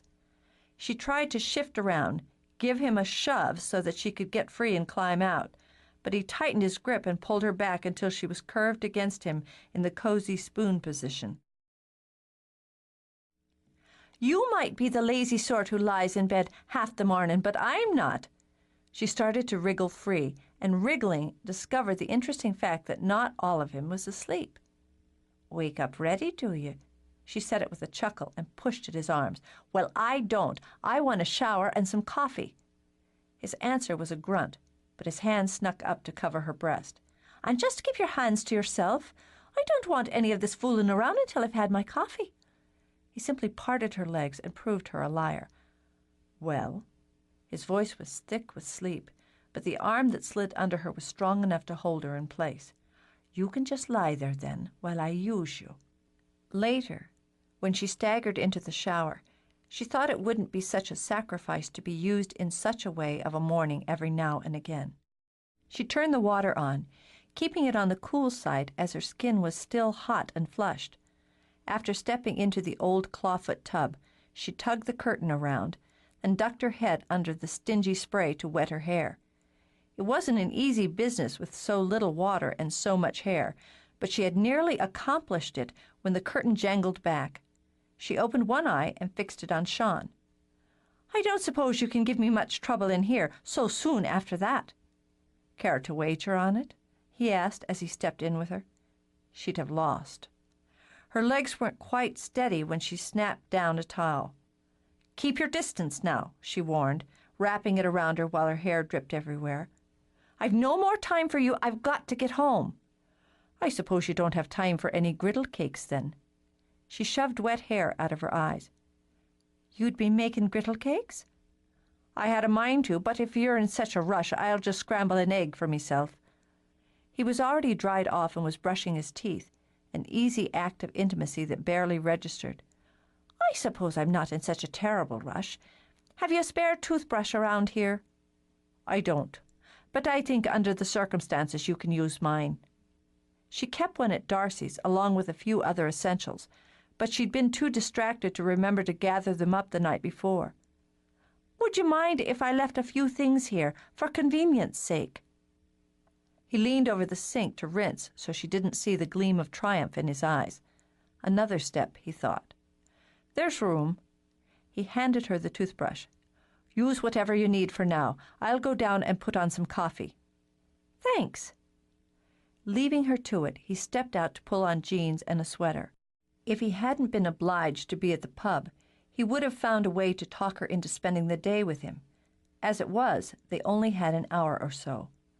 But he saw, clearly saw, how it could be with them. Mornings like this, begun with love and slipping into the easy routine of a meal before they went off on their ways. Brenna sitting in the pub kitchen for a while in the evening while he worked, knowing she'd be waiting when he got home. As he headed downstairs, he reminded himself there were a few steps left to take before they got there. But he couldn't believe, wouldn't believe, he could be so in love with someone and not find the way to spend his life with her. They'd need their own house, one that belonged to them, a big kitchen, and bedrooms enough for the family they'd make. He had enough put by to see about acquiring some land. He put on water for coffee and got out the makings for tea as well, as he preferred starting his day that way. He assembled eggs, flour, buttermilk, then nearly dropped the carton at the knock on the back door. "I'm sorry." With a laugh in her voice, Mary Kate opened the door. "I didn't mean to give you a start." Her cheeks were pink from her walk to the cottage, her eyes bright and cheerful. "I was just out, it being my day off, and I thought I'd stop by for a moment." His mind raced for the way to get her out again, fast and smooth, with no harm done. Before he'd come up with anything other than yelling, "Fire!" it was too late. "Why aren't I smelling coffee?" Brenna demanded. "You wear a body out before 10 in the morning, then you can't even—" Her voice simply died away as she walked in and saw her sister. All the happy color in Mary Kate's cheeks died, and her eyes went wide and dark with hurt. For a moment, no one moved. Actors in a bad play waiting for the curtain, knowing that when it lifted, disaster would follow. Sean reached out, laid a hand on Mary Kate's arm. "Mary Kate," he said it gently, and the sympathy in the tone snapped her out of her shock. She smacked his hand aside and turned for the door. "Mary Kate, wait!" Brenna rushed forward, skidded to a halt when her sister turned. There was color in her face again, the wild, deep color that came from shame and fury. "You're sleeping with him! You're a liar and a hypocrite!" She swung out, and as Brenna neither braced for nor tried to avoid the blow, the slap sent her sprawling. "And a whore as well!" "That's enough!" Grimly, Sean grabbed Mary Kate's arm. "You've no right to strike her or to speak to her that way." "It doesn't matter." Brenna got to her knees. That was as far as the horrible weight on her chest would allow. "It matters a great deal. Be as mad as you want at me," he said to Mary Kate. "And I'm more sorry than I can say if I hurt you in any way. But what's here is between me and Brenna and has nothing to do with you." She wanted to weep. She wanted to scream and was afraid she'd do both at once. Fighting viciously for one scrap of dignity, Mary Kate lifted her head, stepped back from him. "You didn't have to make a fool of me. You knew I had feelings. I still do. Only now I hate you. I hate both of you." She shoved the door open and fled. "Jesus!" Sean bent to help Brenna to her feet, laid a hand over the cheek that flamed an angry red. "I'm sorry. So sorry. She didn't mean what she said." "She does. Right now, she means it all from the bottom of her heart. I know how it is. I have to go after her. I'll go with you." "No." A part of her heart ripped as she backed away from him. "I have to do it myself. It would only hurt more to see us together. What was I thinking?" She shut her eyes, pressed her fingers to them. "What was I thinking?" "You were thinking of me. We were thinking of each other. We've a right to do that." She dropped her hands, opened her eyes. "She thinks she loves you. I should have thought of that as well. I have to go do what I can. While I stay here doing nothing, she's my sister." Brenna said simply and left. She ran, but Mary Kate had a good head start and longer legs. By the time Brenna caught sight of her, she was already heading down the slope to the backyard of their house, the big yellow dog hurrying behind like a rear guard. "Mary Kate, wait!" Brenna kicked into a sprint and caught up at the edge of the yard. "Wait now! You have to let me explain." "Explain what? That you've been fucking Sean Gallagher? That was clear enough by the way you waltzed into his kitchen with your hair still wet." "It's not like that." But wasn't that exactly how it had started, Brenna thought? Hadn't it been just like that at the beginning? "The two of you must have had a fine laugh or two at my expense." "No, not ever. I never thought of me." Mary Kate rounded on her, shouting so now that the dog slunk off to hide. "That's fine, then. That's what makes it just fine. You go off playing whore with a man you know I have feelings for, but you didn't give me a thought." The flash came into Brenna's eyes, a warning. "You called me that before, and I took it. You knocked me on my ass, and I took that as well. You've had your say. Now I'll have mine." "You can go to hell!" She gave Brenna one hard shove, spun on her heel, and marched toward the door, then let out a whoosh of air when Brenna tackled her from behind. "You want to settle this with slaps and shoves? That suits me." She grabbed a fistful of Mary Kate's hair and had just given one good, satisfying yank when their mother threw open the door and rushed out. "What in sweet hell is this? Get off your sister this instant, Mary Brenna. The minute she apologizes for calling me a whore twice in one morning. Whore!" Tears of pain and rage blurred Mary Kate's eyes, but she managed to shout it. "That makes 3." They rolled into a vicious tangle of arms and legs, and without a minute's hesitation, Molly waded in, grabbed each by whatever she could snare, and hauled them apart. And since it was like separating spitting cats, she added a cuff on the side of the head to each to keep them there. "It's shamed I am, shamed of the pair of you. Now in the house, and one word before you have my leave. It's the back of me hand for you." Mary Kate got to her feet, brushed herself off, lowered her head, and when she caught Brenna's eye, mouthed, "Whore." She had the dark satisfaction of watching Brenna start a swing and get another cuff for the trouble. "A grown woman," Molly muttered, herding her daughters toward the house, where Mick stood struggling to look disapproving.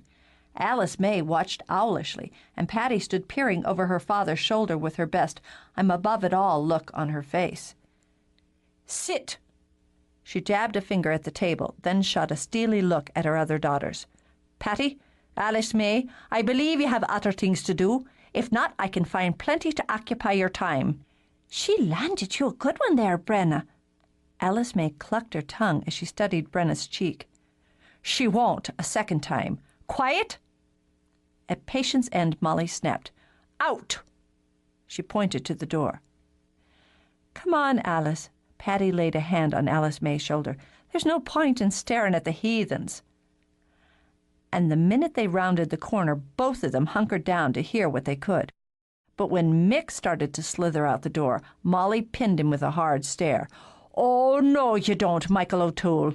This baggage is as much yours as mine. Now," she planted her hands on her hips, "what started this, Brenna?" "It's a personal problem between myself and Mary Kate." Her eyes clicked to her mother, then to her father, when he moved to the pot to pour himself some more tea. "When it's a problem that has one sister calling another filthy names and the both of you tearing at each other like alley cats, it's no longer personal. You may be near 25 years of age, Mary Brenna Catherine O'Toole, but you live under this roof, and I won't tolerate such behaviour." "I'm sorry for it." Brenna set her hands on the table, folded them, and prepared to hold her ground. "Mary Kate, what have you to say for yourself?" "That if she lives under this roof, I no longer care to." "That would be your choice," Molly said coldly now, "as all my children are welcome here as long as they like." "Even whores?" "Mind your tongue, girl." Mick stepped forward. "You want to slap and wrestle, that's one thing, but you'll speak with respect to your mother, and you won't use language like that about your sister." "Let her deny it." "Mary Kate." Brenna's voice was little more than a whisper, and more plea than warning. Though Mary Kate's lips trembled, she couldn't fight off the rage. "Let her deny she spent the night in Sean Gallagher's bed." The teacup cracked as Mick fumbled and knocked it on the edge of the counter. All Brenna could do was close her eyes as shame and sorrow washed through her. "I won't deny it. I won't deny I've been there before, and that every time I have, I went freely. I'm sorry that it hurt you." She got shakily to her feet. "But it doesn't make me a whore to care for him. And you know, if you make me choose between you, I'll let him go." It took all the courage she had left to turn and face her parents. The understanding in her mother's eyes might have been a balm, if not for the shock in her father's. "I'm sorry for this, all of this. I'm sorry I haven't been honest with you. I can't talk about it any more now. I just can't." She hurried out and would have rushed right past her sisters, but Patty reached out. "It's all right, darling." She murmured it, giving Brenna a hard hug. That broke her, set free the tears that were burning in her throat and the back of her eyes. Blinded by them, she rushed upstairs. In the kitchen, Molly kept her eyes on her younger daughter. Her heart was aching for both her girls. but comfort and discipline would have to be meted out separately. The only sound now was Mary Kate's ragged breathing. Holding the silence a moment longer, Molly slipped into the chair Brenna had deserted. No one noticed when Mick walked out the back door. "I know what it is to have feelings for someone," Molly began quietly. "To see them as the brightest light, as the one who'll answer all the questions and fill all the holes, whether you're 20 or 40. I'm not doubting what you have in your heart, Katie." "I love him." Defiance still her only shield edged her voice, but a single tear spilled over and slid down her cheek. "She knew." It's a hard thing to have those feelings for someone who doesn't have them for you. "He might have, but she threw herself at him." "Katie, darling." There were many things she could have said. The man's too old for you. This was infatuation and would pass. You'll fall in love half a dozen times before it matters and takes a firm hold inside you. Instead, she took Mary Kate's hand. "Sean looked at Brenna," she said gently, "and has looked for a long time, and she at him. Neither of them is the careless sort who looks to hurt another. You know that." "They didn't care about me." "They had their eyes on each other, and for a time they didn't see you." It was worse, 100 times worse, to be looked at with sympathy and still be made to feel like a fool. "You make it sound like it's all right, them having at each other that way." Oh, a fine and shaky line, Molly thought. "I'm not speaking of that, as that's between Brenna and her conscience and her heart. It's not for you to judge her, Mary Kate, nor for me. We cast no stones in this house." Tears came faster now, and with them resentment. "You're taking her side in this, then?" "You're wrong, as I have 2 daughters hurt now, and I love each in equal measure. If there's sides to be taken, Brenna's just taking yours. You've no way of knowing what her feelings are for Sean or how deep they run, but she'll turn away from him for you. Is that what you want, Mary Kate? Would that soothe your heart and your pride?" The turmoil inside her swallowed her up. Laying her head on the table, she wept like a child. There was no choice for a man, for a father, but to deal with such matters. Mick would have preferred having his fingers broken one at a time rather than using them to knock on the door of Fairy Hill Cottage. But there was nothing else to be done. His daughter had given herself to a man, been taken by one, and that had shattered his comfortable illusions about his firstborn. He wasn't a stupid man. He knew that women, young ones and old ones and those in between, had certain needs. But when it was a matter of his pride and joy, he didn't care to have those needs shoved in his face. And he knew, as well as any, about the needs of a man. He might have had a deep affection for Sean Gallagher, but that didn't negate the fact that the bastard had put his hand on Michael O'Toole's baby. So he knocked, and he was prepared to handle the matter in a straightforward and civilized way. When the door opened, Mick rammed his fist into Sean's face. Sean's head snapped back, and he took 2 steps for balance, but he stayed on his feet. Tougher than he looks, Mick decided, lifting his bald fists again, for that had been a fine punch if he said so himself. "Come on, then. Defend yourself, you son of a bitch. I've come to wipe the floor with you." "No, sir." Sean's head was ringing, and he wanted badly to swivel his jaw to make sure it wasn't broken, but he merely stood there, arms at his sides. The man was half his size and nearly twice his age. "You can plant another on me if you must, but I won't fight you." "So, you're a coward, then?" Mick danced inside, a boxer prepping for the next round. He gave Sean a quick rap in the chest, faked another toward his face. Reluctant admiration bloomed. The boy didn't so much as flinch. "You're standing up for your daughter. I can't fight what I do myself if I were you." But a sudden, horrible thought flew into his head, and now his hands did fist. "Did you raise your hand to her over this?" Insult mixed with frustration. "Bloody hell, boy! Never have I raised a hand to one of my girls. I leave that to their mother if they've a need for it." "She's all right, then. would you just tell me that she's all right?" "No, we took a bat to her and bashed her brains to Sunday." With a windy sigh, Mick lowered his fists. He didn't have the heart to use them again, but he was far from done. "You've some answering to do, young Gallagher." Sean nodded. "Aye. Do you want me to do it here in the doorway or in the kitchen over whiskey?" Thoughtfully, Mick rubbed his chin, measured his man. "I'll take the whiskey."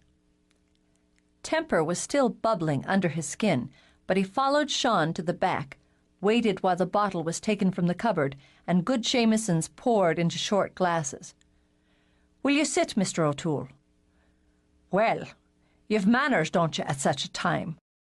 Scowling, Mick sat, picked up his glass, and eyed Sean over the top of it. "You've had your hands on my daughter." "I have." Mick set his teeth, his hand fisted again, braced and ready. "And what are your intentions toward my Mary Brenna?" "I love her, and I want to marry her." Mick's breath hissed out. He dragged one hand through his hair as he gulped down the whiskey, then held out the glass for more. "Well, why the divil didn't you say so?" "Ah." Gingerly, Sean cupped his bruised jaw, moved it gently side to side. Not broken, he decided, just battered. "It's a bit of a dilemma." "And why would that be?" "I haven't brought the matter up to Brenna herself as yet. If I do, you see, she'll determine to go the opposite way. I've been working at bringing the matter round so it seems her idea. That way she'll make my life hell till I agree to it." Mick stared, then shaking his head, set his whiskey down. "Well, Jesus, you do know her, don't you?" "I do, and I love her with all my heart. I want to spend my life with her. There's nothing I want more. So," finished and exhausted from it, Sean knocked back his whiskey. "There you have it. You know how to take the wind out of a man's sails." Mick drank again. "I love my girls, Sean. Each of them's a jewel to me. When I walked my Maureen down the aisle and gave her away, I was proud and my heart was breaking. You'll know how that is one day. I've to do the same with Patty soon. Both of them chose men I'm pleased to call son." He held out his glass, waited while Sean filled it again. "My Brenna has as good taste and sense as her sisters, if not better." "Thank you for that." Relieved, Sean took a second glass himself. "I'm wishing she'd come around to that sooner rather than later, but she's a bit of work, if you don't mind me saying." "I don't. I'm proud of it." Mick settled in, frowned a little. "This business is going on between you. I don't approve of it." He noted Sean was man enough to meet his eye and wise enough to keep his thoughts to himself. By God, who'd have thought Brenna would meet her match in this one? "But she's more than of age," Mick continued, "and so are you. My approving or not isn't going to stop you from... Well, I don't want to say any more on that particular thing." They drank in cautious silence. "Mr. O'Toole, I think as things are coming round, you should call me Mick." "Mick, I'm sorry about Mary Kate. I swear to you, I never..." Mick waved a hand before Sean could finish. "I can't blame you on that score. Our Katie has fancies and a young and tender heart. I don't like knowing it's bruised, but there's no blame." "Brenna will blame herself, and she'll step back from me. If I didn't love her, I could let her." "Time." Mick polished off the next whiskey and thought it was a fine morning to get a bit of a drunk on. "When you get older, you'll come to trust in time. Not that I'm meaning you sit idle and let it pass." "I'm looking for land," Sean said abruptly.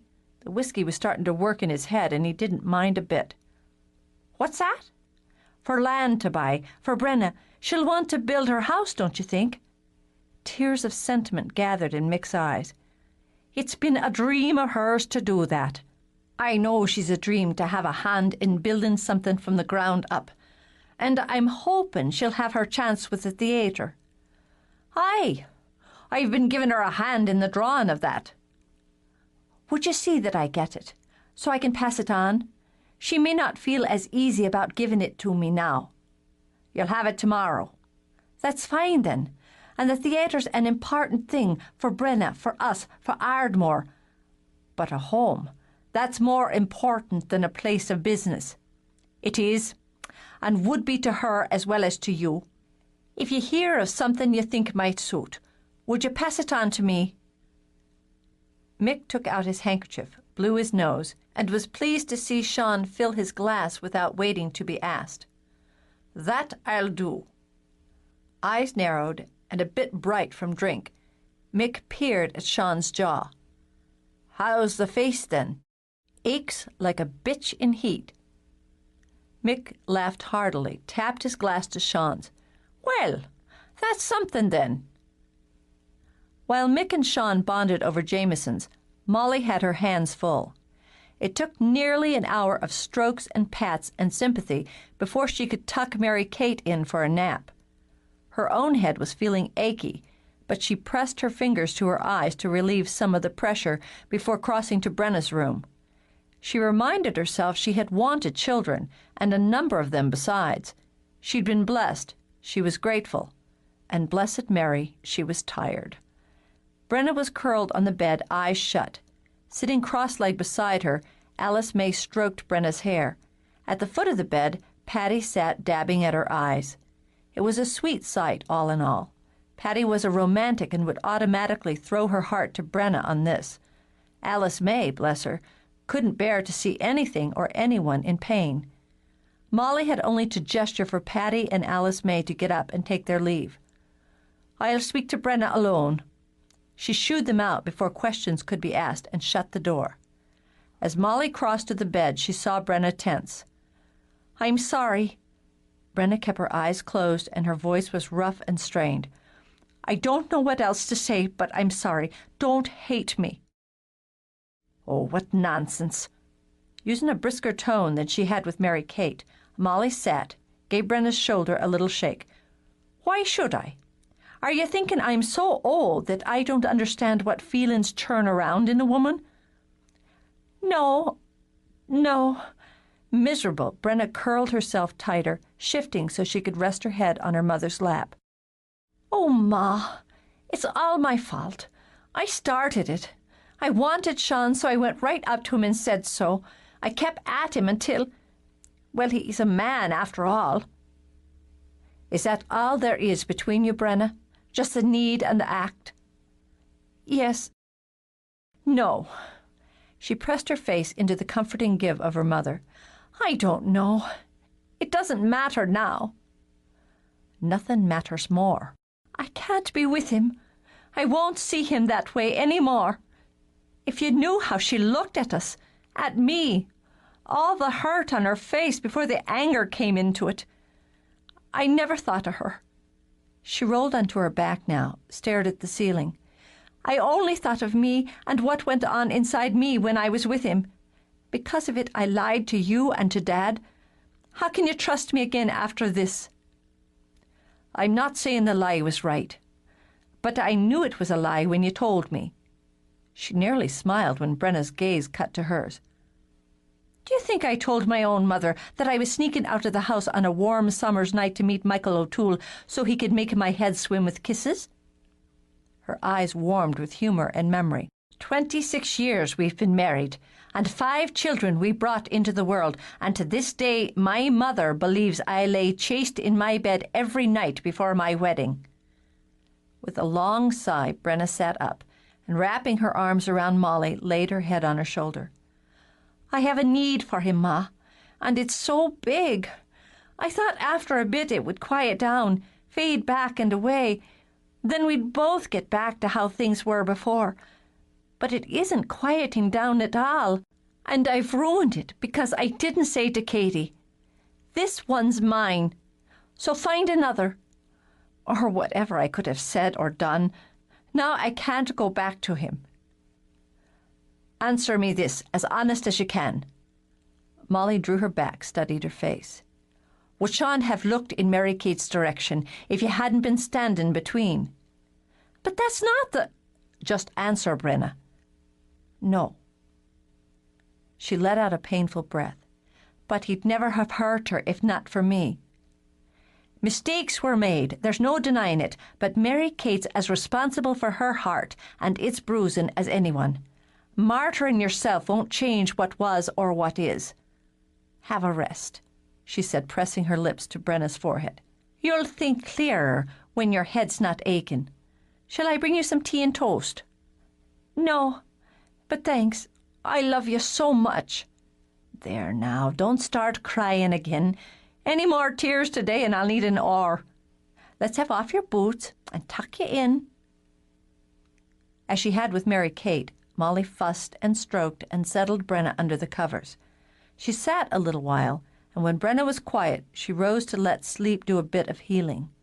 As she passed the window, she stopped, stepped back, stared down at the sight of her husband weaving and stumbling his way home.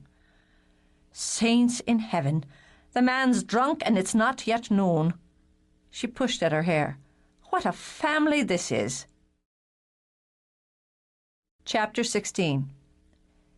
Getting ready to go to work was quite an undertaking. He was dressed already, which was a fortunate thing. Shaving was out of the question. Even if he'd wanted to deal with scraping a razor over his tender jaw, he was just sober enough to fear cutting his face to ribbons in the process. So he left it as it was, and stumbling over his shoes, he thought it might be a fine idea to put them on. Bub, being the perverse creature that he was, took the opportunity to crawl all over him, then laid stinging furrows over the back of Sean's hand when he tried to push him aside. Vicious bastard! He and the cat eyed each other with a mutual dislike and from a respectful distance. I might have to take a swipe from Mick O'Toole, but I don't have to take one from you, you black-hearted spawn of Satan. He lunged, missed as the cat streaked away, and ended up rapping his already sore jaw on the floor. Fuck me, that's about enough. With his ears ringing, he managed to get to his hands and knees. The fiend of a cat was in for dire consequences. Later. He'd let the fiend believe he'd won the war, then seek revenge at an unexpected moment. Still sulking over it, Sean nursed his hand as he headed out of the house. As a matter of habit, he turned toward his car, then paused, balancing himself on the garden gate. He was certain he could drive. He was a man who could hold his drink, wasn't he? For Christ's sake, his name was Gallagher. But the way things were going, he'd likely run off the road and smash his teeth out on the steering wheel. Much better to walk, he decided, clear his head, settle his thoughts. He started down the road, mindful of the ruts and bumps, singing to entertain himself on the journey. He stumbled a time or two, but fell only the one time. Of course, the one time was enough to have his knee find the single sharp rock in the bloody road. He was picking himself up from that, not far from the village proper, when Betsy Clooney, with her car full of her children, stopped beside him. "Sean, what happened?" "You've had an accident." He smiled at her. She had a pretty brood of children, all of them fair of hair and blue of eye. The two in the back were squabbling, but the youngest, secured in her car seat, watched Sean like a little owl as she sucked on a red lollipop. "Well, hello, Betsy. How's it all going then?" "Did you have a car crash?"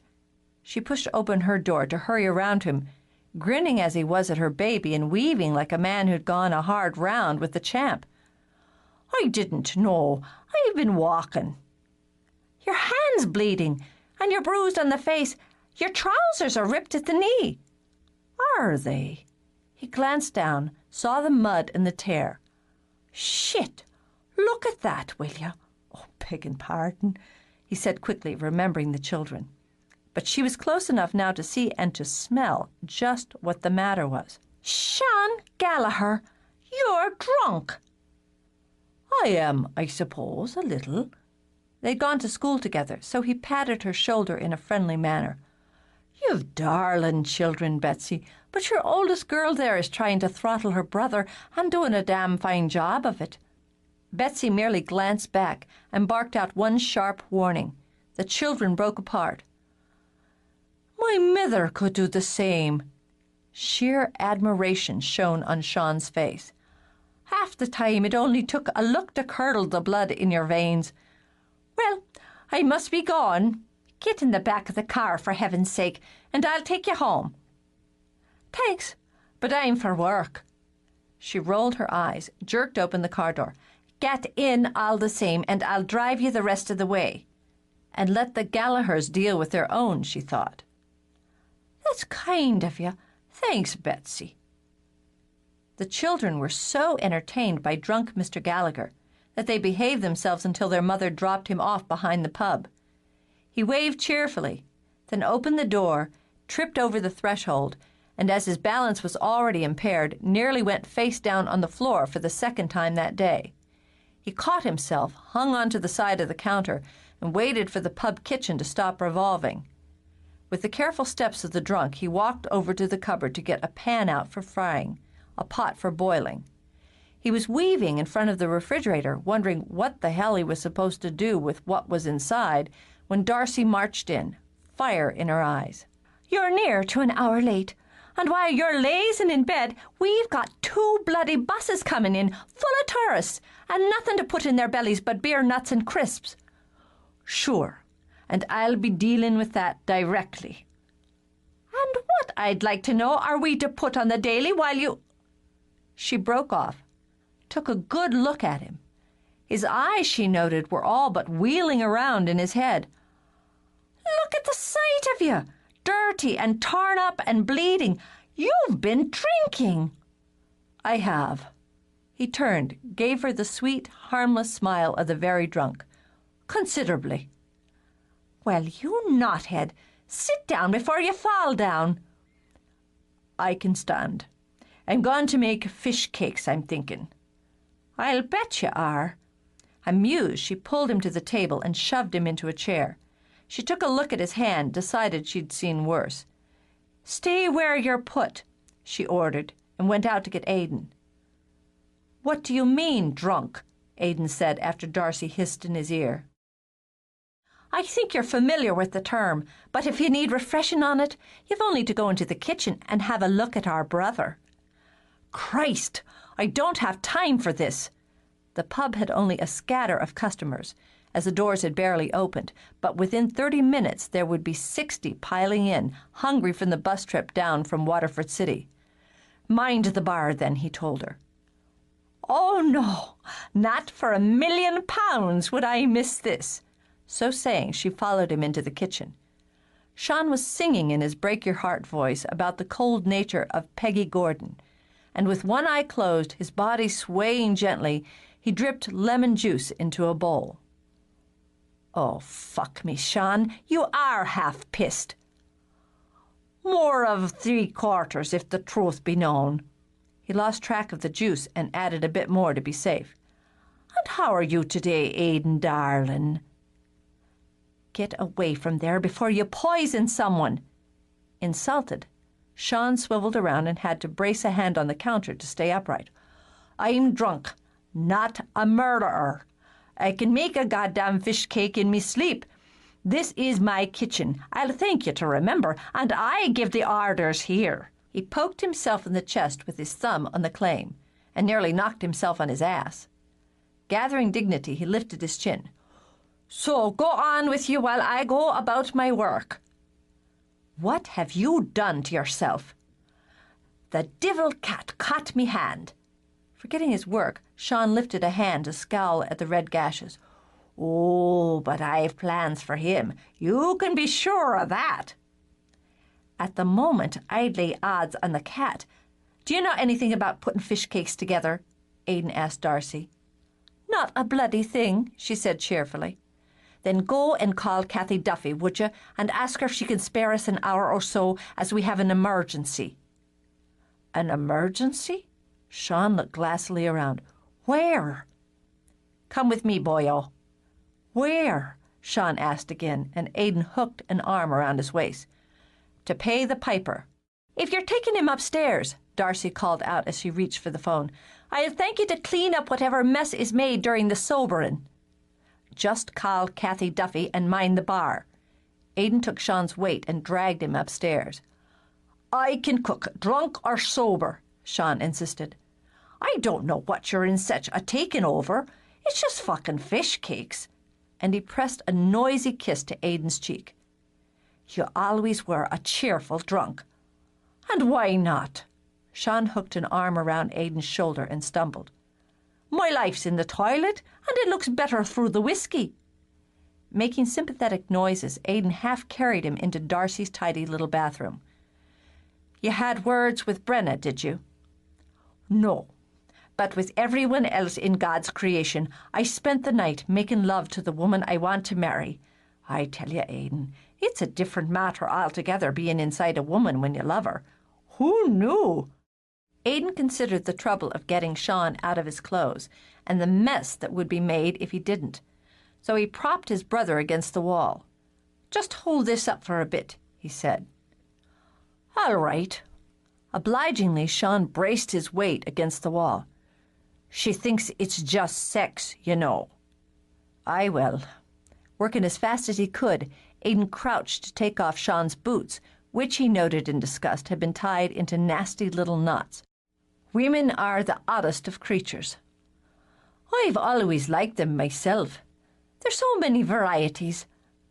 But this is like having a lightning bolt smash right into my heart, so it's all hot and bright and shaky. I'm not letting her go, and that's the end of it." "That's the spirit." He got the boots off and the jeans, and working briskly as a man with experience in such matters, efficiently stripped his brother down to the skin. Knowing what was to follow, he shrugged out of his own shirt and tugged off his pants. "In you go." "I can't go anywhere. I'm naked. I'll be arrested." "I'll post your bond, not to worry." And not without sympathy, Aidan turned the shower on full cold and shoved his beloved brother under the heartless spray. Oh! The scream all but peeled the skin off his face, and the curses that followed battered his ears. But Aidan held ground, dodged a fist when he had to, and clamping Sean in a headlock, held him mercilessly under. "You're drowning me, you bastard!" "Not yet." In a ruthless move, Aidan used his free hand to yank Sean's head back by the hair so the icy spray showered his face.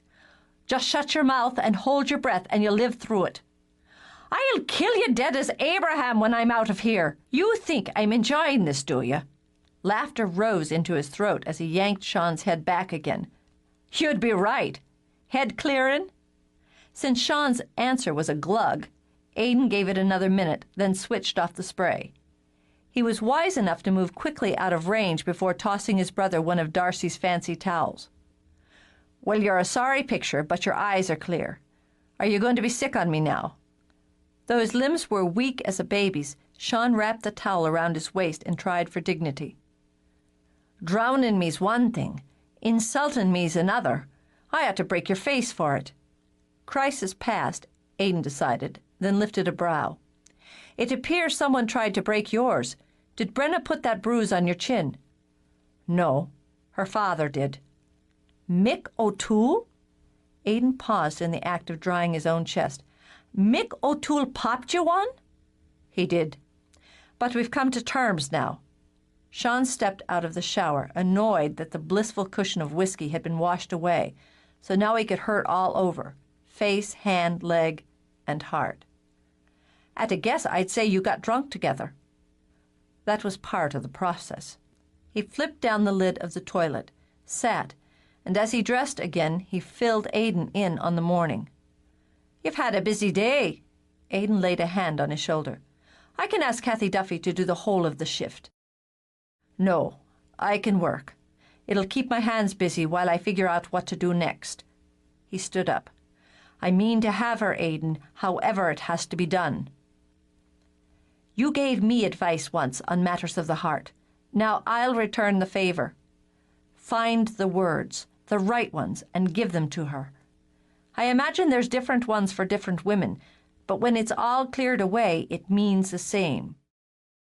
Before he came down again, Sean tidied himself up as best he could and did the same for Darcy's bathroom. Nothing was worth the spitting lecture she'd spew over him if he left it as it was. Since he felt the beginnings of a filthy head coming on, He rooted out the makings of the hangover remedy his family called Gallaghers Fix and downed a full glass of it. He couldn't say he was feeling his best, but he thought he could get through the day now without making a bigger muck of things.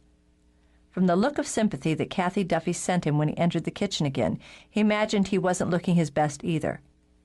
"There now, lad," she clucked over him and had a strong cup of tea ready. "You just drink this and gather your wits. I've got things under control for now." "I'm grateful to you. I know I left things turned around here." "If a body can't indulge himself foolishly now and again, what's the point?" She bustled around as she talked, dealing with the fry pan and the pot she had simmering. "I've got the fish cakes doing, and they're selling brisk. You had fresh cockles, so I did up the soup, and it's ready for serving now, if any's a taste for it. Now, most are wanting chips, but I've done up some pan box tea as well. It's a treasure you are, Mrs. Duffy." She pinked and fluttered at that. "Oh, go on with you. It's nothing your dear mother wouldn't have done for one of mine if the need were there." She flipped fish cakes onto plates, spooned up chips that had drained, and added bits of parsley and pickled beets. As if timed to a turn, Darcy came in to pick up the orders. "Well, the dead have risen," she said, with a quick study of her brother. "Though you look like you need to be buried." "Oh, he's just a little shaky on his pins is all. Don't poke at him, Darcy, there's a good girl." Sean sent his sister a wide and sour grin behind Kathy's back as she loaded her tray. "We'll need 2 servings of your soup, Mrs. Duffy, and another of the fish cakes with the box tea, and another further of fish and chips. And all would care for the green salad you were kind enough to make while my brother was indisposed." "In 2 shakes, darling." Darcy balanced her tray, and after shooting an evil look at Sean, she headed out singing, "Whiskey for breakfast." "I'll deal with the frying, Mrs. Duffy, if you wouldn't mind seeing to the salads." "Are you feeling up to it, lad?" "I am, thanks." "It's best to keep busy, but mind your hand, those are nasty scratches." She gave him a little pat as they passed each other. "And when Brenna comes in later to work, the 2 of you will make it up, mark my words." If she smacked him over the head with the rolling pin, he'd have been less staggered. "Brenna?" "Oh, I think the 2 of you had a bit of a spat," Kathy went on, cheerfully scooping up salad. "Love birds don't always sing pretty tunes." Recovering, Sean narrowed his eyes at the door. "Darcy?" He said it darkly, bitterly, and with a hint of the violence he intended. "Darcy?" With a rumbling laugh, Kathy lined up the bowls. "Now, why would I need Darcy to be telling me what I can see with my own eyes? Wasn't I in the pub myself last night?" "I barely spoke to Brenna last night in the pub." Sulking now, Sean set the cakes to sizzling. "We were the both of us busy." "I might expect that sort of answer from most men, but you're a poet, and you know very well just how much can be said with a look. The 2 of you clicked eyes together every blessed time you stepped out of the kitchen. Nothing I haven't been expecting for years." "Oh, bloody hell." He muttered it well under his breath, but the woman had ears like a rabbit. "Now, what's the matter? It's a pretty business seeing the 2 of you starting to dance in the same direction." And a mouth, Sean thought, that flapped like a sheet in a gale. The thing of it is, Mrs. Duffy, and I'm hoping you'll take this as delicate as it's meant, if, as things are, Brenna hears any talk of the 2 of us dancing in the same direction, as you put it, she'll do a very fast jig the opposite way." Judging the progress of the frying, she reached up for soup bowls. "And since when has Mary Brenna O'Toole heard anything if it didn't please her to? The girl's ears are as stubborn as the rest of her, and good luck to you with her." He shook the fry basket to drain more chips. "You've a point there. Well taken. I've known the 2 of you since you were both bumps under your mother's aprons." She ladled up soup and was generous with dumplings. "And 10 years back, 10, as I recall. It was the summer my Patrick broke his arm falling off the cabin roof, where he had no business being in the first place. 10 years ago this summer, I said to Mr. Duffy, as we sat out in the pub of an evening, and Brenna sat with her family at a near table, and you were playing one of your tunes on the fiddle while your father worked the bar. She trailed off as she set the bowls aside for Darcy. I said to him, as I watched her watching you, and saw that now and again a glance of yours would land in her direction, there's something that will come around when the time's right. I never thought of her that way back then. Of course you did, Kathy said comfortably. You just didn't know it. When it was time for the evening shift, Darcy lay in wait for Brenna, and nearly missed her as Brenna came in the front instead of the back. You missed a great crowd today. Darcy sauntered over. It took only a strategic shift of her body to corner Brenna by the coat rack. Sean was late for work, she continued in a whisper, and was drunk besides. What's going on? I can't talk about it now. I made a mess of things. I can say that much. Darcy laid a hand on Brenna's shoulder until she finished her study. You look terrible. Was it a big fight or a little one? It wasn't a fight at all with Sean. She glanced over at the kitchen door, wondering how they were going to deal with it all and with each other now. Got drunk, did he? Well, now I wish I'd thought of that. Let me go on to work, Darcy. It's going to be a long night, and the sooner it started, the sooner it's done. If anyone expected her to leave it at that, they didn't know Darcy Gallagher. At the first opportunity, she was in the kitchen. She took a good look at her brother as she relayed orders. Though he was a bit rough around the edges still, he appeared sober and steady. Brenna's come in. Darcy noted with interest that Sean's steady motion with the rolling pin broke. She looks unhappy, and so do you. He went back to rolling out the pastry for meat pies. We'll be all right. I'll help you. He flicked his eyes up. Why? Because she's my oldest and dearest friend in all the world, and you, through an accident of fate, are my brother. Humor flickered across his face. We'll be all right, Darcy. He repeated. It's for us to work it out. You're turning down the assistance of an expert in this particular field of battle? He began to score the dough, measuring it into neat squares. I'll hold you in reserve if it's all the same to you. Well, it's your choice after all. She started out, stopped, turned around. Does she matter?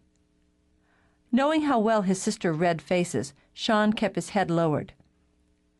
Do you think I don't know what comes out of my mouth goes in your ear, then off your tongue and into her ear? It won't, if you ask me. He looked up then. Loyalty was her finest trait as far as he was concerned, and he knew she'd sooner break her arm than her word. Then I'm asking you. I feel it's my life up on a thin and slippery line. Step off one way, the ground's solid. Off the other, it's a bog. You sink in and it's over. Then watch your step, Darcy advised, and went back into the pub. The noise level was already rising. It would be a din, hushed down once the music started, and peaking again at every break the band took. Brenna worked the taps with both hands, even while she listened to Jack Brennan lumber his way through a joke he'd heard about a princess and a frog. Though her heart wasn't in it, she laughed at the end. When the band began to set up, she ordered herself to pay no mind at all, but her gaze wandered over nonetheless and locked on the blonde singer. Just the type Sean would drift back to, she thought. Shallow bastard. What would it take him? A month? A week?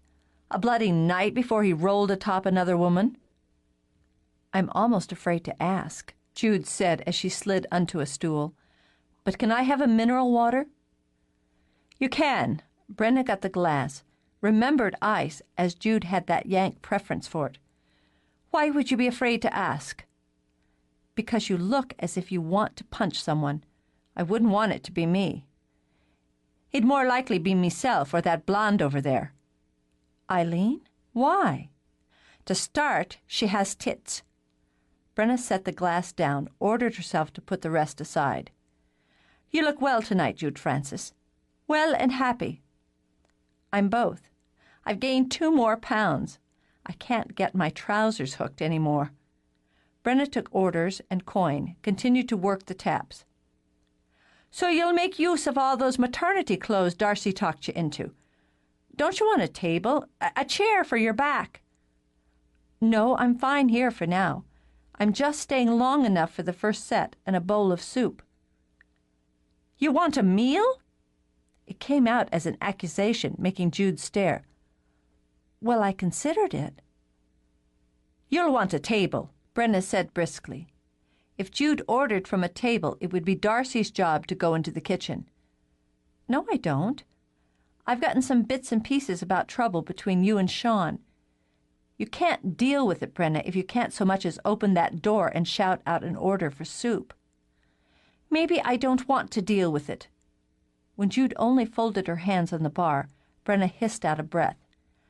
You know, I'm finding married women a pain in the ass. She finished building a Guinness, pulled a pint and a glass of lager, and exchanged them for the price. You've got fairy tales on your brain, she continued. That's not how it is here. I might agree with you, but for one thing. Well, 2 things. Carrick and Lady Gwen. Brenna snorted and started another pair of pints. They've nothing to do with me. I'll tell you how I'd end a fairy tale, she continued, thinking of Jack Brennan's joke. In mine, the princess doesn't kiss the frog, but dines well on frog legs at end of day. I'll get your damn soup. Spoiling for a fight, she strode to the door, shoved it open. Sean was at the stove, a wooden spoon in one hand, a spatula in the other. The heat had his hair curling just a bit, and he needed a trim. He hadn't bothered to shave, which was an odd thing for Sean. But under the day's growth on his jaw was unmistakable bruising. Before she could speak, the warm, liquid voice of the blonde singer drifted into the room. It didn't matter if it was unreasonable. It didn't matter if it was uncalled for. It just pissed her off. I need an order of soup. It's hot and ready, he said easily, because he gauged her mood. I've my hands a bit full here, if you wouldn't mind spooning it up yourself. Everyone's hands are full, she muttered, but she got down a bowl. What happened to your face? He swiveled his jaw. I wasn't watching my step. I heard you got yourself a snootful. Well, that's no answer. Since she decided to snipe at him, Sean reasoned, she wasn't going to wallow and brood. Much better all around. It served at the time. She filled the bowl, set it on a plate. And now? He wanted to lean over, just lean to her, while both their hands were occupied, and close his mouth over hers. Instead, he lifted a shoulder. And now I'll have to be more careful where I step. For the hell of it, he began to hum in harmony with Eileen's lovely voice. You think it's as easy as that, do you? Well, it's not. We'll talk about this after closing. He let her have the last word, since it was exactly what he intended to say to her. When she stalked out, her face fierce, he went back to work with a lighter heart. A couple of tourists from Cleveland overindulged. Brenna helped Aidan steer them toward the B&B on foot, as it was feared they'd break their necks if they attempted to ride their bikes even that far. Gauging his timing, Sean slipped out. Ah, well, you got them off then. I was thinking you might need an extra pair of hands. No, they should be able to stumble their way into bed. Aidan watched them lurch and weave down the street and shook his head at their off-key rendition of Whiskey, You're the Devil. A pair of Yanks straight out of school. Well, but what's a grand tour without one drunken night in an Irish pub after all? He caught Sean's eye, figured the meaning. It's been a long one, so we'll call it a night. Thanks for helping out, Brenna. It's not a problem. Good night, Aidan. It's been longer for you and me, Sean said when he and Brenna were alone on the street. It has, but it's not done. I'd like to walk on the beach if it's the same to you. All right. He didn't take her hand, but walked beside her, his own hands in his pockets. It's a fresh night, full of moon. That's lucky. We won't freeze or fall on our faces. He had to laugh. You're such a romantic fool, Mary Brenna. A fool from time to time. I was foolish with you, knowing my sister's feelings. With or without you, I couldn't give her what she thinks she wants from me. There's no getting past that. I'm sorry she's hurt, and sorrier still that it was you she struck out at. But in thinking it through, I don't know if there was a way it could have been avoided. I could have waited until her feelings for you faded off, as they will. So, I'm the forgettable sort. She glanced up at him, then away. That scores your pride, but it's the way it is. She's barely 20 and can't see through the stars in her eyes. But there are none in yours. I see clear enough. I started this with you, and I'd end it. I was prepared to end it, but that's not the way to solve the matter. Mary Kate won't forgive and forget just because I step away from you. If she's to grow up, she needs to learn how to face the hard things. So you've decided for all of us, then? Because he stopped, she turned to him. Moonlight streamed at his back, spilling over sand and sea like liquid pearls. And in its light she saw his eyes weren't calm and easy, but very near to furious. Someone has to. And it's always you. Maybe I've had enough of you. Maybe I prefer having my life on balance instead of being in the middle of two women who want to bite and scratch. Nearly as shocked as she was offended, she snapped at him. I don't bite and scratch, and I wasn't looking to fight Mary Kate or anyone over the likes of you. It just happened. And as far as you having enough of me, she added, that's a different tune you're singing than the one I heard only this morning. I know a variety of tunes, and as you think so little of me, I'd suspect you'd be relieved to part ways in this area. Both of us can find sex elsewhere when we're in the mood for it. It's not just sex. Ah, he thought, finally. Isn't it? He stepped closer, backing her toward the sea. Isn't that what you said you wanted from me? Yes. What was going on in those eyes of his, she wondered. They were black as night with thoughts and feelings she couldn't read. But we have a caring for each other. I won't have you cheapen what's between us that way. But you'll say what I'll have and won't, what I'll do and don't. He snatched her up seconds before she backed into the surf. Why would you want a man touching you who could be so easily ordered about? Sean! He had her up, her feet dangling inches above the ground. Her heart began to boom. Set me down! You want me to touch you? Even now, thinking you can point and I'll go here or I'll go there. You want my hands on you. It's nothing to be proud of. He jerked her up another inch. Fuck pride! And when his mouth crushed down on hers, it was rough and ruthless. She might have resisted, might have shoved and struggled, but she did none of those things. She gave, because he so rarely demanded. She gave because she needed to.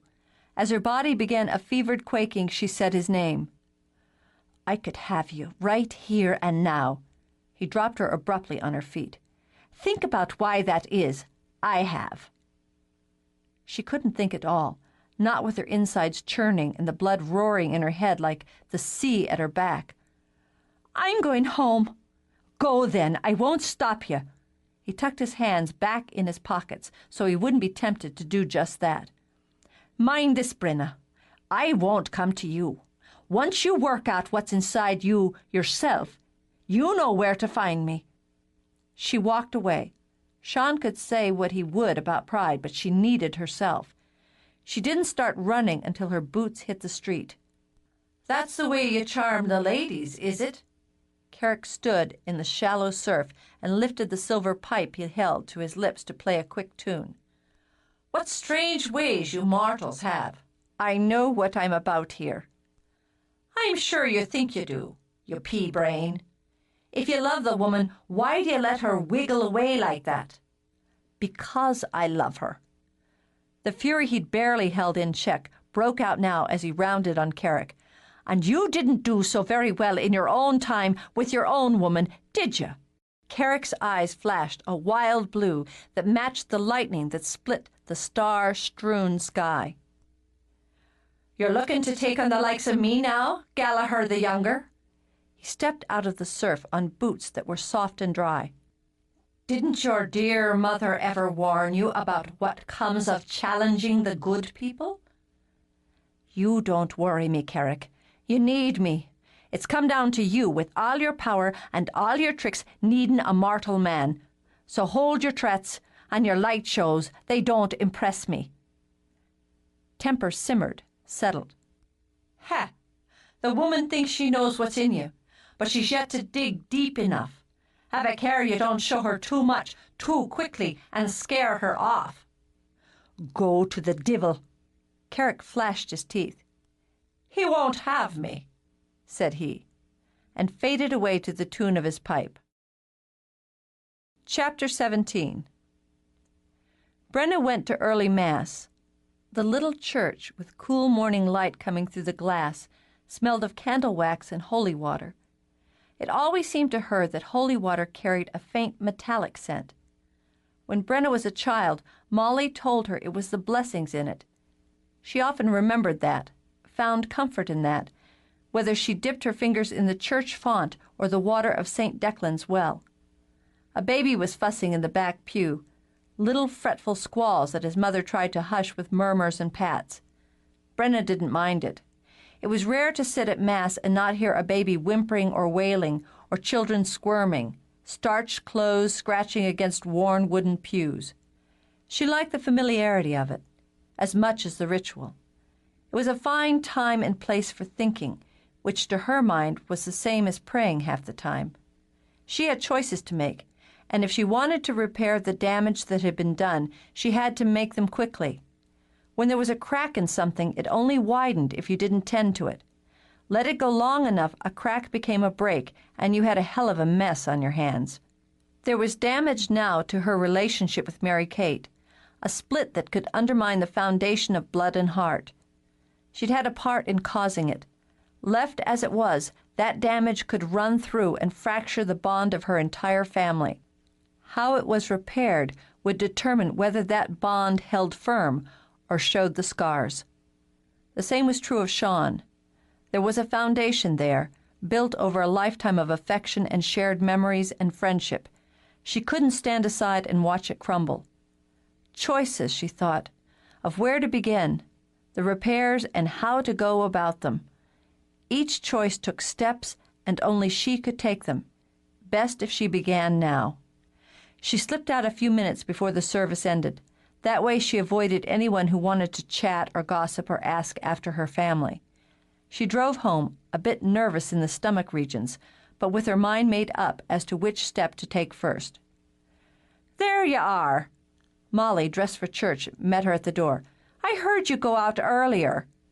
"I've been to Mass." "Oh, well, the lot of us are about to go ourselves. Mary Kate'll have to go later." Brenna moved in and started up the stairs. "She can use my lorry." "Brenna, I want no fighting in this house on the Lord's Day."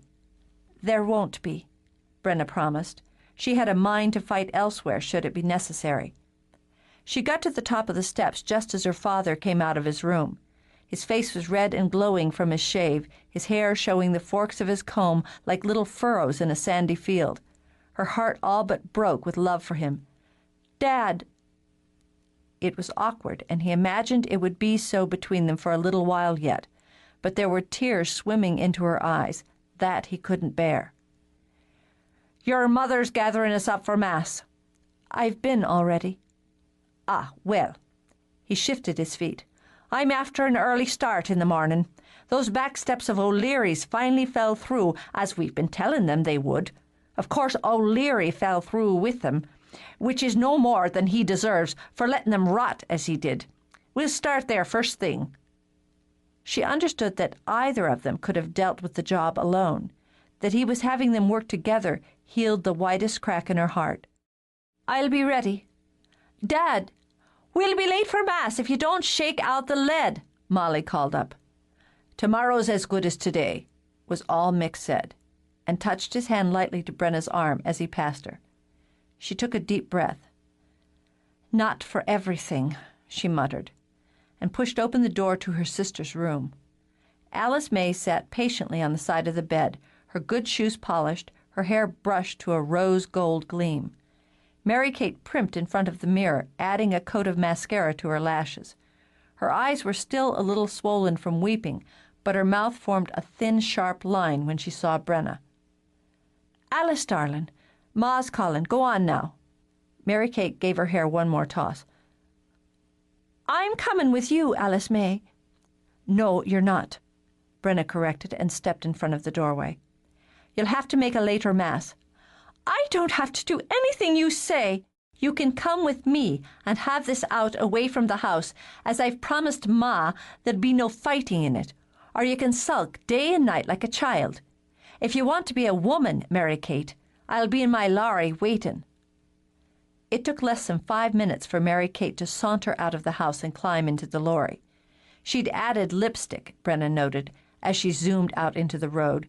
She couldn't understand why so many females saw paint as a kind of shield or weapon. Then again, she knew her ancestors had painted themselves blue before screaming into battle. As she figured it, as neutral turf, or if anything leaned a bit toward Mary Kate's side, she drove to the Cliff Hotel and parked. She got out and began to walk, knowing her sister would follow. "And where are you going?" Mary Kate demanded. "Somewhere you can toss me off a cliff?" "Somewhere I think the both of us will respect enough not to start pulling hair or punching." They followed the path, crossing the cliffs, where the air still had a bite. It seemed winter wasn't quite ready to surrender to spring. But there were wildflowers beginning to show their faces, and tuneful birds that sang out as high and loud as the crying gulls.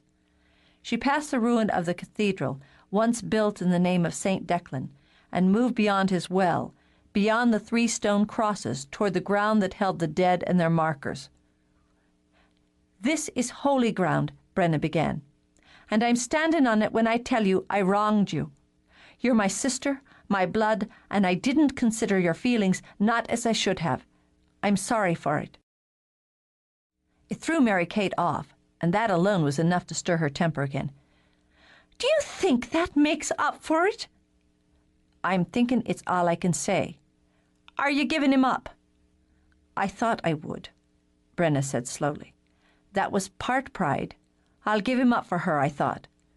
Then she'll see how I'd sacrifice to keep her happy. The other part was guilt that I'd done something to hurt you, and ending things with Sean would be my penance for it. I think you'd have more guilt than pride in the way you've behaved."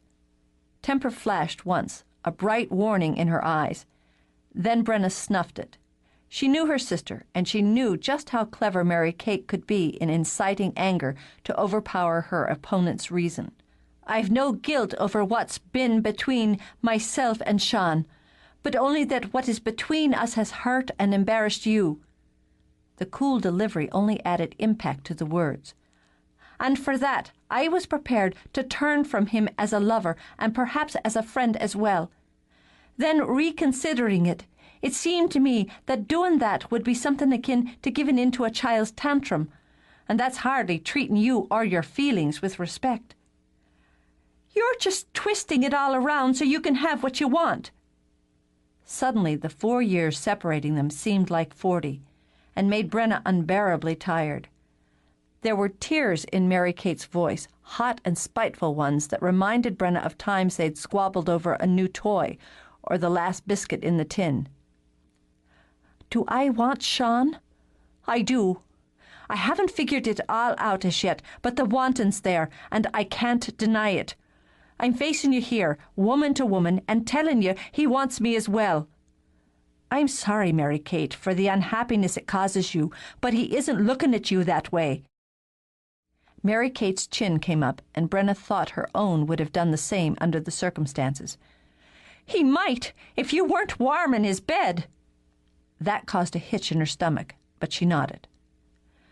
"The fact is, I am in his bed, and I won't be rolling out of it to make room for you. Yesterday I might have, because I couldn't stand seeing you so hurt and knowing I was a part of the cause. But I'm looking at you here, Mary Kate, in a clear light with a clear head, and you're not hurting now. You're just mad." "How do you know what I feel for him?" "I don't. Tell me." She threw up her head so her hair flew in the frisky wind. "I love him!"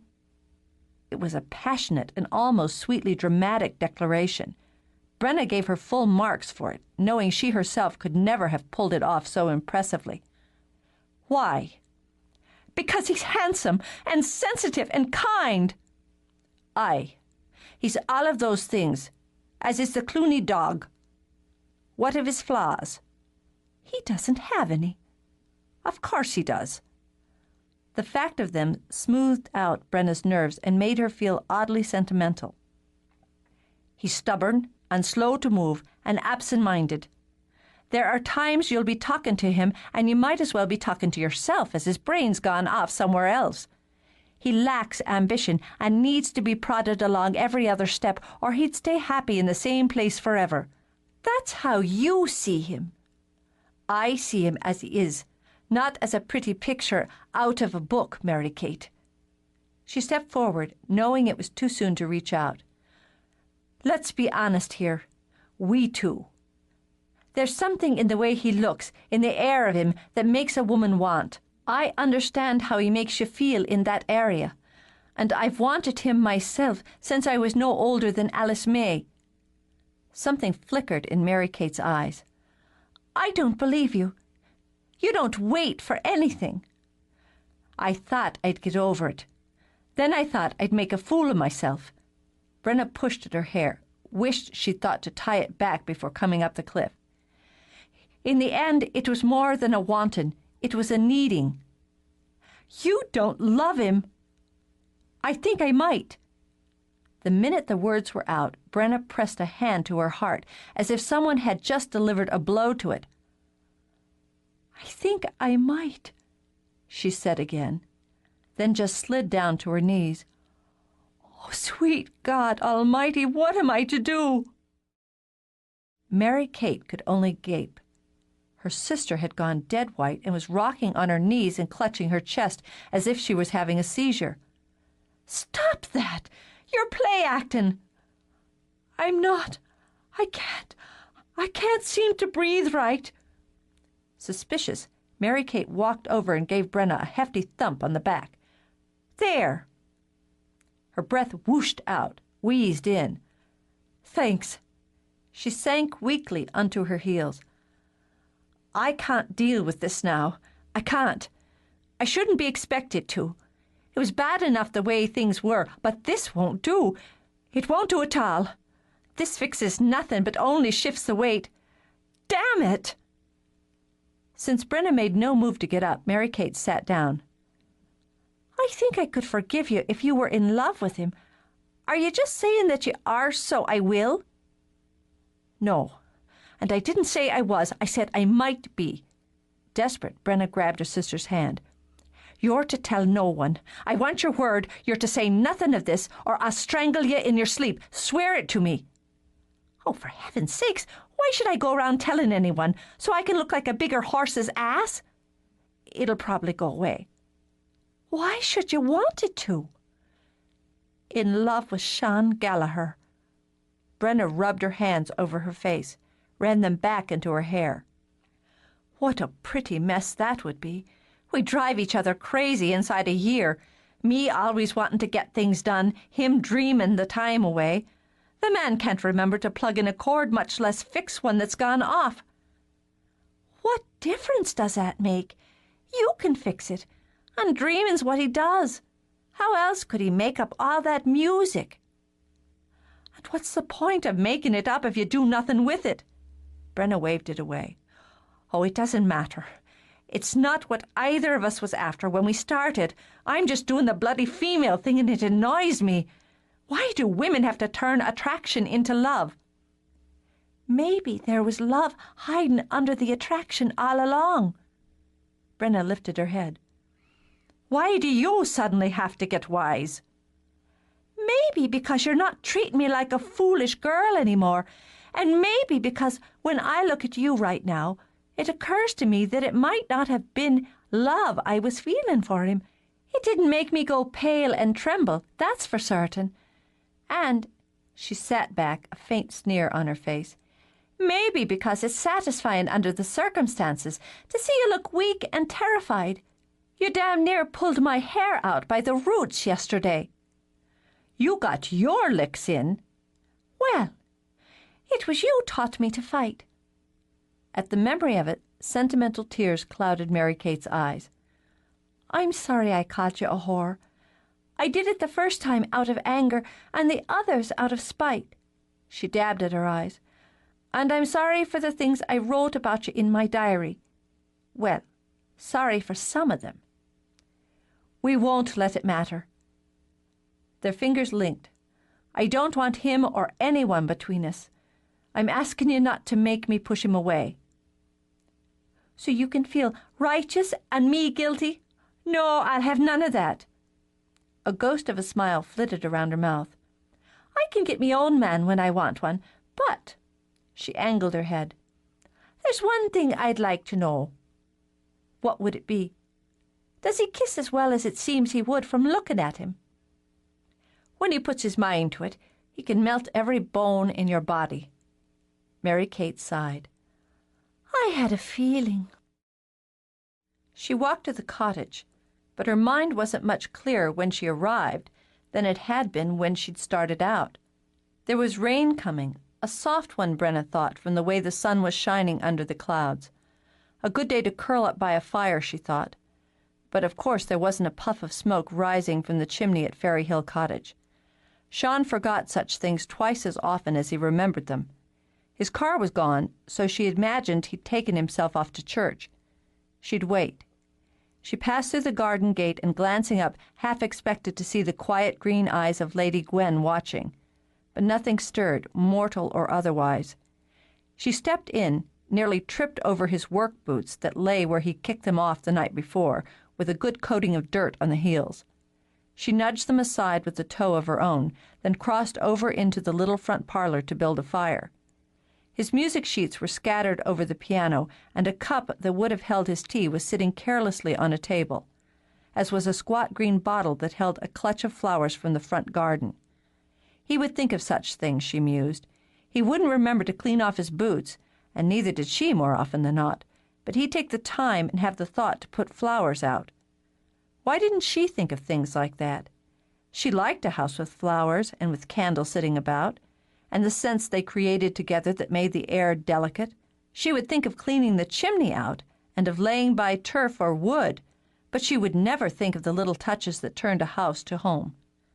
Hanging curtains was one thing, she decided. Thinking of lace was another altogether. After the fire was going, she rose to wander to the piano. Had he worked here last night, she wondered? He'd been angry with her. Did he work off a mad here as well as dream? His heart's in his song. She frowned as she sifted through the pages scribbled with notes and words. If that were true, why did he leave his music all tossed about this way? Why didn't he do something with it? How could she care so much for a man who lacked basic drive?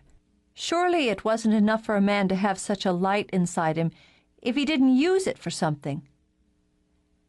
These pearls I now lay at your feet, she murmured, reading his work, are only moon-shed tears. For every time my heart does beat, it weeps for you across the years.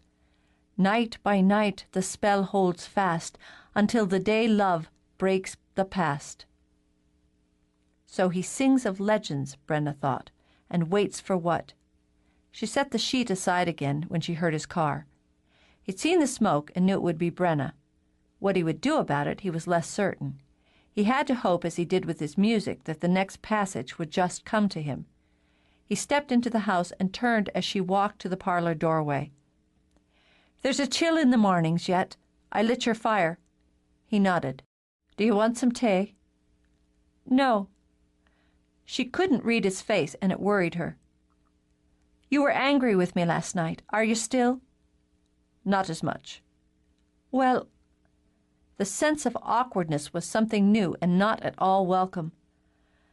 I thought I should tell you I had some words with Mary Kate this morning, private words.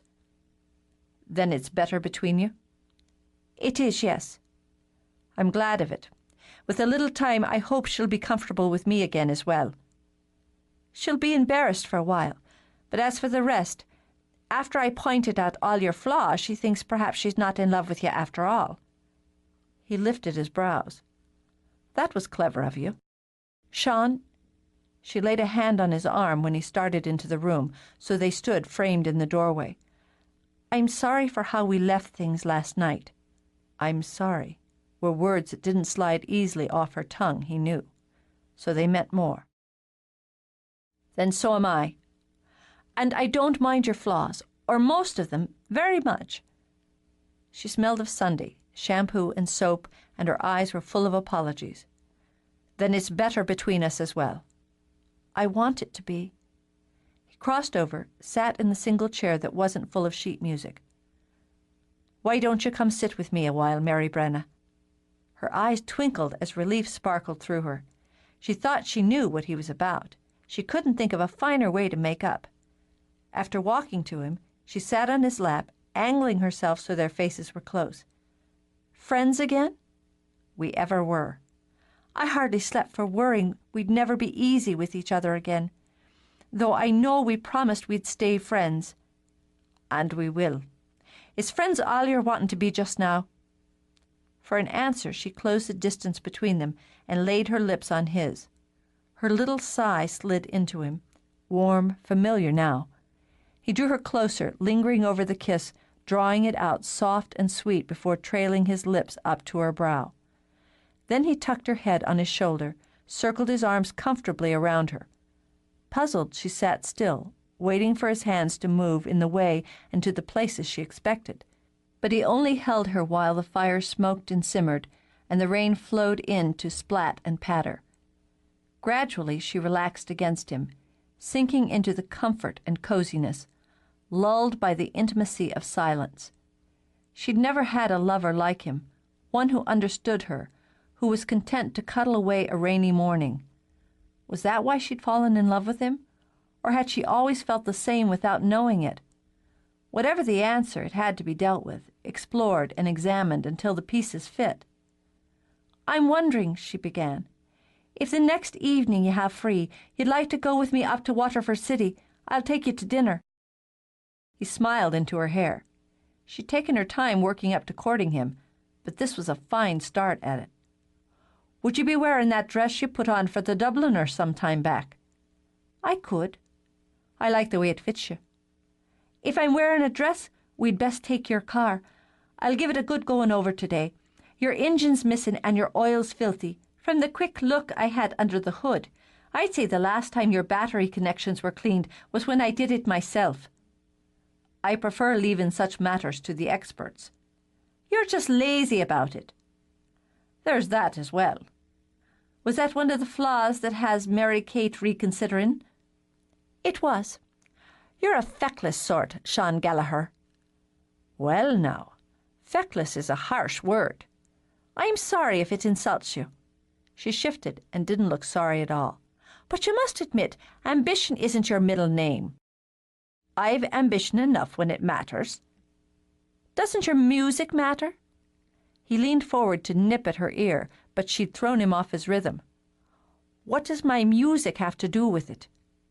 Careful, Brenna, she thought. Take the pieces apart, but don't damage them. "You sit here and make it, and then leave it all tossed about." "I know where everything is." "The point is, what are you doing with it?" "Getting pleasure from it." A block here, she noted, studying the way his face closed up.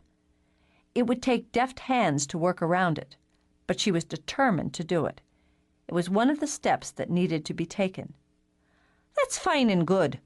But don't you want more? Don't you want other people to have the pleasure of it as well?" "You don't even like my music." "Now, when have I said that?" At his bland stare, she shrugged. "Well, if I did, 'twas only to annoy you. I like it very well. And now and then, when you've played one of your tunes in the pub or at a céilí, others have too." "That's friends and family." "Exactly. I'm a friend, aren't I?" "You are." "Then will you give me a tune?" He shifted, wary. "What do you mean, give you a tune?" "Just that. Let me have a song for my own. A barter for fixing your car." On impulse, she got up, gestured to the piano. You've dozens, and they're just lying about. I'd like to have one. He didn't believe that for a minute, but he couldn't see the trap or the harm. It's some mood you're in, O'Toole, but all right, I'll give you one. He rose, but when he started to push through the pile, she slapped his hand away. No, I get to pick it. It's only fair. She snatched up the one she'd been reading, the one she realized she'd been picking out on the keyboard when Lady Gwen had first shown herself. I like this one. It's not finished yet. He couldn't put a finger on the point of his panic. He only knew he felt it. It needs work. It's the one I want. You wouldn't be stepping back from a bargain, would you? No, but good. She folded the sheets in a way that made him wince and tucked them in her back pocket. It's mine now, and thank you. She rose up on her toes, kissed him lightly. I'll drive you to the pub. Drop you off for work. That way I can bring your car back to my house where my tools are. I'll have it running smooth for you. I've a bit of time yet. Well, I don't. I've considerable to do today. If I brought your car down to you before closing, would you give me a lift back? He tried to put the song out of his mind. She'd forget it soon enough, he decided. Back to where? She smiled slowly. Here would be just far enough. She had one stop to make before she drove home to change and get out her tools. With Sean safely at the pub, Brenna drove down to Jude's house and parked. Jude was out in the front garden, getting a jump on spring. Her gloves were already dark with dirt, and there were a number of sketches on the walkway beside her. At Brenna's approach, she sat back on her heels and tipped up the straw hat she was using to protect her head from the drizzling rain. Something wrong with your lorry?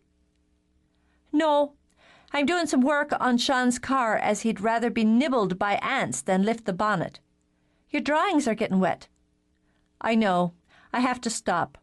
I just wanted to hurry spring along. Ah, you've sketched out your ideas for your gardens. Crouching, Brenna used her back to protect the papers. Like a blueprint. That's a clever notion. It helps me see it.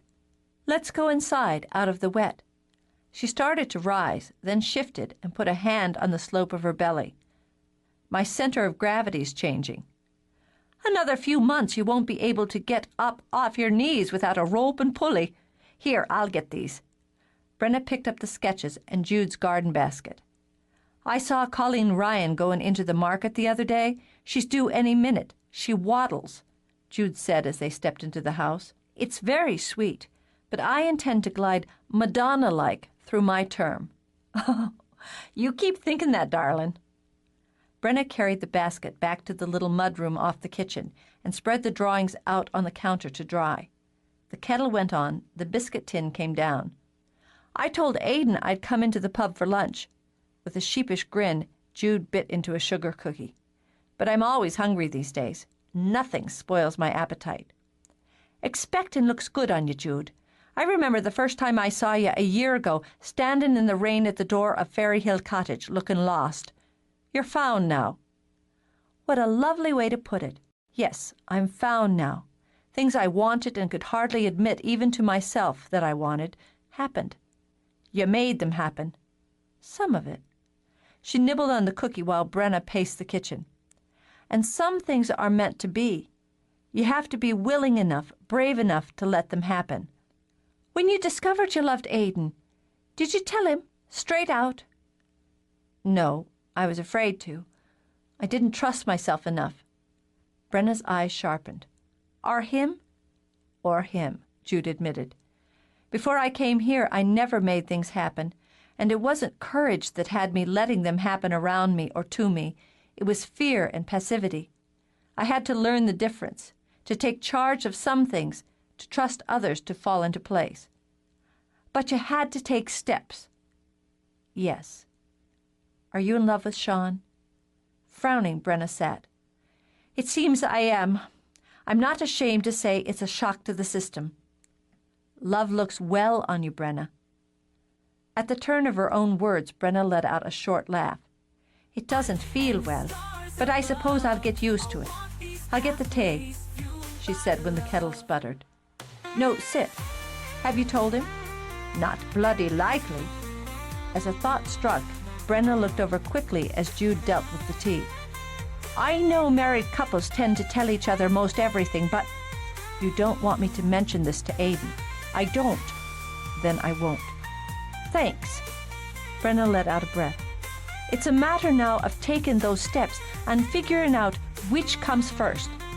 As well as I know him, Sean, I meanin', he's not as predictable as I thought before we change things between us. The dynamics are different between lovers than they are between friends, even lifelong friends. I've discovered that. Still, I know he often takes a good kick in the ass to get moving in some areas. I'm taking the first step with something that bothers me the most, and that I think underneath means the most to him. Shifting her seat, she tugged out the sheets of music. One of his songs? I badgered him into giving it to me. There's talent here, isn't there, Jude? I think so. Then why doesn't he pursue it? You understand how the mind works. You're asking a former and mediocre psychology professor. Jude set the pot on the table, fetched cups. But my educated guess would be that he's afraid. Of what? Of failing in the thing that matters most. What if it isn't good enough? What if he isn't good enough? There are a lot of us who circle that abyss, Brenna. She poured out the tea. You're not one of them. You just roll up your sleeves and build a bridge over it. Then I'm after building one over his. He gave me this song, and I can do what I like with it. I want to send it to someone who'd know about such things. Who'd know if it's worth buying? Without telling Sean? I won't feel guilty about that, Brenna muttered. If it doesn't work out, he'll never have to know, will he? And if it does, how can he be anything but pleased? I'm not sure how to go about it or who to send it along to. I thought you might have some ideas on it. I'd be wasting my breath trying to talk you out of this? You would. Jude nodded. Then I'll save it. I don't know anything about the music business. I could ask my agent, though. I don't think she'd... As an idea formed, she trailed off, worked on it. What about McGee? He's built theaters. He has to know people in entertainment. Maybe he'd have some connections. That's a good notion. I can get his address. You can write to him. Brenna ran her fingers over the notes and the words on the sheet in front of her. That takes too long. Do you have a phone number? Chapter 18. The soft rain became a pounding, and the pounding a flood swept in by gale-force winds that beat against the coastline and rocked the boats at their moorings. For the best part of a week, it was too rough to cast a net. From shore to horizon was nothing but angry, churning gray, slashed by whitecaps that looked keen-edged enough to slice through a hull. Those who made their living from the sea waited it out with a grim patience honed in them over generations. Wind screamed against windows and doors in a constant banshee call and snuck through any crack or crevice to chill the bones. Smoke belched back down chimneys in nasty, fitful streams. Plucking fingers of wind tore a few shingles from the roof of the market so that they careened away like drunken birds. One swooped down and sliced at the back of young Davy O'Leary's head as he rode his bike home with a quart of milk and a dozen eggs. The head required 7 stitches. The eggs were a total loss. Flowers that had wintered over happily enough, and those that had begun to show their spring faces, were chewed to pieces by the last teeth of winter. Dooryards went to mud. Tourists steered clear, and reservations were canceled as the storm gleefully battered Ardmore. Power and phone lines gave out on the 3rd day. The village huddled down, as it had time and again to weather the storm. Under more than one roof, the mood was edgy. Young children, bored and restless, drove their mothers mad. Tears and warmed bottoms were daily occurrences. Brenna and her father, shielded with slickers and Wellingtons, stood knee-deep in mud and worse as they searched out the break in the Duffy septic system. "Filthy work, this," Mick rested against his shovel. "More than one lowlander's going to find himself wading in shit if this keeps up. If those bastards from Waterford had showed up, we'd have the tank pumped out at least. If they ever get here with their big pumper, I say we toss them head first into the muck. That's me girl." Christ Jesus, what a smell! But I think here's the matter, Dad. They hunkered down, rain beating over their heads, and studied the old cracked line with identical expressions of interest and thoughtfulness on their faces. "It's just as you figured, Dad. The pipe's old and gave out under the added pressure. It runs from tank to field, and burstings turned Mrs. Duffy's nice yard into a dung heap." "Well, once she's cleared out, Cathy'll have herself a well-fertilized garden, won't she?" As the stench was enormous, Mick breathed through his teeth. "It was a good job of you to think of going and getting the PVC pipe ahead of time. We'll replace it and see what's what." With a grunt, Brenna got to her feet. They squished over to the truck together. The work was nasty, but the teamwork routine. As they worked, she shot little glances at him. He'd said nothing about Sean, not a word. And though she understood her father would have some delicacy of feeling about the situation, she couldn't stand having it between them. Unsaid, it was a wedge, and she needed to knock it loose. "Dad—" "Ha! Nearly got her now. Bitch may be cracked, but she's tough on the joinings." "Dad, you know I'm still seeing Sean." Mick rapped his knuckles hard against the pipe, and his tool squirted out of his hand like wet soap. Keeping his eyes lowered, he plucked it out again, then wiped it on his equally filthy trousers. "I suppose I do." "Are you ashamed of me?" He worked another moment in silence. "Never have you done anything to shame me, Brenna. But the fact is, you're stepping onto boggier ground than we're swimming in. Working with you, respecting and admiring your skills is, on the one hand, but on the other, you're my daughter. It's not an easy thing for a man to discuss such areas with his daughter." "Sex?" "Damn it, Brenna!" Under the filth on his face, his cheeks went pink as peonies. "It's there, isn't it?" When the ruined pipe was wrenched free, she shoved it aside. "So is the shit I'm sitting in at the moment, but I just as soon not dwell on it. You've been reared as best as your mother and I could, and the steps you take as a grown-up woman are your own. You can't ask me for my blessing in such a thing, Brenna, but I'm not judging you either." "He's a good man, Dad." "When did I say he wasn't?" Exasperated, embarrassed, and wanting an end to the topic at hand, Mick slithered so they could fit the new pipe. "It's just what Mary Kate said last week. She was mad as spit, and we've come to our terms on it, but I don't want you to think that it's cheap between us." The girl, he thought, was as ever like a terrier with a bone. She wouldn't have done until it was chewed to her satisfaction. "What Katie said to you was uncalled for between sisters, and it's pleased I am the two of you have made it up. As for the other, do you care for him?" "I do, of course. Yes." "And respect him?" The slight hesitation had Mick looking over the pipe, meeting Brenna's eyes. "Ah, well now." "I do respect him. He has a good brain when he bothers to use it, and he has a kind heart and a good humour. That doesn't make me blind to his faults. I know he's lazy about things and careless about his own talents. On this, I do have something to say, though you'll go your own way no matter." He straightened, rolled his shoulders. "You don't fix a man the way you do a fault in a pipe or a leak in a roof. You take him as he is, Mary Brenna, or you don't take him at all." She frowned. "It's not like that, but more of a turning in the right direction." "Right for who?" He gave her a pat on the arm. "Adjustments can't be made all on one side, darling, else the balance goes off and what's being built just falls down."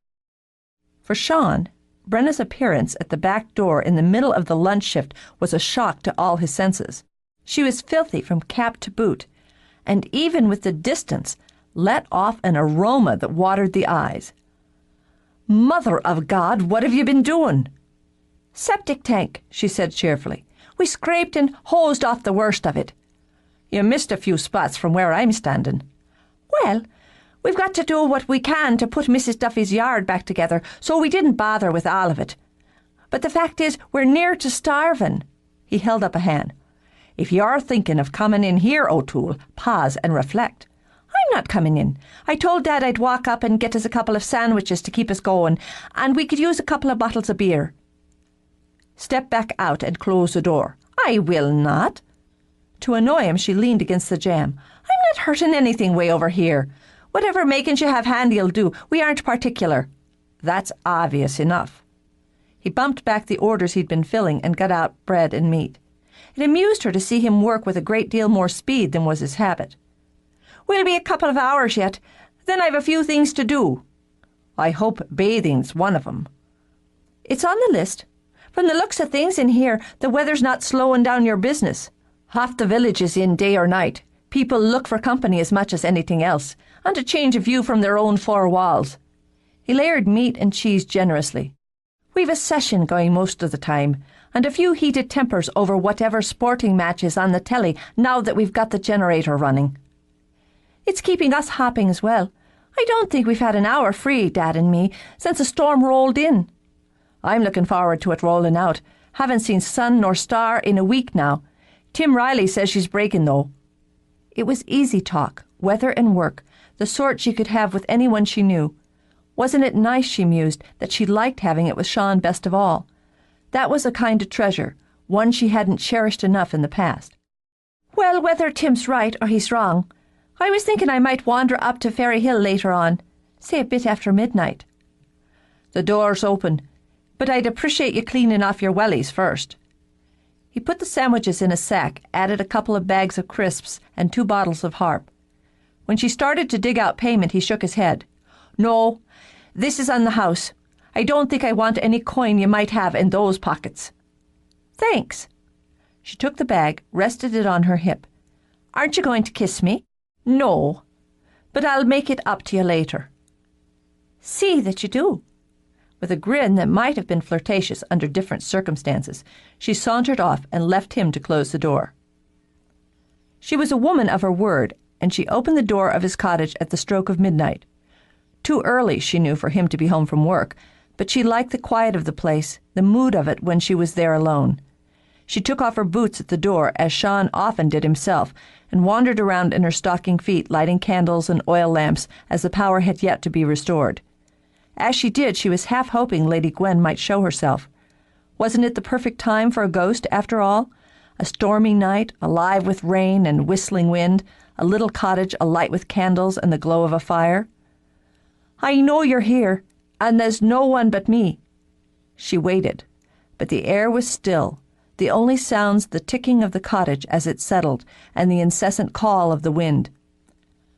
"I wanted you to know that I think I understand what you were telling me the first time. His heart's in his song, and I have listened. I hope what I did was the right thing." Again she fell silent, and again only silence answered her. "Well, a lot of help you are." Irked, she marched upstairs. She didn't need any ghostly visitations or words from beyond to tell her what to do and how to do it. She knew what she was about.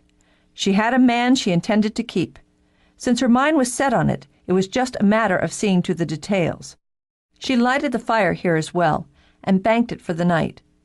After setting the flame to a pair of candles, she dropped onto the bed, propped the pillows at her back, and settled down to wait. And the day's work caught up with her. There was no wind, no rain. The sky was midnight silk, studded with stars that flashed ruby, sapphire, citron. The moon, full and white, sailed high, spilling its light over a sea as calm as a lake. The wings of the white horse beat like a heart, steady and true. Astride him, the man in silver rode with his back straight and proud, while his dark mane of hair streamed back like a cape. It wasn't wealth or stature or even immortality she wanted from me. It seemed not odd at all to be riding with the Prince of Fairies and sweeping over Ireland. What was it she wanted from you? Promises, vows, words that come out of the heart. Why is it that saying I love you is so hard for some? Saying it lowers all shields. He turned his head, his eyes bright and bitter. Exactly so. It takes courage for that, does it not, Mary Brenna O'Toole? Or foolhardiness. If love doesn't make a fool of us, what will? The horse swooped downward at a speed that had her heart bounding with excitement. She saw the light glow against the window glass and the shape and shadows of the cottage on the Ferry Hill.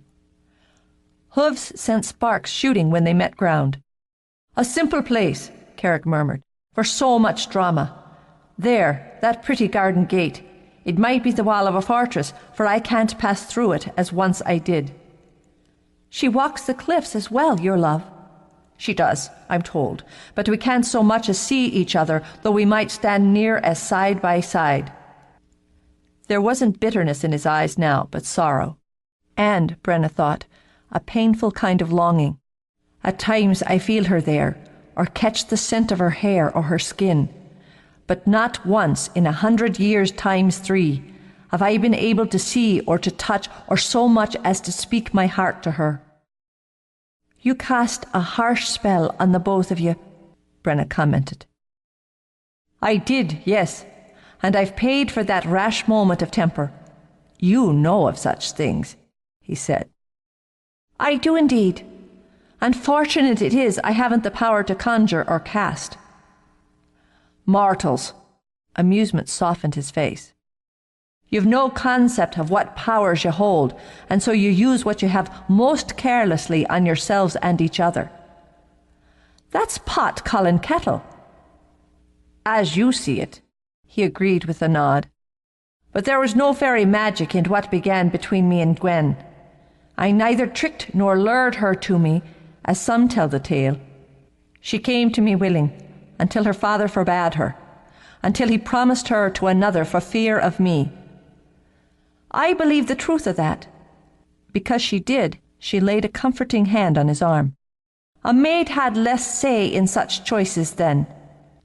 Carrick tossed his leg over the horse, slid down. Then make yours. I have.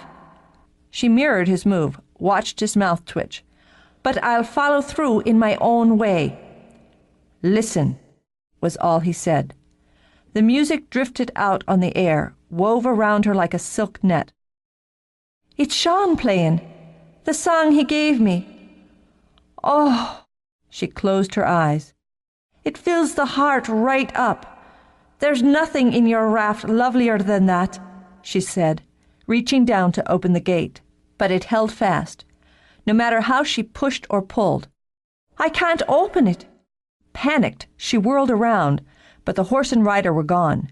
She turned back, gripping the gate with both hands, shoved. Sean! There now. She was in his arms, and there was a chuckle in his voice. You were dreamin', an excitable one. Dreamin'? Her mind was full of mists and stars and music. I couldn't open the gate. I couldn't get in. You are in. I am in. God, I'm fuzzy-brained yet.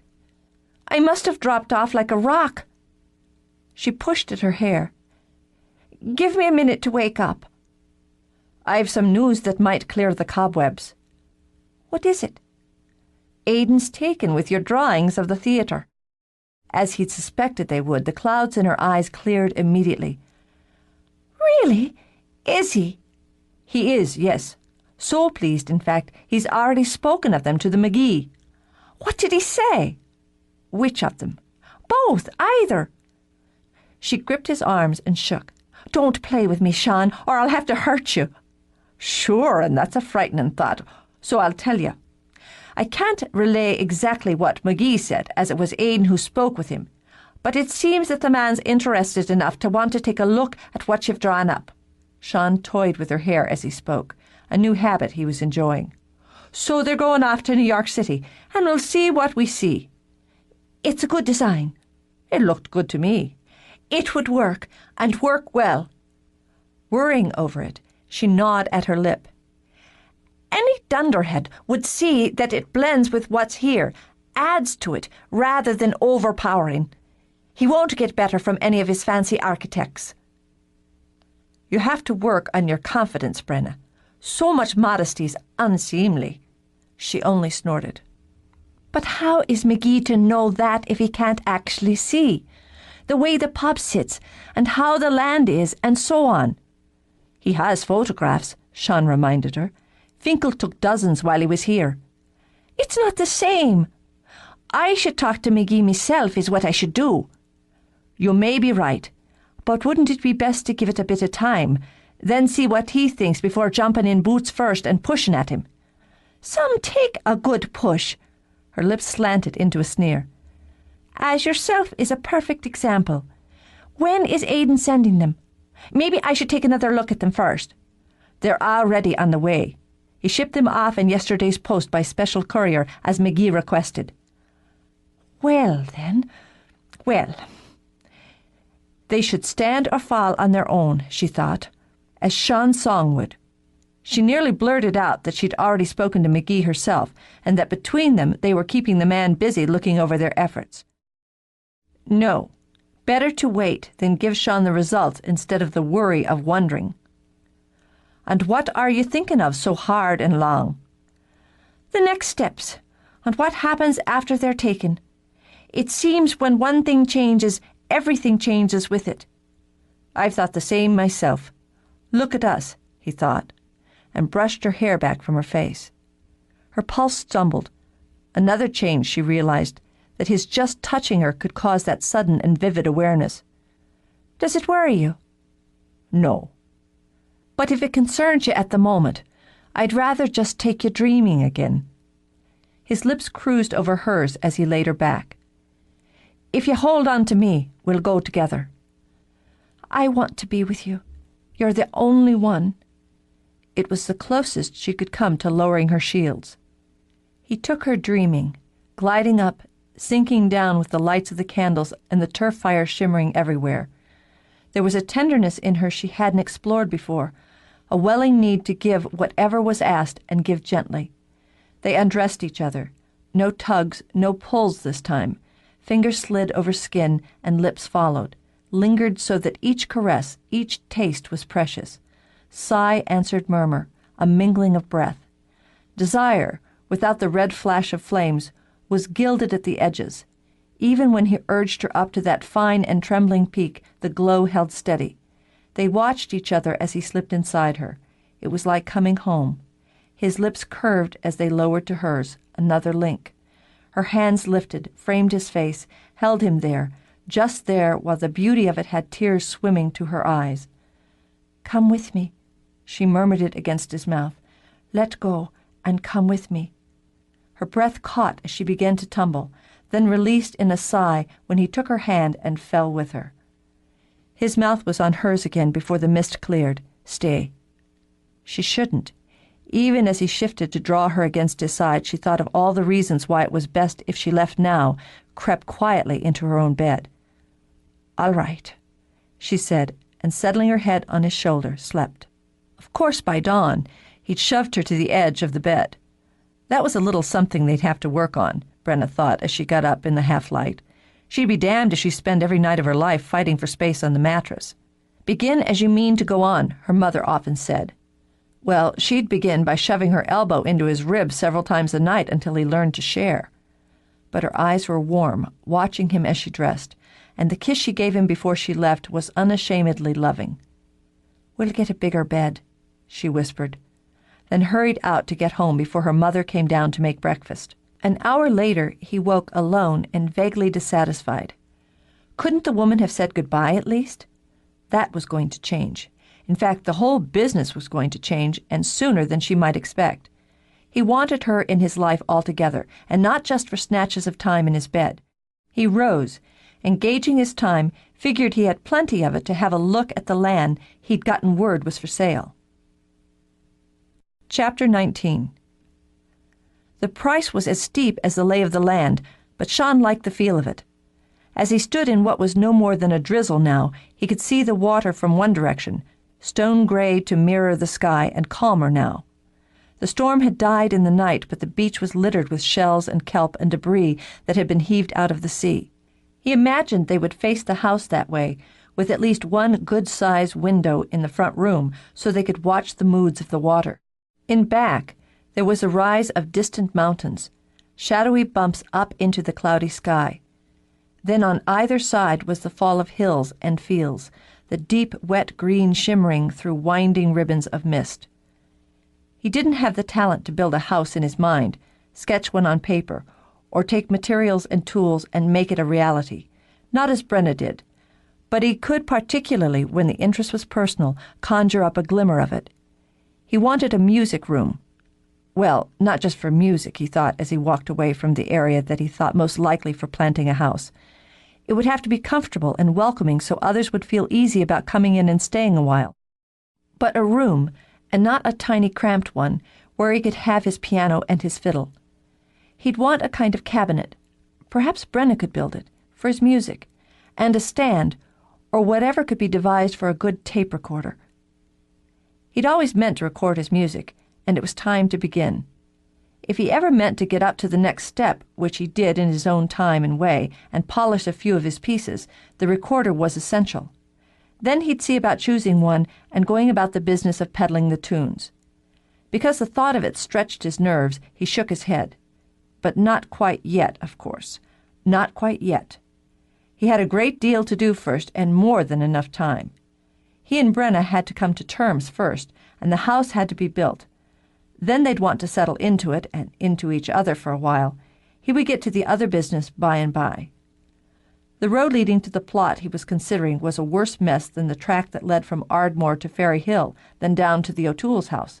Still, it wouldn't worry him overmuch, and if it troubled Brenna, it could be leveled some or widened or whatever. That was a business he'd leave to her. It wasn't a big plot, but enough for a sturdy house and a garden. Room enough, he calculated, for a cabin as well, as she'd want one for her tools and perhaps a workshop. She would need that just as he would need his room for music. They'd do very well with their separate interests, he thought, and was grateful neither of them was the type who needed to be in each other's pockets day and night. They had mutual and opposing ground, and he thought it was a nice mix. There was a skinny stream in the far back and a trio of tough-looking trees that put him in mind of the 3 crosses near St. Declan's Well. The man who wanted to part ways with the land had said that there was a turf bog behind them and that no one had bothered to cut it for years. He himself hadn't cut turf since he was a boy and went out with his grandfather on his mother's side. The Fitzgeralds had been more people of the land and the Gallaghers people of the town. Sean thought he might enjoy it if his life and comfort didn't absolutely depend upon it. He wandered back toward what was grandly called a road, where the hedgerows grew tall and had the first haze of spring on them. As he did, 3 magpies darted by like bullets shot from the same gun in rapid succession. 3 for marriage, he thought, and decided it was more than sign enough for him. When he drove away toward the village to work, he considered himself a landowner, as hands had been clasped and shaken on the deal. Brenna worked at home the early part of the morning. The wind had torn a few shingles from the roof, and a couple of leaks had sprung with the rain that had been driven hard by the wind. It was simple enough work, no more than a patch here and there, and it gave her a fine opportunity to sit in the wavering sunlight and look out at the water. When she built a house, she thought, she'd choose higher ground so her view of the water would be from windows rather than a rooftop. It was good to look and see the boats out again and know that life was sliding back into its regular rhythm. And maybe she'd have some sky windows as well, so she could look up and see the sun or rain or the drift of stars. It was time for a home of her own, she knew, though she'd missed the sounds and sense of family. But there was something inside her that told her the time was now for the next stage of what she was and where she was going. There'd been a different tone between her and Sean the night before, and it had changed everything in her once and forever. Her mind and her heart were in one place now. It was time to tell him, to ask him, to browbeat him if there was no choice. Whatever it took, the O'Tooles were going to be planning another wedding. God help them all. She scooted over to the ladder, climbed down. Leaving her toolbox by the back door, she went in to tell her mother the job was done and she'd be on her way. When the phone rang, she picked it up without thinking, then guiltily tucked the receiver under her chin and wiped the shingle grime off her hands onto her jeans. "Hello? Miss O'Toole?" "Well, this is one of them. Miss Brenna O'Toole." "Aye, you've hit the target." Automatically, Brenna pulled open the refrigerator door and perused the contents. "What can I do for you?" "Would you hold the line, please, for Mr. McGee?" "Oh." She shot up straight, bumping the door with her hip and slamming it on her own hand. She bit back a yelp. "Yes, I could do that. God damn it," she added in a mutter when she heard the line click and sucked at her sore fingers. "Miss O'Toole, Trevor McGee." "Good day to you, Mr. McGee." She recognized his deep, smooth voice from the time she'd waded through what had seemed like an army of assistants to speak with him. "Are you calling from New York City?" "No. Actually, I'm on my way to London." "Oh!" Her initial disappointment in not taking a call from New York vanished in a fresh thrill. "Are you calling from an airplane, then?" "That's right." She wanted to shout for her mother to come quick, but thought it would sound just a little too countrified. "It's kind of you to take time out of your busy schedule." "I always make time for what interests me." He sounded like he meant it, and that the reverse was entirely true as well. "Then perhaps you've had time to look at the package Aidan Gallagher sent you." "A good look. You and your father are quite a team." Because her hand was throbbing, she pulled some ice out of the freezer. "We are. And I have to add, Mr. McGee, I know Ardmore and what suits it." "I can't argue with that, Miss O'Toole." She thought she caught a hint of amusement in his tone and braced herself. "Perhaps you could tell me what your thoughts are on my design, then." "It interests me. I have to look at it more thoroughly, but it interests me. Gallagher didn't mention where you had studied design." She narrowed her eyes, then decided if it was a trap, it was best to fall into it now as opposed to later. "On the job, sir. My father has worked in the trade all his life, and I learned at his side. I would imagine you had some of the same sort of experience with your own father." "You could say that." "Then you know a lot can be learned by the doing of things. Between the two of us, my father and I, we handle most of the building and repairing in Old Parish, and if we don't, we know who does. As that, we'd be some considerable help to you with your project. You'll find no better than the O'Tooles in Old Parish, or all of Waterford for that matter. You're planning to build in Ardmore, Mr. McGee, and it's good business, I'm sure you'll agree, to use local skill and labour when you're able. We'll be happy to send you references." "And I'll be happy to see them. You build a strong case, Miss O'Toole." "I can assure you I build better with wood and brick than with words."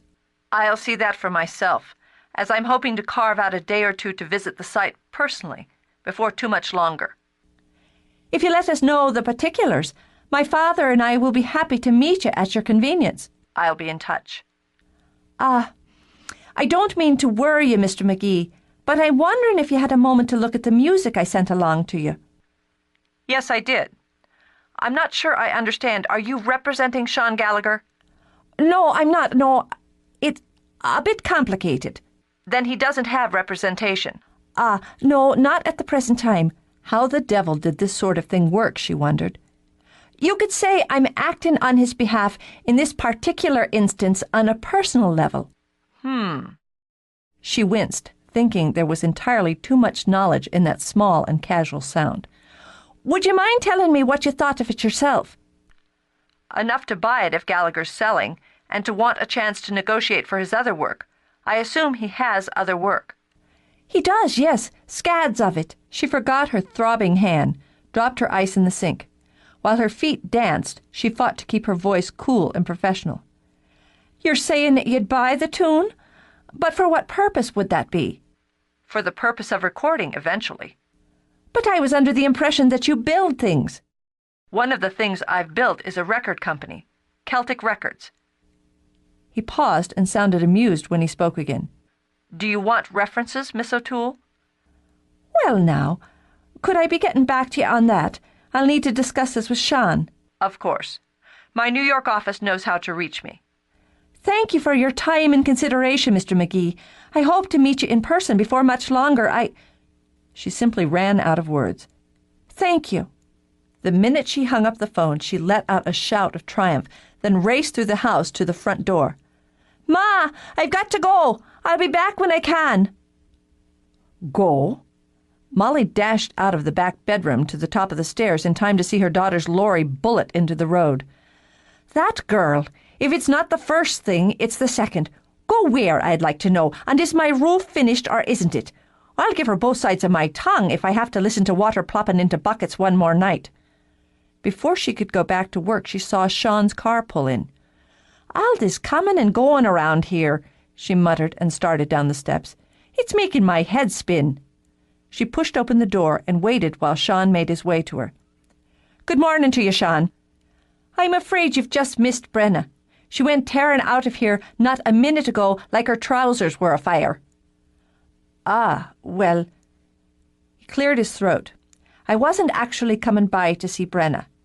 Weren't you now? She gave him a considering look, but knew better than to wait for him to explain himself. That, she knew from experience, could take half the day, and she'd as soon be sitting down for part of it. Well then, I'm all that's left. Come inside, why don't you, and we'll have a cup. I'd be grateful. He ducked inside behind her and trailed her into the kitchen. I don't want to take much of your time. Lad, you've been in and out of this house since you could toddle. No one's ever booted you out the door before, and I'm not after starting now. She waved a hand toward the table and went about the business of making tea. Brenna's a heart and mind of her own, as I'm sure you know. That I do. I thought I should come round to see if... to make certain you... She had to take pity on him. Are you afraid I don't love you any more, my handsome lad? The worry in his eyes faded away as she reached over and scrubbed a hand over his hair, as she'd done as long as he could remember. There's no danger of that changing. Now, if you'd taken up with my Katie, I'd have boxed your ears to the back of your head. I never meant to give Mary Kate any... encouragement might be the word you're after. You're tongue-tied today, boy, and that's not the usual case, for you've a slick one. Now here, I have a cinnamon bun left from breakfast. I'll warm it for you, and you'll tell me what's the matter. You make me miss my mother, Mrs. O'Toole. I'll stand in her stead as she would in mine. She bustled around the kitchen, knowing it would put him at ease. Is Brenna giving you headaches, then? I'm used to that. I don't mind it so much. I think I give them back to her in fair measure. I'm thinking Mr. O'Toole told you of our discussion a couple of weeks back. She sent him a look designed to wither a man. If you're meaning on the day he came home drunk, that he didn't. I gather well enough he'd got the whiskey from you, as he hasn't a world of choices where he could walk off, drink his belly full, and walk back again in so short a time. He didn't speak of it to you? Closed up like a clam. Well, you see, he was angry, and rightfully so, until I told him how things were. And how are things, Sean? Molly set down the pot and waited. I'm in love with Brenna, Mrs. O'Toole, and I want to marry her. She stood still a moment, then laid her cheek on top of his head. Of course you are, and of course you do. Don't mind me. I've got to sniffle a bit. I'll be good to her. Oh, there's no doubt in my mind of that. Dabbing at her eye, she turned to get out the warmed bun.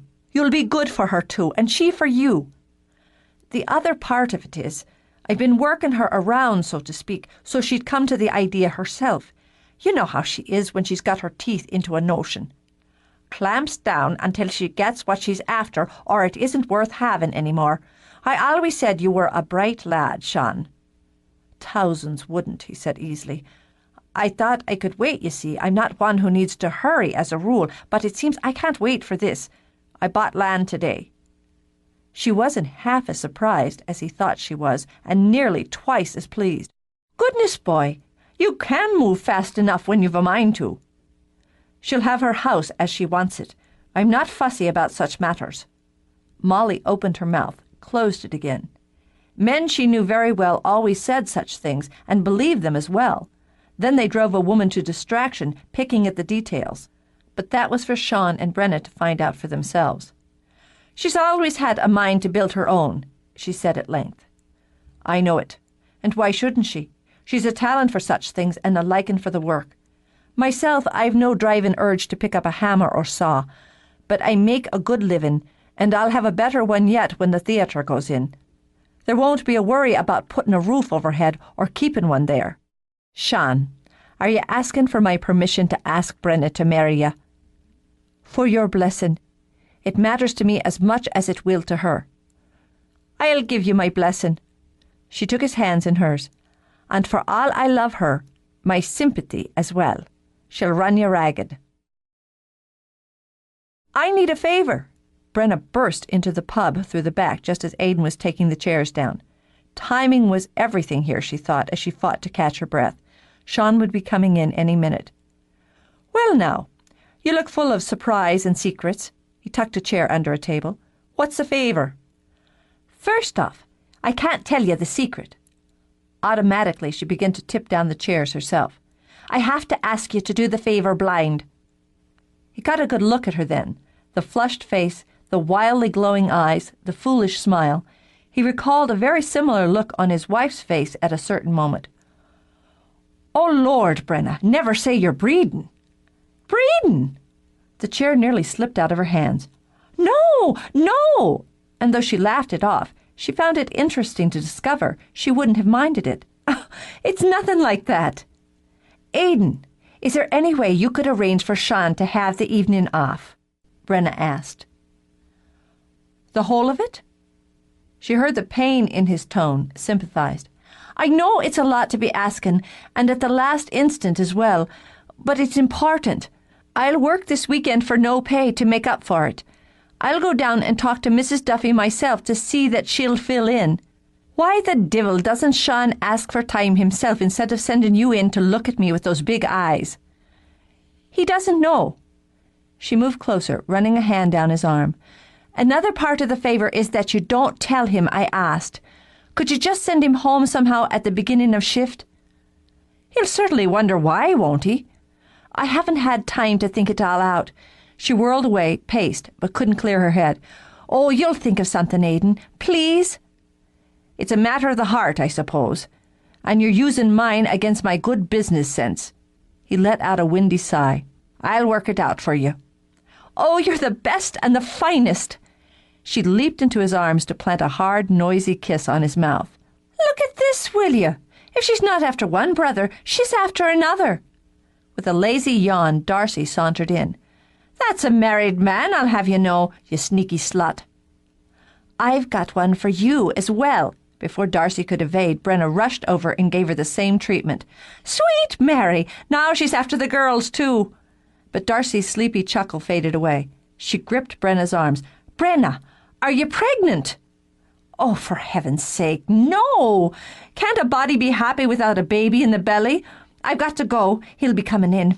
You don't tell him I was here, please. I'm grabbing a bottle of the French bubbly you keep in the back. Put it on my account, would you?"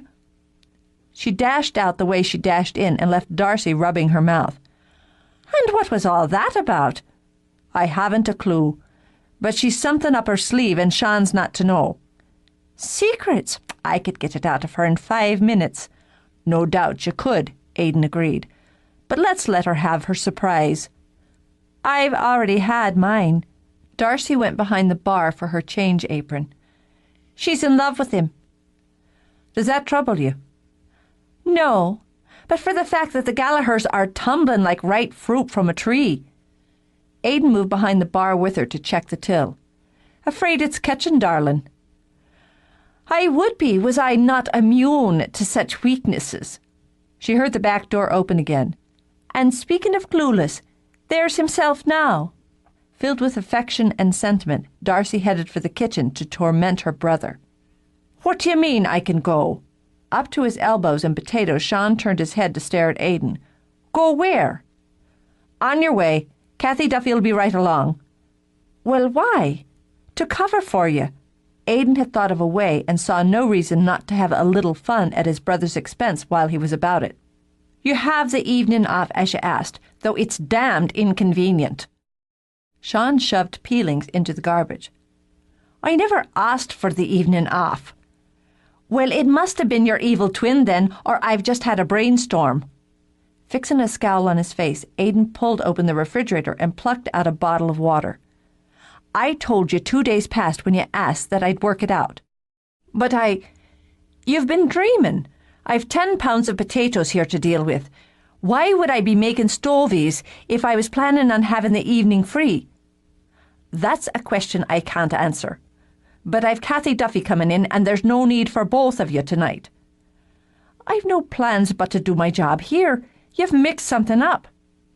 Enjoying the timing, Aidan turned to Darcy as she came in. "Darcy, did Sean ask for this evening free, or did he not?" "He did. A couple of days back. Selfish bastard." Not one to let an opportunity pass, she flashed a challenging look at Aidan.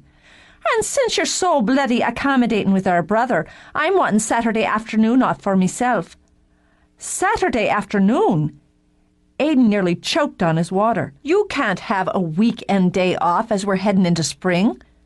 Oh, so it's all right for him. She pointed a finger toward a baffled Sean. But it's a different matter entirely for me.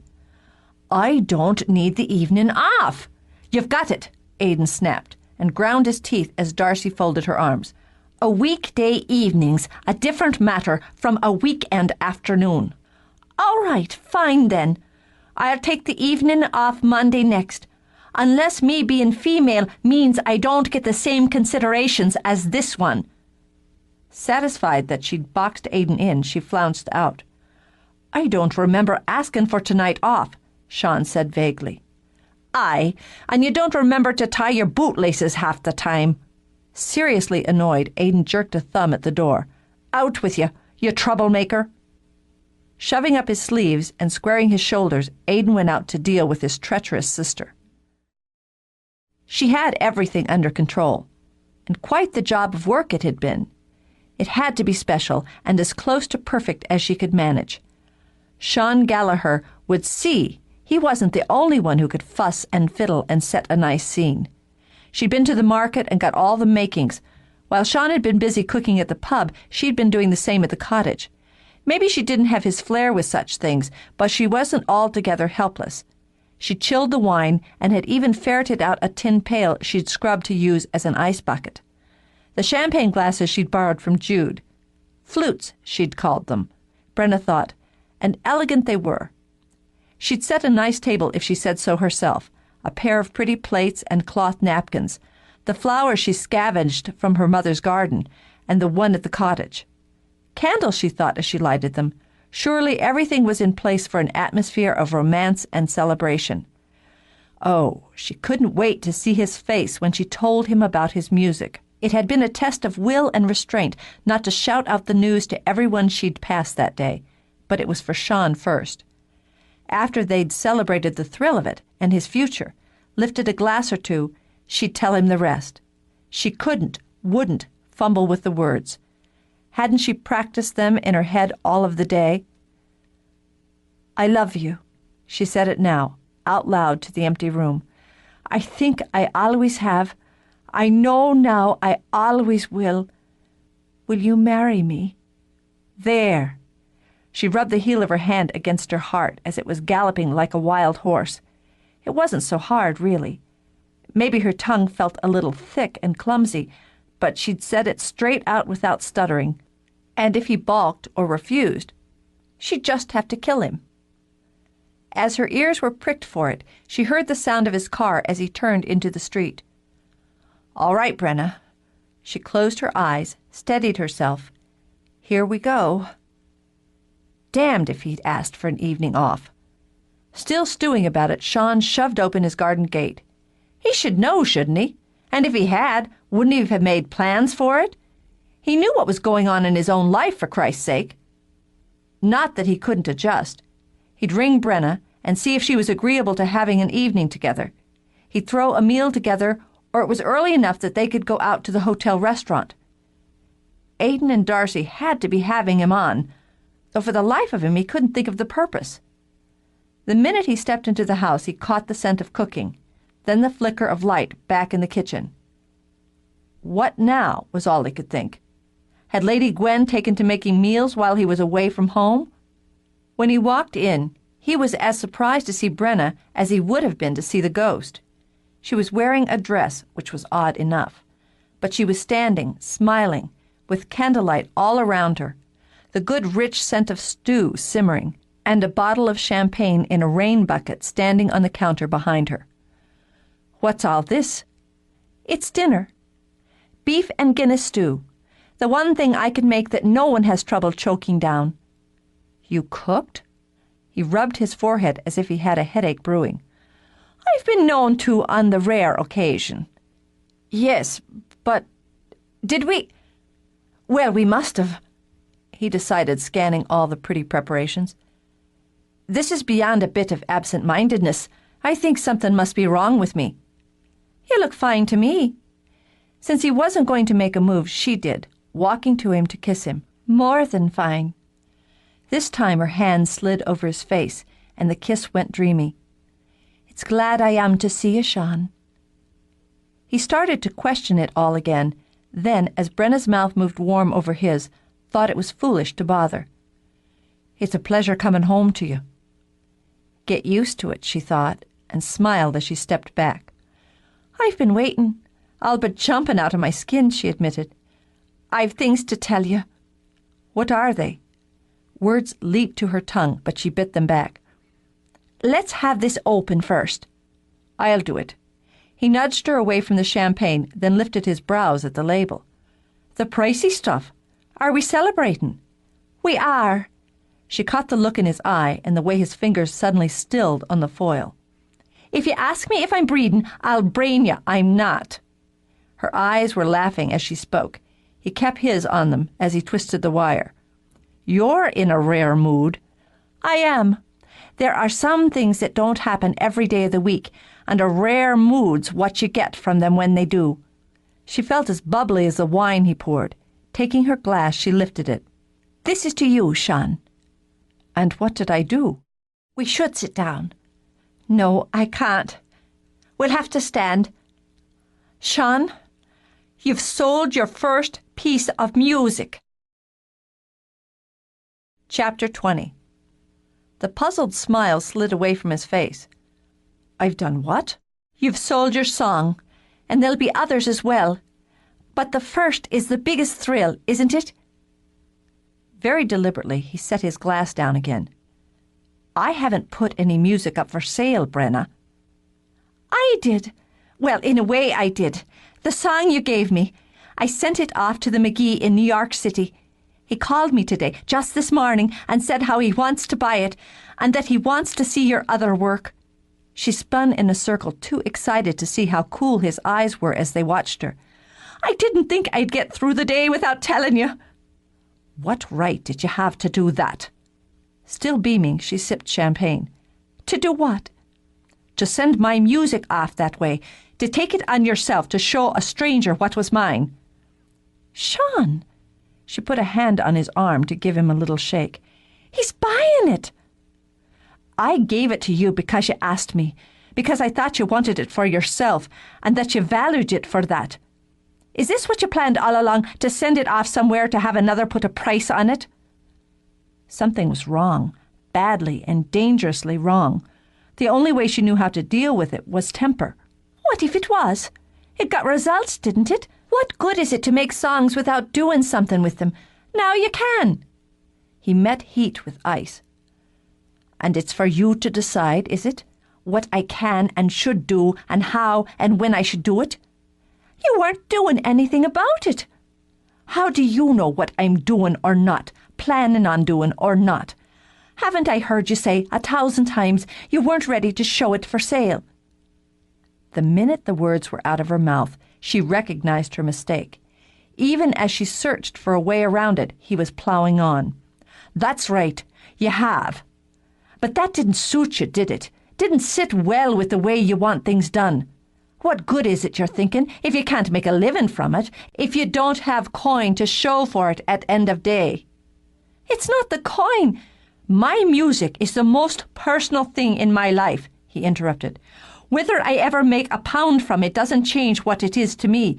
You don't understand that, Brenna, or respect that, or me." "That's not true." She was beginning to feel something other than anger. It was a clawing in the gut, in the throat, that had nothing to do with temper. "I only wanted you to have something out of it." "I had something out of it." She'd never seen anger so cold, so controlled. There was no mistaking it in that rigid face, those hard eyes. It made her feel like a bug not worthy of being squashed.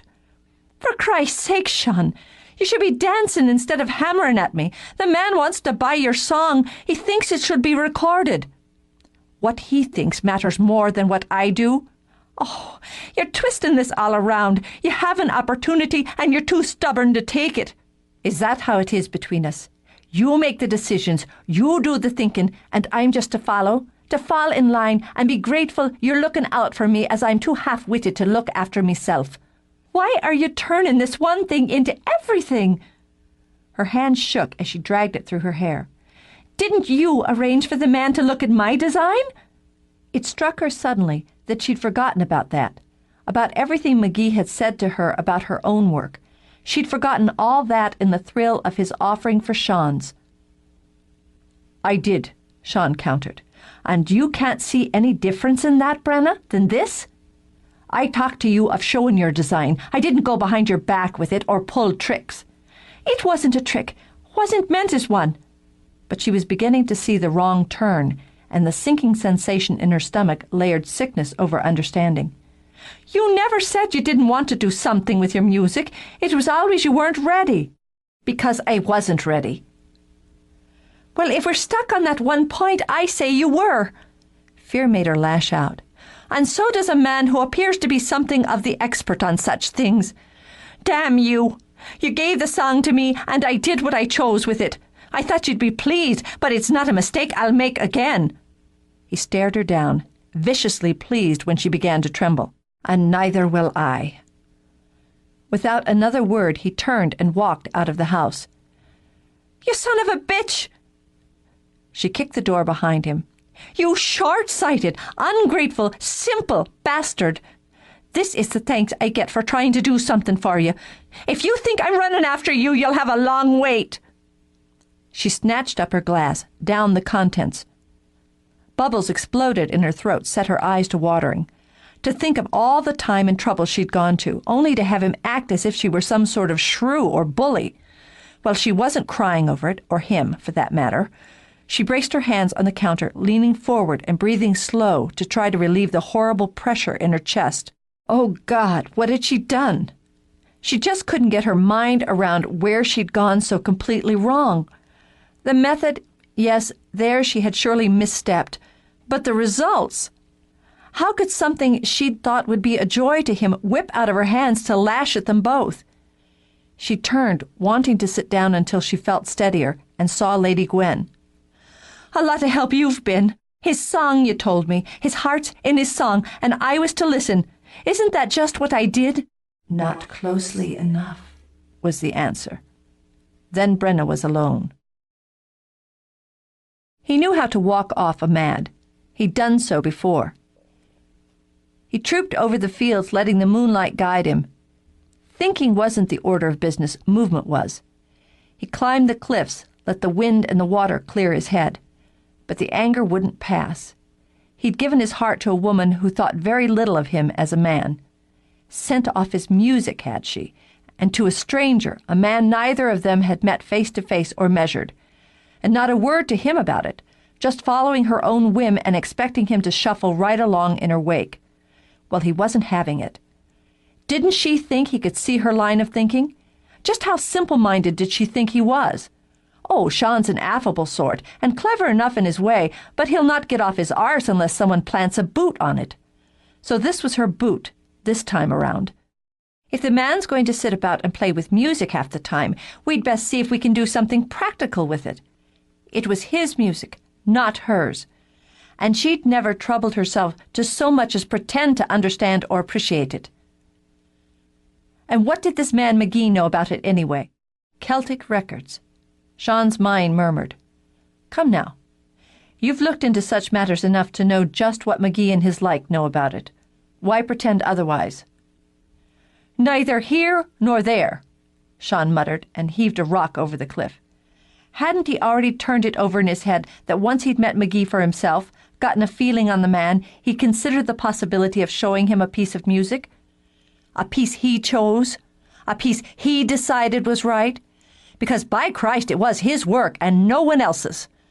And when was the last time he decided a piece was finished and ready and right? Approximately never, he was forced to admit, and heaved another rock for the hell of it. McGee wanted to buy it. Well, fuck me. Struggling to separate his anger from the rest, Sean sat on the ledge. How could he explain to anyone what he felt when he pulled notes and words out of himself?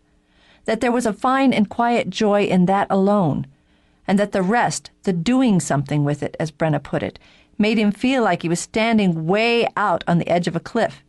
He hadn't been ready to take the leap.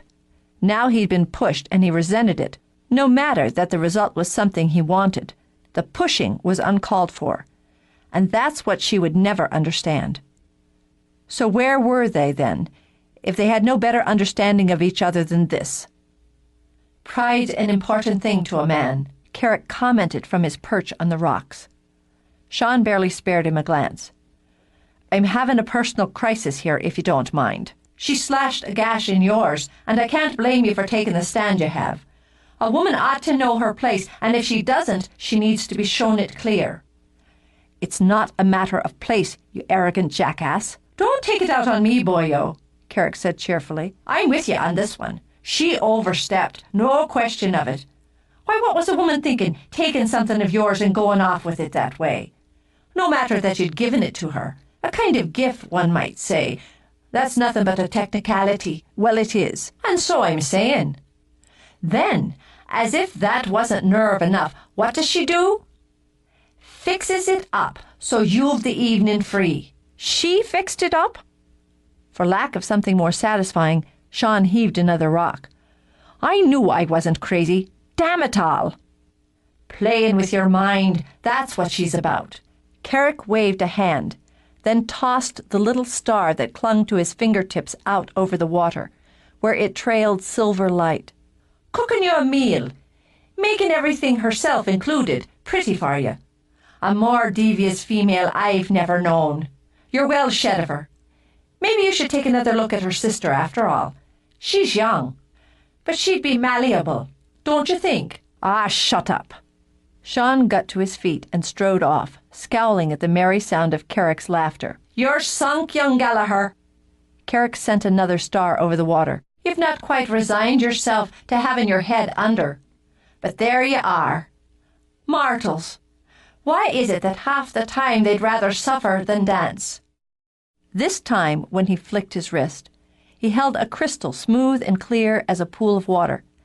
Passing his hand over it, he watched the image swimming inside. Fair of face she was, with eyes soft and green as freshly dewed grass, and hair pale as winter sunlight. I miss you, Gwen. Holding the glass to his heart, he called for the white horse to ride the sky as he did night by night, alone. The house was empty when he got back, and that's what he'd expected. It was, he told himself, what he wanted, the solitude. She'd put the food away, and that surprised him. Knowing her temper, he'd expected to find she'd hurled pot and pan or whatever else around the room. But the kitchen was tidy as a church, with only the faint scent of candle wax clinging to the air. Since it made him feel churlish to find it so, he got himself a beer and took it into the parlor. He hadn't intended to play, but to sit by the cold fire and brood. But by God, if he was going to have an evening off shoved down his throat, he'd spend it doing something that pleased him. He sat, laid his fingers on the keys, and played for his own pleasure. It was the song he'd given her that Brenna heard when she walked back toward the garden gate. Her first reaction was relief that she'd found him. The second was misery, as the song was salt in a fresh wound. But it was a misery that had to be faced. She put her hand on the gate, and it held fast against her. She shoved it, yanked at the latch, then stepped back in shocked panic when it refused to open. Oh! A sob rose in her throat. Oh, Sean! Have you closed me out, then? The music stopped. In the silence, she fought back the tears. She wouldn't face him with them. But when the door opened, she hugged her arms hard, digging her fingers in to keep those tears at bay. He thought he'd heard her call, a teary whisper in his mind. He'd known she was out there. Whether it was sense or magic didn't matter. She was there, standing under the spill of moonlight. Her eyes were wet, her chin was up. Are you coming in, then? I can't. The weeping tried to get the better of her, and she ruthlessly battled it back. I can't open the gate. Baffled, he started down the path, but she leaped forward, gripped the top of the gate in her hands. No, I'll stay on this side. It's probably best. I went looking for you. Then I figured, well, you'd come back here sooner or later. I had to think it through a while, and maybe I don't do that often enough. Was he ever going to speak, she thought desperately? Or would he just stand there looking at her with eyes shielded so she couldn't see into him? "I'm sorry. I'm so truly sorry, Sean, for doing something that upset you. I didn't do it with that in mind, you have to know. But some of what you said before is true, and I'm sorry for that as well. Oh, I don't know how to do this." Frustration rang in her voice as she turned her back on him. "What is it you're doing, Brenna?" She stared straight ahead into the dark. "I'm asking you not to cast me off for making a mistake, even a big one like this. To give me another chance. And if there can't be anything else between us now, that you won't stop being my friend." He would have opened the gate to her then, but thought better of it. "I gave you my word on the friendship, as you gave me yours. I'll not break it." She pressed a hand to her lips, held it there until she thought she could speak again. "You mean so much to me. I have to clear this between us." Steadying herself, she turned around. "Some of what you said was true, but some was wrong. Some of the most important parts were wrong." "And you'll tell me which was which." She flinched at the icy sarcasm, but couldn't find enough of her temper to scrape together for a retort. "You know how to aim and shoot as well as any," she said quietly. "And it's all the more effective as you do it so rarely." "All right. I'm sorry for that." He had to be, as he'd never seen her look quite so wounded. "I'm angry still. I'm pushy." She drew a breath in, let it out, but the ache was still there. "And single-minded. And I can be careless with people even when they matter to me. Maybe more when they matter. I did think, well, the man's doing nothing with this music of his, so I'll have to do it for him. That was wrong of me. Wrong to put the way I do things or think about them onto what was yours. I should have told you as you told me." "On that we agree." "But it wasn't wholly selfish. I wanted to give you something important, something that would make you happy and matter to you. It wasn't about the money, I swear it was for the glory." "I'm not looking for glory."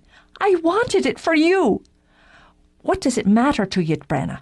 You don't even care for my music." "That's not true." Temper spiked a bit now at the sheer unfairness of it. "What am I? Deaf and stupid now as well as a bully? I love your music. It's beautiful. It never mattered to you what I thought anyway. Christ knows, poking at you about it over the years never riled you enough to prove me wrong. You've been wasting a gift, a kind of miracle, and it makes me furious with you." Glaring at him, she swiped tears from her cheeks. "I can't help that I feel that way. And it doesn't mean I think less of you, you blockhead. It's because I think so much of you. And then you go and write a song that reaches right into my heart, that touches me the way that nothing ever has before. Even before it was finished, weeks and weeks ago, when I saw what there was of it there on the piano, just tossed there like you couldn't recognize a diamond if it jabbed your eye out. I loved it. I had to do something with it, and I don't care if it was wrong. I was so proud of what you can do, I couldn't see past it. Damn you to hell and back again." She rocked him onto his heels, staggered him. He whistled out of breath. "That's quite the apology, that is." "Oh, fuck you! I take back every bit of any apology I was foolish enough to make." There, he thought, was his woman. This time he laid his hands on the gate and gave her a look of wicked satisfaction. "It's too late. I already have it, and I'm keeping it. And here's something back at you. It always mattered what you thought of my music, and of me. It mattered more what you thought than anyone else in the world. What do you say to that?" "You're just trying to get round me now because I'm angry again." "I've always been able to get round you, darling, angry or not." He nudged, and the gate opened, smooth and silent.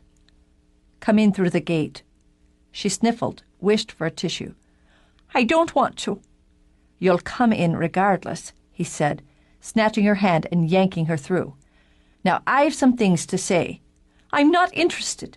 She shoved at the gate again, cursed violently when it didn't budge. "You'll listen." He turned her, trapped her. caught her hands before she could think of making fists out of them. I don't like what you did or how you went about it, but your reasons for it soften that considerably. I don't care. Stop being a twit. When her mouth fell open, he lifted her a couple of inches off the ground. I'll get tough with you if I must. You know you like it when I do. Why, you... When she fumbled for words, he nodded.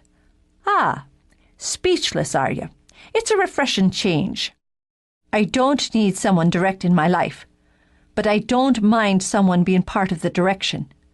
I won't be pushed or tricked or manipulated, and if you try, you'll be sorry. You'll make me sorry, she all but sputtered. I'm already sorry. I did the first thing to try. Brenna. He gave her a casual little shake that had her mouth dropping open again. There are times you're better off to just shut your mouth and listen. This is one of them. Now, as I was saying, he went on while she blinked at him, being tricked is one thing, but surprised is another matter. And I'm thinking that under it all you wanted to surprise me with something, like a gift, and I threw it back at you. For that, Brenna, I'm sorry. Fear and sorrow were sliding away, but it was hard to resist grabbing onto the tail of them.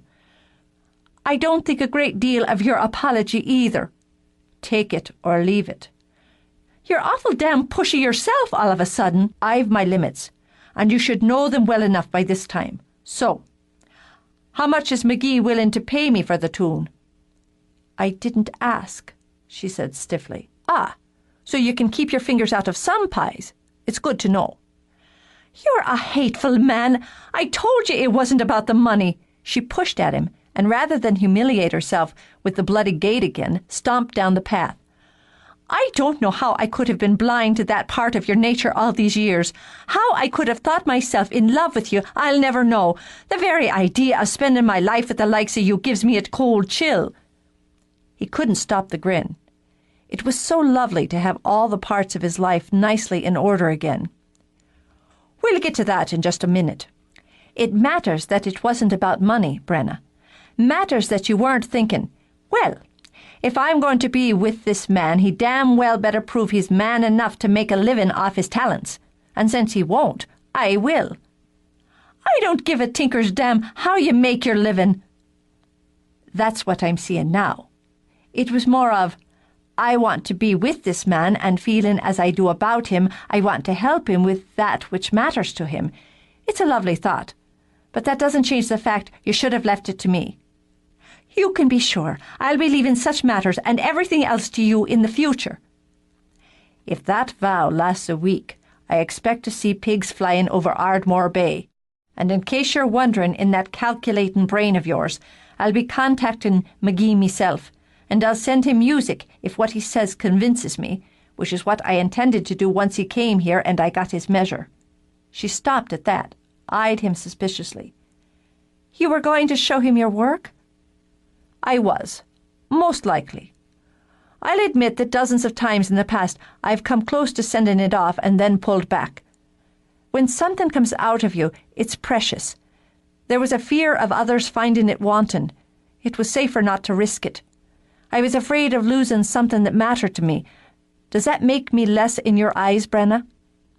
It doesn't, no. Of course it doesn't.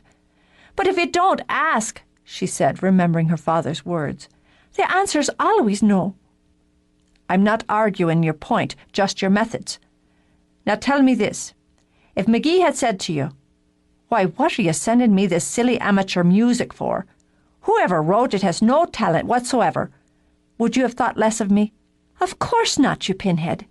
I'd have known that McGee had no taste other than what he may have in his own mouth. Ah. Well now, that's tidied up a considerable mess. Can we go back to the part where you're in love with me? No, because I'm not anymore. I've come to my senses. That's a damn shame, that is. You'll have to wait here a minute. There's something I need from inside. I'll not stand out here. I'm going home. I'll only come after you, Brenna, he called over his shoulder as he walked to the door, and what I have in mind is best done here and in private. She considered climbing over the gate just to spite him, but the whole emotional mess had made her tired. He might as well get finished now as later. So she waited, arms crossed. When he came out, he carried nothing, which only made her scowl. "The moon's full," he commented as he went to her. "Maybe there's others have more to do with the timing of all this than we know. But it was meant to be in moonlight, and it was meant to be here." He slipped a hand into his pocket, kept it there. "I had a plan at one time, how I'd let you chase me down, wear at my resistance, and convince me there was nothing for me to do but give up and marry you." Her eyes went blurry with shock. "I beg your pardon? Do you really think you were tugging me around like a puppy on a leash? Is that the kind of man you want when the day is done, O'Toole? The kind you want walking beside you through life, fathering your children? Is this a game you've been playing?" "Partly. And as much as you were. Game's over now, and I find I want this done more in what might be the traditional manner.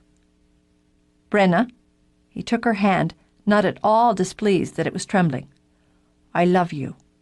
I don't know when it started, years ago or weeks, but I know my heart's lost to you, and I wouldn't have it another way. You're what I want, all there is of you. Make a life with me.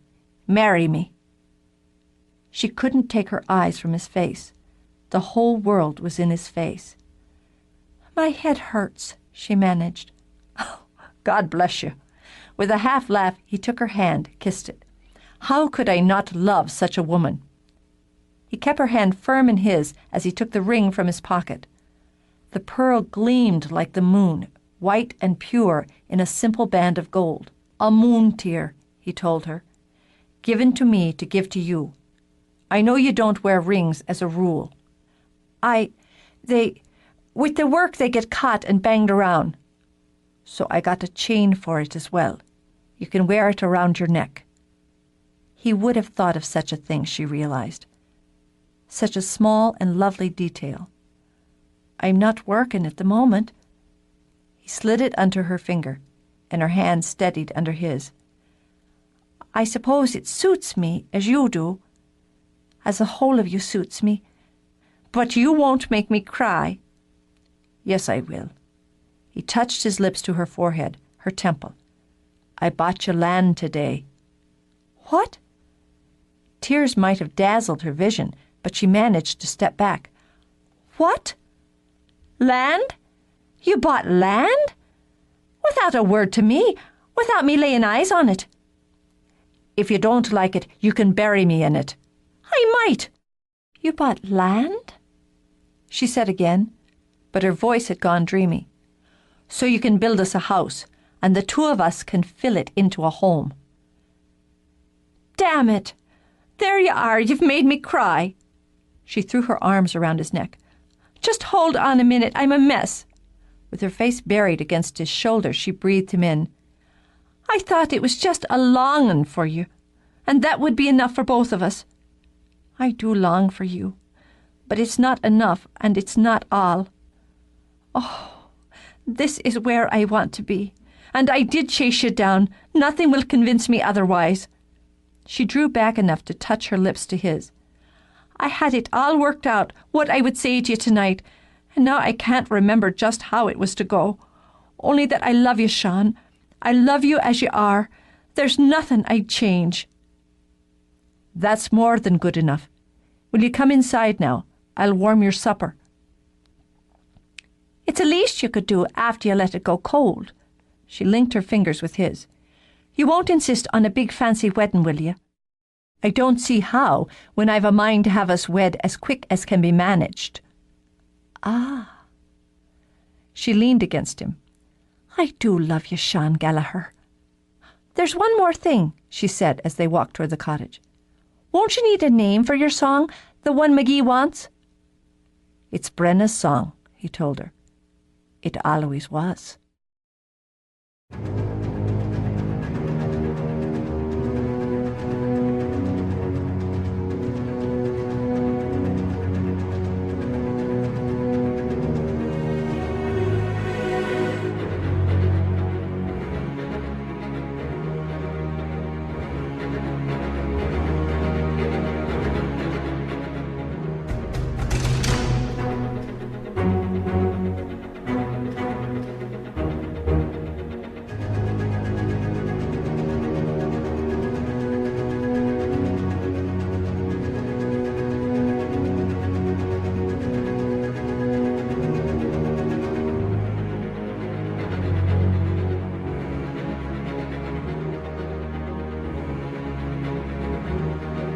hands before she could think of making fists out of them.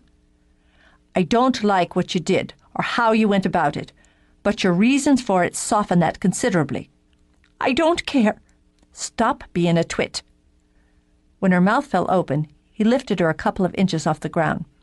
I'll get tough with you if I must. You know you like it when I do. Why, you... When she fumbled for words, he nodded. Ah, speechless, are you? It's a refreshing change. I don't need someone direct in my life, but I don't mind someone being part of the direction. I won't be pushed or tricked or manipulated, and if you try, you'll be sorry. You'll make me sorry, she all but sputtered. I'm already sorry. I did the first thing to try. Brenna. He gave her a casual little shake that had her mouth dropping open again. There are times you're better off to just shut your mouth and listen. This is one of them. Now, as I was saying, he went on while she blinked at him, being tricked is one thing, but surprised is another matter. And I'm thinking that under it all you wanted to surprise me with something, like a gift, and I threw it back at you. For that, Brenna, I'm sorry.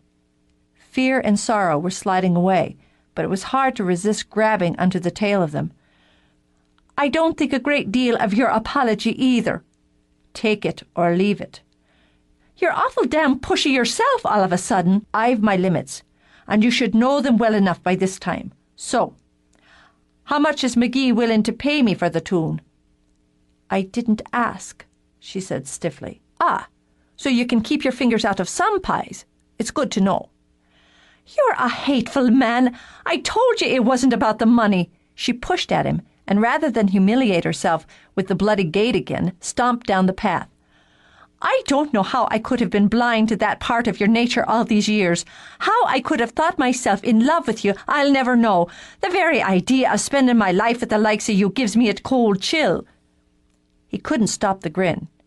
It was so lovely to have all the parts of his life nicely in order again.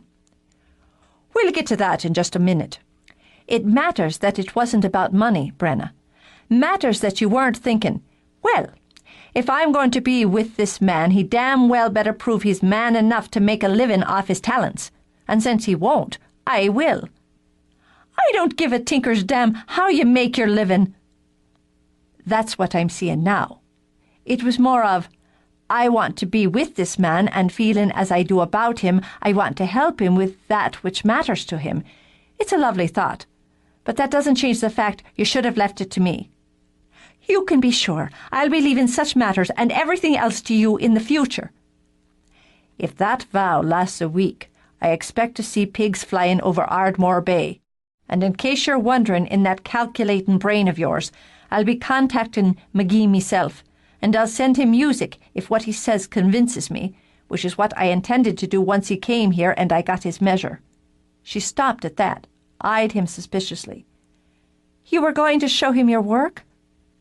I was. Most likely. I'll admit that dozens of times in the past I've come close to sending it off and then pulled back. When something comes out of you, it's precious. There was a fear of others finding it wanton. It was safer not to risk it. I was afraid of losing something that mattered to me. Does that make me less in your eyes, Brenna? It doesn't, no. Of course it doesn't. But if it don't, ask, she said, remembering her father's words. The answer's always no. I'm not arguing your point, just your methods. Now tell me this. If McGee had said to you, why, what are you sending me this silly amateur music for? Whoever wrote it has no talent whatsoever. Would you have thought less of me? Of course not, you pinhead. I'd have known that McGee had no taste other than what he may have in his own mouth. Ah. Well now, that's tidied up a considerable mess. Can we go back to the part where you're in love with me? No, because I'm not anymore. I've come to my senses. That's a damn shame, that is. You'll have to wait here a minute. There's something I need from inside. I'll not stand out here. I'm going home. I'll only come after you, Brenna, he called over his shoulder as he walked to the door. And what I have in mind is best done here and in private. She considered climbing over the gate just to spite him, but the whole emotional mess had made her tired. He might as well get finished now as later. So she waited, arms crossed. When he came out, he carried nothing, which only made her scowl. "The moon's full," he commented as he went to her. "Maybe there's others have more to do with the timing of all this than we know. But it was meant to be in moonlight, and it was meant to be here." He slipped a hand into his pocket, kept it there. "I had a plan at one time, how I'd let you chase me down, wear at my resistance, and convince me there was nothing for me to do but give up and marry you." Her eyes went blurry with shock. "I beg your pardon? Do you really think you were tugging me around like a puppy on a leash? Is that the kind of man you want when the day is done, O'Toole? The kind you want walking beside you through life, fathering your children? Is this a game you've been playing?" "Partly. And as much as you were. Game's over now, and I find I want this done more in what might be the traditional manner. Brenna," he took her hand, not at all displeased that it was trembling, "I love you. I don't know when it started, years ago or weeks, but I know my heart's lost to you, and I wouldn't have it another way. You're what I want, all there is of you. Make a life with me. Marry me." She couldn't take her eyes from his face. The whole world was in his face. "My head hurts," she managed. "Oh, God bless you." With a half laugh, he took her hand, kissed it. "How could I not love such a woman?" He kept her hand firm in his as he took the ring from his pocket. The pearl gleamed like the moon, white and pure in a simple band of gold. "A moon tear," he told her, "given to me to give to you. I know you don't wear rings as a rule. With the work they get caught and banged around. So I got a chain for it as well. You can wear it around your neck." He would have thought of such a thing, she realized. Such a small and lovely detail. "I'm not working at the moment." He slid it under her finger, and her hand steadied under his. "I suppose it suits me as you do, as the whole of you suits me. But you won't make me cry." "Yes, I will." He touched his lips to her forehead, her temple. "I bought you land today." "What?" Tears might have dazzled her vision, but she managed to step back. "What? Land? You bought land? Without a word to me, without me laying eyes on it." "If you don't like it, you can bury me in it." "I might." "You bought land?" she said again, but her voice had gone dreamy. "So you can build us a house, and the two of us can fill it into a home." "Damn it! There you are, you've made me cry." She threw her arms around his neck. "Just hold on a minute, I'm a mess." With her face buried against his shoulder, she breathed him in. "I thought it was just a longing for you, and that would be enough for both of us. I do long for you, but it's not enough, and it's not all. Oh, this is where I want to be, and I did chase you down. Nothing will convince me otherwise." She drew back enough to touch